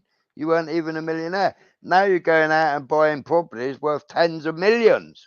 Where's the money coming from? Or I'm could they so be claiming, it's tens of millions like DT did? You know, it was only 8 million, but he claimed it was 21 million. Just saying. Oh no, the property where he bought that was 8.3 million is that all the properties around that area are like 7 to 10 million. And the same as in not Beverly Hills, is the one that because he's bought two properties in America, but one's in, I can't think where it is. But it's not Beverly Hills, but it's a gated community, and you've got rock stars, and you've got like Whoopi Goldberg and all that living there, and now he's bought a property in that area. So how do you feel about Maui? Maui, absolutely disgusting. Me too. Well, it was the same. I pointed this out. I pointed this out before mainstream media started pointing it out, or before we, other people started pointing it out. I said, like, you had the you had the you had the train crashes in America where they rolled over and the chemicals spilt in the river, blah de blah de blah. Right? You talking about Then the nine derailments that the U.S. Oh, I'm sorry. I mean, yeah, yeah, allegedly, you yeah, talking yeah. about them. Yeah, and all the bakeries all the bakeries and the corn and the all the food factories all suddenly combusting. You know, they all suddenly combust on a Thursday afternoon. You know, one's a plane crash, another one is they don't know how it happened, and you know. But anyway, But I got a that response to Maui. that chemical disappeared, right? Yeah. But it was an inflammatory chemical, right? And also, you looked at it. I'm talking about Canada now, right? At the forest fires. Now, Oh, it was the like it smoke. was like Wait, the smoke it was from like Canada. it was like how's the building burnt out, but the grass is green, the trees have got leaves on them, the car is Arson. untouched, Right. but how's the building burnt out? Surely if the building was on fire, it would set fire to the car, you know? How's that happen? And then it happened in Maui, and it was like, Yeah. it's the same again. I'm watching videos, and it's like, why aren't the trees burnt? It happened in Philadelphia. They burnt down a whole block. They dropped a bomb on it. Yeah. They burnt down a whole block. They dropped a bomb on it. Yeah. Totally Allegedly. What happened in Maui is definitely tragic, but me being me, there's something to learn about everything. And I got to say this. I hope people learn their lesson. And I'm not talking about what's going on about government and stuff like that, but putting yourself in a place to reside in such a small confined area like that, it's just a stupid thing to do. Yeah, but you had the indigenous. But it was their land, Nudie. It was their their land. land, and then Fairy you got tales. people. No such thing. No such thing. Fairy tales. If you want to I call them reside in an indigenous. area that is very confined and there's not much room to escape in a disaster, right? Like let's say it wasn't arson. We all know it was. We know. But Let's say they it was a took, natural disaster. But Nudie, they took over most of their land. That's all they had to fuck left. Excuse my expression. But that's all they had left. Nonsense. Just like when they took the land from the Indians in the United States. Look, they tried to keep a little bit. Nonsense. Yeah, Leave. It's happening it's happening in Philly, right? Philadelphia is becoming a mini New York. They are building these buildings all around us, man. They closing me in. Get past the cover front of the ownership part and listen to the wisdom of this. It's important. It is not wise to be positioning yourself in an area where you're surrounded in very close proximity and just asking to get your ass handed to. I'm not even talking about the perpetration part. I'm talking about just anything, natural disaster, whatnot. It is not wise. Let me put it in another way. If you're in a vicinity where there's tsunamis all the time, you probably don't want to be building close to shore, right? Yeah, I understand that. All right, okay. That's the lesson that I hope people learn. Don't put your residing all your eggs in a basket where you're probably by a numbers game playing the odds not in your favor that you're going to get your ass handed to. It's not a wise thing to do. So apparently we got all these rising sea levels that they're selling us so that they can tax us on this climate change, right? So they got all the rising sea levels and they've got all this happening, and they're creating them. So much of the land is going to be covered, blah blah blah blah. Okay, so why did Obama, right, go and spend millions and millions of pounds for his new seafront property, which is on the beach, and then all of a sudden he's just ordered such a because the slaves are to be in fear. The slaves are the ones to be in fear. He's just ordered this massive LPG tank, and he's just had this massive delivery of LPG. So he's running the whole house on gas, but the rest of you've got to have a heat source pump. Yes. If I had millions of obedient slaves that would just do as they told, I might have some fun with them too, just because you can, I mean, after all, back to where the finger, and I always do this, back to pointing the finger where it ought to be. The government is only giving the people exactly what they want. Exactly, Nudie. Because they keep voting for it, right? And advocating for it and funding it and asking for it and participating in it. Right? Exactly. The mindset of a how patriot, many asking for a people? ruler, but actually bitching about it when you actually get ruled. How many people still believe that planes crashed into the building? Allegedly, I had listen, Nudie. I'm gonna have to get them right. Right, we gonna have to listen. It's just some things that these guidelines don't want us talking about. Right, Oh, it's so okay. we have to say No, this we one. do Go have to ahead. say. Go ahead. We do have to say allegedly sometimes because most of us know the truth, right? But we have to say allegedly, right? Because we don't want to seem like conspiracy theorists.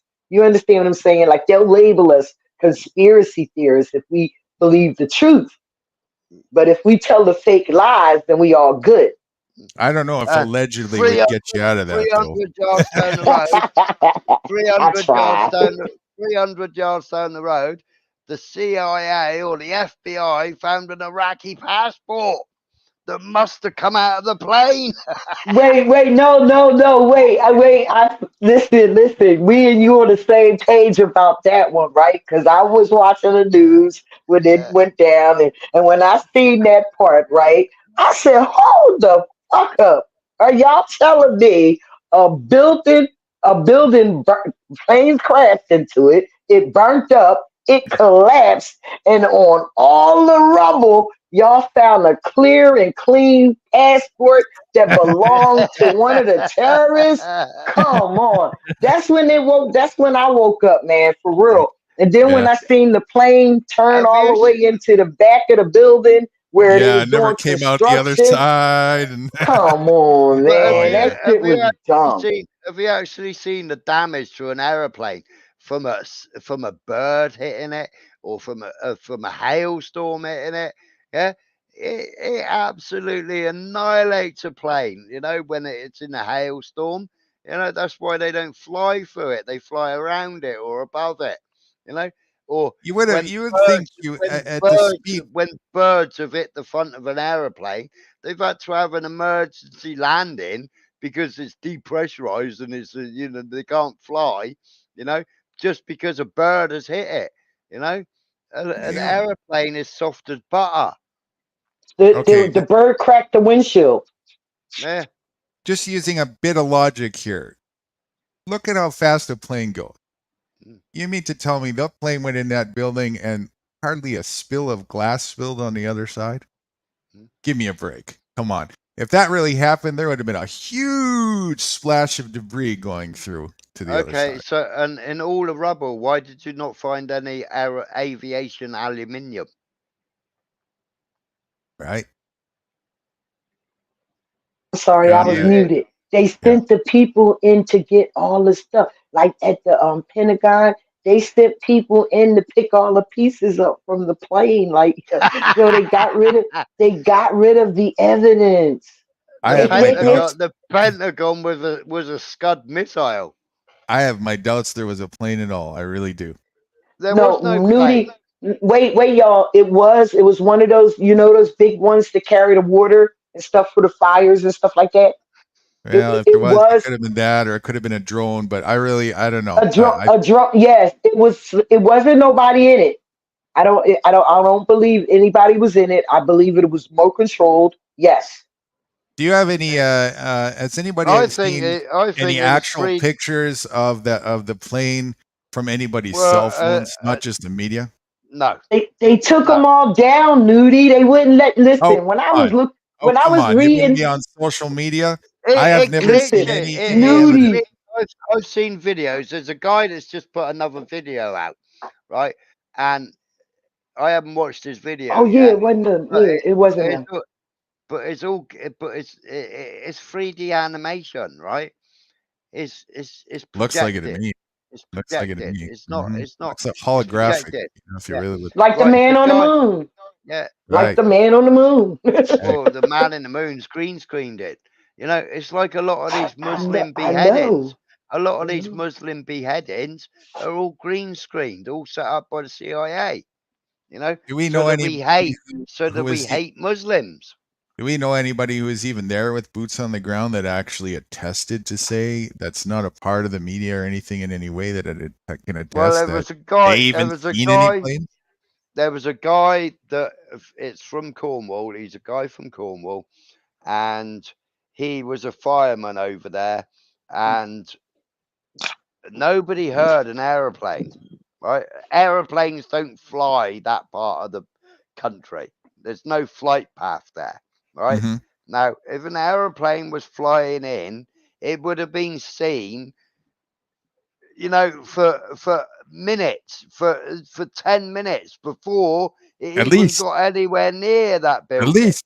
And Yeah. with all the military defense and everything, they didn't have that under control a long time before, especially after the first one, you know. You have to even get permission to fly a helicopter, you know, and every single helicopter is plotted, and they're Right. watching every helicopter that Right. lands on Trump Towers and blah blah blah. You know, Right. every helicopter's got to have radio control and permission to come in to that fly zone. You know, it's Right. a no-fly zone. Yeah. They would have known. Somehow They would have known. They would have deep into known the New York, these trajectory. planes slip the radar. Yeah, Yeah, right. they would have known the trajectory and the direction of that plane for hours before, you know. I mean, Absolutely. even when I was on my fishing boat, you know, we had radar, yeah. And when you were when it was dark, when it was nighttime and you had the radar on, yeah, you could see for 30 miles on the radar, yeah. So you had blocks, yeah. So you could see a boat 30 miles away on the radar. You could track that boat's position. You could track that boat's direction, yeah, via radar, yeah. Even civilian fishing boat radar. And I could see which way that boat was going and whether it was coming in my path, whether it was going to cause me a problem if we were fishing. So that, and I even had a call sign on the radar, yeah, for that boat. So I could call that boat up and say, "Hey, Captain, do you mind going 10 degrees south? You know, because you're coming in my track and I'm fishing at the moment." Yeah. And I could call that boat up on the radio and ask him to change direction of his course slightly so that we didn't have a head-on collision or whatever. And because I'm fishing, yeah, I can't move out the way because I've got nets in the water or whatever, you know. And even I mean, this is like 1999, 1990, you know. This is back then when technology wasn't as good as it is now. Right. So it's a mountain of evidence. It's a mountain of evidence against it. It's obvious, you know. It's like I have an excellent. It's like the invasion, right? 48 hours, 48 hours, right? Yep. They had the Supernova concert, right? The concert, the rave. They had the rave, right? 48 hours beforehand, every single ticket holder was notified of a change of area. And the area was directly where they were given the information that Hamas was going to be attacking from. So it was an unguarded, very, very little protection, part of the no man's land where they were going to be right in the flight path of the Hamas coming in to attack. So 48 hours, they were told they were moving from the area they were having it, which was a highly guarded area, you know, lots of guards, lots of defense, everything else. And they moved it to an area where there was nothing. It was desolate. Yeah. And they put them out there. 48 hours notice. Well, 3 days before, so 72 hours and longer, yeah, Egypt was already telling there's going to be trouble. Hamas are coming. And they moved it because and there was no guards.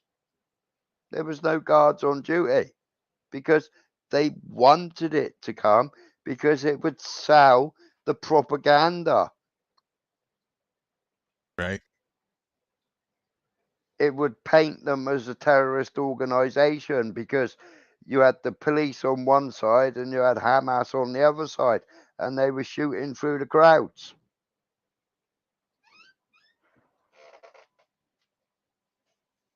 And then you had the police, you had the Israeli police shutting the roads. No, don't drive down there. Go that way. Oh, you're going straight into gunfire. Never mind, eh? Just trying to look for. I have this documentary. Is this it? One second, really short one. Oh. I have a short film. I gotta find it again. It's about like 10 minutes. Yeah. It's a landslide victory for showing the evidence that 9/11 truth. It was really well done. Gotta find it again. I will. We can keep talking. When I was doing the research about all of that stuff, they YouTube stopped me. YouTube stopped you from researching? Yeah. Yep. How did they Google? It blocked all the videos. Oh, it's like I see. It's like Google and even Firefox now.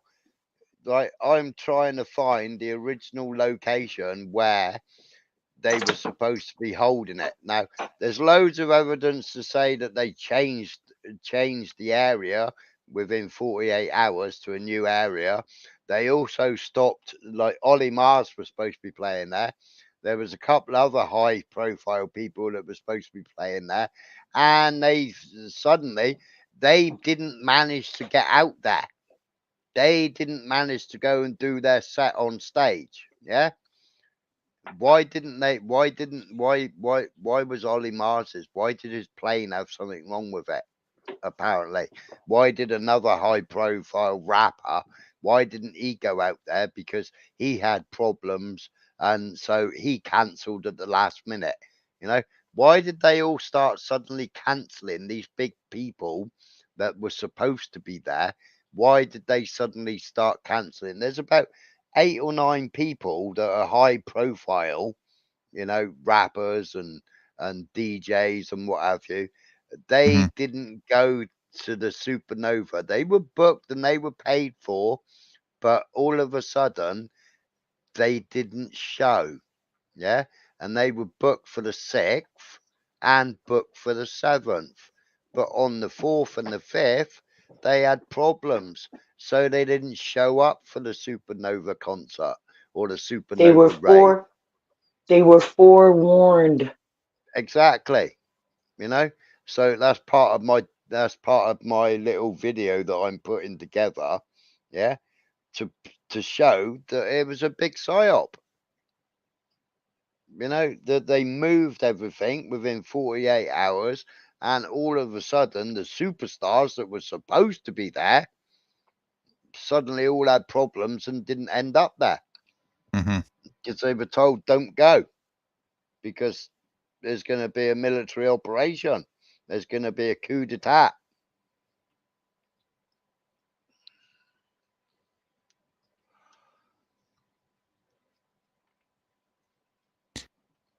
Wish I had saved that. I probably did somewhere, the link. It's called War Games. Casualties of War. That's it. And you got so many people. I don't want to. Nude, I'm sorry, Nude. I don't want to let on that I'm too smart, man. I got to dumb down a little bit. Just smoke a bowl. I'm getting ready to go to a friend's funeral. Her mom passed away. We're longtime friends, so I'm going to go to the funeral. So, but I enjoyed hanging out with you guys this morning, Nude. I appreciate you, and I always appreciate the love. Thank you, and I'll try to pay attention more. I'll try to look in the lives more and see if I can catch you.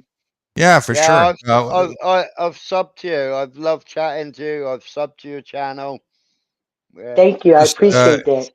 Just real quick, Sly, we're fixing to do this. We've been doing it kind of almost regularly on Friday evenings, mornings type thing. So, and as Okay. well sporadic stuff. So that's kind of the current thing.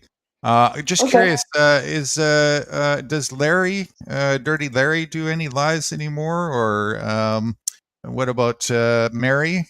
I haven't seen him in a while. No, you're not doing anything. Wonder why. Nah. Well, I, I They get tired tried. of it or something, or Well, no, he wasn't getting an audience, and he didn't have any content. He didn't have anything. You know what I mean? Like they their things just got the same thing every day, the same thing every day, and people got bored with it. got bored. Oh, okay. Yeah, yeah. I I get it. kind of, I kind, I kind of got a little bored with it, and then, you know, I kept trying to, suggest things and try to help him, but he depended on other people, and then when they let them down, when those other people let him down, he kind of took it out on me. Right. So, Mm. listen, I'm still here. He still shows up sometime in Paul's, sometime in some of these other rooms. He show up in the chat and say hi or something. Okay. Well, I Yeah, haven't but seen they them for a still while. Maybe I'll see if I can, you know, give a little yeah, mention. you got his you're friends with him on Facebook? Yeah, I got him on Facebook. Yeah, Um, reach out to them, send him a message, man. He'll get back to you. yeah, I think I'll do that. Definitely. Yeah, Larry will definitely get back to you because Larry's a very friendly guy. It's just that, like I said, his energy, for me, his energy wasn't there. You know what I Right. mean? So, and I kept trying, and I He didn't want should to have take over his show. he should have done it maybe a little bit because it's just sort of a relaxed, casual shoot the shit type thing. Maybe not every Hmm. day or something. Right. Maybe a little more. Well, and not so early in the morning, maybe too. Maybe. Because yeah, I think it would start for him at 6, 4, 5, or 6, and he's on the West Coast, so it's still early morning for us on the East Coast. I'm the only retard to get up at 5 or 4 o'clock in the morning. Yeah, he kind of got a little discouraged when there wasn't somebody who would come up, or whatever. I saw that, and it's like, well, Yeah, that's a little bit green in panel hosting. yeah.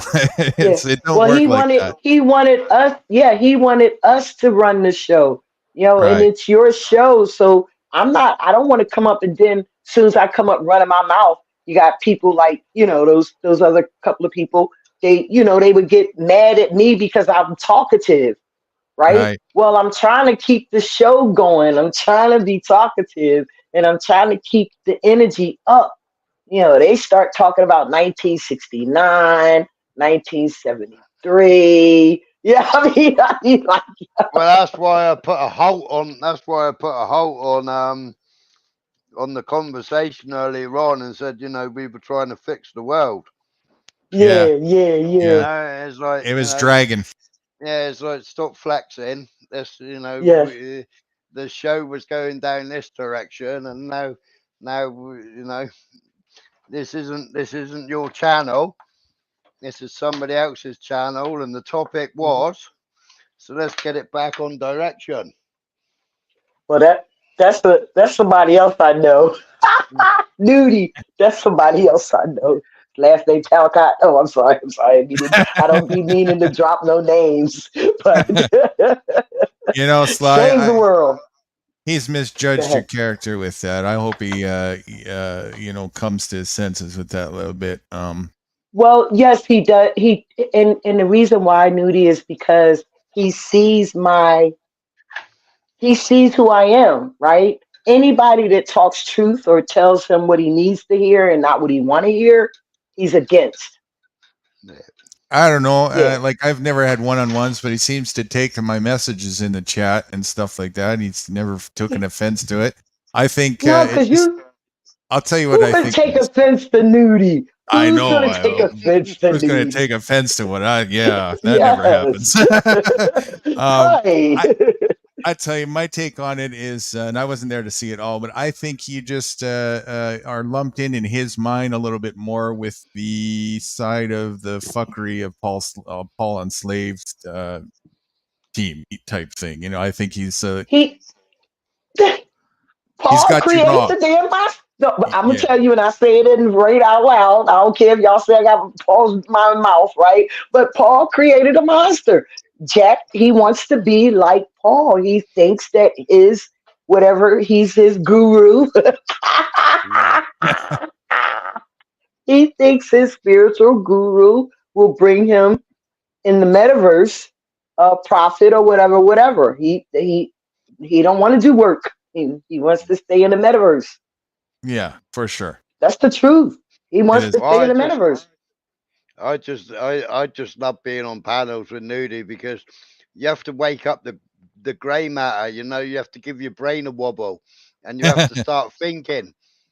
You know, And, because and a lot of them don't know how to do that. They don't think for themselves. no, you know, you have to, and it's keeping you younger because it's making your brain work. I mean, we had a conversation a long time ago when Crinkle came on panel, and I think the guy was called Steve, I think, was on the panel. And you know, we were talking about loads of things.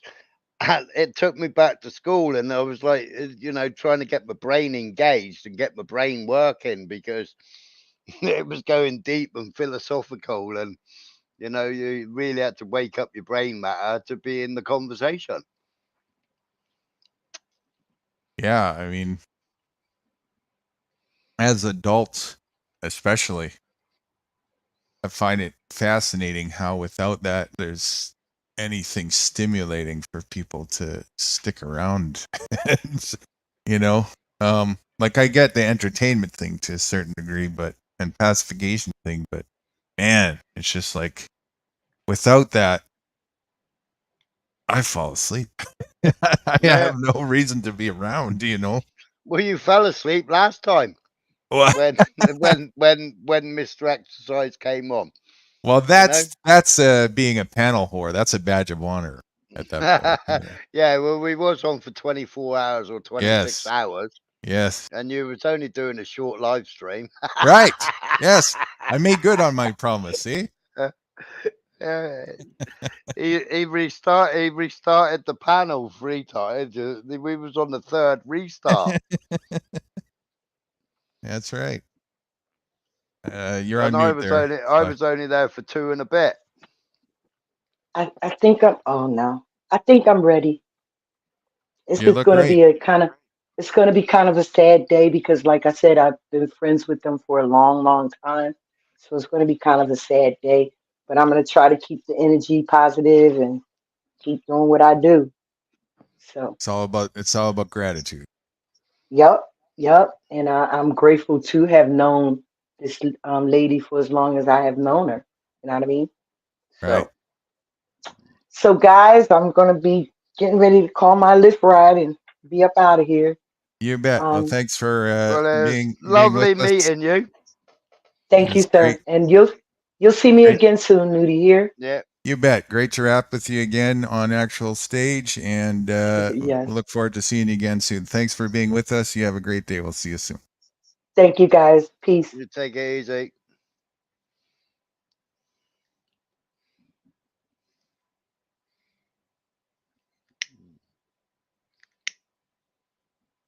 That goes way back. I was wondering how long it would take before, I gave her rights as not panel, sorry, channel link in Facebook some months back, a couple times. I think She's it's a a bit great of the woman, isn't technology she? for her a little bit, she's also still learning all that, everything. Yeah, I've got to finish building my other PC. So that I can do some lives because at the moment my laptop isn't man enough I was trying to explain to Kat. I mean, I've got 3 external hard drives. Okay. I've got 3 external hard drives on this laptop, and the Have one you ever inside hosted it. yet? Yeah, I have hosted. Yeah, I've done a couple of lives, but I couldn't present because when I was trying to present, like Mm-hmm. like the other day when I was presenting on here, yeah, Mm-hmm. it allows me to do that. But when I'm doing my own StreamYard and I'm trying to present at the same time, I get cat's problem where my computer starts clipping. Gotcha. So, I mean, I bought 2 hard drives the other day, and I've been taking stuff off of this laptop, but it's just that I mean, it's an i7 machine, but the graphics card isn't man enough. The graphics card that's in this laptop is a gaming laptop, but is like 10 years old, Right. so it needs a new graphics card. But what I did is I bought a new new motherboard. I bought RAM. I've bought a decent graphics card to go in the new it. Now I've got to buy a new tower or use one of my old towers, and I've got to buy a power pack, build the computer, put Windows 10 on it, and everything should be on Kidori. I should have the power there to do it. There's a difference between a gaming PC and a streaming PC, isn't there? People don't. Yeah, especially with the older PCs. Now, not so much. Now it's pretty much going to run across the board. The the Yeah. last couple year generation. But yeah, before that, for sure, absolutely. Yeah. And I mean, my laptop it's got a lot of programs on it as well that I use for t-shirts and vinyl cutting, and and it was originally used because I was doing cartooning with it. I was using CAS and reprogramming people's ECUs and what have you. Right. So it's got a lot of programs on it that I use and that I don't. Some that I don't need, but some that I use. So I thought, well, I may as well build the other computer.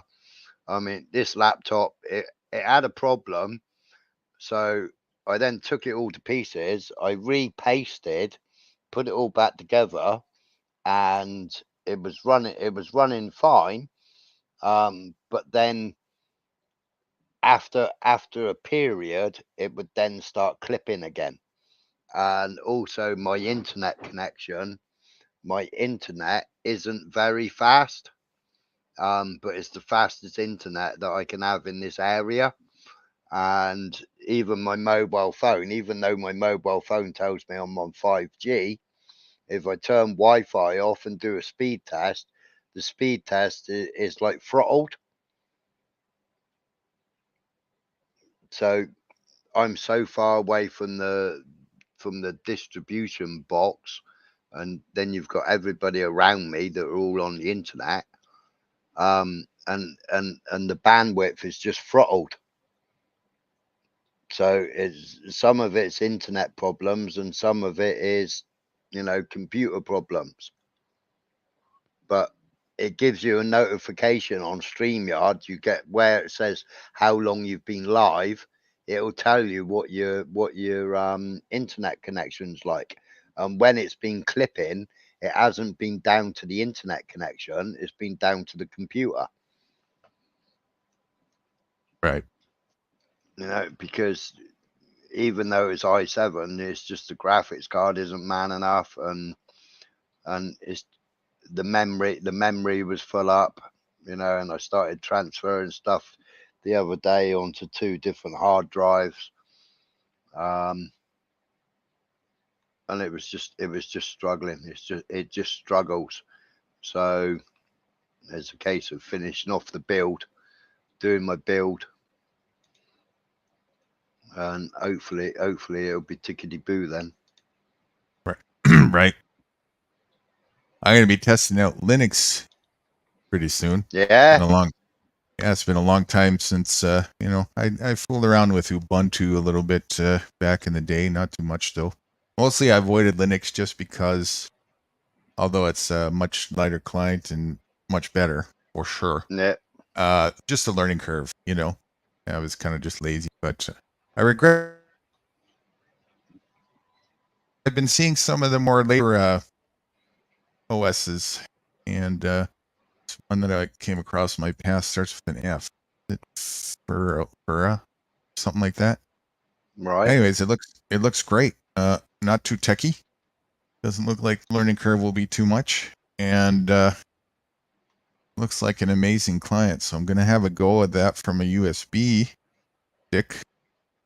Couple days, see how it rolls, and yeah, because you can get Linux. You can download Linux to a USB and boot up via the USB now, can't you?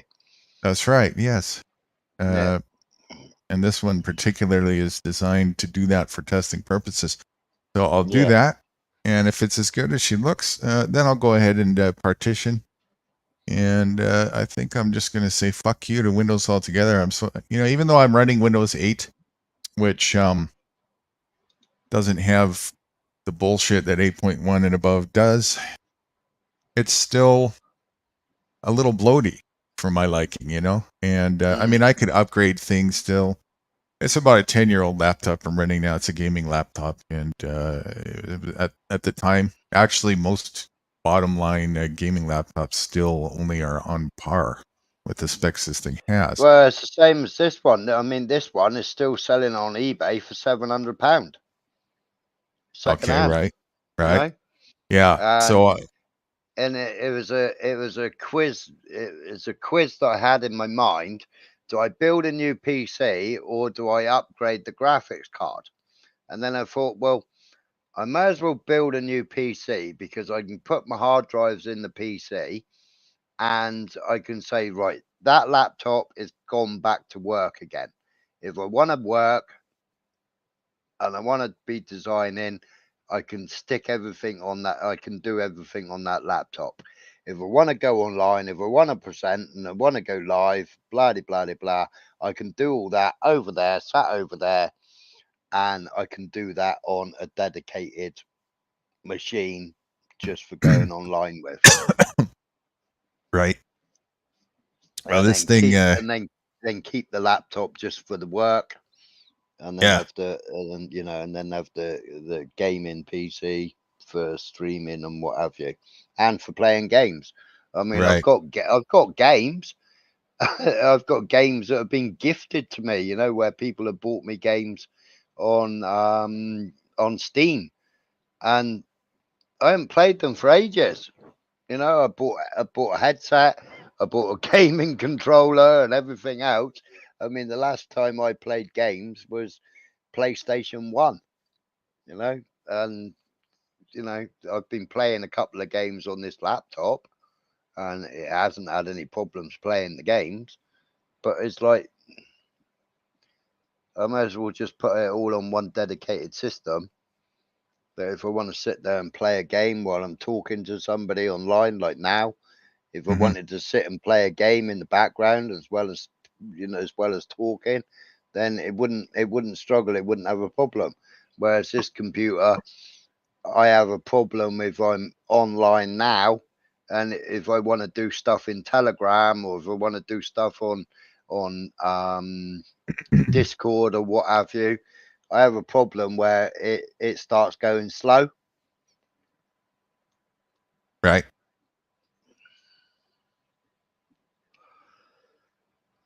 People might not be aware of this too. I'll just put it out there because I just learned this today or yesterday.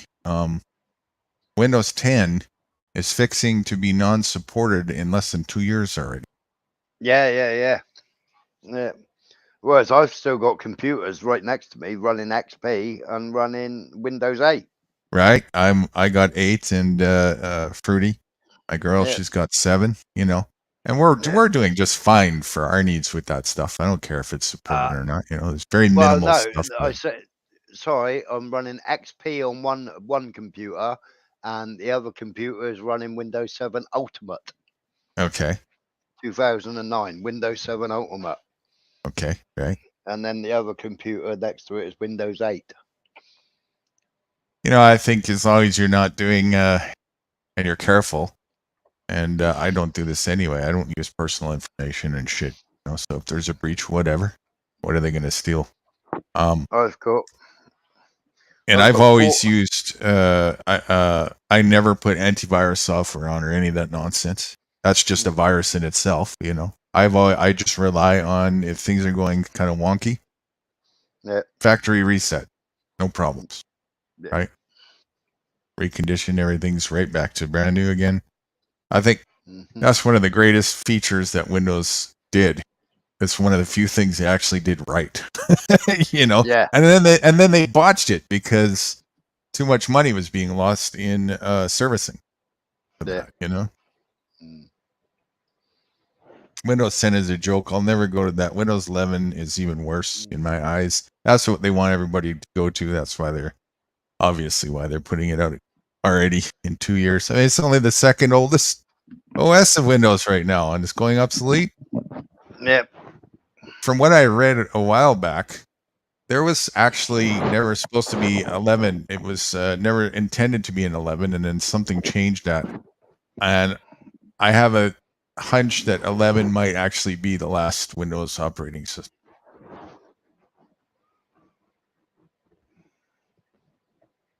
Yeah, it could be. All right, and they're already developing another Windows. The next after that is just going into the AI shit. Cyborg technocrat stuff. Windows, it'll be the window into that. Yeah. Right? Yeah. It'll be Windows 14. Yeah, Windows Windows speaks or something like that, you know. Windows talks to you. Well, we'll all have the glass screens, and you know. Right. And we'll do everything through our own arm or through our, your brain and your eye movement. Yeah. Talk through Windows, right? Yeah, and it'll just be a holographic glass screen. You know, or maybe they'll just bankrupt Microsoft. You know, maybe it served its purpose, and the next thing is just you know, the whole metaverse Google stuff will start taking over. There was talk about anything that had Windows 11 on you never owned. Mm-hmm. Even 10. That you were only leasing it. Mm-hmm. Even 10, same way. Actually, even 8.1, now that I look at it, it's pretty much that way. That's why I never went with that. Never upgraded. 8. I'm still running 8. I don't have the same problems. I can see what's running. There's nothing hidden in the background. You know, I can see the resources that are being used. And I don't have these new programs that I never heard of every second time I turn on the fucking computer. And the ones that I'm used to deleted on me. You know? Yeah, that's it, yeah. I mean, I've had stuff deleted, and it's like, what's going on? Right? Where's that gone? You know? And I keep going to the Microsoft store, and it's like, it's like I use what's it called? Samsung Flow. So if I clip a video on my mobile phone, then I can transfer it straight to my laptop via Samsung Flow. And it was like yesterday, what the hell's going on? Why won't my phone connect to the laptop? Why every time I click Samsung Flow, it says my phone's disconnected. What's going on? It's sending me the code. The phone is getting the code. I'm going okay on my phone. I'm going okay on the laptop. And it's like, what is going on?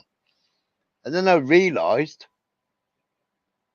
I went to Microsoft because it's on Microsoft. I went to there to download another copy and do a repair as you download it.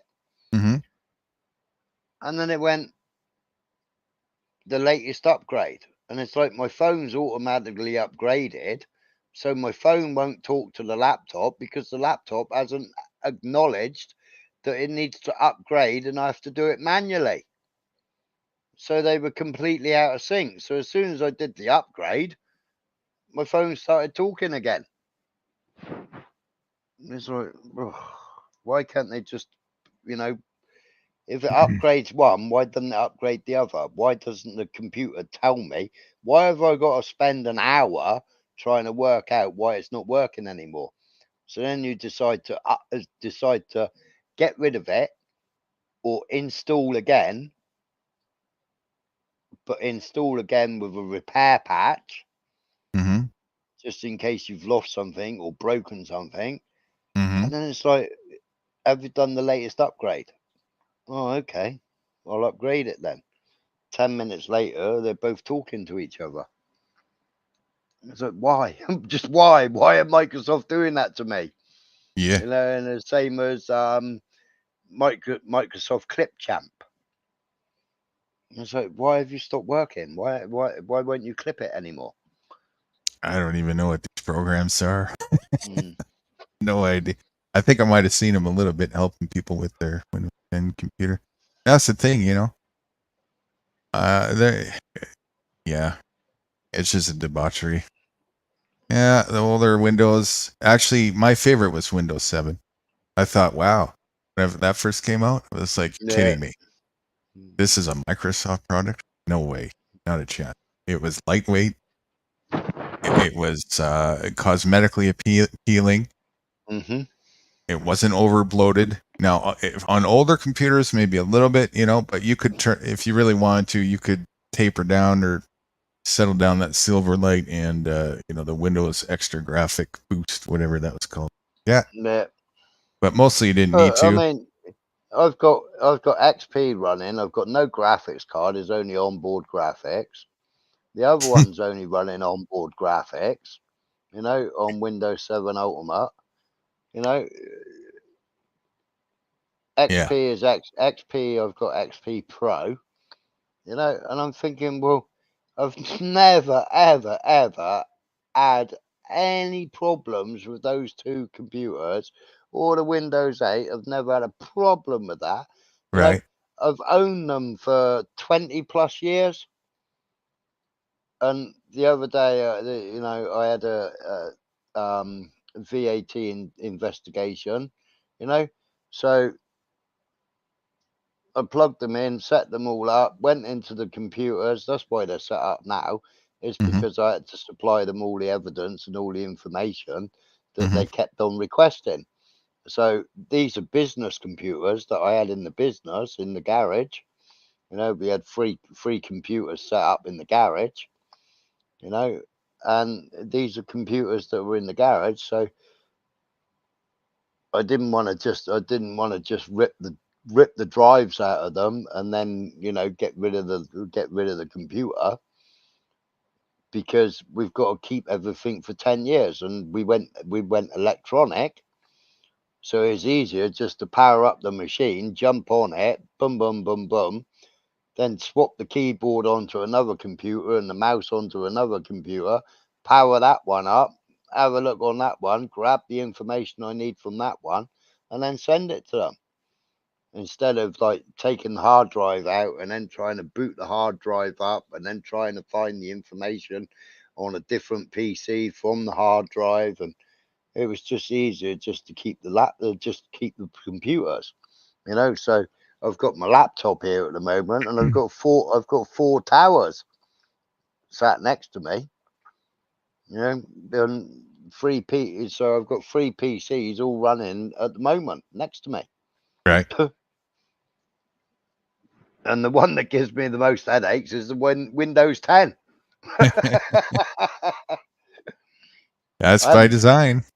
I haven't tried streaming on them, but I mean, I can watch YouTube on them, and they haven't even got a graphics card in them. Right.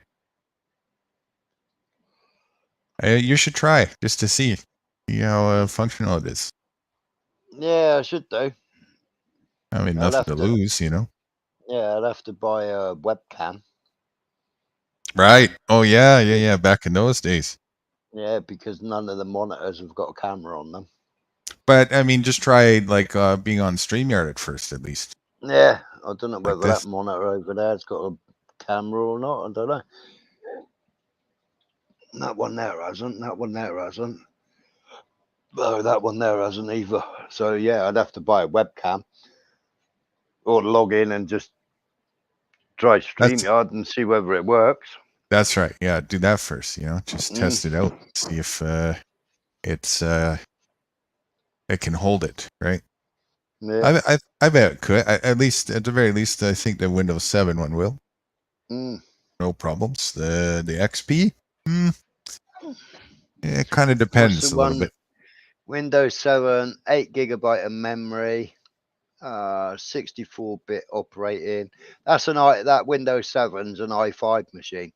Yeah, no problem, StreamYard. Yeah. No problem.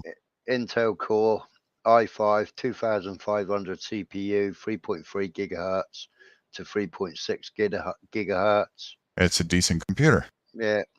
Nothing wrong with that. That would run StreamYard just fine. Genuine copy of Windows. Oh, you got to change that. You need to be a rebel. Get a pirate. Yeah, but I have got a pirate, but it's coming up say because in the corner of my screen it says test mode Windows 7 build 7601. Right? But on the actual basic information, it tells me Windows is activated and that's the product key. But on my screen, it actually tells me I'm in test mode Windows 7 build 7601 because I had a dealer's disc. You know, all the computer dealers used to get a dealer's disc, so that they could power up. And then when they sell the computer to somebody, they're then supposed to get a membership and pay for their Microsoft. Well, I never paid. So I've got a genuine product key, but it's a test. It's a test build. But because it's not supported anymore, then it doesn't get shut down. Right.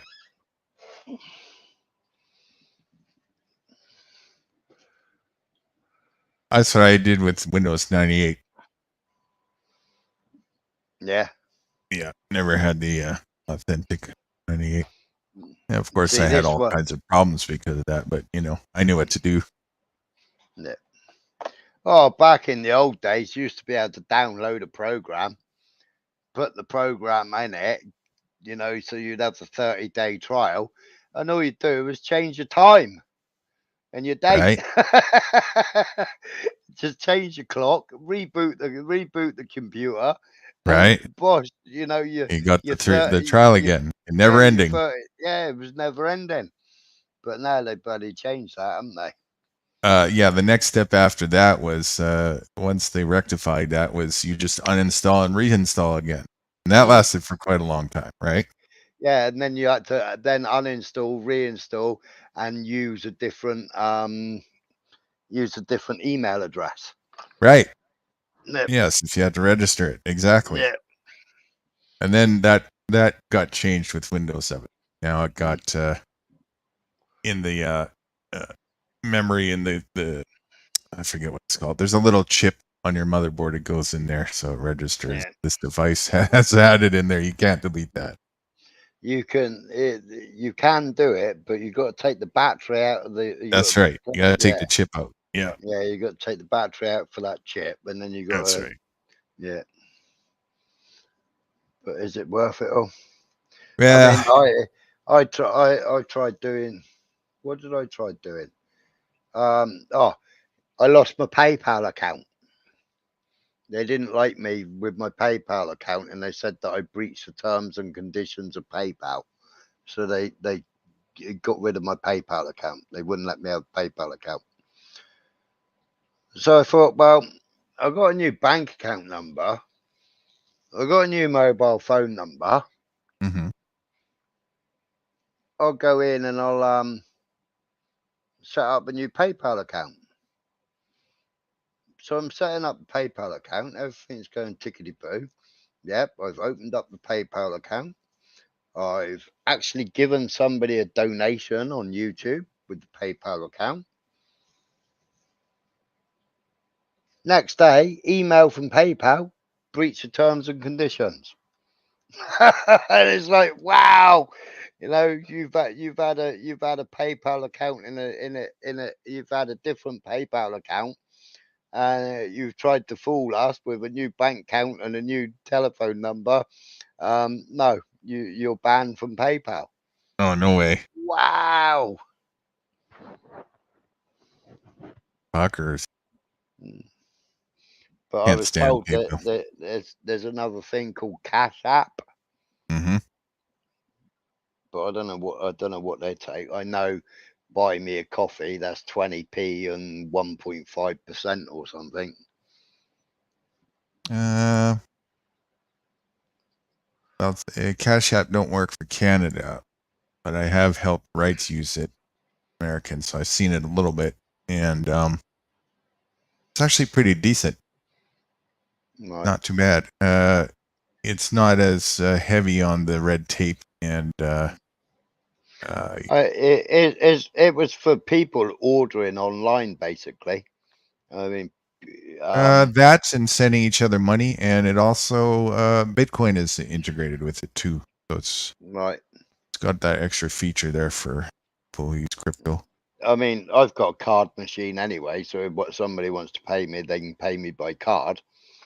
So I've still got a card machine, you know, but obviously they take money for each transaction. But it's less than what our old card machine used to charge us with the bank. That used to charge a stupid amount of money. But the new card machine is called SumUp.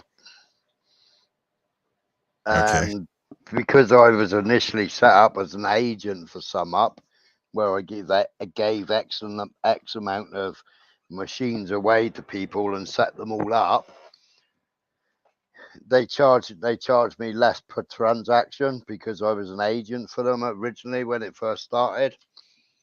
So I've got SumUp machine where people, if somebody gives me a card number over the phone, then you know I can send the goods out. But it was a case of, well, if I build a website and build a store, now people can't pay me via PayPal. If I sell something on eBay, people can't pay me by PayPal. They can only pay me, but they can only pay me by eBay. Fuck, that's a bitch. Whereas before, I'd leave the money in PayPal, and if I wanted to buy something, I just used to spend that in my PayPal account. I didn't have to top up PayPal. If I sold something on eBay, then that money would stock up in PayPal, and then if it got to a certain amount, I could just order something on eBay that I wanted to buy, and it didn't come out of my pocket. It just came out of what I sold on eBay. Right. And now I can't do that because they won't let me have a PayPal account. That is fucked. That is shitty. Well, try out Catch Up if it's. I think it is for your country, right? Well, Cash App, yeah. Yeah, it started out just in America, but yeah, I know there's a couple of YouTubers that use it, but I can't remember what it charges. I'll have a look. Well, for Americans, not very much. It's pennies per transaction, way less than what PayPal is charging. But I don't know about for your country. It might be different. You have to look into that. Cash App UK. Do more. Do more with your money. Send and spend. I don't want to download it. I just want to look. Probably just search for Cash App fees in Britain. 759-411.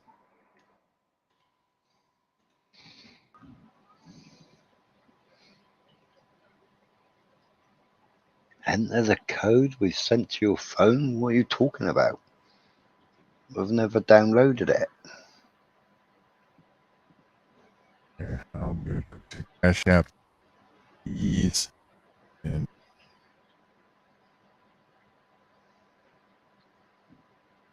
Fee schedule, total exchange amount, percentage fee. Oh, okay. Oh, that's the Bitcoin stuff. Hold on. What happens if I send that Bitcoin? I don't want the Bitcoin stuff. Cash App. Yeah. Oh, why is it? Need to put the fees. Cash.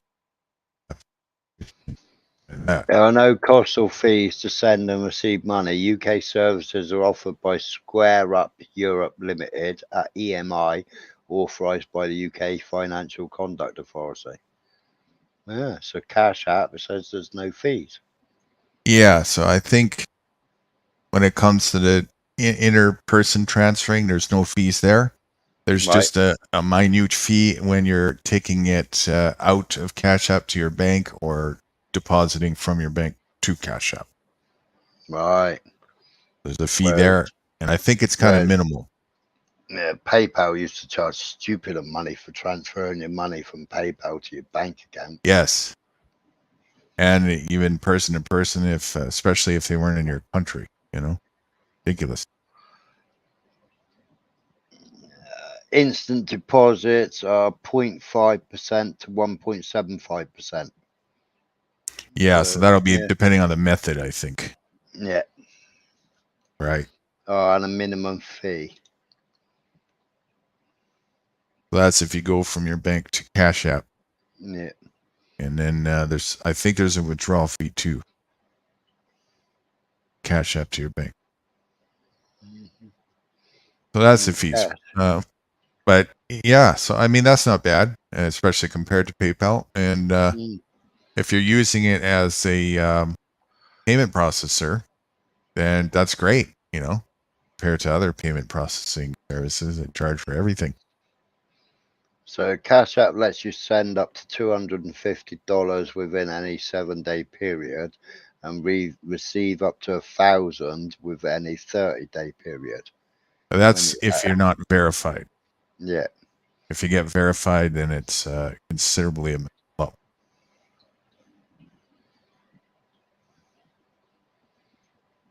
So you don't even need a bank account for Cash App. Yeah, if you're going to keep it within the app itself or put it to Bitcoin. That's right. Yeah.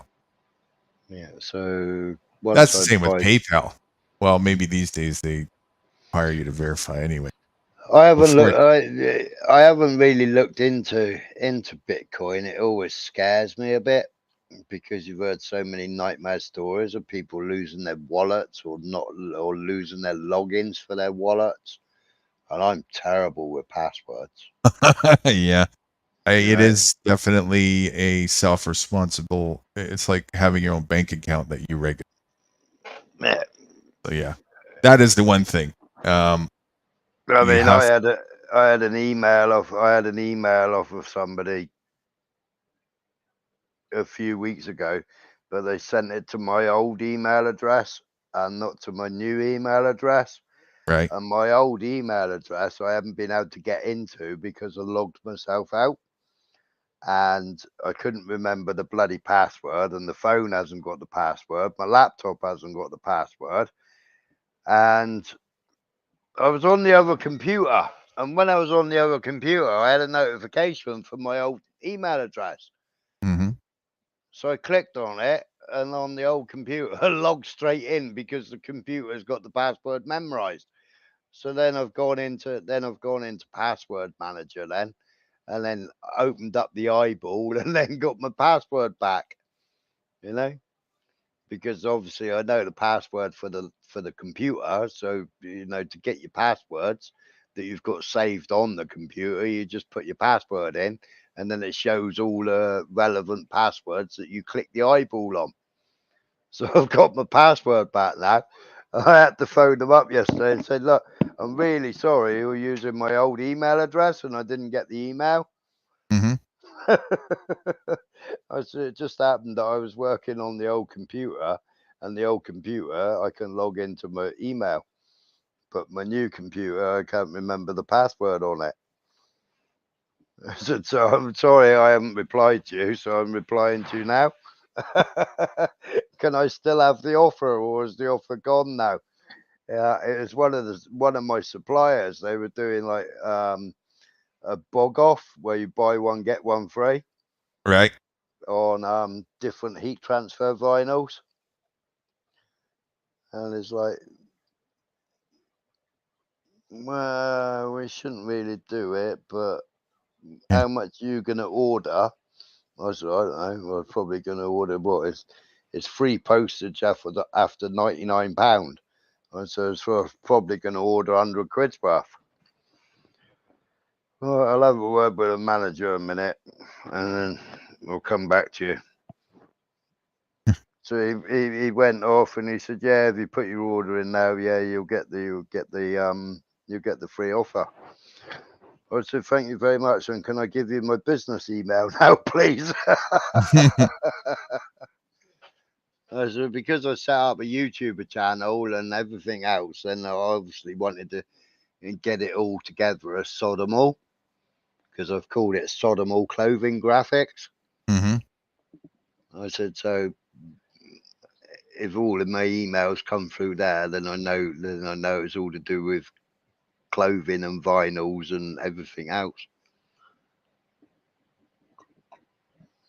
Right. So yeah, they gave me the deal. Not like Samsung are buggers. When I upgraded to the S22, the guy on the phone said, yeah, in 30 days time you'll get a free gift. You'll get a free gift from EE. You'll get a set of Samsung headphones, like earpods. Mm-hmm. So I was like, oh, ideal. It's 50 quid's worth of 50 quid's worth of earpods. Brilliant. Thank you very much. So he said, yeah, when you get your first bill, 30 days time, we'll send out the earpods. So I was right, ideal, brilliant. So then my partner said, "Here, did you get your earpods?" Because she's iPhone, she isn't Samsung. She's obviously she's got the Apple pods. And says, "Did you get your earpods?" I said, "No." So I'll ring them up a minute. So I rang them up, and they said, "Oh no, you were supposed to apply within the 30 days to get your free gift." I sat in what the bloke told me. The bloke told me after I paid my first bill, they'll be sent out automatically. I said, that's, that the bloke, he shouldn't have done that. I said, I know the name of the guy. And I can tell you what date I spoke to the guy. I said, so you'll have a recording of that conversation. I said, so that's bad salesmanship. I should be entitled to my free gift. I said, because he's misquoted the wrong information. So therefore I've dobbed out of not having my free gift from you. Oh no, I'm very sorry. There's nothing we can do about it. You should have applied. I said, are you bastard?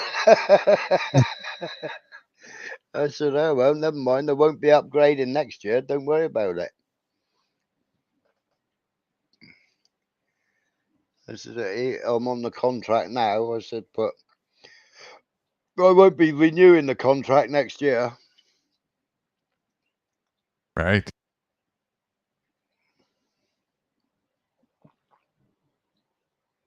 Yeah, I get you with it is a responsibility with Bitcoin. But well worth it if you're willing to do it, I don't really know. I mean, you have so many stories about how it works, how it doesn't work. You've got so many people that have got, buy me Bitcoin, and it's like, well, it's something I don't understand. It's something that I don't know. I know there's like these, in the desert, there's these mining things, and you can go online. And you've got to be careful when you're buying a graphics card, because a secondhand graphics card, because it might have been a Bitcoin mining graphics card. And they're selling them because they're pretty dead. because they've been worth. No, Bitcoin doesn't. That might have been like 10 years ago. But Bitcoin, you can't really mine Bitcoin with any of the on-market stuff these days. You need very special equipment to mine it. Right.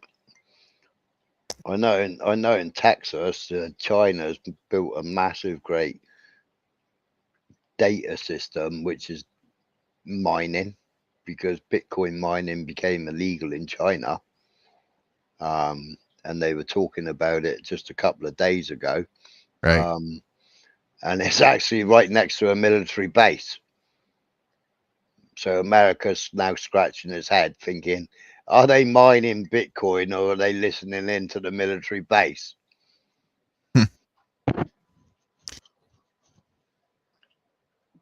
Yeah, apparently it's like a massive big server, and apparently it's mining Bitcoin. I don't even know how that works. I've heard so much about Bitcoin mining, and I know somebody that said that they made loads of money by doing it. I did. Yeah. Yeah. I used to mine it back in the day.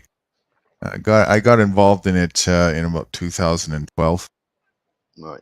And first purchasing it and then mining it after for that and a couple other cryptos for about 2.5, almost 3 years. Yeah, all I know is it's some sort of digital currency, and that's all I know about it. Basically, I don't know how you spend it. I don't know whether it's just an investment. I don't know what it is. Yeah, it's kind of all the above. It's I wouldn't look at it as, I mean, it's a form of money in the same way any commodity would be, but it's much easier. Just a few keystrokes and you can transfer its value from one person to another, or from one computer to another, anywhere in the world. Right. There's no borders with it. Right. Right. So that's probably the biggest selling. Can you transfer it straight to your own bank account? If you use an exchanger, you can. Yes, you have to go through an exchanger to do that. Right. Yes, and there's quite a lot of exchangers in countries around the world. So yes, and vice versa. You can purchase. That's one way to purchase it too. Same thing with the thousands of other cryptos. All kinds But hasn't one Bitcoin gone up to a crazy amount of money now? Oh yeah, it's going to continue to do so. That's by design. It's got, unlike fiat currency, that's probably the second biggest point. It's got basically integrated deflation set in its structure. Right. By design, and quite several factors of deflationary things integrated. So it's just supply and demand, right? So, and unlike fiat, fiat is artificially inflated through the printing, or in this case, the digital increase of supply, right? And put into circulation that way. With Bitcoin, there is a fixed amount of supply every day that's awarded to miners, and that's how it gets into circulation. And that one Bitcoin is worth 24 grand. Right. Yeah. Wow. When I first started, one Bitcoin was worth $68 Canadian. Yeah. And I missed the $20 mark by about 2.5 weeks. Wow. Yeah. And so, and the reason why it's built in by design is because that the amount that, like, nobody can fuck with the amount that gets put additionally into the circulation. It's a set amount straight across by design, and that amount gets cut in half through the reward system to the miners every 4 years. And after altogether, there's only ever, when it's all said and done, there will be a cap the amount of Bitcoin in total that will ever be in circulation will only be, I think it's about 23.5 million or something like that. Somewhere around there. Well, in 5 days, it's gone up nearly £200. Oh yeah, that's nothing unusual. In 30 days, it's fluctuated here in Canadian funds. The lowest, the low in the last 30 days was 35,000 per one, and the high is 41,358. It's very volatile. Very volatile. But you have to understand the dynamics. There's a cycle. And you have to get in at the right time when you buy. I mean, it's always a good time to buy in the long run, because every 4 years, through the dynamic, as long as you're willing to hold on to it as an investment, from an investment perspective or a store of value perspective, if you're willing to hang on to it for at least 4 years maximum, you'll always make out ahead. Right, they're saying there's a market cap at 479.5 billion at the moment. I don't know what volume means, but that's 8.7 billion. That's the amount being traded per day. Yeah, and the circulating supply is 19.5 billion. Sure. Now, you mean the circulating supply of Bitcoin? That would probably be 19 million. Circulated supply shows the number of coins or tokens that have been used so far. Yeah, so that'd be 19 million. So 19.5 million. Yeah. Right. Yeah, and so that'll cap. That caps at 479.5 billion. No, that's the amount of fiat currency value in total at the current market price.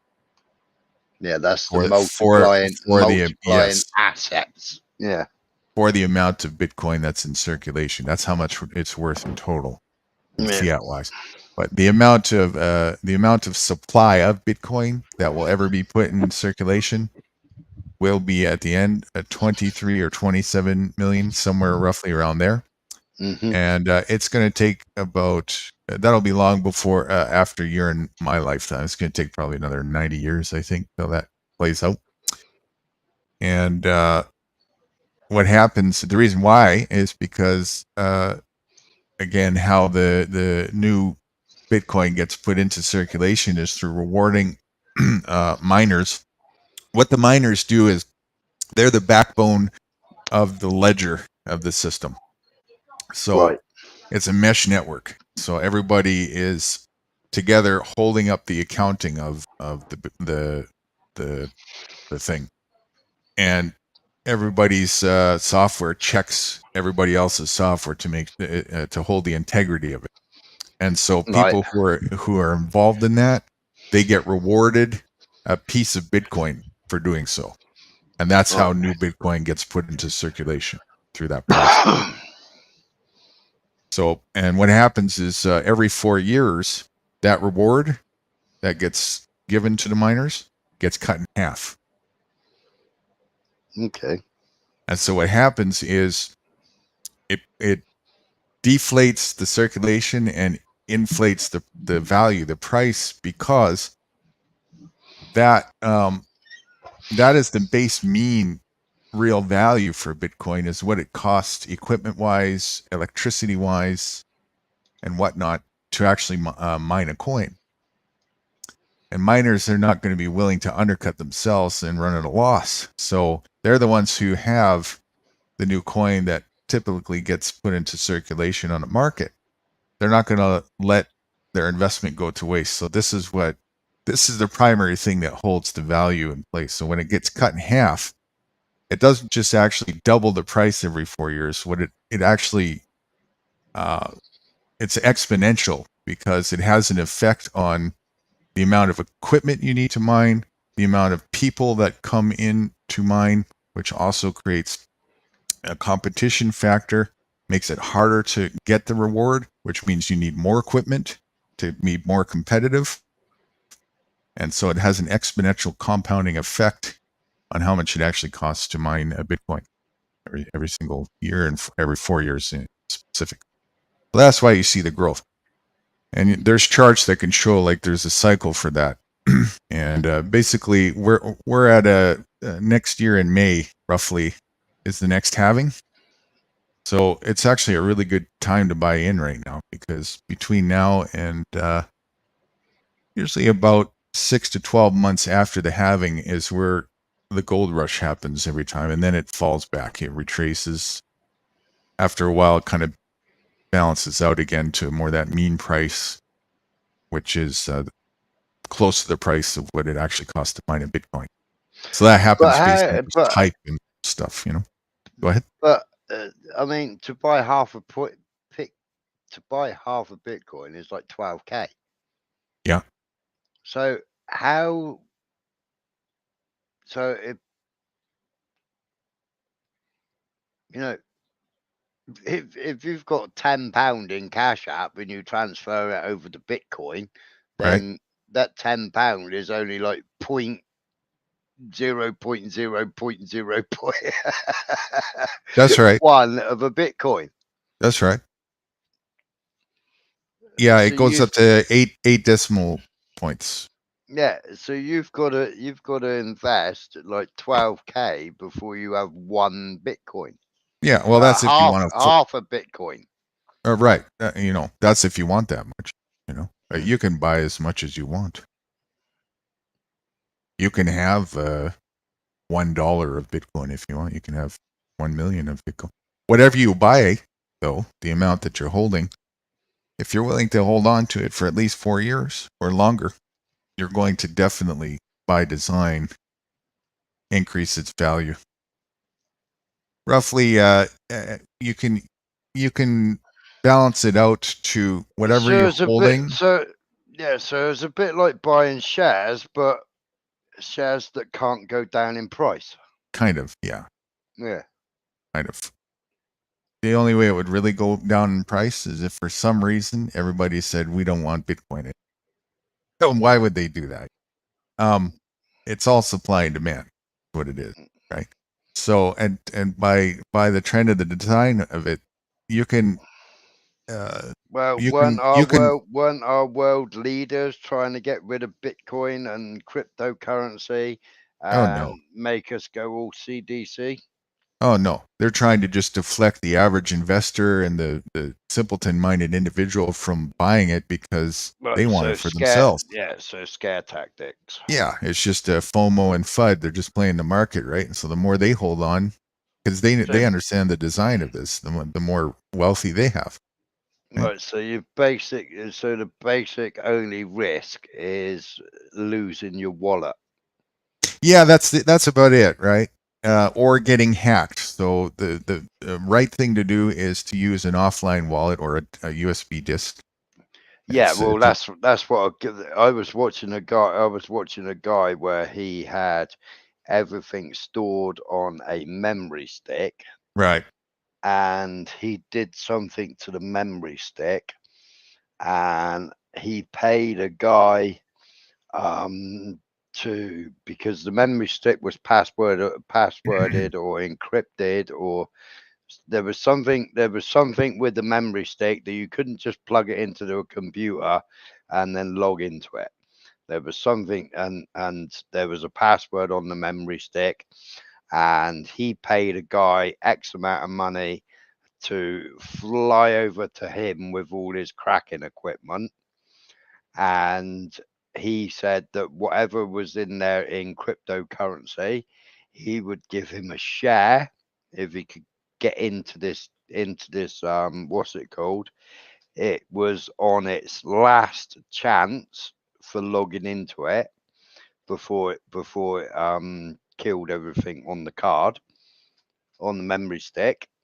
It was set up to self-detonate itself, basically wipe itself, format itself, with 3 failed attempts of logging into it.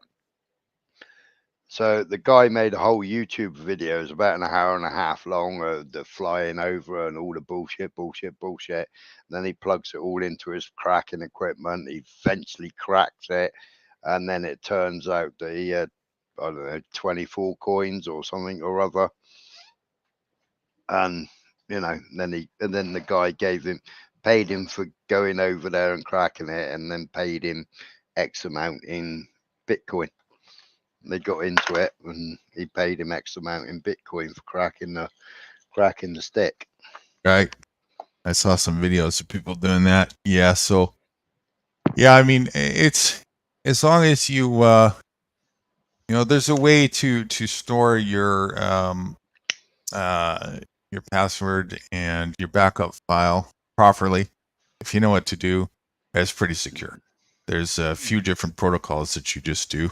I've even, I almost forgot I had a couple, I skipped heartbeats a couple times because even after I've used the same password, but I put crypto to the sidelines for a couple years because it goes into this period where there's no reason to really pay attention to it. The brain gets foggy, Well, that's what this guy did. Apparently, one of their customers paid them in Bitcoin. Yeah. So that customer set it all up and everything else and paid them in Bitcoin. Right. And then so they set up all the account and everything else so that they could pay them. And he said it has to be on a memory stick, blah blah blah. And then they forgot all about it. And then they'd seen somewhere that Bitcoin had gone up to, I don't know, at the time I think it was like 10 grand a coin or something at the time. So they knew that they'd made money just by forgetting all about this.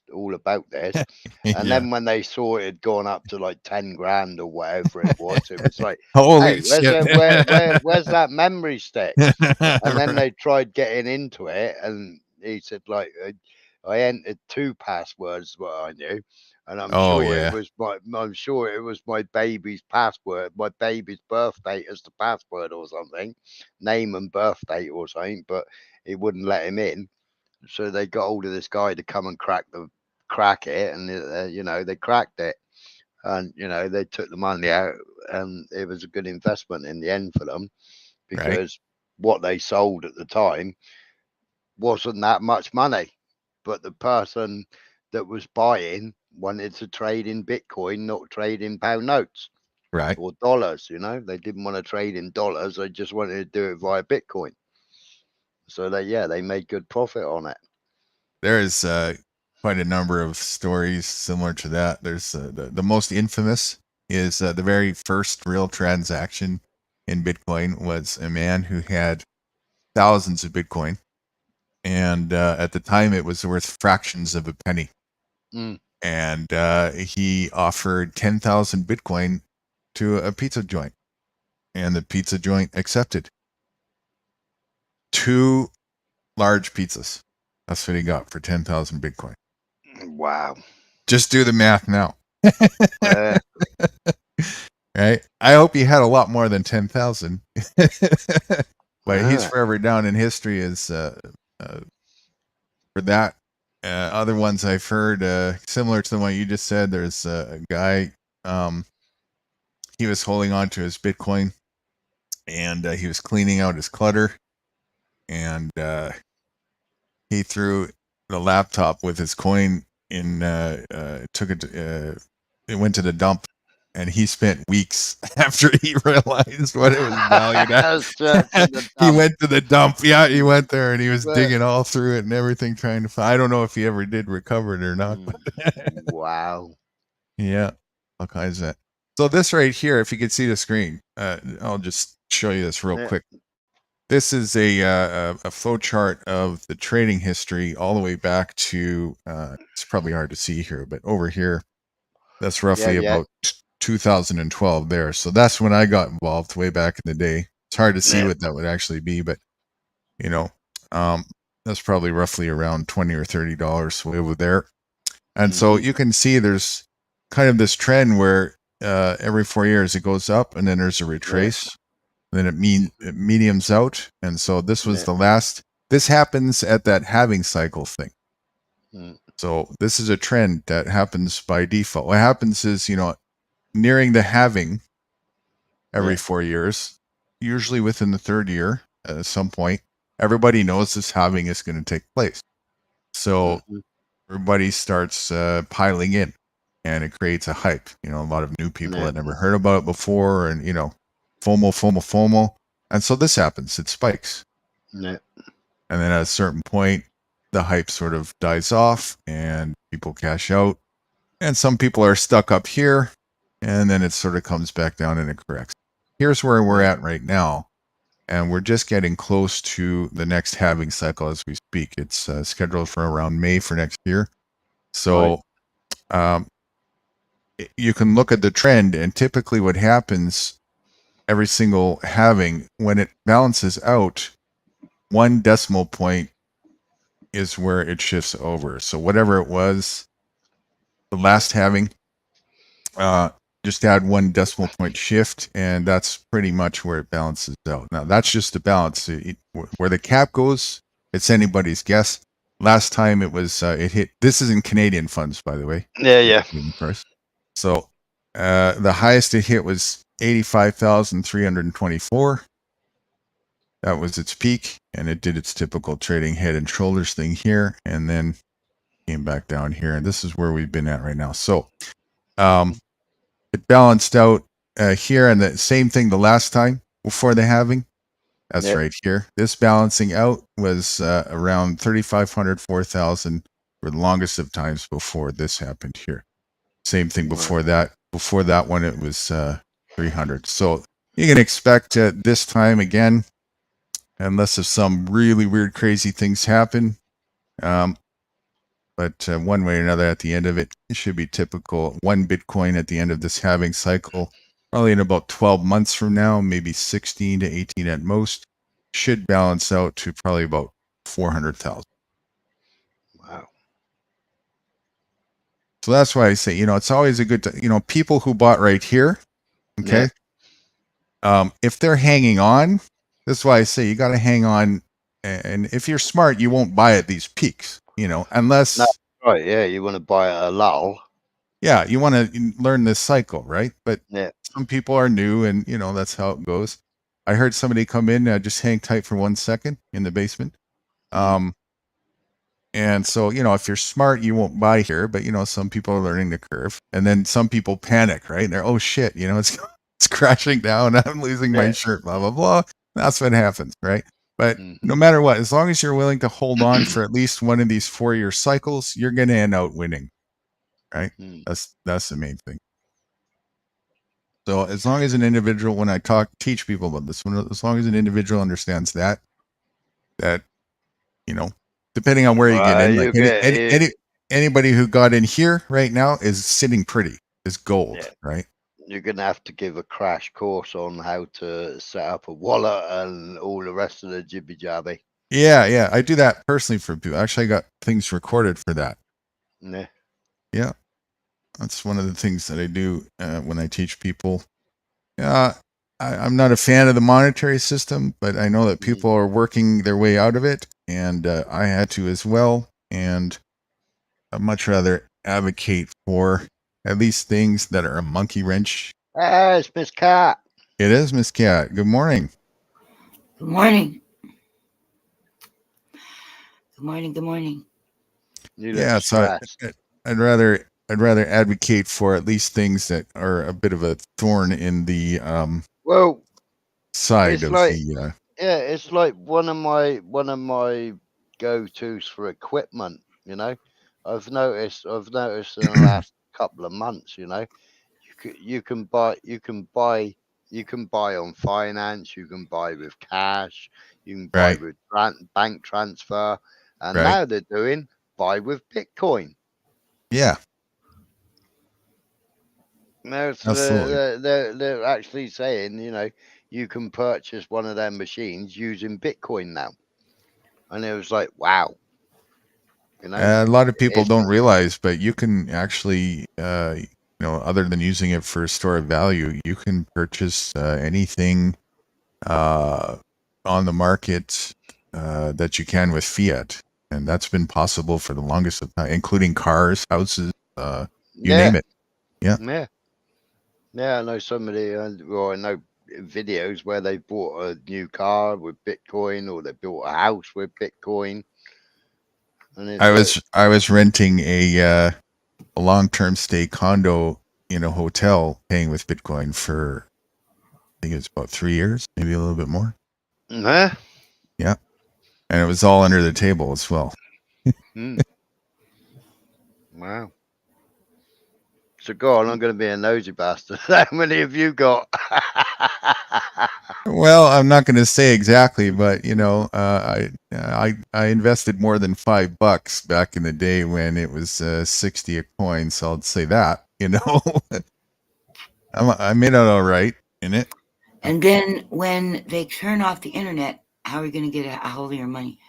Oh, then I go forage and laugh, and we all go fishing. Except I don't fish, but you know, that's great. I hope they do that. That's the case, then there's no more monetary system at all. That's awesome. Well, they could end up keeping the internet to just cut ours off. Well, that's okay. Let them. There'll always be somebody that can get online for you. That's the thing, Kat. It's a good question. But for me, I have zero actual dependency on any of these things. I just use. I mean, you're telling everybody else to buy money that you can't put in your hand. Yeah, but I'm not saying that that's the saving grace of them. Yeah, but right? then, I mean, it's a question that I had, because I mean, I've bought shares before, and then I thought, bloody hell, it's gone up right quick, sell them. And I've contacted BT, because it was when it used to be the post office used to own it, and then it went to BT, British Telecom, and everybody could buy shares in British Telecom. Right. It's the same as these startup companies. You can buy into a startup company, Right. and hope their product makes it. Makes it. Penny stocks. I've designed stuff, but I can't afford to patent them. And like one of them, I wanted an investor or a couple of investors, so that I could then put this all together and show people what it does and how it works, right? so that I could put it all together. But it was difficult. Go on Shark Tank. It was difficult getting investors without giving you information away. So without having the patents, well, you just then it was like you can just make them sign non-compete agreement. Yeah, but That's it the way was to do like that. it was like really difficult to sell yourself, but at the same time you don't want to sell yourself, because you're giving them the information on how you've designed it and how it works. Yeah, but make them sign non-disclosure and non-compete agreements, and if they breach that, then you're in the money. Really, you could sue the pants off them and not need an investor. Yeah. So when they sign the paper, you say you've either invested one way or have you invested in another. I mean, my cousin years ago designed a fishing float. Don't say it. Don't say it. No, it's all gone. It's all gone by the wayside. Now, when he designed it, he even to discuss it with me, he made me sign a non-disclosure, non-disclosure or non-competence, or just I wasn't steal his design and what have you. And basically, it was an all-in-one fishing float that you could use for nighttime fishing, so it would light up. But at the same time as lighting up, it was your fishing weight. It was it was all in one, so you didn't have to bother with a weight. You didn't have to bother with it with a glow stick or what have you, or anything else like that. And basically, you just put it on your line, and then all you needed then was a swivel and a hook, and you could go float fishing. I And I was invented like, using glow sticks. and I was like, but mate, so and so who supplies our floats at the moment already sells a leaded float. I said, and at the same time, he's got leaded floats that are clear on the top, that I crack a little glow stick, I chuck the little glow stick in it, and I close the lid. And then it sits there and glows all night long. And then I come home, I stick the glow stick in the fridge, and if I'm going fishing again in the next couple of days, I take the glow stick out, I give it a shake, I put it back in the float, and I go fishing. You know, I'm sorry, and it's my cousin, and you know, between three of my relations, they spent 10 grand getting somebody to design it, do all these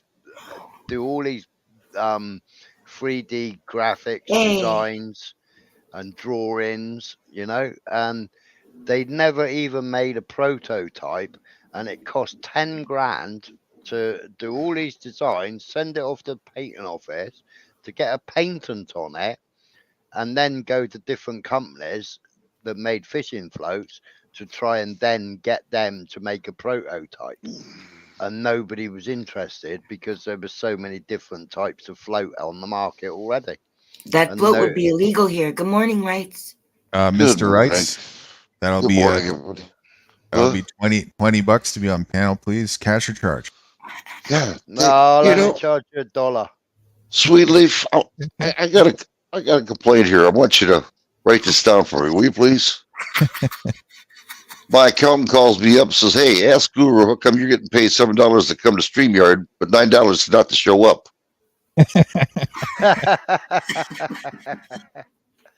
I'm losing money here.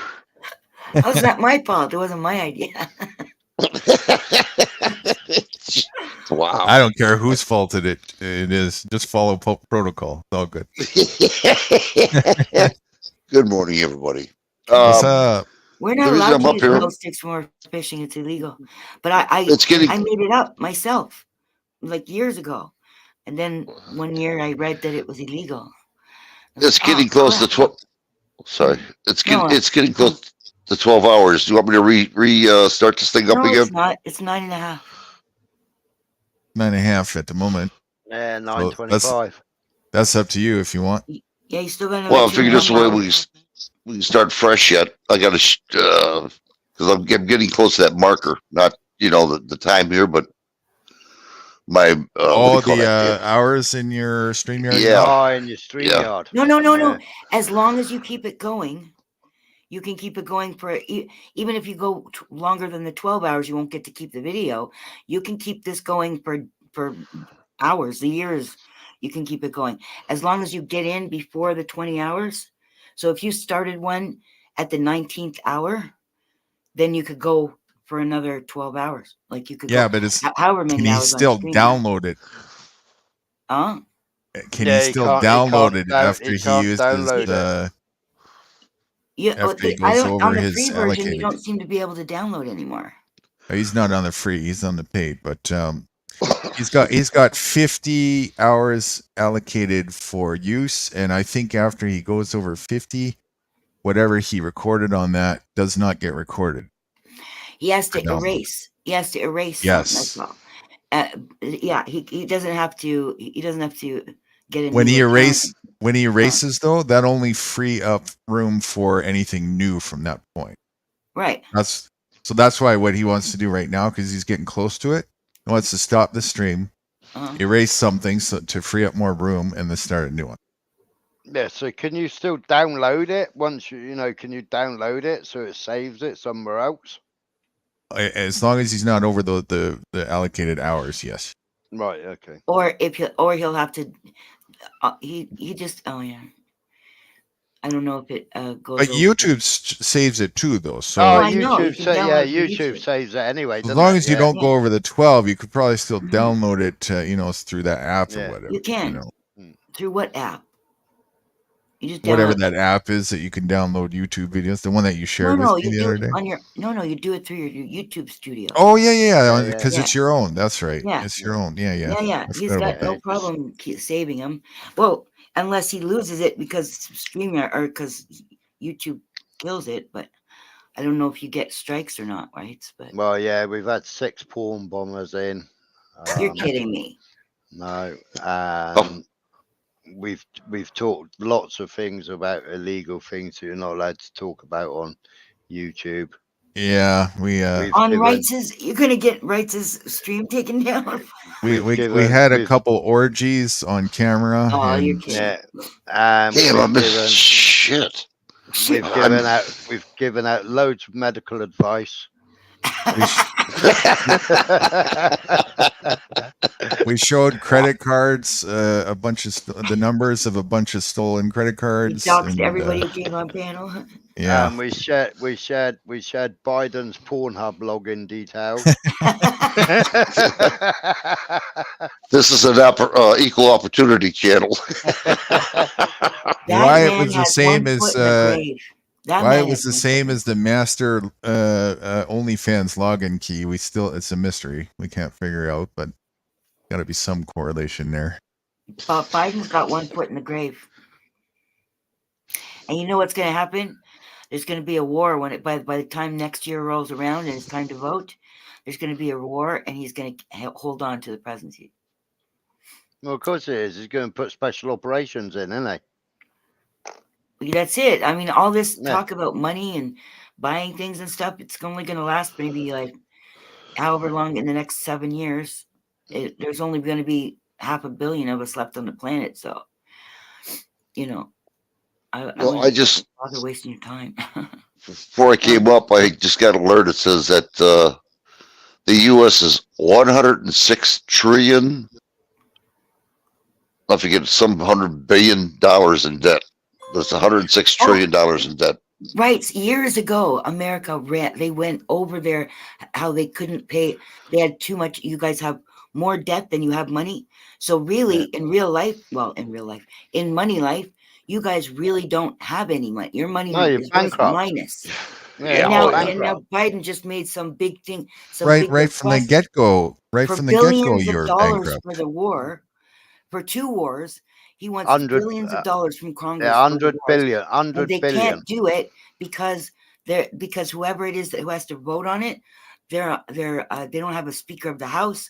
Yeah, that's why they sacked Kevin McCarthy, because Kevin McCarthy put a block on Biden's last Ukraine money. Learn something here. So they sacked him. right from the get-go, the very first fiat dollar put into circulation got into circulation through debt. That's the only way it can get into circulation. That's why it can never be paid back, because once you add the interest on there's never enough money in circulation to pay all it back plus the interest. Okay, so money is pretend, but Americans' money is pretend. It's pretend money, pretend money. Because that's why inflation really is worth zero. It's worth minus. Yeah, that's why. Yeah, that's what I'm talking about. Going through the sky. That's what I'm talking about. All fiat currency is it's a joke. It's a joke. It is a joke. Don't worry about it from the start.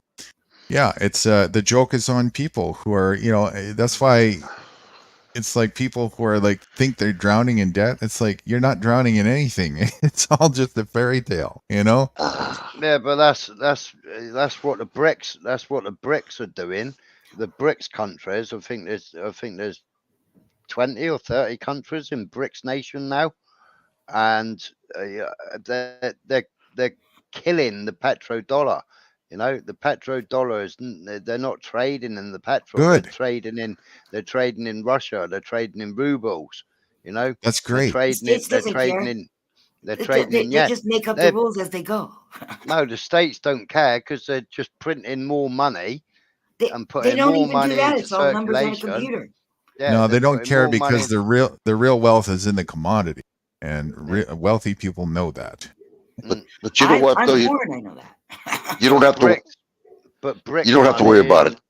BRICS CBDC's money coming on the way. What's CBDC? Central bank digital currency. Oh. But BRICS That'll get us out of the pickle. BRICS money is all backed by gold and oil. Is it? What is? BRICS. No, it's What do you not. mean, You guys BRICS use the money? petrodollar.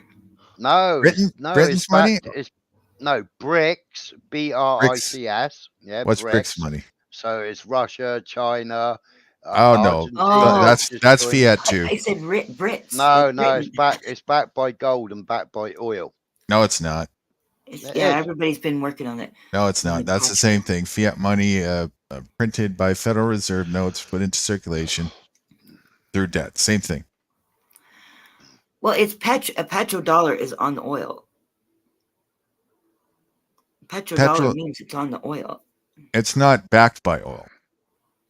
It's the reason why they call it the petrodollars, because the U.S. currency is the main currency used for trading in the international market with commodities that are oil based, and that was the back in the day and still is to this day the foundation for the economy. That's why it's so. Oh no, that's long outdated. Long. That's like 100 years ago. No, I'm talking about the petrodollar. The reason why it's called the petrodollar, right? It's because that's what everybody around the world was supposed to trade in, which was by the dollar, which was why they could borrow, why the American government could borrow X amount of money and not have a debt ceiling, because everybody had to buy dollars to then buy from each other's country a commodity. So it became called the petrodollar. Right. They just made the whole thing up anyway. It's not backed by anything. Yeah, but every country, it's like people say, well, why has America got like 600 billion of Russians' money?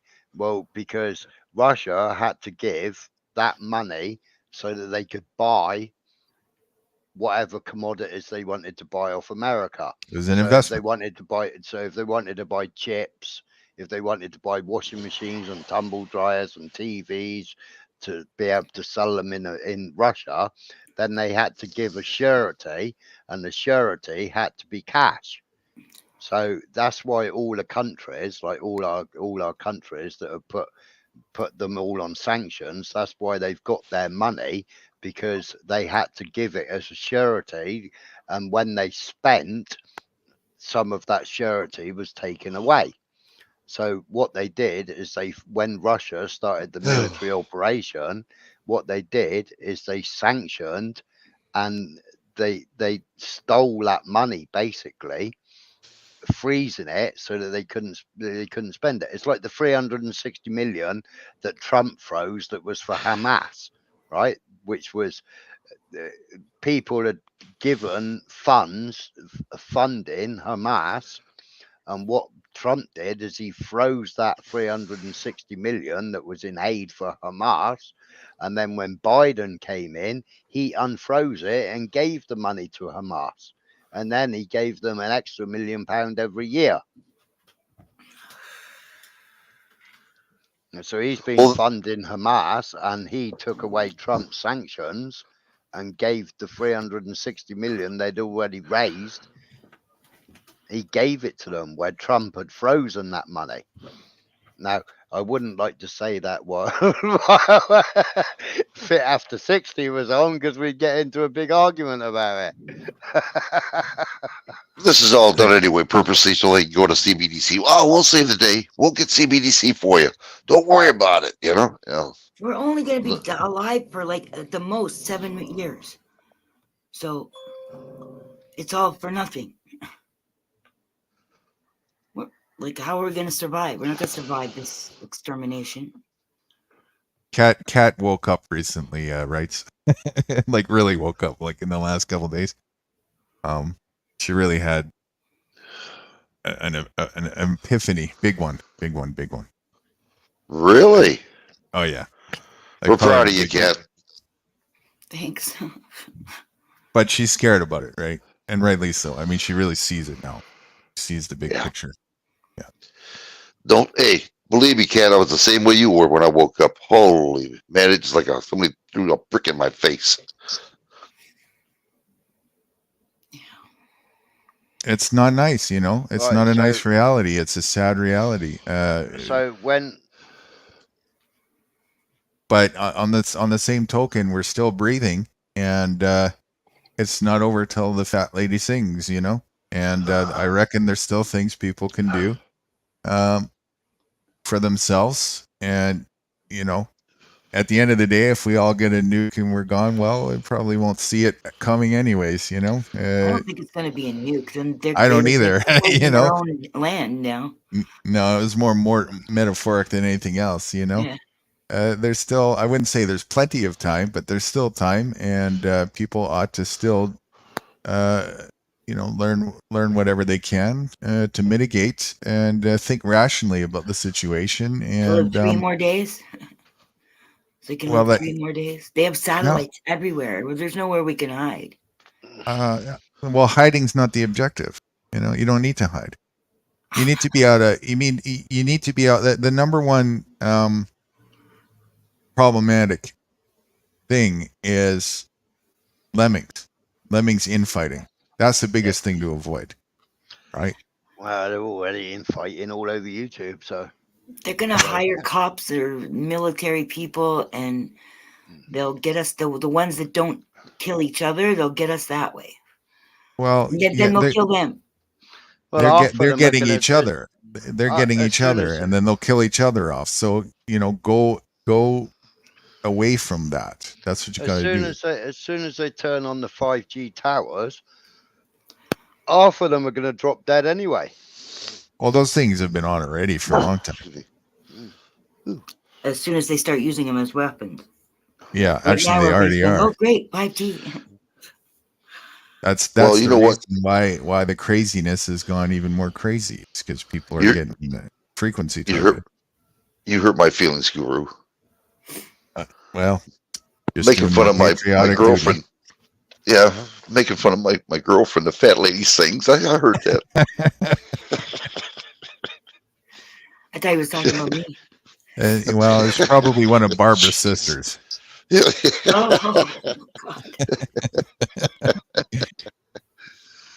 Barbara will save the day. You know, she'll always have her 5-cent Fridays. No matter if it's a nuke or not. No matter how much inflation, it don't matter. What 5 cents? She sucks your dick for 5 cents? Oh, well, at the very least. At the very least? No, she's got sisters available for 5 cents on Fridays. Oh, yeah. Well, I tell you, what a bunch of winners they are. Wow. Yeah. They definitely don't need a surgeon.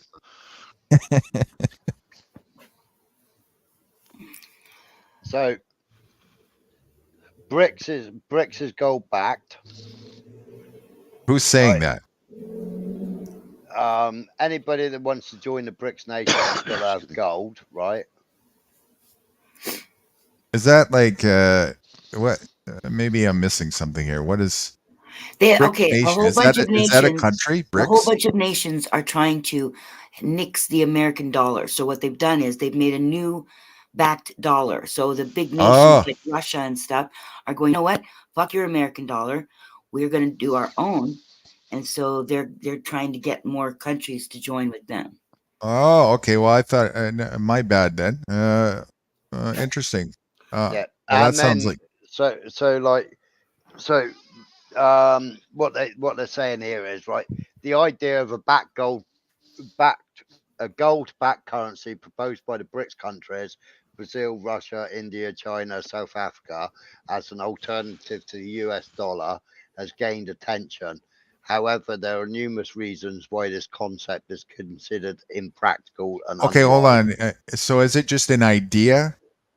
No. It's in place.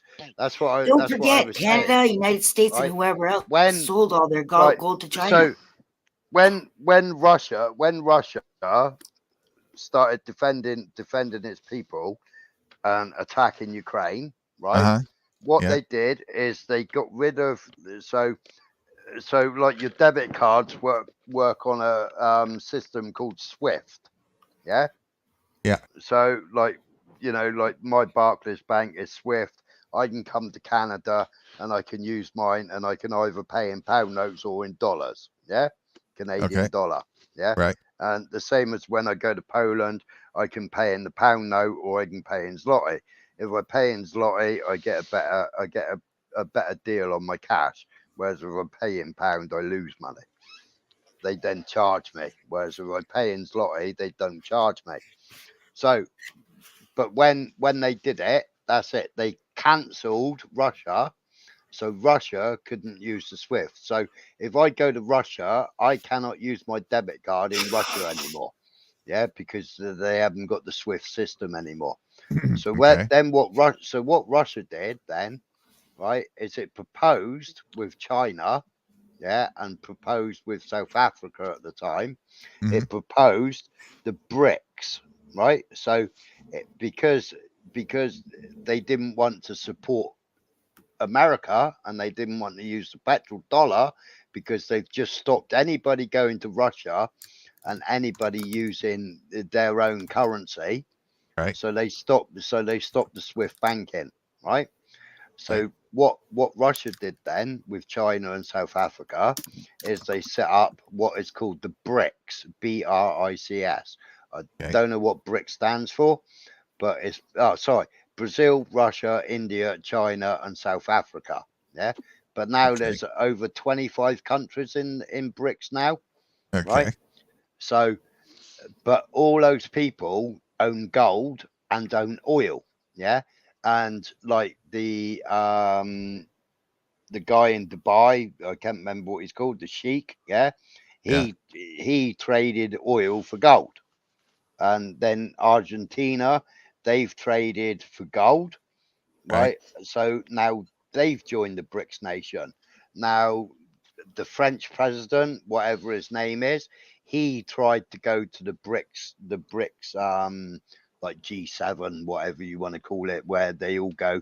Yeah, he tried to go earlier on this year, and Putin turned around and China turned around and said, "No, piss off! You're supplying weapons to Ukraine.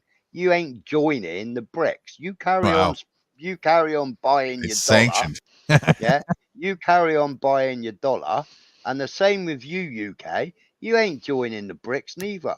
You carry on buying the petrodollar, and you carry on trading in the dollar." Now, what Russia has turned around and said, anybody buying Russian oil, they pay in ruble. Yeah, which now, so everybody that was buying oil from Russia and gas from Russia and uranium, yeah, they now have to transfer their money to the ruble and then buy straight via the ruble. Yeah, so then Russia makes So they money made on the ruble the petrodollar in their system. yeah. So they made the ruble. So now the ruble. So they're also having to pay the transfer rates from whatever currency to rubles. Right. So they're losing money there, and then they're having to buy. Whereas when you buy the American petrodollar, there's no exchange rate, right? I'm surprised they didn't use yen. There's got to be more yen than there is rubles. Well, no. To keep the control. If Russia's buying from China, they spend in yen. You know, or China will say no. We'll accept rubles because we'll buy back from you anyway. You know, and the same as India. India's been buying all the oil from Russia, right? And now they're India have been supplying the UK and Europe with oil and gas. Something no, doesn't make sense here.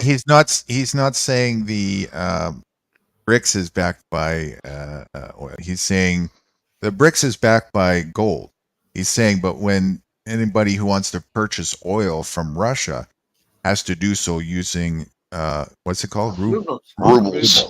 Yeah. Russian ruble. Russian rubles. So they've got to convert their money into Russian rubles. So they've got to go via the exchange rate. So the exchange rate that day to transfer your money, it's like the same as, you know, if I want to go to holiday in America and I want to spend £500 in America, yeah, I have to go and buy American dollars, so that I've got $500 in my pocket. Or I can just come with my debit card and choose whether I pay in pounds or whether I pay in dollars. Yeah. because America's still got the SWIFT system. Russia hasn't got the SWIFT system. We have two systems because they're under sanctions. We have two systems here in Canada. Because when God Bless was going to send me that money that I won on PAPS, I had to. That's where I saw the word SWIFT. But there was another. There was another one. I think it started with B. There's actually more than two systems. Well, I you're said talking about about Canada though. You're Canada has more talking than two about systems. IBAN. Yeah. You're talking about IBAN. IBAN, SWIFT. Oh, that's it. Bank transfer, bank wire, and there's one Yeah. more. I forget what it's called. Yeah. See, you have to give it. So if I wanted to pay you money, you'd have to give me an IBAN number and an account number, and then I could send you the money. Yeah. Yeah. Yeah. That's it. I mean, But we had to do with SWIFT or something. Yeah, but that's all over Europe, IBAN. I mean, it's the same as in Poland. If I want to transfer money to my Polish bank account number, I have to use the IBAN number to send the money. Right. That's where things like Bitcoin can come in and make things a lot easier. Yeah. A lot easier. But I'm curious. This BRICS is all this. It's is it centralized between the nations, or is like Russia? Centralized. It's centralized. It's centralized by all of the nations. Okay. They have a meeting every year. So if I carry on reading this article, right. So the dominance of the US dollar in the global economy. After Russia invaded Ukraine, US took 300 billion worth of Russian foreign exchange and gold reserves, which were frozen by Europe and the US Treasury Office of Foreign Assets and Control. Right. So what Russia did is they gave X amount of rubles and X amount of gold, which was kept in the treasury or in BRICS or wherever they keep everything. Yeah. Yeah. And that became Russia's spending power in the US. So if Russia wanted this is the to old buy system, though. This is the way it used to be in Canada, the United States until the 70s. Yeah. In the 70s, but this both is Canada the and the system States that's in. This sold is the all their system. gold, and I think to China and Russia. So now they're just picking up the old system and using the old system. Yeah, the old system used to be backed by gold. Right. Every country was backed by gold until World War II. Nixon and Trudeau. It was after World War II, wasn't it? And then it was the 70s. Yeah, that's why I'm interested and curious about this, because of exactly that. They're going backwards to that type of idea. Yeah. Which I reckon is a little bit more. While the BRICS coalition and establishment of new reserve currency could be significant, including leading to a decline in demand for the US dollar, given the group commands 42% of the world's population economically, they are less influential. BRICS delivers just 23% of total global output and are responsible for 18%. No, this is a few years ago. 18% of the trade, and aside, according to Society for World Interbank Financial Transactions, the Chinese yuan is used for just 2% of currency transaction, and it's non-domestic usage. So as a BRICS, there's more people in China. So how is that possible? Is a BRICS note a bond-backed security based on gold reserves? Yeah. Okay. So the gold standard. That was got rid of in 1939 in America. What? No. The gold standard was Great Depression, 1919 to 1939. Yeah. But it was Nixon and Trudeau, and they were in the 70s. That's right. It was Nixon in 1971. Yeah. And Tricky Dick. That's also when they changed it so that we used to have a Bank of Canada, and if Canada had to borrow Well, money it was from a its, collapse. That if was Canada that had was to borrow money from itself, we didn't have to pay. We didn't have to pay interest on it. And then what they did was I don't know if they sold the central bank or sold the Bank of Canada or what, but then at that point it became private when well, it Nixon was and when the Trudeau. Bretton Woods. It's when the Bretton Woods system collapsed in 1973. What did? The Bretton Woods system. Like They now we used got wood. the fiat. It was called the Bretton Woods system, Oh. which was a gold-backed currency, and that collapsed in 1973. Well, that's probably because Nixon did what he did. Well, yeah, he got rid of all the gold, didn't he? Yeah, because Fort Knox was the backing for their money, right? Yeah. Fort Knox was where they kept all the gold. And so now Fort Knox is pretty much empty. It's got like 3 bars of gold in there or something. Like it's empty because they don't use gold as the backing anymore. America has been buying gold left, right, and centre. What, lately? Which is pushing the price of gold, and so is the UK. They're buying gold left, right, and centre. They sold the damn gold in the beginning. Yeah, I don't reckon that.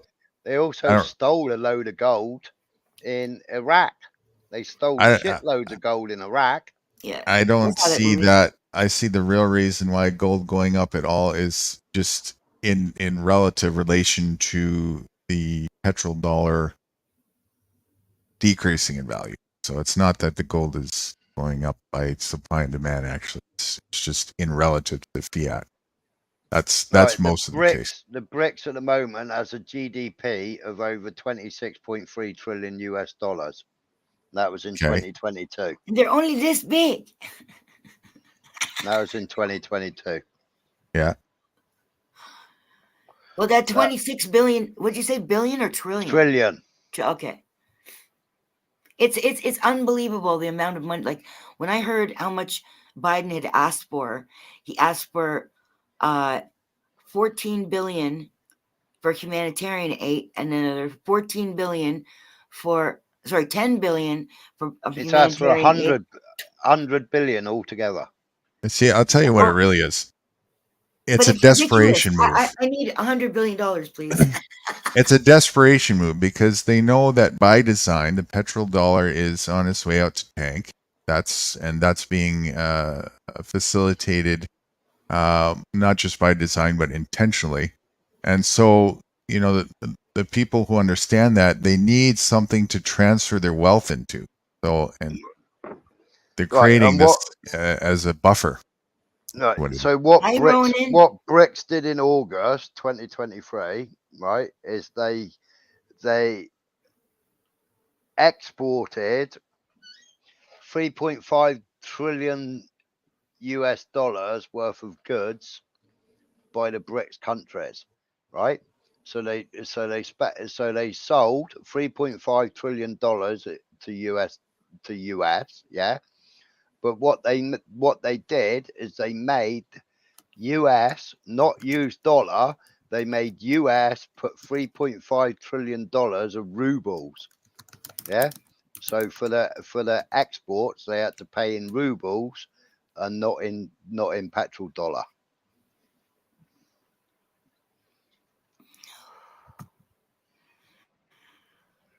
Well, it's all in the wash anyways, as the toilet's flushing. I've got amazing how free they are with our money, you know. It's funny to watch from the sidelines. Yeah. You know, the sidelines is the best position. You know, just throw Drano at the toilet. Somewhere I've been watching the collapse, basically the collapse of the dollar. I've been watching it, and the growth of the BRICS. Yeah, I've got the charts. I've got the charts saved somewhere on here, and I'll find them in a minute, and then share them and show and so you can see.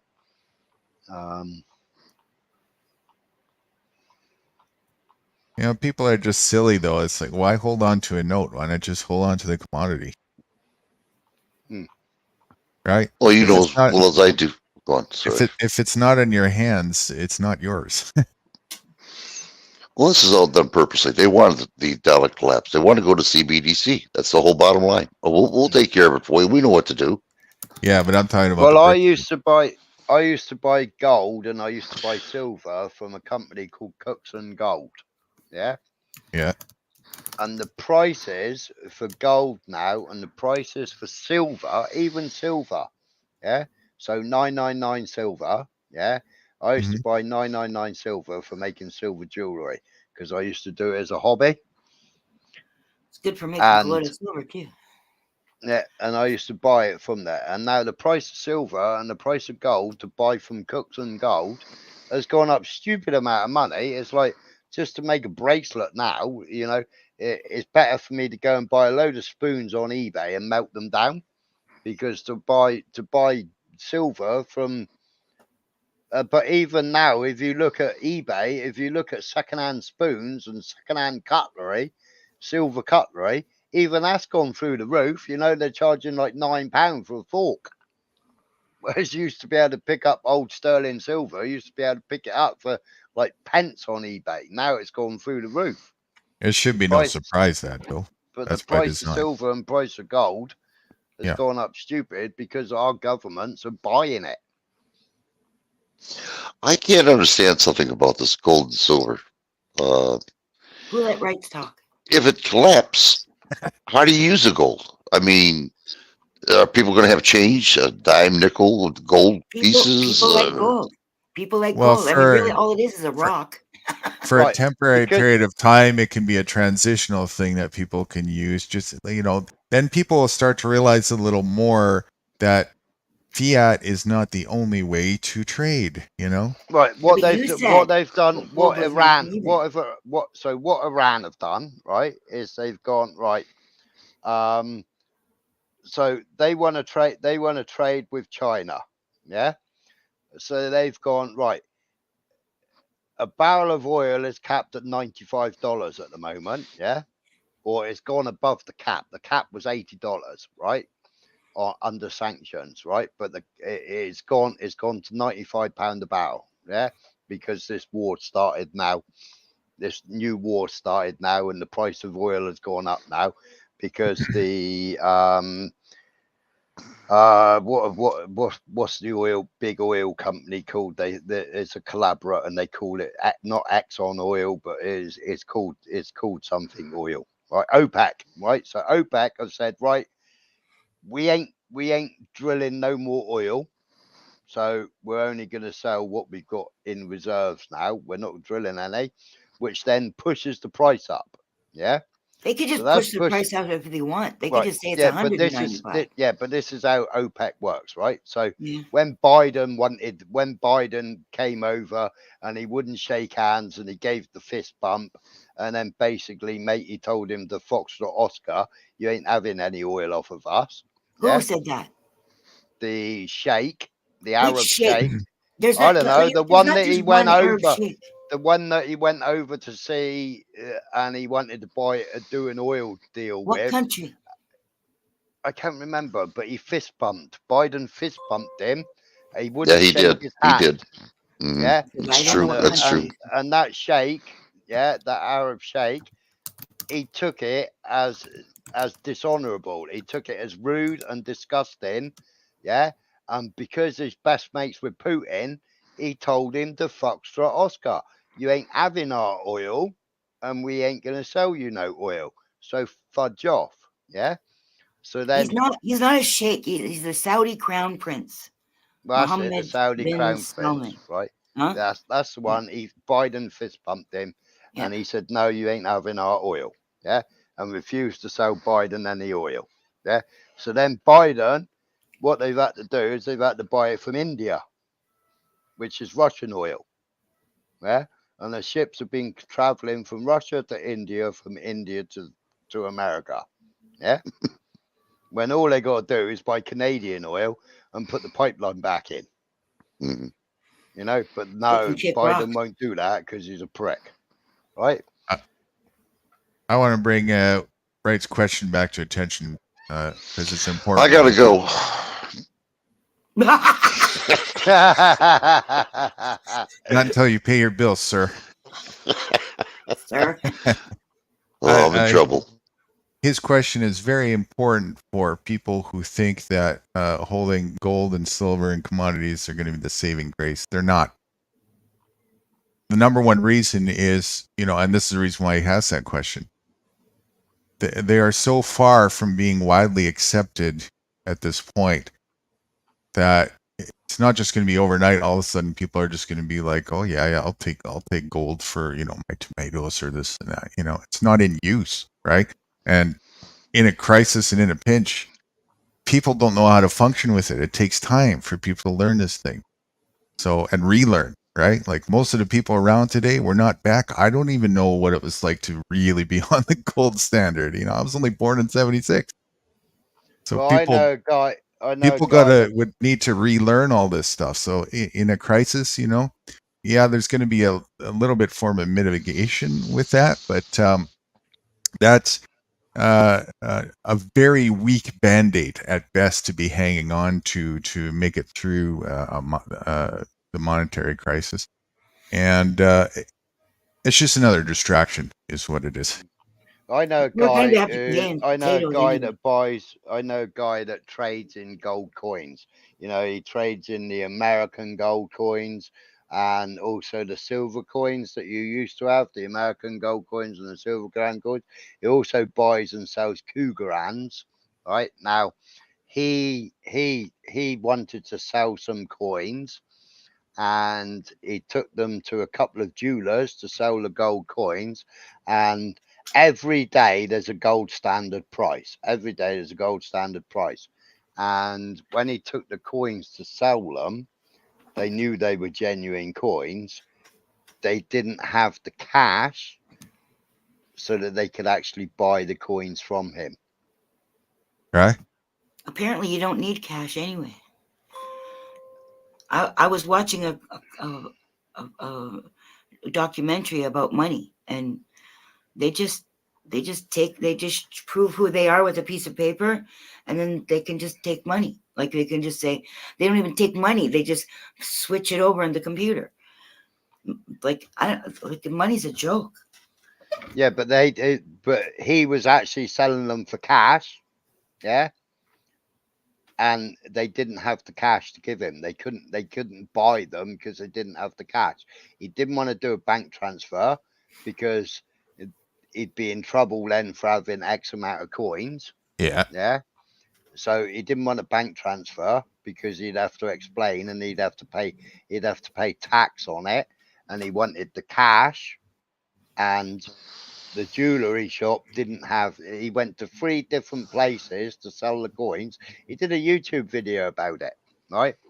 And the 4th place he went to, they actually bought 2 coins off of him. They couldn't buy the other 2 coins off of him, so they actually bought gold, but they make jewelry and they had the cash, so they actually bought it.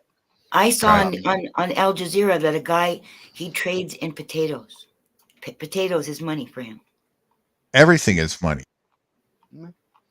I know, and that's what I'm saying. When all this shit hits, all this other money is going to mean nothing. Right, and everything else is going to mean something. That's the way it is. There's so much abundance out there, and that's my point, right? Well, it's people like are so narrowly fixated on this one little stupid thing for a way of functioning at their own demise when we've got everything else by default all right there for us. No, but you try to buy a TV with it's potatoes. Like China. Yeah, well, China's actually, just given China's just given 2.5 trillion rubles to Russia. What? To buy. China has just given Russia 2.5 trillion rubles. Yeah, just bought 2.5 trillion their rubles, own money. Yeah, right, to buy 70 million tons of grain, legumes, and oilseed cargoes. Yeah, in the largest grain deal that's ever taken place. Right, China's just bought that off Russia. Right, Canada's rich in grain. Cat, and they're transferring it via gold and rubles. Potato farmers are buying a TV with potatoes.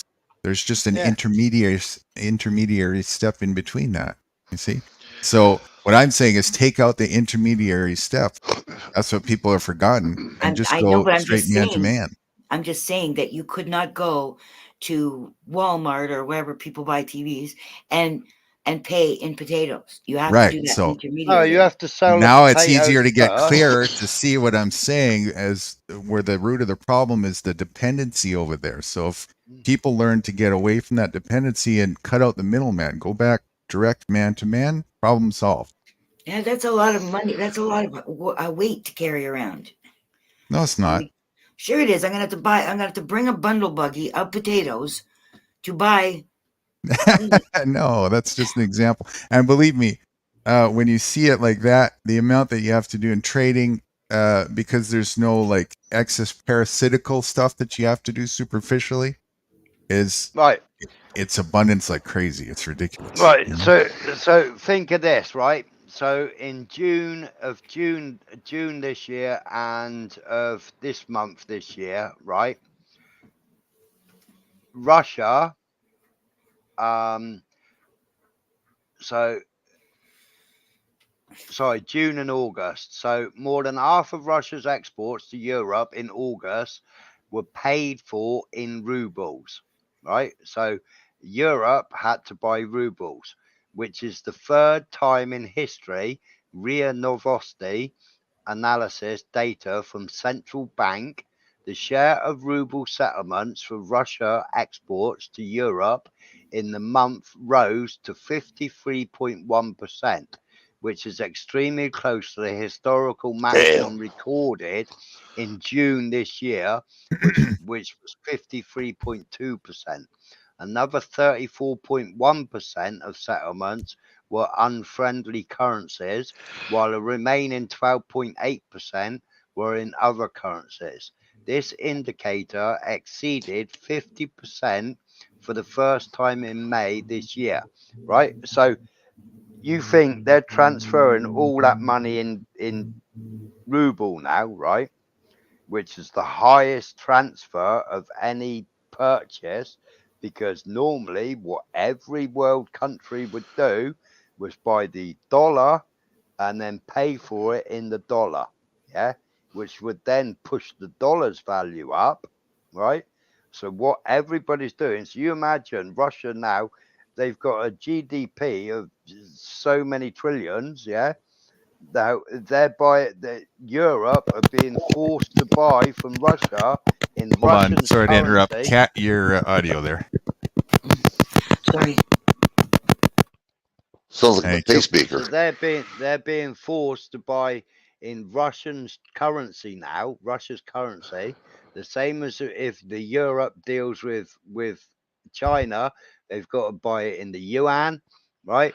Whereas normally they would just use their American dollars. Now, China, Russia, everywhere else, is holding dollars, and America won't give them the monetary value or the gold value of those dollars, because they're under sanctions, right?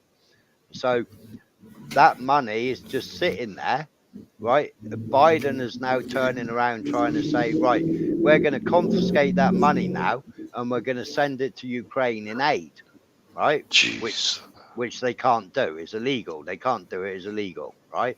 They've also got Putin's yacht. One of Putin's massive yachts is in London. Is impounded in London, right? They were talking about trying to sell it and then give the money to Ukraine, right?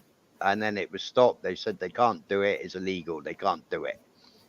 Basically, it's theft. Why does any of this matter? Like soon, none of this. Because what I'm trying to say, but what I'm trying to say is, right, is that instead of spending the dollar, they're spending rubles, which is creating bankruptcy again for America. Yeah. It matters to people who don't know what you know right now. Yeah, that's why. Yeah. That's But the we answer know to that what question. we know. So why are we even talking about it? I'm not.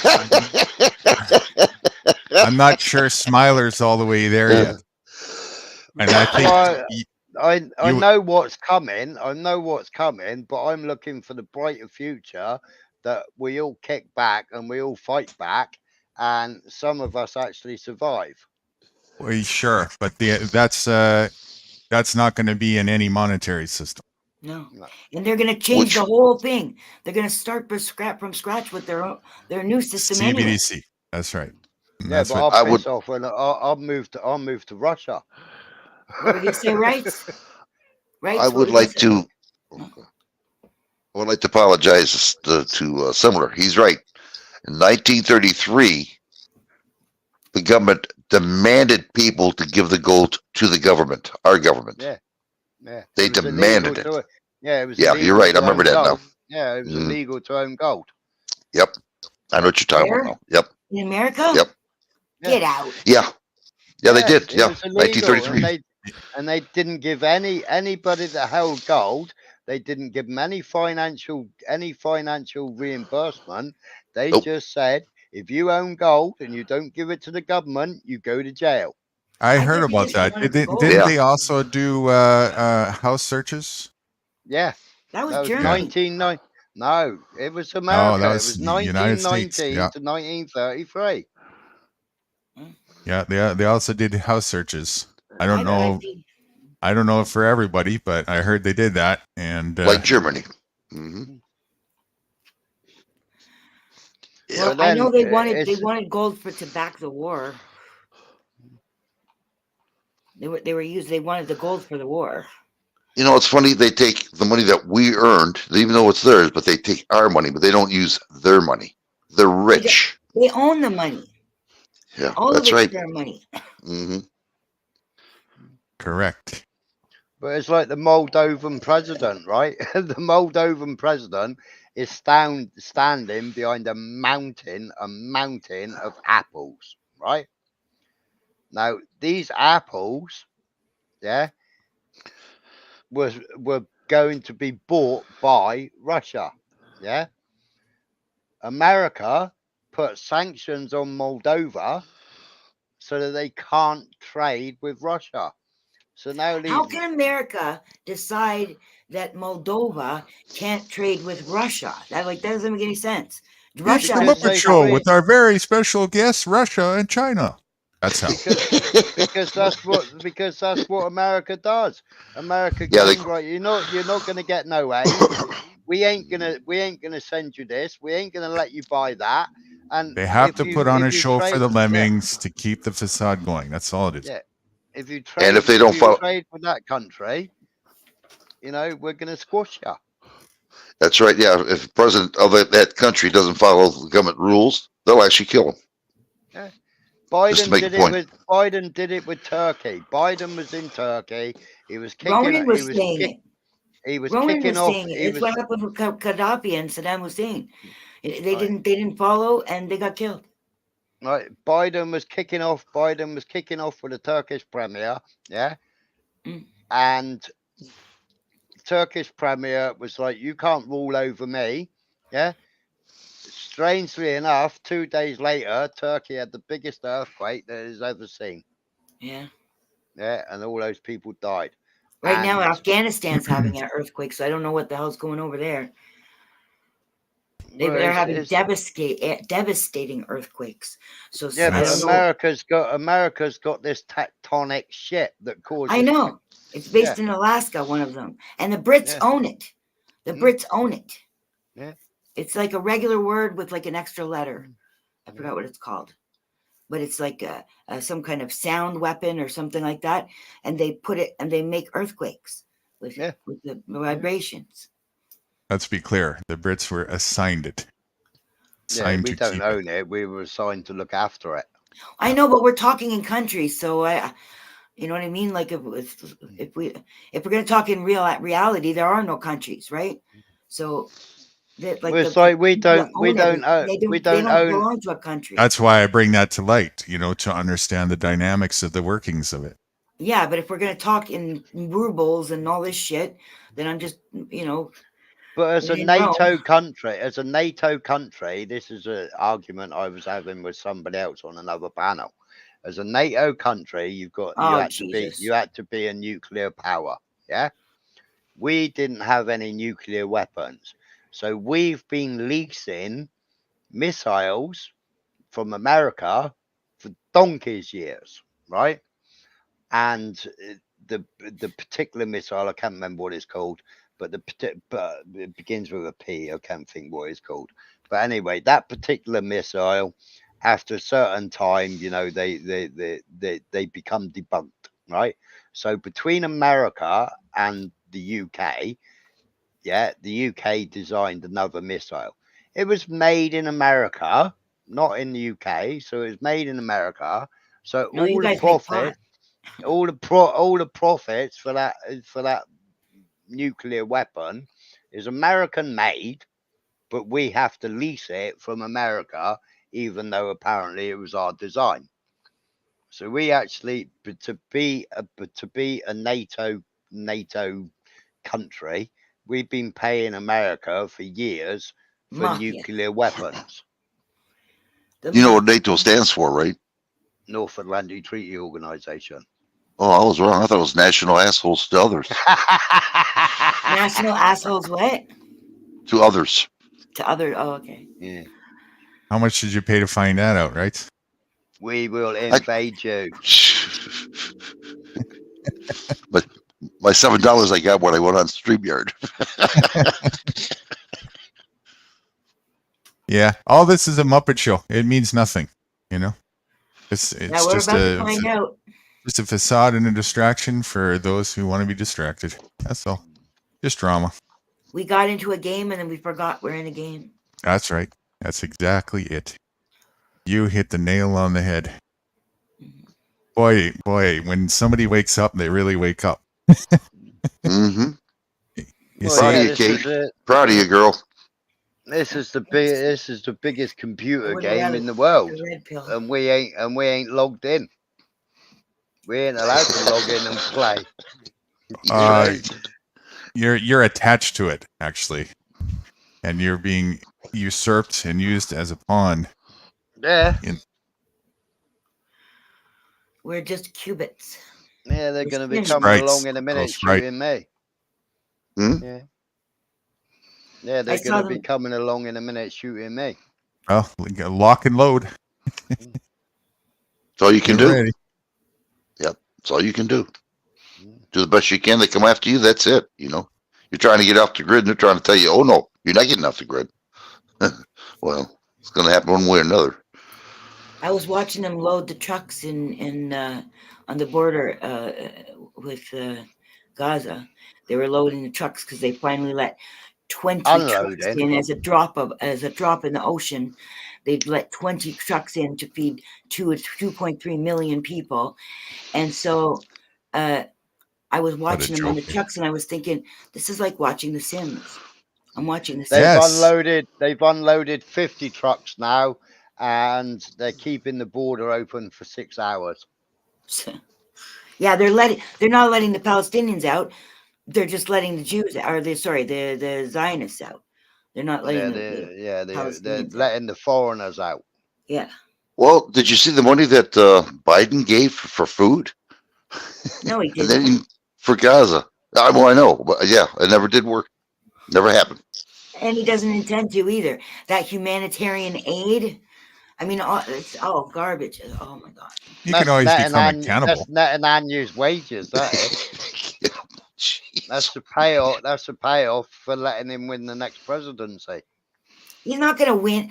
They pick who the president is. So everybody gets together, they vote, and they pretend that they're actually got a say, right? So I mean, we found out years ago. People were saying, "Look, they're giving us lots of ballots and all this stuff," and they were throwing out other ballots. The vote is a joke. So they decide who they're going to put in. They decided to put Trump in. They decided to They decided to put Biden in, and look at Biden. He has got one foot in the grave, and he's talking about running again. The guy is marked for death. One foot in the They're killing grave. him slowly. They're probably like radioactively putting shit in his medicine because he's obviously on some kind of medicine. I don't even know if these Muppets are human, and I'm not being facetious when I say that. But anyway, carry on. I don't think he's human. And then they're going to start World War III, and then they're going to say we're in the middle of a war, so we can't have an election. We're going to keep that figurehead there, right? Yeah, of course they are. Yeah, so Trump's not even getting a chance to win. Everybody thinks that they're going to be, rah Trump, and really that makes no difference because he surrounded himself with Ashkenazi Jews, so there's no way that he actually gives a shit about anybody. So he's part of that club. He wears that hat and everything, right? They bailed him out. The Rothschilds or the Rosenbergs, or whatever yeah, they are, they bailed him out, and then they said, "Okay, I'll give you this favor, and one day I may ask you for a favor," right? Like the fucking Godfather. So, he's no hero for anybody. Trump is Rothschild blood. Like Figure it out. Trump is Rothschild blood. Figure it out. He's Rothschild blood? Blood, yes. Get out. Yes. They're all blood. You can't be in those positions if you're not in the family. Was it you, Smiler, who told me that Biden said that he was born in Israel? Yeah, he was on live TV and said that he was born in Israel. Prick. I'd like to get that sound clip. It don't matter. None of this matters.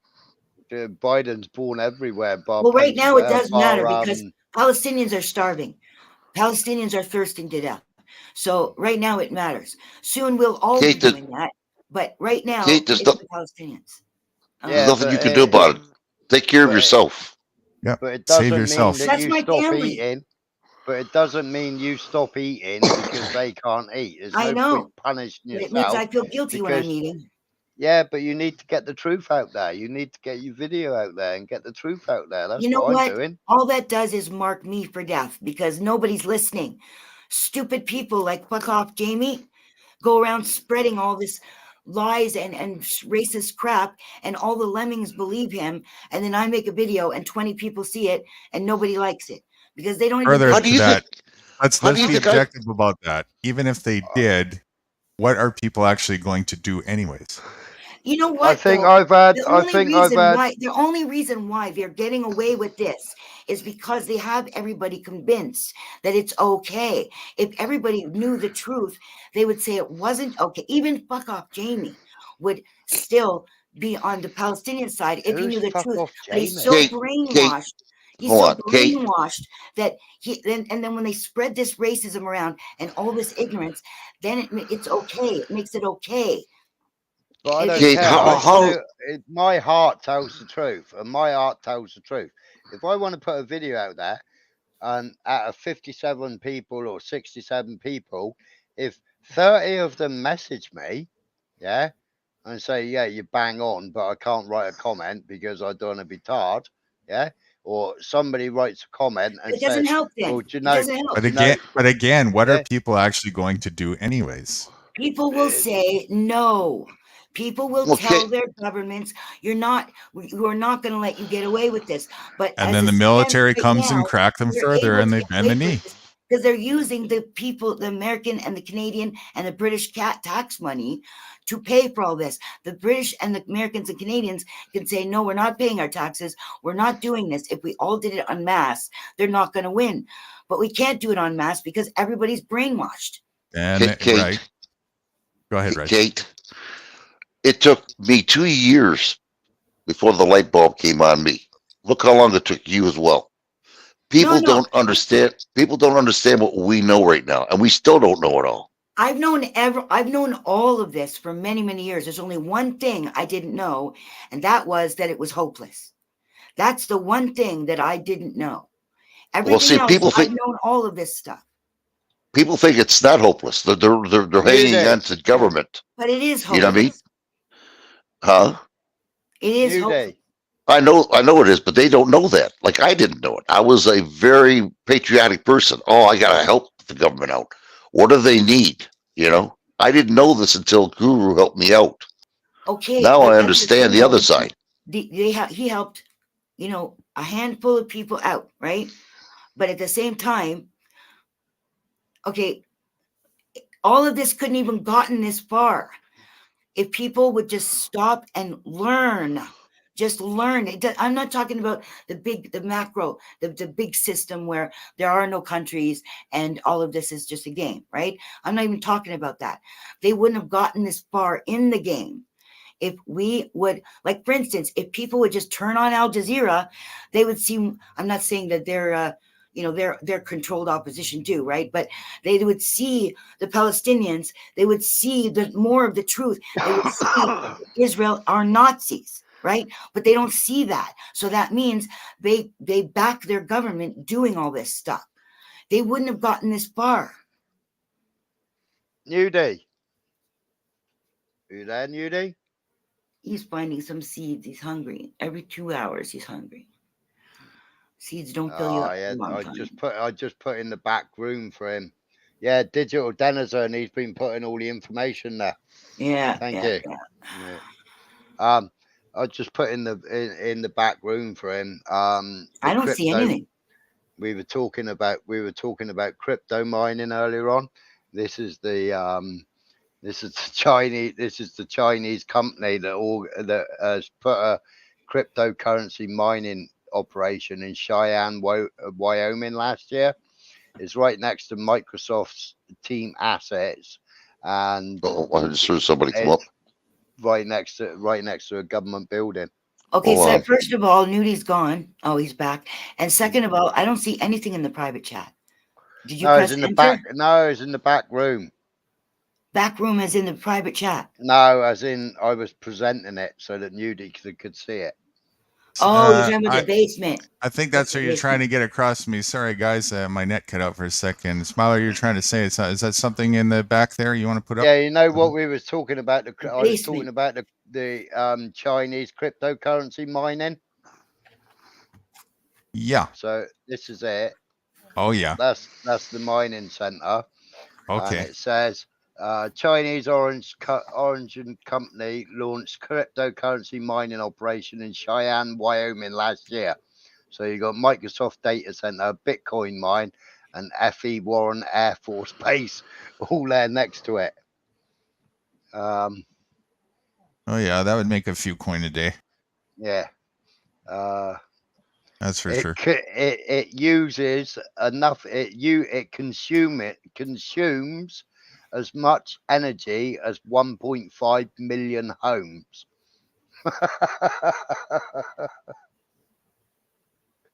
Yeah. In total, the amount of electricity to keep Bitcoin going is actually pretty absurd. It's ridiculous. Yeah. So America now is intelligence gathering. Is conducting a full range of intelligence gathering operations.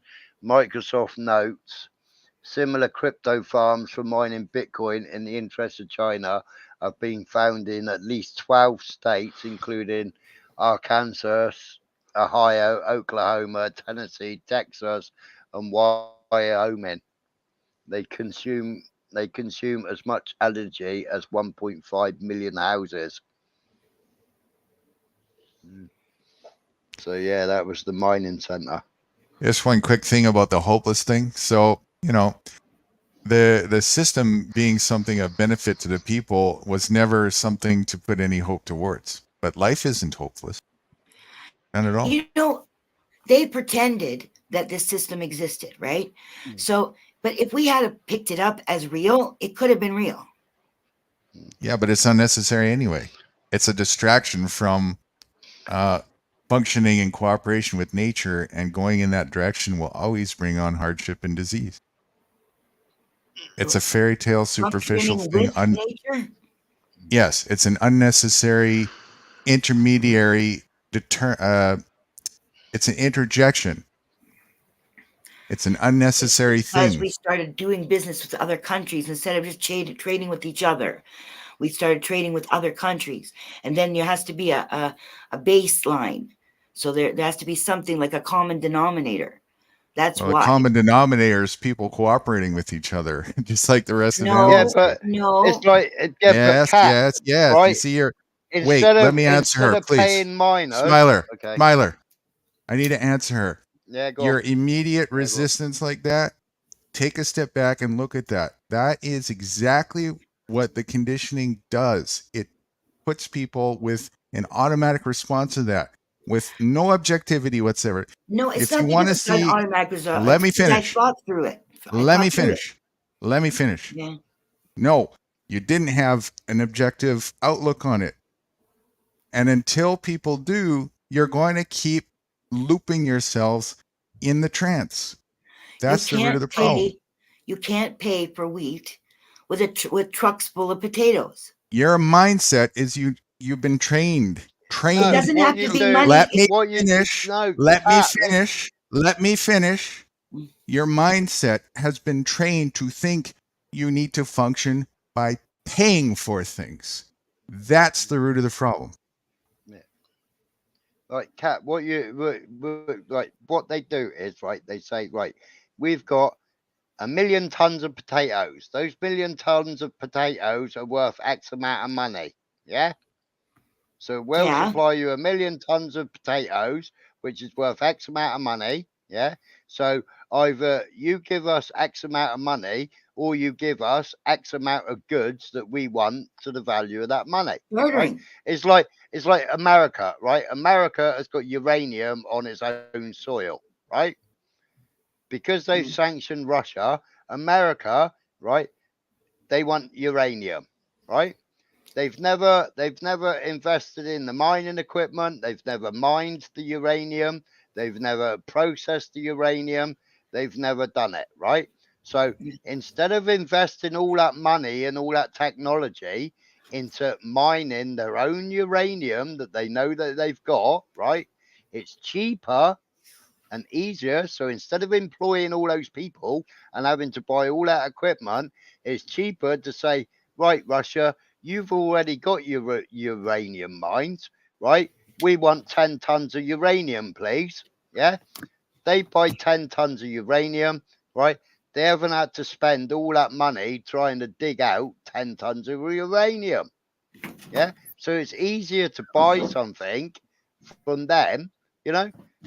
It's like if you had a garden and you could grow X amount of produce in your garden, yeah, there's I know certain what times of bartering the is. year, yeah, but I there's know. certain times but there's certain times in the year that you can grow certain different foods, yeah. So there's certain different foods that you can't buy, that you can't grow, you have to go and buy, yeah. Yeah. It's called barter. I know what bartering is.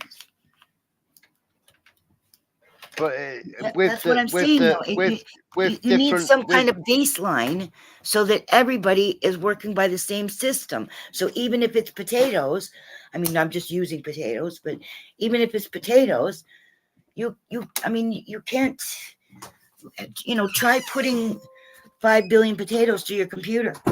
Like the way that it works now is obviously way more bastardized than it was before, but it's still going to be barter. It's still going to be, I give you something, you give me something. In the corporate world, In any you don't world. you don't have to do that when you're working just man to man. You can make arrangements and agreements and cooperate however you want. This is the key. This is the key. A trading. It doesn't even have to be a trade. It could just be straight volunteer. It could be generosity. It could be whatever you want. It's up to you. It's up to everybody, whatever they choose. Can you sew? Badly, but yes. Right, but there's I can put all your zips in your jeans for your zips. Yeah, I can baby stuff. Smiler, she understands barter.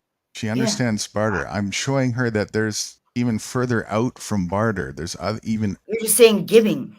Plenty of other options. You're going to have to completely obliterate the human race and then start all over again, because there's no way anybody's going to give anymore. Now that's your mindset, right? Because that's all you know. Let me finish, please, Smiler. Please regulate yourself a little bit, please. right? Allow room for the conversations. Thank you. You've heard me talk about many times. I've been on expeditions. I have lots of people that I operate with outside the corporate world in different fashions. The reason why you made a statement like that is simply just a lack of exploring and learning and discovering those options. There's only two things, giving or trading. There's giving and then there's trading. So either Sure, people I are going guess to you give could say to that. each other or they're going to trade with each other. Sure. That's how you're going to get something that you don't have. No, So there's also just direct access. There's also direct access to nature. Just go to source, right? There's that too. What? That's what I do a lot. What are you talking about? Go You're not going to get forage. avocados in BC. I'm not saying you are. I'm saying, but you can go forage for what's around you, and you can go to different environments if you want to. That's what I do. Okay, so, and when I'm there, I got gardens growing like you wouldn't believe, all over the place in my little forest spot stuff. You know, if somebody spends their day making a basket, then but they don't have wheat, and they can't find wheat, but you have wheat, then we're talking about a trade. You could do that, yeah. Again, Okay. what I'm saying is there's all kinds of different options available to people that they totally forgot about, that they don't know about, because they've been trained to function only in tunnel vision through money, through the monetary system. Are you telling me that your private Indians just give to each other? Oh yeah, all the time. When I was fishing, so when I had my own boat, I used to supply fish and lobsters to several different restaurants. Yeah. And they used to keep a tally. I used to keep a tally. And on a Friday night, if I decided, right, come on, let's get changed, let's go out for a meal. Yeah. I would go to one of those restaurants. I'd give them a quick call, a courtesy call to book a table and say I'm coming in tonight, you know, on a table for four or whatever. We would go out for a meal. And it would just come off of what I've sold them in the past. Right, so they're keeping a tally though. They're keeping a tally. Hold on, guys. Cat, your audio again there. Oh, shit. Sorry.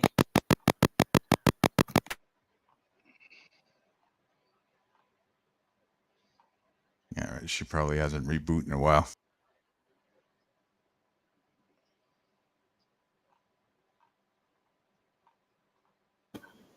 Yeah, thank you for waiting. Sorry about that. Yeah, they're keeping a tally. So that means that there's still a system. It's not like what Nude's talking about is you just want some fish and chips. It's just understood that they're going to cook it for you and give it to you, right? But what yeah, it's not so scrupulous on the tallying part, right? It's more people are really loose with that, you know, within reason, of course. Yeah, it's a bit of a balance thing. You don't want to be taken advantage of, right? Exactly. I mean, Smiler gives him 1,000 fish every month, and he gets one fish and chips dinner for it. Like, yeah. So you know, but when you're operating in such a way where there's the options are so much more at hand and available like that, the amount of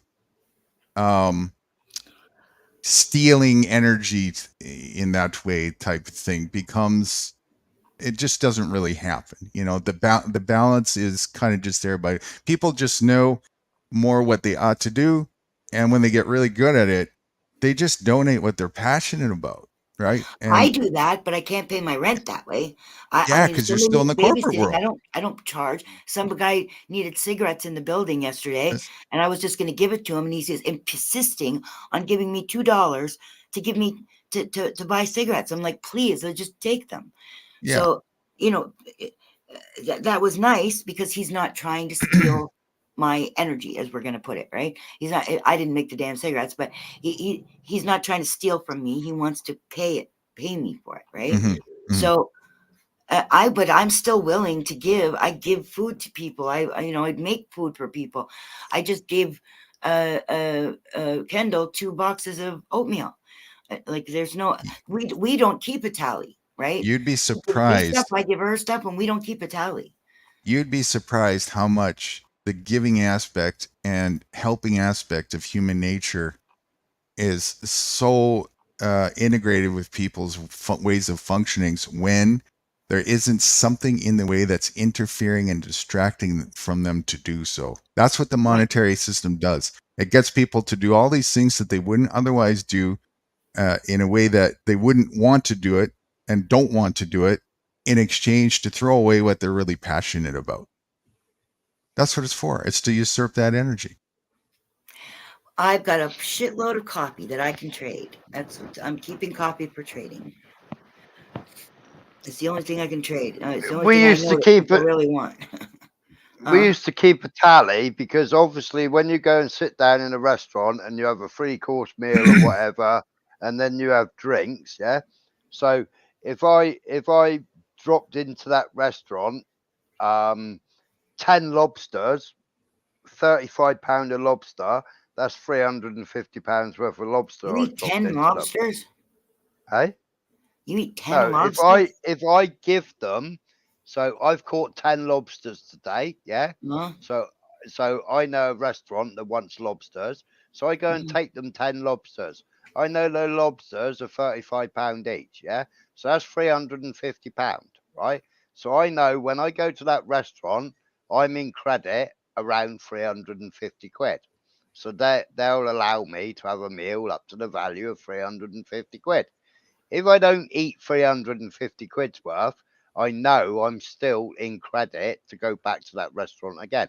Like one of the people that I used to supply to, they only open during the summer months, and then during the winter months, they used to go to Goa, right? So he phoned me up and he said, "Hey, I could do with some Dover sole if you've got some Dover sole." He said, "But I'm only open this weekend, and then we're going off to Goa. I've had loads of fish off you, etc., right? That's still trading. But do you want me to roll that over to next season, or do you want me to give you the financial value to that fish?" And it's like, nah, just roll it over. You know, It's I've still got a note of trading. it. Yeah, it's still trading. It's But not that's giving. why we used to. But that's why we used to keep a value of what we've given each other. Yeah.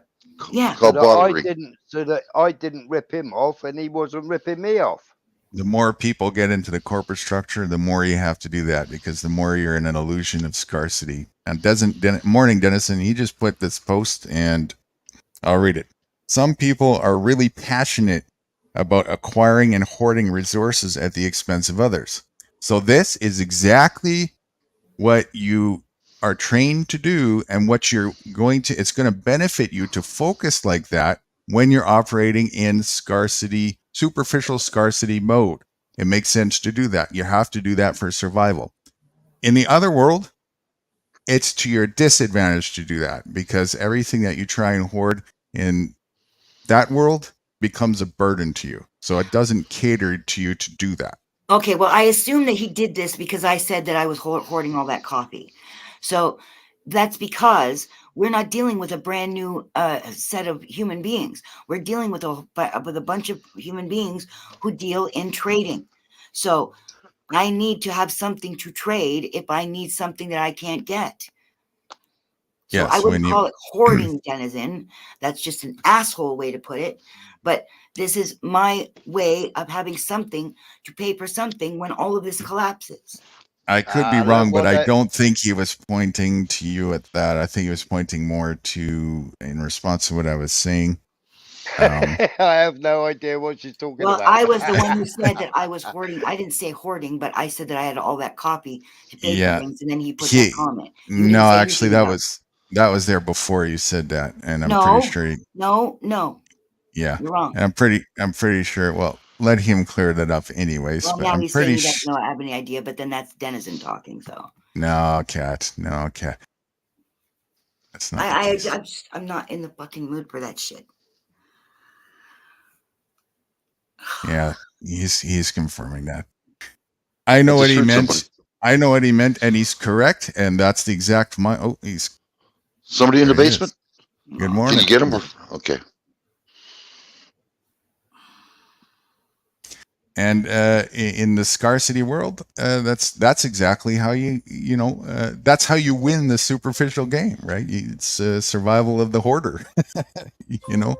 He who hoards the best hoards the last. Lasts the longest. Yeah. Look at it that way. I was responding to the thing that I quoted in my response. Thing that you quoted had nothing to do with coffee. All right, I was wrong. Sorry.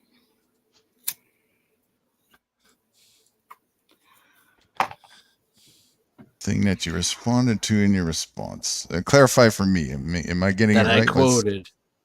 Yeah, it was literally what you said when I typed it out and quoted you in my response. Okay, that's what I thought. All right.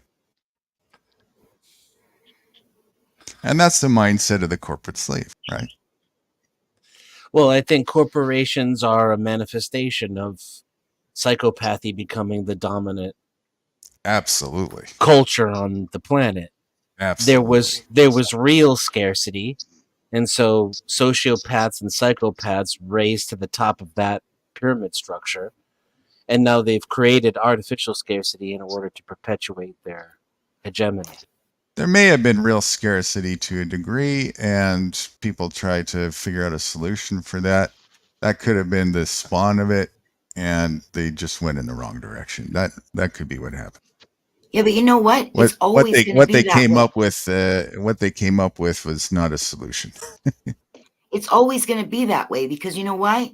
The Palestinians were just working their land and being nice little sheep on the ground, and then when there were evil people who wanted to come and steal what they had, the nice people weren't even expecting it, and that's the way it's always going to be. As long as humans are alive, that's the way it's always going to be. Doesn't matter if you're nice and live a good life. There's always going to be somebody else who's got a plan to take it away from you. The psychopath will always derive pleasure from stealing from you, and the sociopath will always be willing to do it for his own benefit. And then you got but the then hybrid. The people that are just nice and busy farming the land are going to be the ones who are screwed. So you be nice and you be good and you do everything in a nice way, just give and trade and stuff like that. And then some other asshole is going to come along and make a money system and trap everybody. That's the way it's not always everybody, be. only the weak-minded. Only the it's weak-minded. Always going to be that way. Always. Maybe. Good morning, D. John. Good morning, D. John. It'll be that way, and it'll continue for those who don't want to take responsibility for themselves. No. Yeah, because it's not that way for me, and it's not that way for a lot of people that I know as well. No, it's not. No, because you're you might believe otherwise, and you might think otherwise, because again, you haven't seen outside the box that you've been trained to see in. Do you think they're not going to find you in the forest? They have a plan to kill us all, and you don't get accepted just because you're not using money. I don't care. Go ahead, kill their whatever. Employees. But Kat, that sounds to me like you've given up already. I have. I'm going to die one day anyways, right? I'm not scared about that. It doesn't change. I'm still going to go out and live my life the way that I see fit. I like Detroit-style pizza. Sorry. The only guarantee we had in life is that we were born It's fucking dying. awesome. The only guarantee in life is that we were born dying. That's about Pussy's pretty good too, but if I had to give up one or the other, I probably would take a lifetime of Detroit-style pizza. What's this chart there, Smiler? Right, that is G7, so America, UK, your G7 countries, yeah. That was the blue line is September 2023. That's in $1 billion, right? So the blue line is what was exported to Russia, and you can see that they've declined in exporting to Russia. And the black line is now what China is now exporting to Russia. So in September, China's exports was over 10 billion, and America's was less than 1 billion. Morning, D. Johns. Yeah, good morning to you. Well, I should say good afternoon, but I just woke up myself. I said hi, but I don't know if you heard me. Hi, T. Johns. This is why the West is failing miserable. G7 countries have stopped all exports to Russia, but China has made up for it. Smiler, why are we talking about this? Like, we know it doesn't matter. Well, because it goes back to the dollar. The dollar doesn't matter.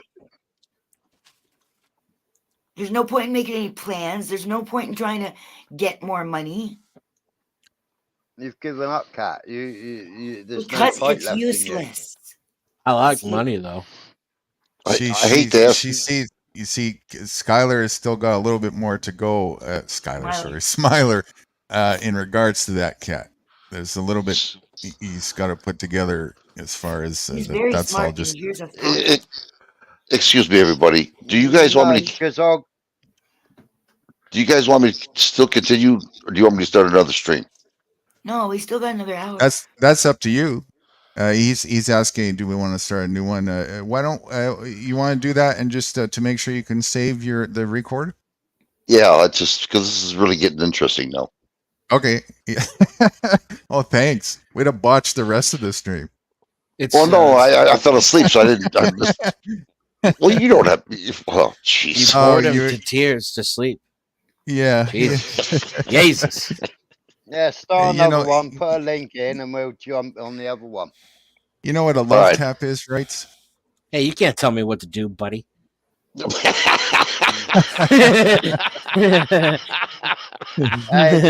did you pay your buck to join? I got a lifetime membership, grandfathered in. All right, let me get on my computer. And all right, I'll leave you guys alone. Go on and talk. I'll be right back. Oh, play my new video. You got a new video? Yeah. On your channel? Mm-hmm. Yeah, it was good. Real good. Okay, it's short. Hold on. Give me a sec. We got authorization to do this, right? So they don't jump on me as usual. He's baiting you, right? Yeah, I guess he is. Yeah. I'm gonna file a copyright claim.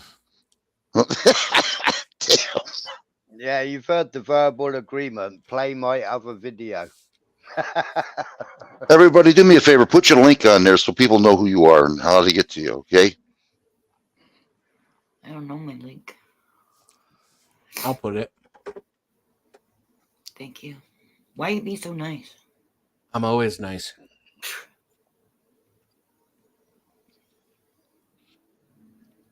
It's the U.S. foreign policy one. 49 second. Okay, hold on. U.S. foreign policy in less than 60 seconds. The Israel edition. Oh God, yeah. Okay. Sound check. You asked me, and I knew you were going to come out no matter what. I said, but what did I tell you? Coming through. Mm-hmm. Yeah. You remember? All right. Is that? Hey, I used that too. I used that. I was making a video and I used that piece.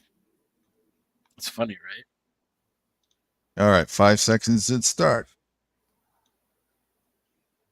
When you asked me if you could come out here, what did I tell you? I mean, you asked me, and I knew you were going to come out no matter what. I said, but what did I tell you? Do you remember what I told you? Back Do you up, remember back what up I a told you? minute here. 1 minute. I asked you, when the fuck did I ever ask you if I could come out here?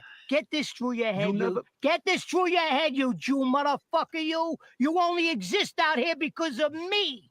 That's the only reason. Without me, you personally, every fucking wise guy skull around, I'll take a piece of your fucking Jew ass. Then where you gonna go? Your fucking warrant don't ever go over my fucking head again, you motherfucker, you.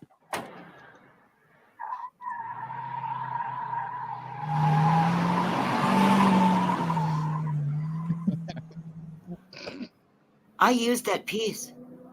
I used that one and another one from that same movie. I can't remember the name of the movie, but fits perfectly.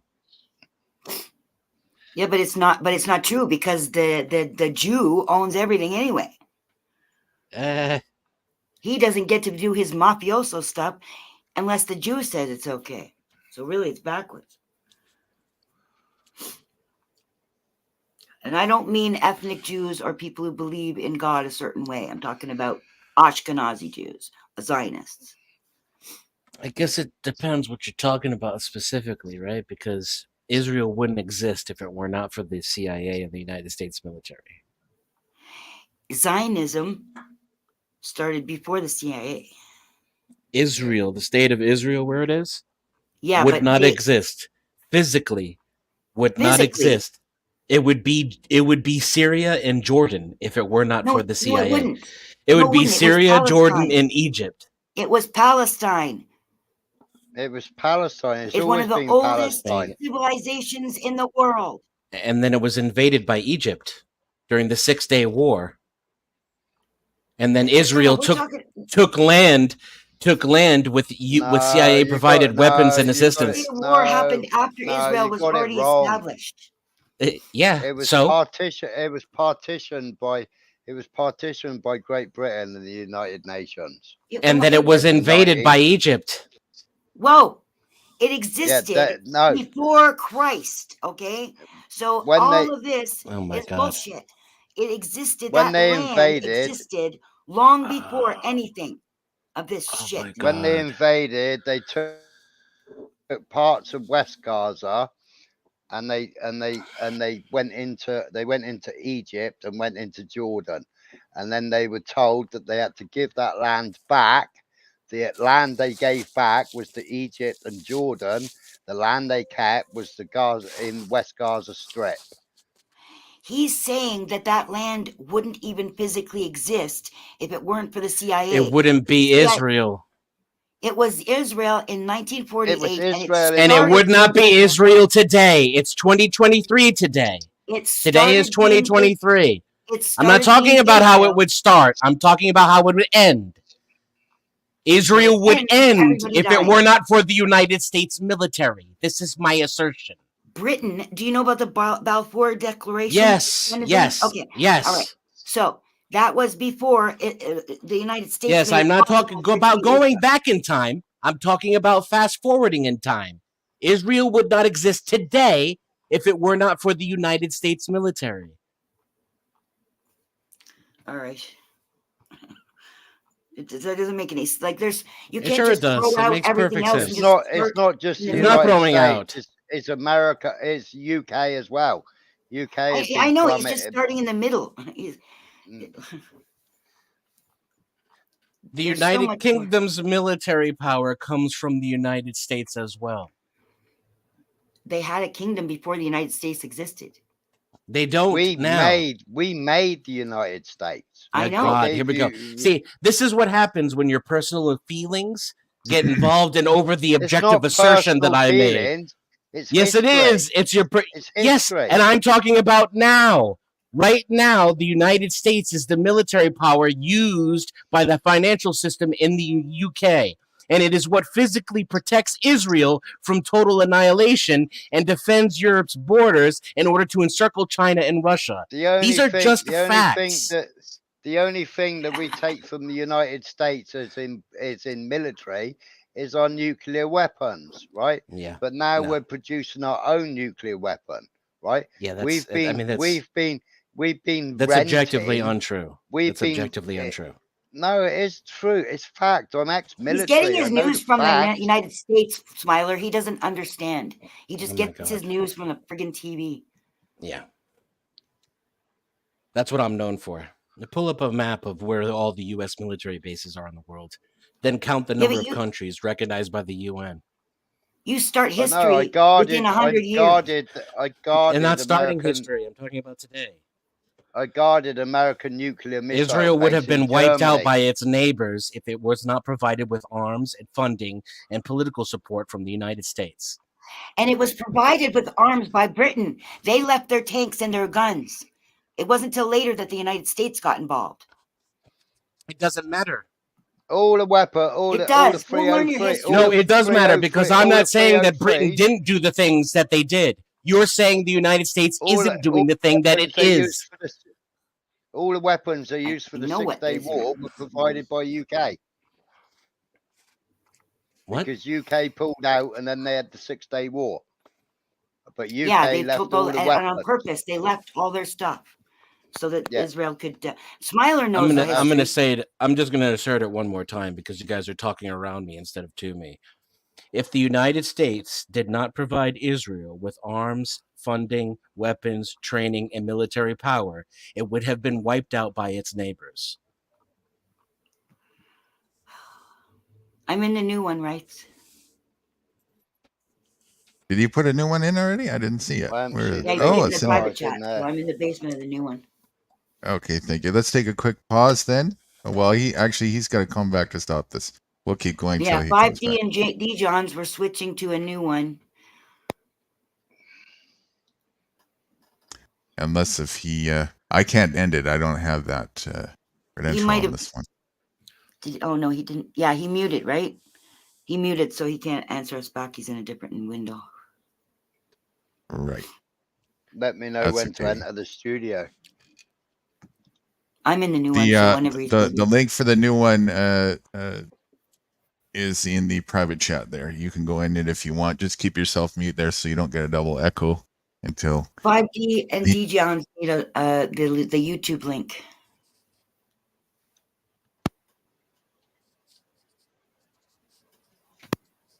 I'll put Right. everybody. Actually, no, I won't yet. So there's no echo there. We'll wait till he Right, comes I'm back. backstage in the new one. Yeah, me too. But Right, says the D Johns and 5D will want the YouTube link.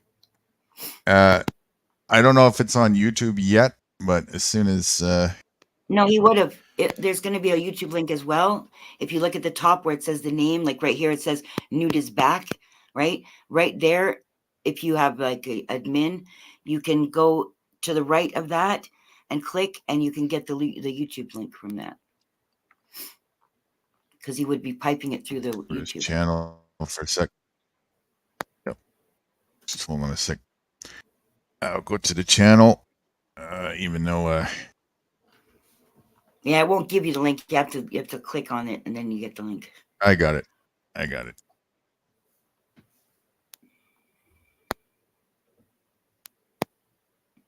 It's coming, for fuck's sakes. I mean, for you lazy fucks out there, all you really have to do is just go to his channel page and. Yeah, but it's more inviting if you give them the link. Lazy. I'll do it anyway. You lazy sods, you. Look what I do Be a for good you. co-host.